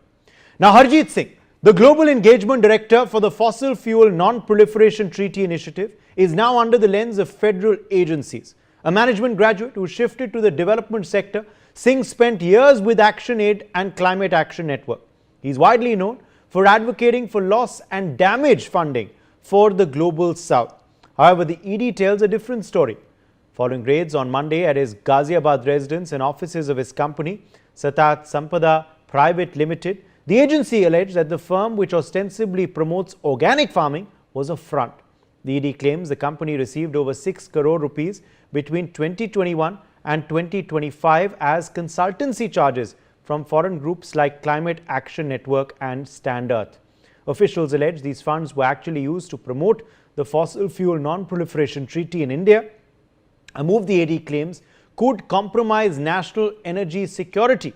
But it's Singh's recent travels that have raised the loudest alarms. The ED is investigating a visit for the Breathe Pakistan summit, where the agency is scrutinizing the individuals Singh met. Harjeet Singh allegedly travelled to Bangladesh during a period of intense anti-India protests. He reportedly delivered a lecture at the Sher-e-Bangla University without an official invitation and also met with unconnected individuals. During the FEMA searches, the ED found a large cache of liquor, roughly 45 litres at Singh's home, far exceeding the permissible limits under UP law. Acting on a tip-off of the ED, the Excise Department took him into custody. Well, we've told you now about Harjeet Singh. Now let's tell you a little about his wife, Jyoti Awasthi. Jyoti Awasthi is the CEO and co-founder of Satat Sampada Private Limited. She has over 2 decades of experience in the social sector, focusing on urban and rural communities, sustainable agroecological practices and natural farming. At SSPL, she leads farmer training and capacity building programs. She is also the founder of Eat Right Basket, an e-commerce marketplace that connects rural organic farmers with urban consumers. Before founding SSPL, though, she served as the research coordinator for Climate Action Network South Asia. She holds a postgraduate degree in mass communication in science and technology from the Lucknow University that she completed in 1997. In 2019, she was honored with the Dr. Rajendra Prasad Impactful Social Worker Award by India Positive for her contributions to organic farming and safe food. The ED identifies her as a director and shareholder of SSPL. The agency alleges that between 2021 and 2025, the company received over 6 crore rupees. While her husband Harjeet Singh was arrested by the UP Excise Department following an ED tip-off regarding liquor stocks, Jyoti Awasthi is currently under the lens of the Federal Probe Agency as part of the broader FEMA investigation. Let's take a look now at the money trail that the Enforcement Directorate has uncovered. So clearly, of course, there is a money trail that the ED has been tracking and of course has now uncovered. And of course, they intend to now prove this going forward and corroborate this with evidence as well, with the arrests, of course, of those that they are investigating. So how did this money trail reportedly happen? Now, this is as per our sources in the ED. The Rockefeller Philanthropy Advisors, this big company, reportedly through Climate Action Network and through Stand Earth, put funding into Satat Sampada Climate Foundation.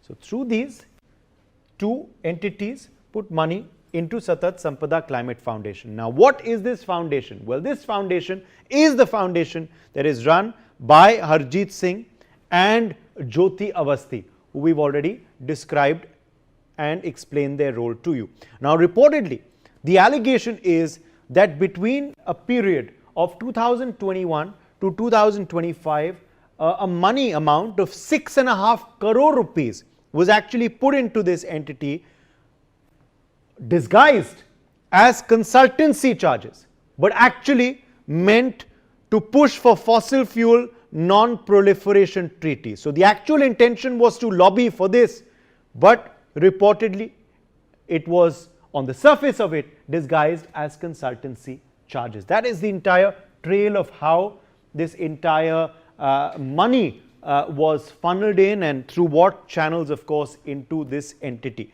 Now, in fact, my colleague Shivani Singh is joining us live now on the broadcast, and she is going to explain to us a bit more about this Satat Sampada Foundation, that entity that I was telling you about, which of course is run by Singh and Avasthi.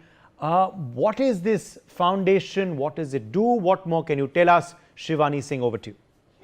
Right, Uday. In fact, let me take you across to some of the online presence of Satat Sampada. And over here, if we look at the website, the official website that's on air for you of Satat Sampada, it says Nature Forever in Hindi. It says that it reflects the commitment to global climate justice for people and the planet. In fact, if we also look at what it talks about itself, it says that we strive to empower vulnerable communities and countries to adapt to and address the impacts of climate change while promoting sustainable natural resource systems. Why this is important today is because here they are talking about vulnerable communities, but they are also talking about vulnerable countries. And according to them, Pakistan and Bangladesh seem to be one of the countries that's very vulnerable to climate change, and hence we are looking at their actions which are present in Pakistan and Bangladesh. Let's look at their vision. In fact, they say that according to their vision, they want a just and climate safe world where communities, particularly the most vulnerable, thrive in harmony with nature, and they see a future where knowledge, resources and opportunities are distributed fairly. And their mission is to champion climate justice by driving equitable, inclusive and transformative solutions. And now if we look at its objectives, there are 3 possible objectives that they have listed out. This is protecting communities from climate impacts, driving climate mitigation and just transition, and also enhancing policy. So they are in fact stating in their objectives over here, Uday, that they want to enhance policy influence. They are looking at countries like Pakistan and Bangladesh, and they want to influence the policy over there. So this is clearly mentioned in their website as well. And let's look at what they do. If they are a climate foundation, and these are the 4 goals: adaptation, loss and damage, climate finance and just transition. Over here, climate finance actually plays a very important role because the ED is also looking at money laundering. A lot of foreign funds being poured into this climate foundation. So when we look at their work, we also look at climate finance. That is one of the works that they actually do, Uday. So this was basically Satat Sampada and what they do, what their objectives is, and we have seen that they are looking at countries which are vulnerable, which we have pointed out, Pakistan and Bangladesh. We have looked at the finance angle. We are also looking at their objectives. We proved to you that was influencing the policy of a country. Now, in fact, Uday, now let me also take you across to the Harjeet Singh's Instagram social media page. Over here we will see a lot of posts regarding Bangladesh. If we look at this Bangladesh post, Bangladesh groups urge to end fossil fuel plants at Climate Justice Assembly, and this is where they are calling for grant-based climate finance. Remember, the money trail is very important here. That's what we are talking about. That's what ED is talking about. And you can look at the captions. This is on social media. This is for the public to see. They are seeking grant-based climate finance. And this is in Bangladesh, remember, a country which is currently facing unrest, a country where Hindu minorities are facing attacks. Let's in fact also look at some of his videos. Here, he is in person. This person is actually stating that the concrete outcome was to develop a transition mechanism, even though no progress has been made, but they are stating that they do want money, they want finance, they want grants that are coming in place. In fact, these are some of the social media posts. In fact, we saw for Bangladesh, this was very recent because in Bangladesh, they are seeking a transition to renewables. They are seeking the Bangladesh to sign the fossil fuel non-proliferation treaty that the ED now is also looking at. So these are some very important things. In fact, let's go across to his Twitter account and let's see what he actually talks about Pakistan, because that's another country where he is a part of Breathe Pakistan. That's an initiative that he has spoken about, Breathe Pakistan, and we can see how clearly he has mentioned a lot about Pakistan, how there are many displacements in Pakistan, and how Pakistan actually needs critical help and financial support. So if Uday, we look at all his social media posts, we are seeing how finance and financial support is playing a major role in all of the social media posts of Satat Sampada, of Harjeet Singh, and all the people who are involved in this foundation. So clearly, he has in fact also mentioned Libya and Pakistan together in one of his posts over here, where they are saying that they have suffered huge losses and damages that have made it ineligible to access loss and damage funds. So this is something that everyone will be looking at. It's a very important thing because all of the social media posts point towards a financial contribution, and the ED is actually looking at these things. In fact, Uday, so clearly we can see through the social media posts as well that this is something very important. Stay with us. In fact, let's also now put out for our viewers another very crucial ground report. My colleague Brian visited the office of Satat Sampada Foundation. It was operating normally and refused to answer our questions, despite, of course, all these ED charges and investigation.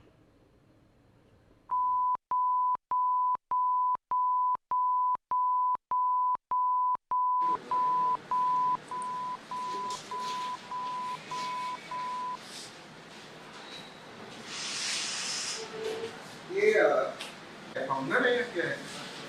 Owner है, director है।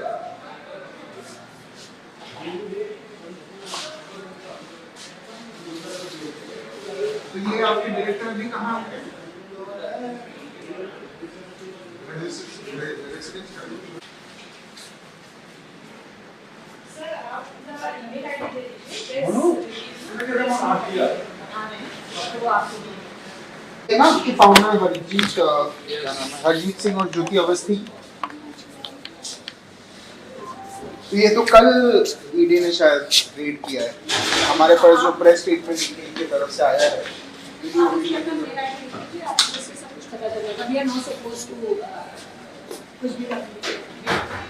कहाँ का हम video बना सकते हैं क्या? एक बार पूछ लीजिए, क्योंकि ये तो वो है ना, पब्लिक यूटिलिटी में है ना ये तो। I mean, people can buy things from here, na? So I think we can make a video of it. Brian Thomas, in fact, is joining us live now on the broadcast. Brian, take us through the details of the serious charges now that Harjeet Singh is facing from the ED and his entity. And it seems business continues as usual at his office where you visited. Well, Uday, yes, we first visited the regional office of SSPL that is located in Ghaziabad, and there we found nothing. The regional office was closed in the year 2018. We dug out some information and then we found out that no, that is not the location that was initially registered, that was in Ghaziabad. From there we again traveled to Noida, that is sector 65, where they have a registered office. Now when we go there, we find out that it is working normally. And outside the gate also they are wanting people, they are hiring people itself. So then what we do is we plan to go ahead, we plan to go inside the office, and then we find out that there are some people who are working in the shop. It's like a grocery store. We get organic vegetables, and that is what ED stated, that is they are working it as a front. Now we attempt to talk to the people that we just showed you. There was more of a sting operation kind of that we did. We tried to speak to them, but clearly again they refused to speak to us, and they said no. We just give us an email ID. We will be talking to you. We will be mailing you a press note that we will be putting out for the media, for the people, so you can refer to that. But clearly we didn't stop there. We wanted to have, had many questions. We wanted answers to that questions. So what we thought, we started digging out more. And then after digging out, we got the number of Jyoti Awasthi. I dialed Jyoti Awasthi. I had a conversation with her, and I stated and I asked a lot of questions. That ED put out a proper statement that was also posted on their platform X, that happened yesterday. And I started asking Jyoti Awasthi a lot of questions that we will be playing out in a while now. Jyoti Awasthi could not answer a lot of questions. Then the main man behind this entire fiasco that has been going on, his visit to Bangladesh, his visit to Pakistan that happened in February, and then another visit to Bangladesh in the month of March itself, in the year 2025, when there was anti-India protest also going on. So clearly I had a word with Harjeet Singh. Now Harjeet Singh and Jyoti Awasthi are the two directors behind SSPL. I had a word with Harjeet Singh, and I asked him questions about what this ED raid is about. I asked him about the questions that why is ED doing these against him, what he stated, and also about the travels that he has been doing, where he went uninvited to Bangladesh, but he stated the fact that he was invited rather. Not only that, I also asked him questions that he was arrested. He was arrested because there was a raid at his residence, at his Ghaziabad residence. So he's from Ghaziabad, he hails from Ghaziabad. There was a raid at his residence, and then the excise policy, the excise department, the ED found out excessive liquor, and both international and Indian and foreign liquors at his residence, and then he was arrested. Right. And when I asked him about the fact that you were arrested, by the excise department, so conducted by the Enforcement Directorate, more than 45 litres of unlicensed liquor were recovered from the premises of Harjeet Singh and Jyoti Awasthi. A state excise team has arrived at the residence, and further legal action is currently underway. So raids being conducted, Brian Thomas, at Harjeet Singh and Jyoti Awasthi's premises by the Enforcement Directorate. We are learning more than 45 litres of unlicensed liquor has been recovered from there.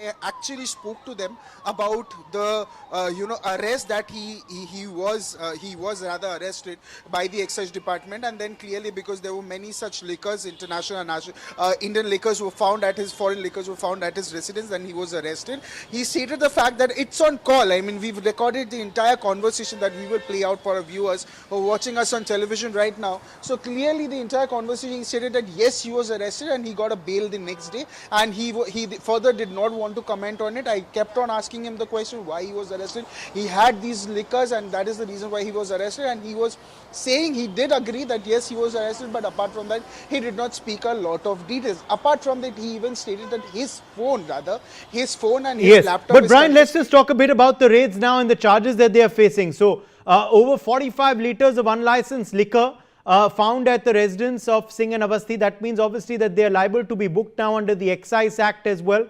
Because of this, any other recoveries that your ED sources are telling you have been made at their premises? And what are the other stringent charges that they are facing by the ED? Well, clearly. Uday, clearly, ED has made it very, very clear, and they've listed out a proper statement also. All the funds that have been there, the funds that was used as a foreign funds that they were getting, they were all illegal. There was a remittance of 6 crore also that happened from 2021 to 2025. That is being checked itself. Now, there was a proper 15-hour raid, and that is in the conversation I had with Harjeet Singh itself. Again, like you mentioned itself, there were liquors also that was found at his very residence, and he was arrested because of that. It was additional liquors. Apart from that, what we have the statement also, clearly he has stated that his Climate Action Network, this agency, he travelled to Bangladesh, like I mentioned, he travelled to Pakistan, and again, the timing is very important, Uday. We need to note that when he travelled to Bangladesh uninvited, but he says rather he was invited when he travelled to Bangladesh. That happened in the month of March, that where the anti-India protests were also going on in Bangladesh, and he met a lot of unidentified people also in Bangladesh, and same happened with Pakistan itself. Not only that, when we open the statement itself, we get an understanding that the ED claims there were foreign funds itself shown as consultancy fees originated from overseas entities such as the CAN, which is the Climate Action Network, and Standard. And we asked these questions. He was also, when he was answering, he was fumbling. He couldn't answer a lot of questions when Newsx started confronting them, started asking them questions. And that video we will also be playing out in a while now there. Yes. Absolutely. Let me also, in fact, join now Ambassador Gauri Shankar Gupta, former diplomat. What do you make of this sensational trail emerging, Ambassador Gupta? How this foreign entity was trying to put money into an Indian firm on the garb of consultancy fee, but actually for lobbying for a treaty? Good afternoon. You see, this is a very important issue. There are 4 or 5 issues come out of this. One is you open an NGO and start getting foreign funding and misuse those funds against our own country. Now, this is not the first case, but there are many cases that the so-called climate activists have been using funds from foreign countries, and they are in the past have been stopping a lot of projects in India, and now they are propagating certain new ideas. Now, this idea of fossil fuel non-proliferation treaty is again a very malignly designed idea, because there are already negotiations under Paris Treaty that the countries will gradually reduce the fossil fuel emissions, and we are committed to bring them to zero by 2070. So this kind of new ideas which are being floated by certain Western powers and certain Western NGOs are again a thing to trap India into an energy crisis. We are already having problem because of the supplementary tariff imposed by President Trump on our Russian imports. And now this kind of ideas that you should stop using fossil fuel completely, that is to paralyze our economy and our economic development. The Western countries have already polluted the environment, done whatever emission was needed to be done using fossil fuel for almost 50, 60 years after the Second World War.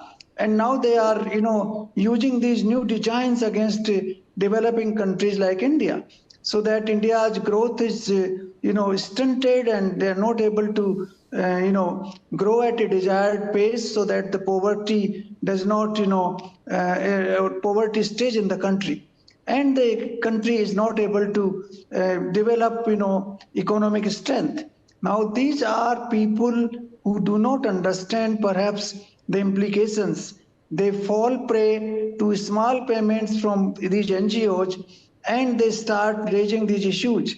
Now, his travel to Bangladesh and Pakistan are also somewhat suspicious, because these are the two countries which are absolutely, as of now, enemy countries for India, and they do not wish India a good future. So traveling to those countries, meeting people there, shows that he has certain designs in his mind which are basically anti-Indian. Yes. So I would surmise that this kind of activities must be curbed. ED should take action, but at the same time, the Home Ministry should also take action against the inflow of foreign funding by such NGOs. Okay. Let me, in fact, also now quickly bring in RVS Mani, former Under Secretary, Ministry of Home Affairs. RVS Mani, now the ED, of course, will uncover this money trail as well. The task cut out, but already it seems that the preliminary work has been done by the agency. Indeed, actually, my previous speaker, Learned Ambassador, has covered the almost absolute canvas of the entire problem. But having said that, see, basically, if you recollect, some NGOs did not apply for extension of FCRA registration in in 2024, because the measures are continuously being made stringent, the compliances are getting stringent. Having said that, some still are continuing to go there, and that is one of the reasons that, say, FCRA indeed is a very big challenge to Indian security. We all know that whether they do through the demographic changes or setting up religious institutions or conversion areas, or even narrative settings like the earlier we had the green peace type of movement. This is also something similar to that. Having said that, there is a sustained basis, sustained attempt to force India's hand, disrupt, I would call it, it is not only breaking India, it's a disrupt development plan of the vested interests which is being carried out in India. As Ambassador Gauri Shankarji pointed out, that to disrupt our development, the pace of development has started galloping since last 10 years. And that needs to be disrupted, otherwise we are challenging the West, we are seeing them in their eyes. This is one of the basic larger agenda. So to create these type of disturbances and going to Pakistan, you do not go to Pakistan and ask them to stop for non-fossil fuel, because they don't have the technologies and all, everything. What are they trying to propagate? So it is a total mismatch. Similarly, going to Bangladesh, do they have it? Even Tista water accord has not been signed. There are some issues there. Having said that, are we also getting into something much bigger than what has been brought out, that it's a mere NGO getting into anti-India activities, or we are into... Yes, and also, what is very suspicious, RVS Mani, are these visits to Bangladesh at the garb of a lecture, but then meeting with unconnected individuals there. Then a Breathe Pakistan summit visit as well. That is what I was coming to, that whether visiting Pakistan, who are you lobbying with? What was his purpose? See, going to Pakistan, you have to give a declaration. There are several procedures for that. How did he get into Pakistan? And what was the purpose? Whom did he meet? And what is it? Because we have had very recent cases in this Newsx channel. We have discussed about the Pearson Airport gold heist. That was also something where some connected persons in India were running a startup which they closed after the Pearson Airport issue happened.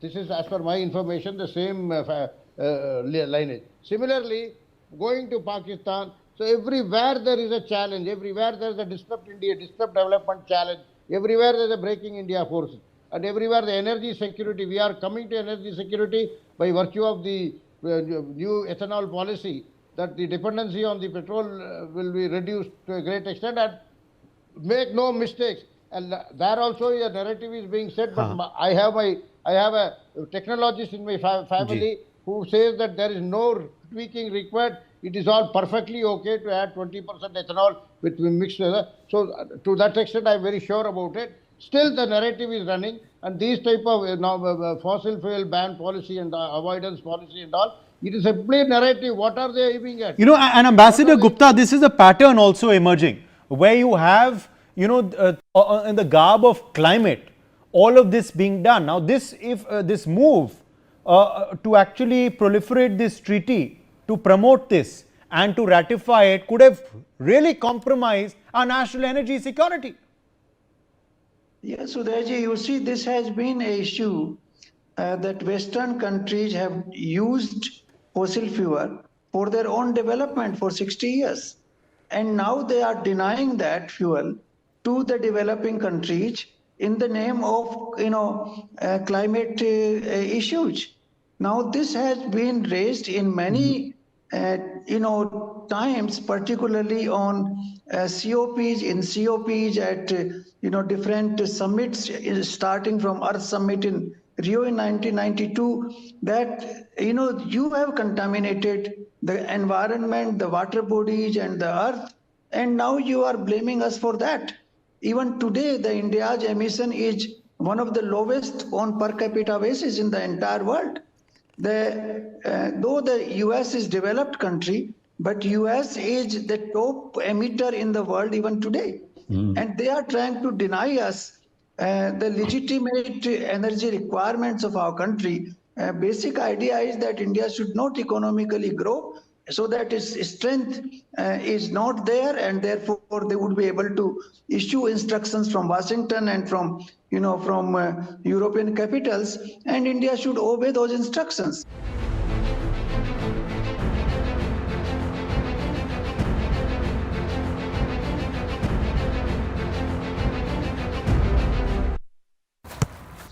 इसको तो football खेलना भी आ गया और इसे तो piano बजाने भी आ गया। चंद्रयान भी उतर गया चांद पर हमें अब तक टेस्टी राजमा बनाना नहीं आया। बिना MDH राजमा मसाला के टेस्टी राजमा कैसे बनेगा? स्वादिष्ट राजमा के लिए MDH राजमा मसाला। क्या स्वादिष्ट राजमा बनाए? MDH। अदरक की हुई कुटाई, चाय की पतीली चढ़ाई, कैसी बनी चाय? सिर्फ अदरक से चाय का स्वाद नहीं आएगा। नहीं आएगा बेटा, चाय का असली टेस्ट MDH+ से ही आएगा। लौंग, हरी इलायची से भरपूर MDH 3+ मसाला। मसाले सच MDH। आपके घर के खाने में रेस्टोरेंट जैसा स्वाद ले आए MDH का शाही पनीर मसाला। पनीर को क्या मस्त बना डाला। नफीस जी 45 साल की उम्र में हार्ट अटैक से अचानक चले गए। टर्म लाइफ इंश्योरेंस के पैसों से उनके बच्चों की पढ़ाई में सहारा मिलेगा। पॉलिसी बाजार ने क्लेम के वक्त फैमिली का पूरा साथ दिया। पॉलिसी बाजार पे 1 करोड़ का टर्म लाइफ इंश्योरेंस सिर्फ 400 रुपए महीने से शुरू।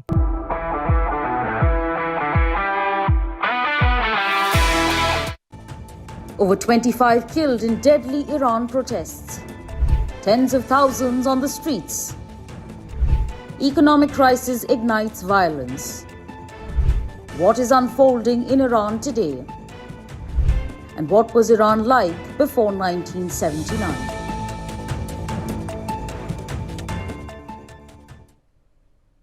Take a moment to look at these images on your screens. The year is 1975.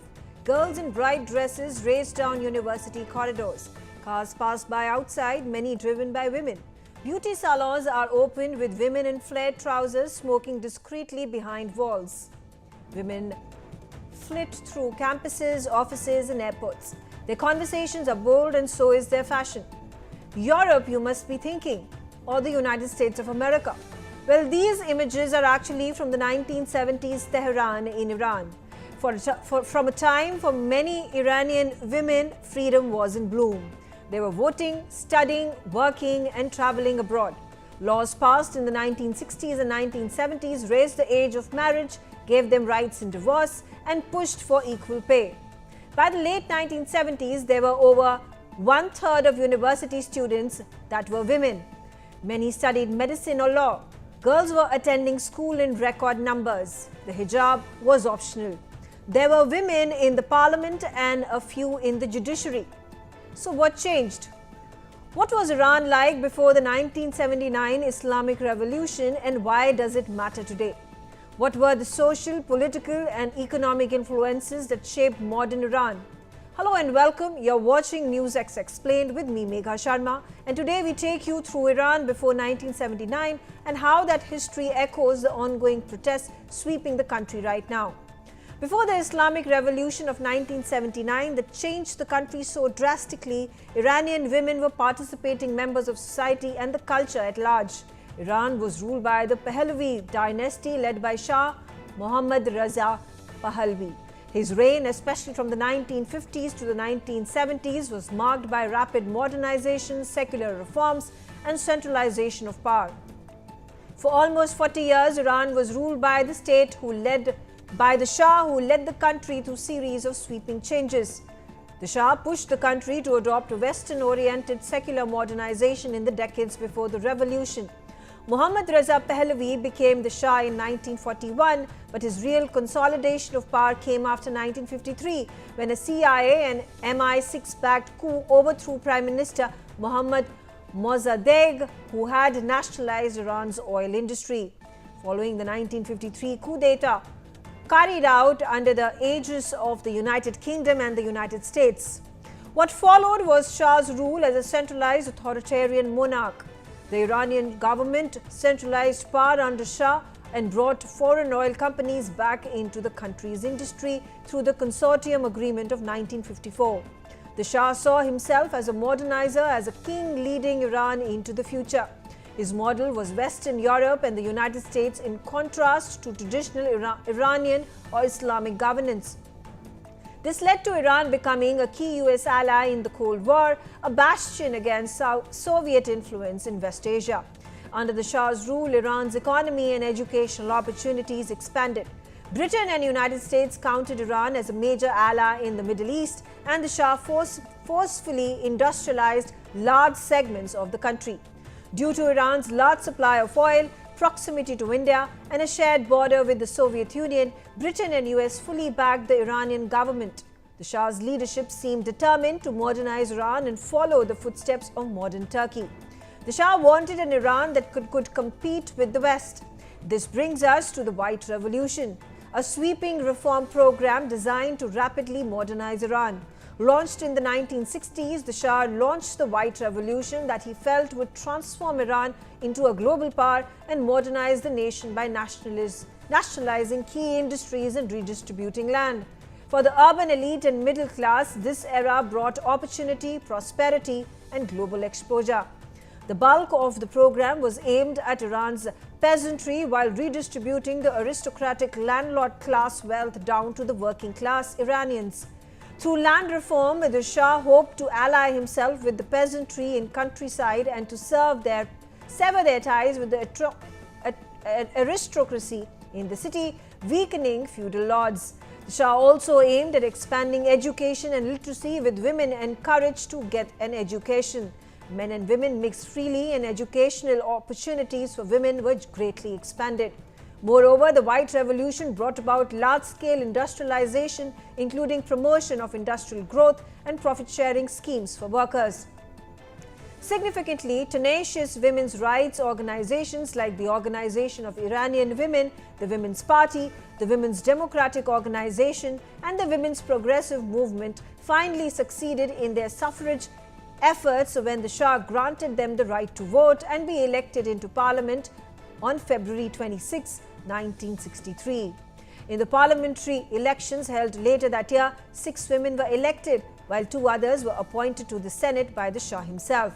But in a chilling prelude of what was to come, opposition leader Ayatollah Khamenei, the future leader of Iran, then rising to prominence, led protests against women's suffrage and compared voting rights for women to prostitution. The right and status of women, however, continued to be one of the starkest contrasts with post-revolution Iran. Hijab was not mandatory. Women worked as doctors, judges, journalists, and pilots. Universities had large female enrollment. Family laws were more progressive than in many neighboring countries. But this progress was uneven, largely concentrated in cities. Rural and conservative families often felt alienated by these rapid social changes. The cost of rapid and wide-ranging changes, however, was alienation. In his efforts to modernize, the Shah overreached. There was too much happening way too fast. The Shah outlawed the hijab from being worn in public. Him and his wife adopted Western dress, and he insisted that all government employees do the same. Younger Iranians didn't mind, but the older members of the society had a harder time assimilating. This provided space for leaders calling for a return to traditional values. Furthermore, while the Shah modernized the economy and society, political freedom shrank dramatically. Political parties were banned or merged into a single loyalist party. The parliament existed, but real power rested entirely with the Shah. The secret police, Sawak, became a symbol of repression. They did not only monitor academics, journalists, clerics, and students, but also used arrests, torture, intimidation, and surveillance. The Sawak crushed leftist groups, Islamists, and secular opposition alike, cementing authoritarian rule. This created a climate of fear, even as the country outwardly appeared modern and prosperous. Moving further on, the 1970s oil boom transformed Iran into a cash-rich state. Oil revenues surged and massive state spending followed. Iran imported Western weapons, technology, and consumer goods. However, wealth distribution was deeply skewed. A small elite lived in extreme luxury while rural areas remained poor and underdeveloped. Inflation rose sharply and traditional merchants and clerics felt economically sidelined. Many Iranians felt that progress was imposed, not inclusive. In his bid to push for secularism, the Shah deliberately tried to reduce the influence of the Shia clergy. Religious schools were sidelined and clerics lost legal authority. Secular courts and institutions replaced religious ones. But this only meant that instead of disappearing, the clergy became a voice of moral and social opposition. They began building networks through mosques and charities, speaking the language of the justice, inequality, and cultural identity. Among them was Ayatollah Ruhollah Khomeini, who fiercely criticized the Shah's authoritarianism, Western alignment and social reforms, particularly land reform and women's emancipation. By the late 1970s, public frustration boiled over. Mass protests involving students, workers, clerics, intellectuals and even secular nationalists swelled across cities. Many Iranians did not necessarily oppose modernization, but they resented being excluded from power, ignored politically and silenced socially. When the protests began, the Shah lacked political legitimacy while opposition groups united temporarily. Security forces were overstretched and in early 1979, the Shah fled Iran. What happened next? Ayatollah Khomeini, a religious leader in exile, returned to lead a coalition of forces that overthrew the monarchy and established the Islamic Republic. This marked a foundational change. Politics became deeply intertwined with religious authority. A theocratic constitution replaced the monarchy. The supreme leader became the ultimate authority over all branches of government, and social and cultural policies were dramatically reshaped by conservative interpretations of Islam. What unfolded in Iran in 1979 was not just a revolution, it was a collapse of a system that had modernized without democratizing. The monarchy had no democratic institutions to absorb dissent. But how different was the system that followed? For women, the black chadar replaced colorful scarves. The hijab became mandatory. Mixed gender schools were shut. Music was banned from state radio. Laws were rewritten. A woman's testimony in court became worth half that of a man. Judgments were closed to women. So were certain university courses. Overnight, the state turned the private lives of women into matters of public control. It was one authoritarian system taking over another. And if you're wondering why this matters today, it's because the same fault lines persist. Today, Iran is seeing some of its most widespread protest movements in years. Protests have spread across dozens of cities, from bazaars to university camps. Demonstrators are not just focusing on bread and butter issues. Slogans are increasingly political, targeting the supreme leader and the entire governing system. Security forces have responded with force, including lethal crackdowns in some areas such as Maleshahi County. At least 29 are believed to have died so far. Some protest chants echo anti-regime sentiment and in some cases even revive older themes of broader systemic change. History matters and parallels emerge. In 1979, Iranians protested over inequality, political exclusion and cultural imposition overseen by an authoritarian power. In 2026, Iranians protest over economic hardship, the lack of voice and state control over private life overseen by an authoritarian power. The difference is this: in 1979, the enemy was the king. Today, the struggle is with a system born from the very revolution. In essence, while history does not repeat, it does resonate. The same structural pressures and unmet aspirations echo in different political landscape. The question that now arises is, will the ongoing protests evolve into a broader political challenge? And will the legacy of the 1979 revolution continue to shape Iran's next chapter? Over 25 killed in deadly Iran protests. Tens of thousands on the streets.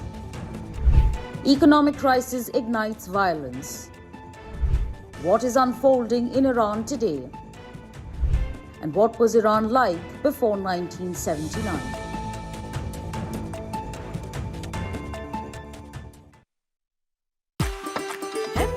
कसूरी मेथी लाजवाब है, लाजवाब है।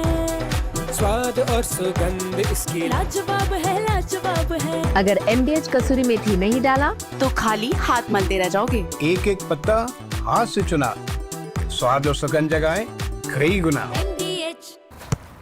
इसको तो football खेलना भी आ गया और इसे तो पियानो बजाने भी आ गया। चंद्रयान भी उतर गया चांद पर हमें अब तक टेस्टी राजमा बनाना नहीं आया। बिना MDH राजमा मसाला के टेस्टी राजमा कैसे बनेगा? स्वादिष्ट राजमा के लिए MDH राजमा मसाला। क्या स्वादिष्ट राजमा बनाए?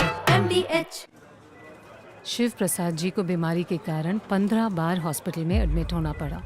पॉलिसी बाजार की टीम ने उनका लाखों का क्लेम अप्रूव करवाने में पूरी हेल्प की, पॉलिसी बाजार पर 1 करोड़ का हेल्थ इंश्योरेंस सिर्फ 550 रुपए महीने से शुरू। अदरक की हुई कुटाई, चाय की पतीली चढ़ाई, कैसी बनी चाय?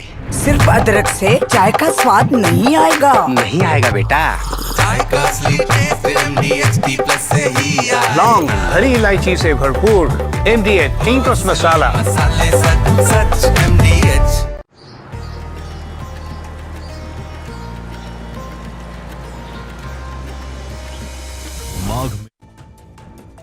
What makes dengue a game changer?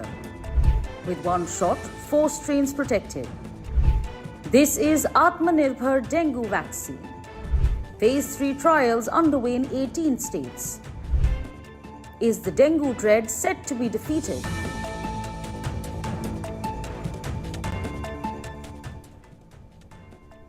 Welcome to this episode of Explained, brought to you by Newsx. I'm Megha Sharma.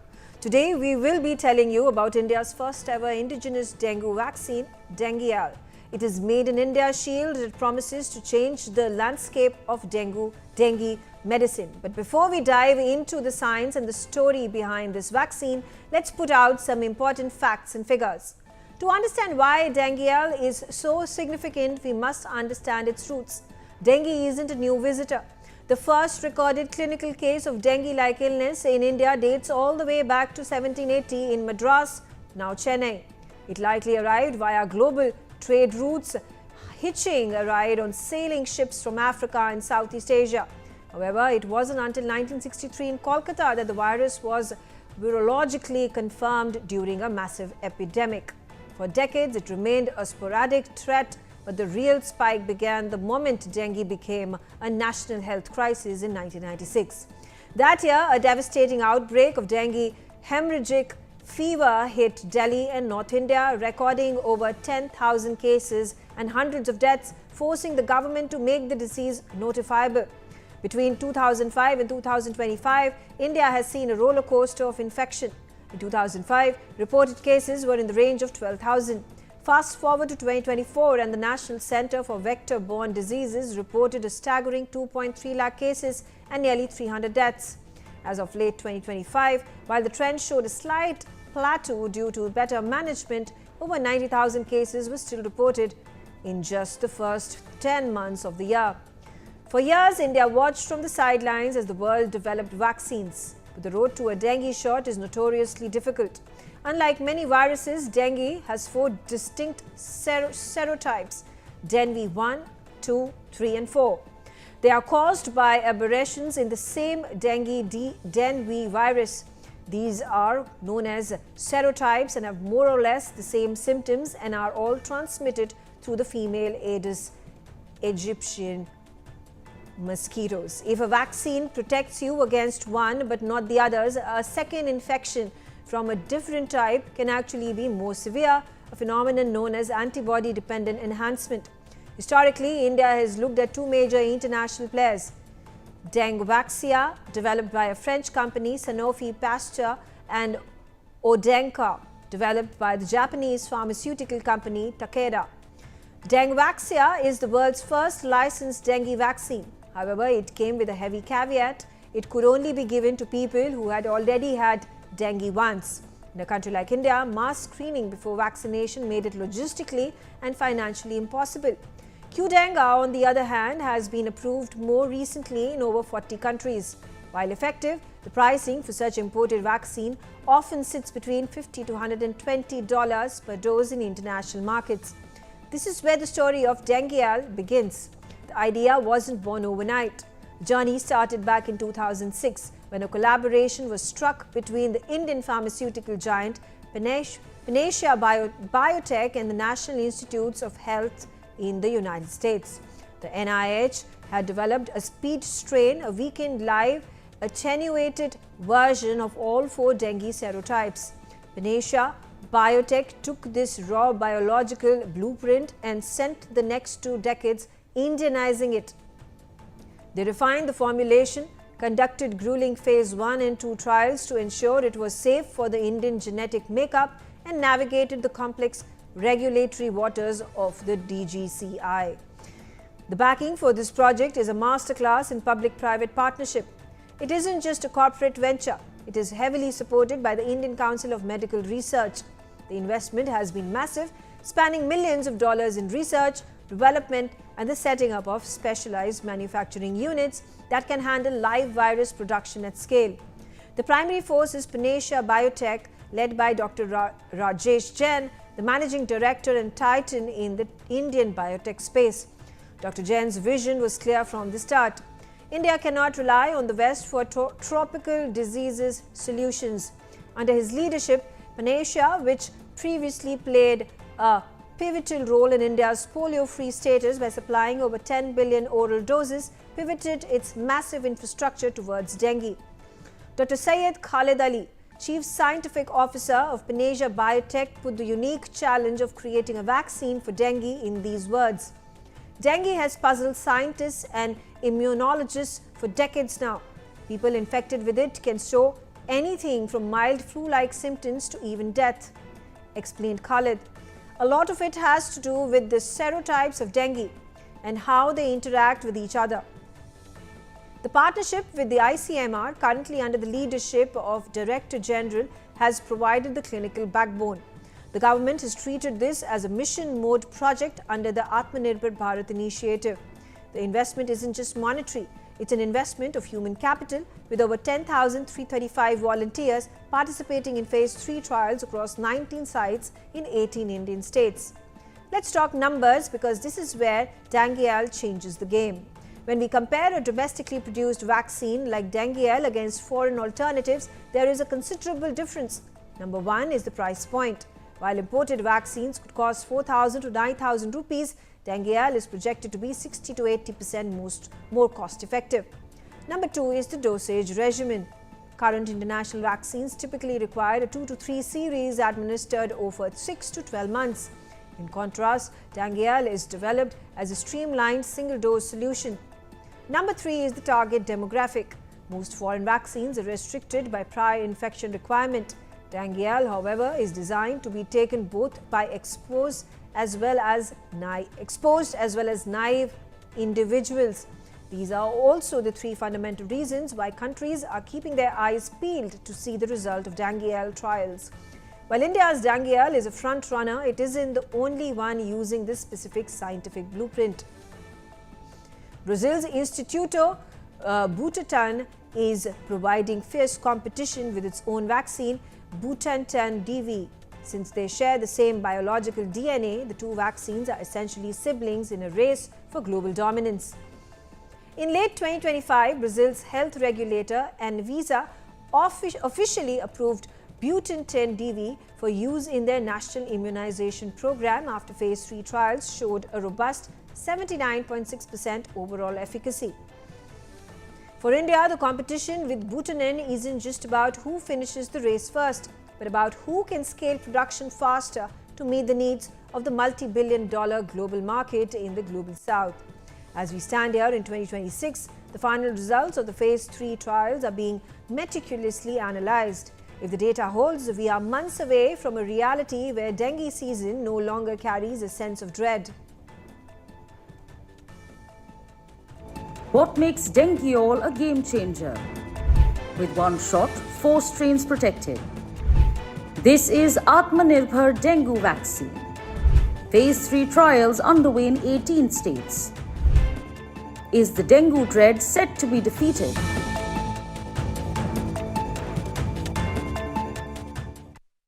सस्ते वाले दाल मसाले स्वाद हुआ बेकार MDH की हल्दी मिर्ची धनिया करे कमाल ये रंग दे ये खुशबू दे ये तीखा ये कम पड़े क्या निराला MDH मसाला।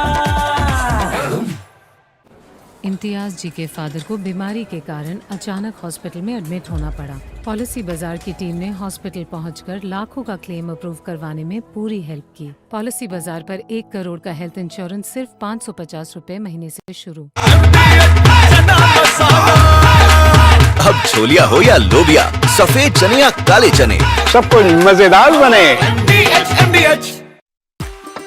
MDH कसूरी मेथी लाजवाब है, लाजवाब है। स्वाद और सुगंध इसकी लाजवाब है, लाजवाब है। अगर MDH कसूरी मेथी नहीं डाला तो खाली हाथ मलते रह जाओगे। एक एक पत्ता हाथ से चुना, स्वाद और सुगंध जगाए कई गुना।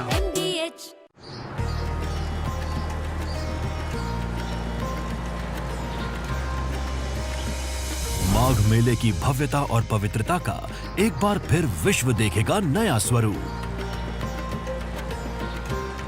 करोड़ों श्रद्धालुओं के लिए परंपराएं वही और सुविधाएं नई, जहां पग पग पर आस्था और दिव्यता की मिलेगी अनुभूति।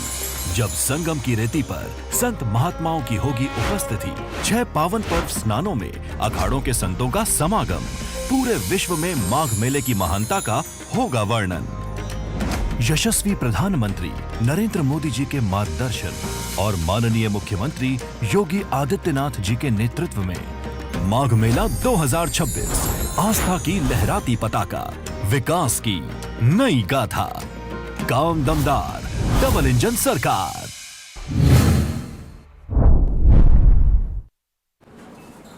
जब विकास जी के लिवर का ऑपरेशन हुआ तो पॉलिसी बाजार की टीम ने हॉस्पिटल पहुंचकर 50 लाख रुपए का क्लेम अप्रूव करवाने में पूरी हेल्प की। पॉलिसी बाजार पर 1 करोड़ का हेल्थ इंश्योरेंस सिर्फ 550 रुपए महीने से शुरू।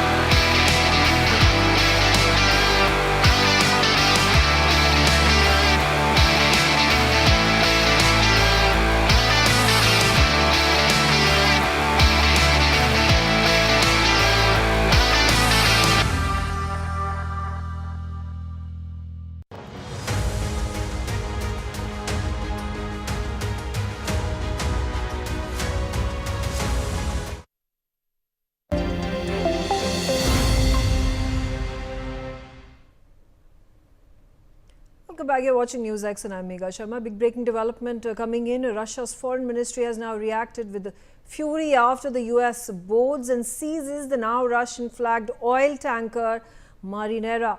Russians call the US actions abnormal.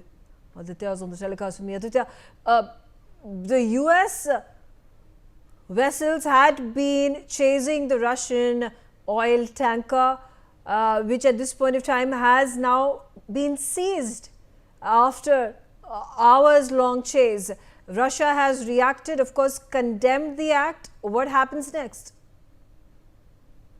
Well, absolutely, Megha. Indeed, the US has seized this Russian oil boat. Definitely, it will create more geopolitical tensions because the primary reason why the United States has kidnapped Venezuelan President, ex-Venezuelan President Maduro and his wife, primarily because of the oil resources and primarily due to the close ties of Venezuela with Iran, Russia and China. So now, seizing this, Russian oil boat definitely will further, increase tensions as far as the geopolitical tensions are concerned. And definitely, as per some reports, special protection was also given by the Russians to this particular oil boat. Definitely, an extra submarine was protecting this oil boat, which has been seized by the United States, saying that it was operating in international waters, which is in contravention to the international law. So indeed, at this juncture, definitely there will be sharp reactions to this act of the United States, and definitely it needs to be seen. There is a huge global tensions are high due to this global oil. Definitely, Right. this is creating a very significant problem. It is going to escalate further in terms of obviously a difficult relationship that Russia and United States share. All right, the big story of the hour, there has been an anti-encroachment drive that was carried out by the Municipal Corporation of Delhi near Faiz-e-Ilahi Mosque in Delhi's Ram Leela Maidan. This happened earlier today. The demolition drive on the land adjoining the mosque and a nearby graveyard at Turkoman Gate turned violent even as clashes erupted, leading to 5 police personnel sustaining injuries. 5 persons were detained following the incident. The Delhi police said that tear gas shells had been used to disperse the crowd, adding that the normalcy was restored shortly after the incident. The demolition was supposed to begin at 8 a.m. It, however, got delayed and started at 1:30 p.m. A video circulating among residents groups in the neighborhood showed bulldozers and earth movers raising parts of a mosque as companies of police personnel kept watch. All right, let's open up this discussion. Joining me on the telecast is SP Ved. He's a former DGP.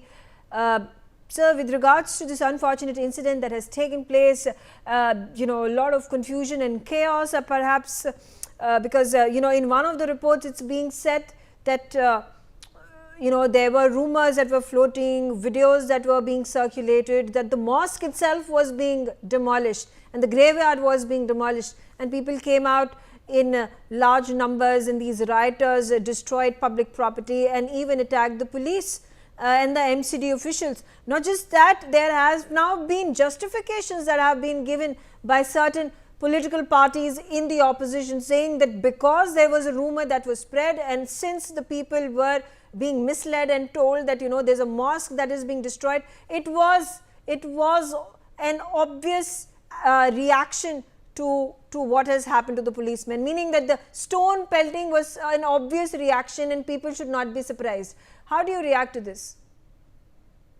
Good evening to you and to your viewers and my co-panelists. See, nothing can justify stone pelting. This is just giving cover fire, whether it is a rumor mongering or whatever. I think in India, wherever there is a issue, rumor mongering takes place, and the agencies concerned, including the police and the municipal corporation, should clarify and take proactive action to cut any kind of rumor mongering and social media campaigns misleading the people. Fine, that much is okay. But then you resort to stone pelting, injuring policemen. number of policemen, Delhi policemen, I was listening to the Joint Commissioner, how many of the policemen have been injured. After the court order, there is absolutely no justification. You don't believe in the law of this country. You, in fact, you had taken all recourses to law in spite of all your pretexts. Once the honorable court had given the judgment that it is illegal and it must be this is on the government land, encroachment needs to be removed, and police comes as a protection to the municipal corporation's drive. So what justification is there to resort to stone pelting, injuring and killing policemen, the government property is damaged? This is I think strictest possible action should be taken against such people, and I'm glad that Delhi police is doing that. They registered an FIR and they arrested, I think, 5 of them, and others will also face the wrath of the law. Okay. Major Mohammad Ali Shah, there at this point in time are conflicting narratives that are being put forth. While the Municipal Corporation of Delhi says that the demolition took place, there was a diagnostic center that had been illegally erected in that area near the mosque and the graveyard, and there was a banquet hall that had also been constructed, and they were raised while the authorities, the committee members of the mosque are of the opinion, and this is what they are saying, that there was no physical structure that had been erected. It was a vacant lawn, that in a park basically, which was being provided to those who wanted to organize weddings or other functions. It was a barren plot of land, is what the committee members of the mosque are saying.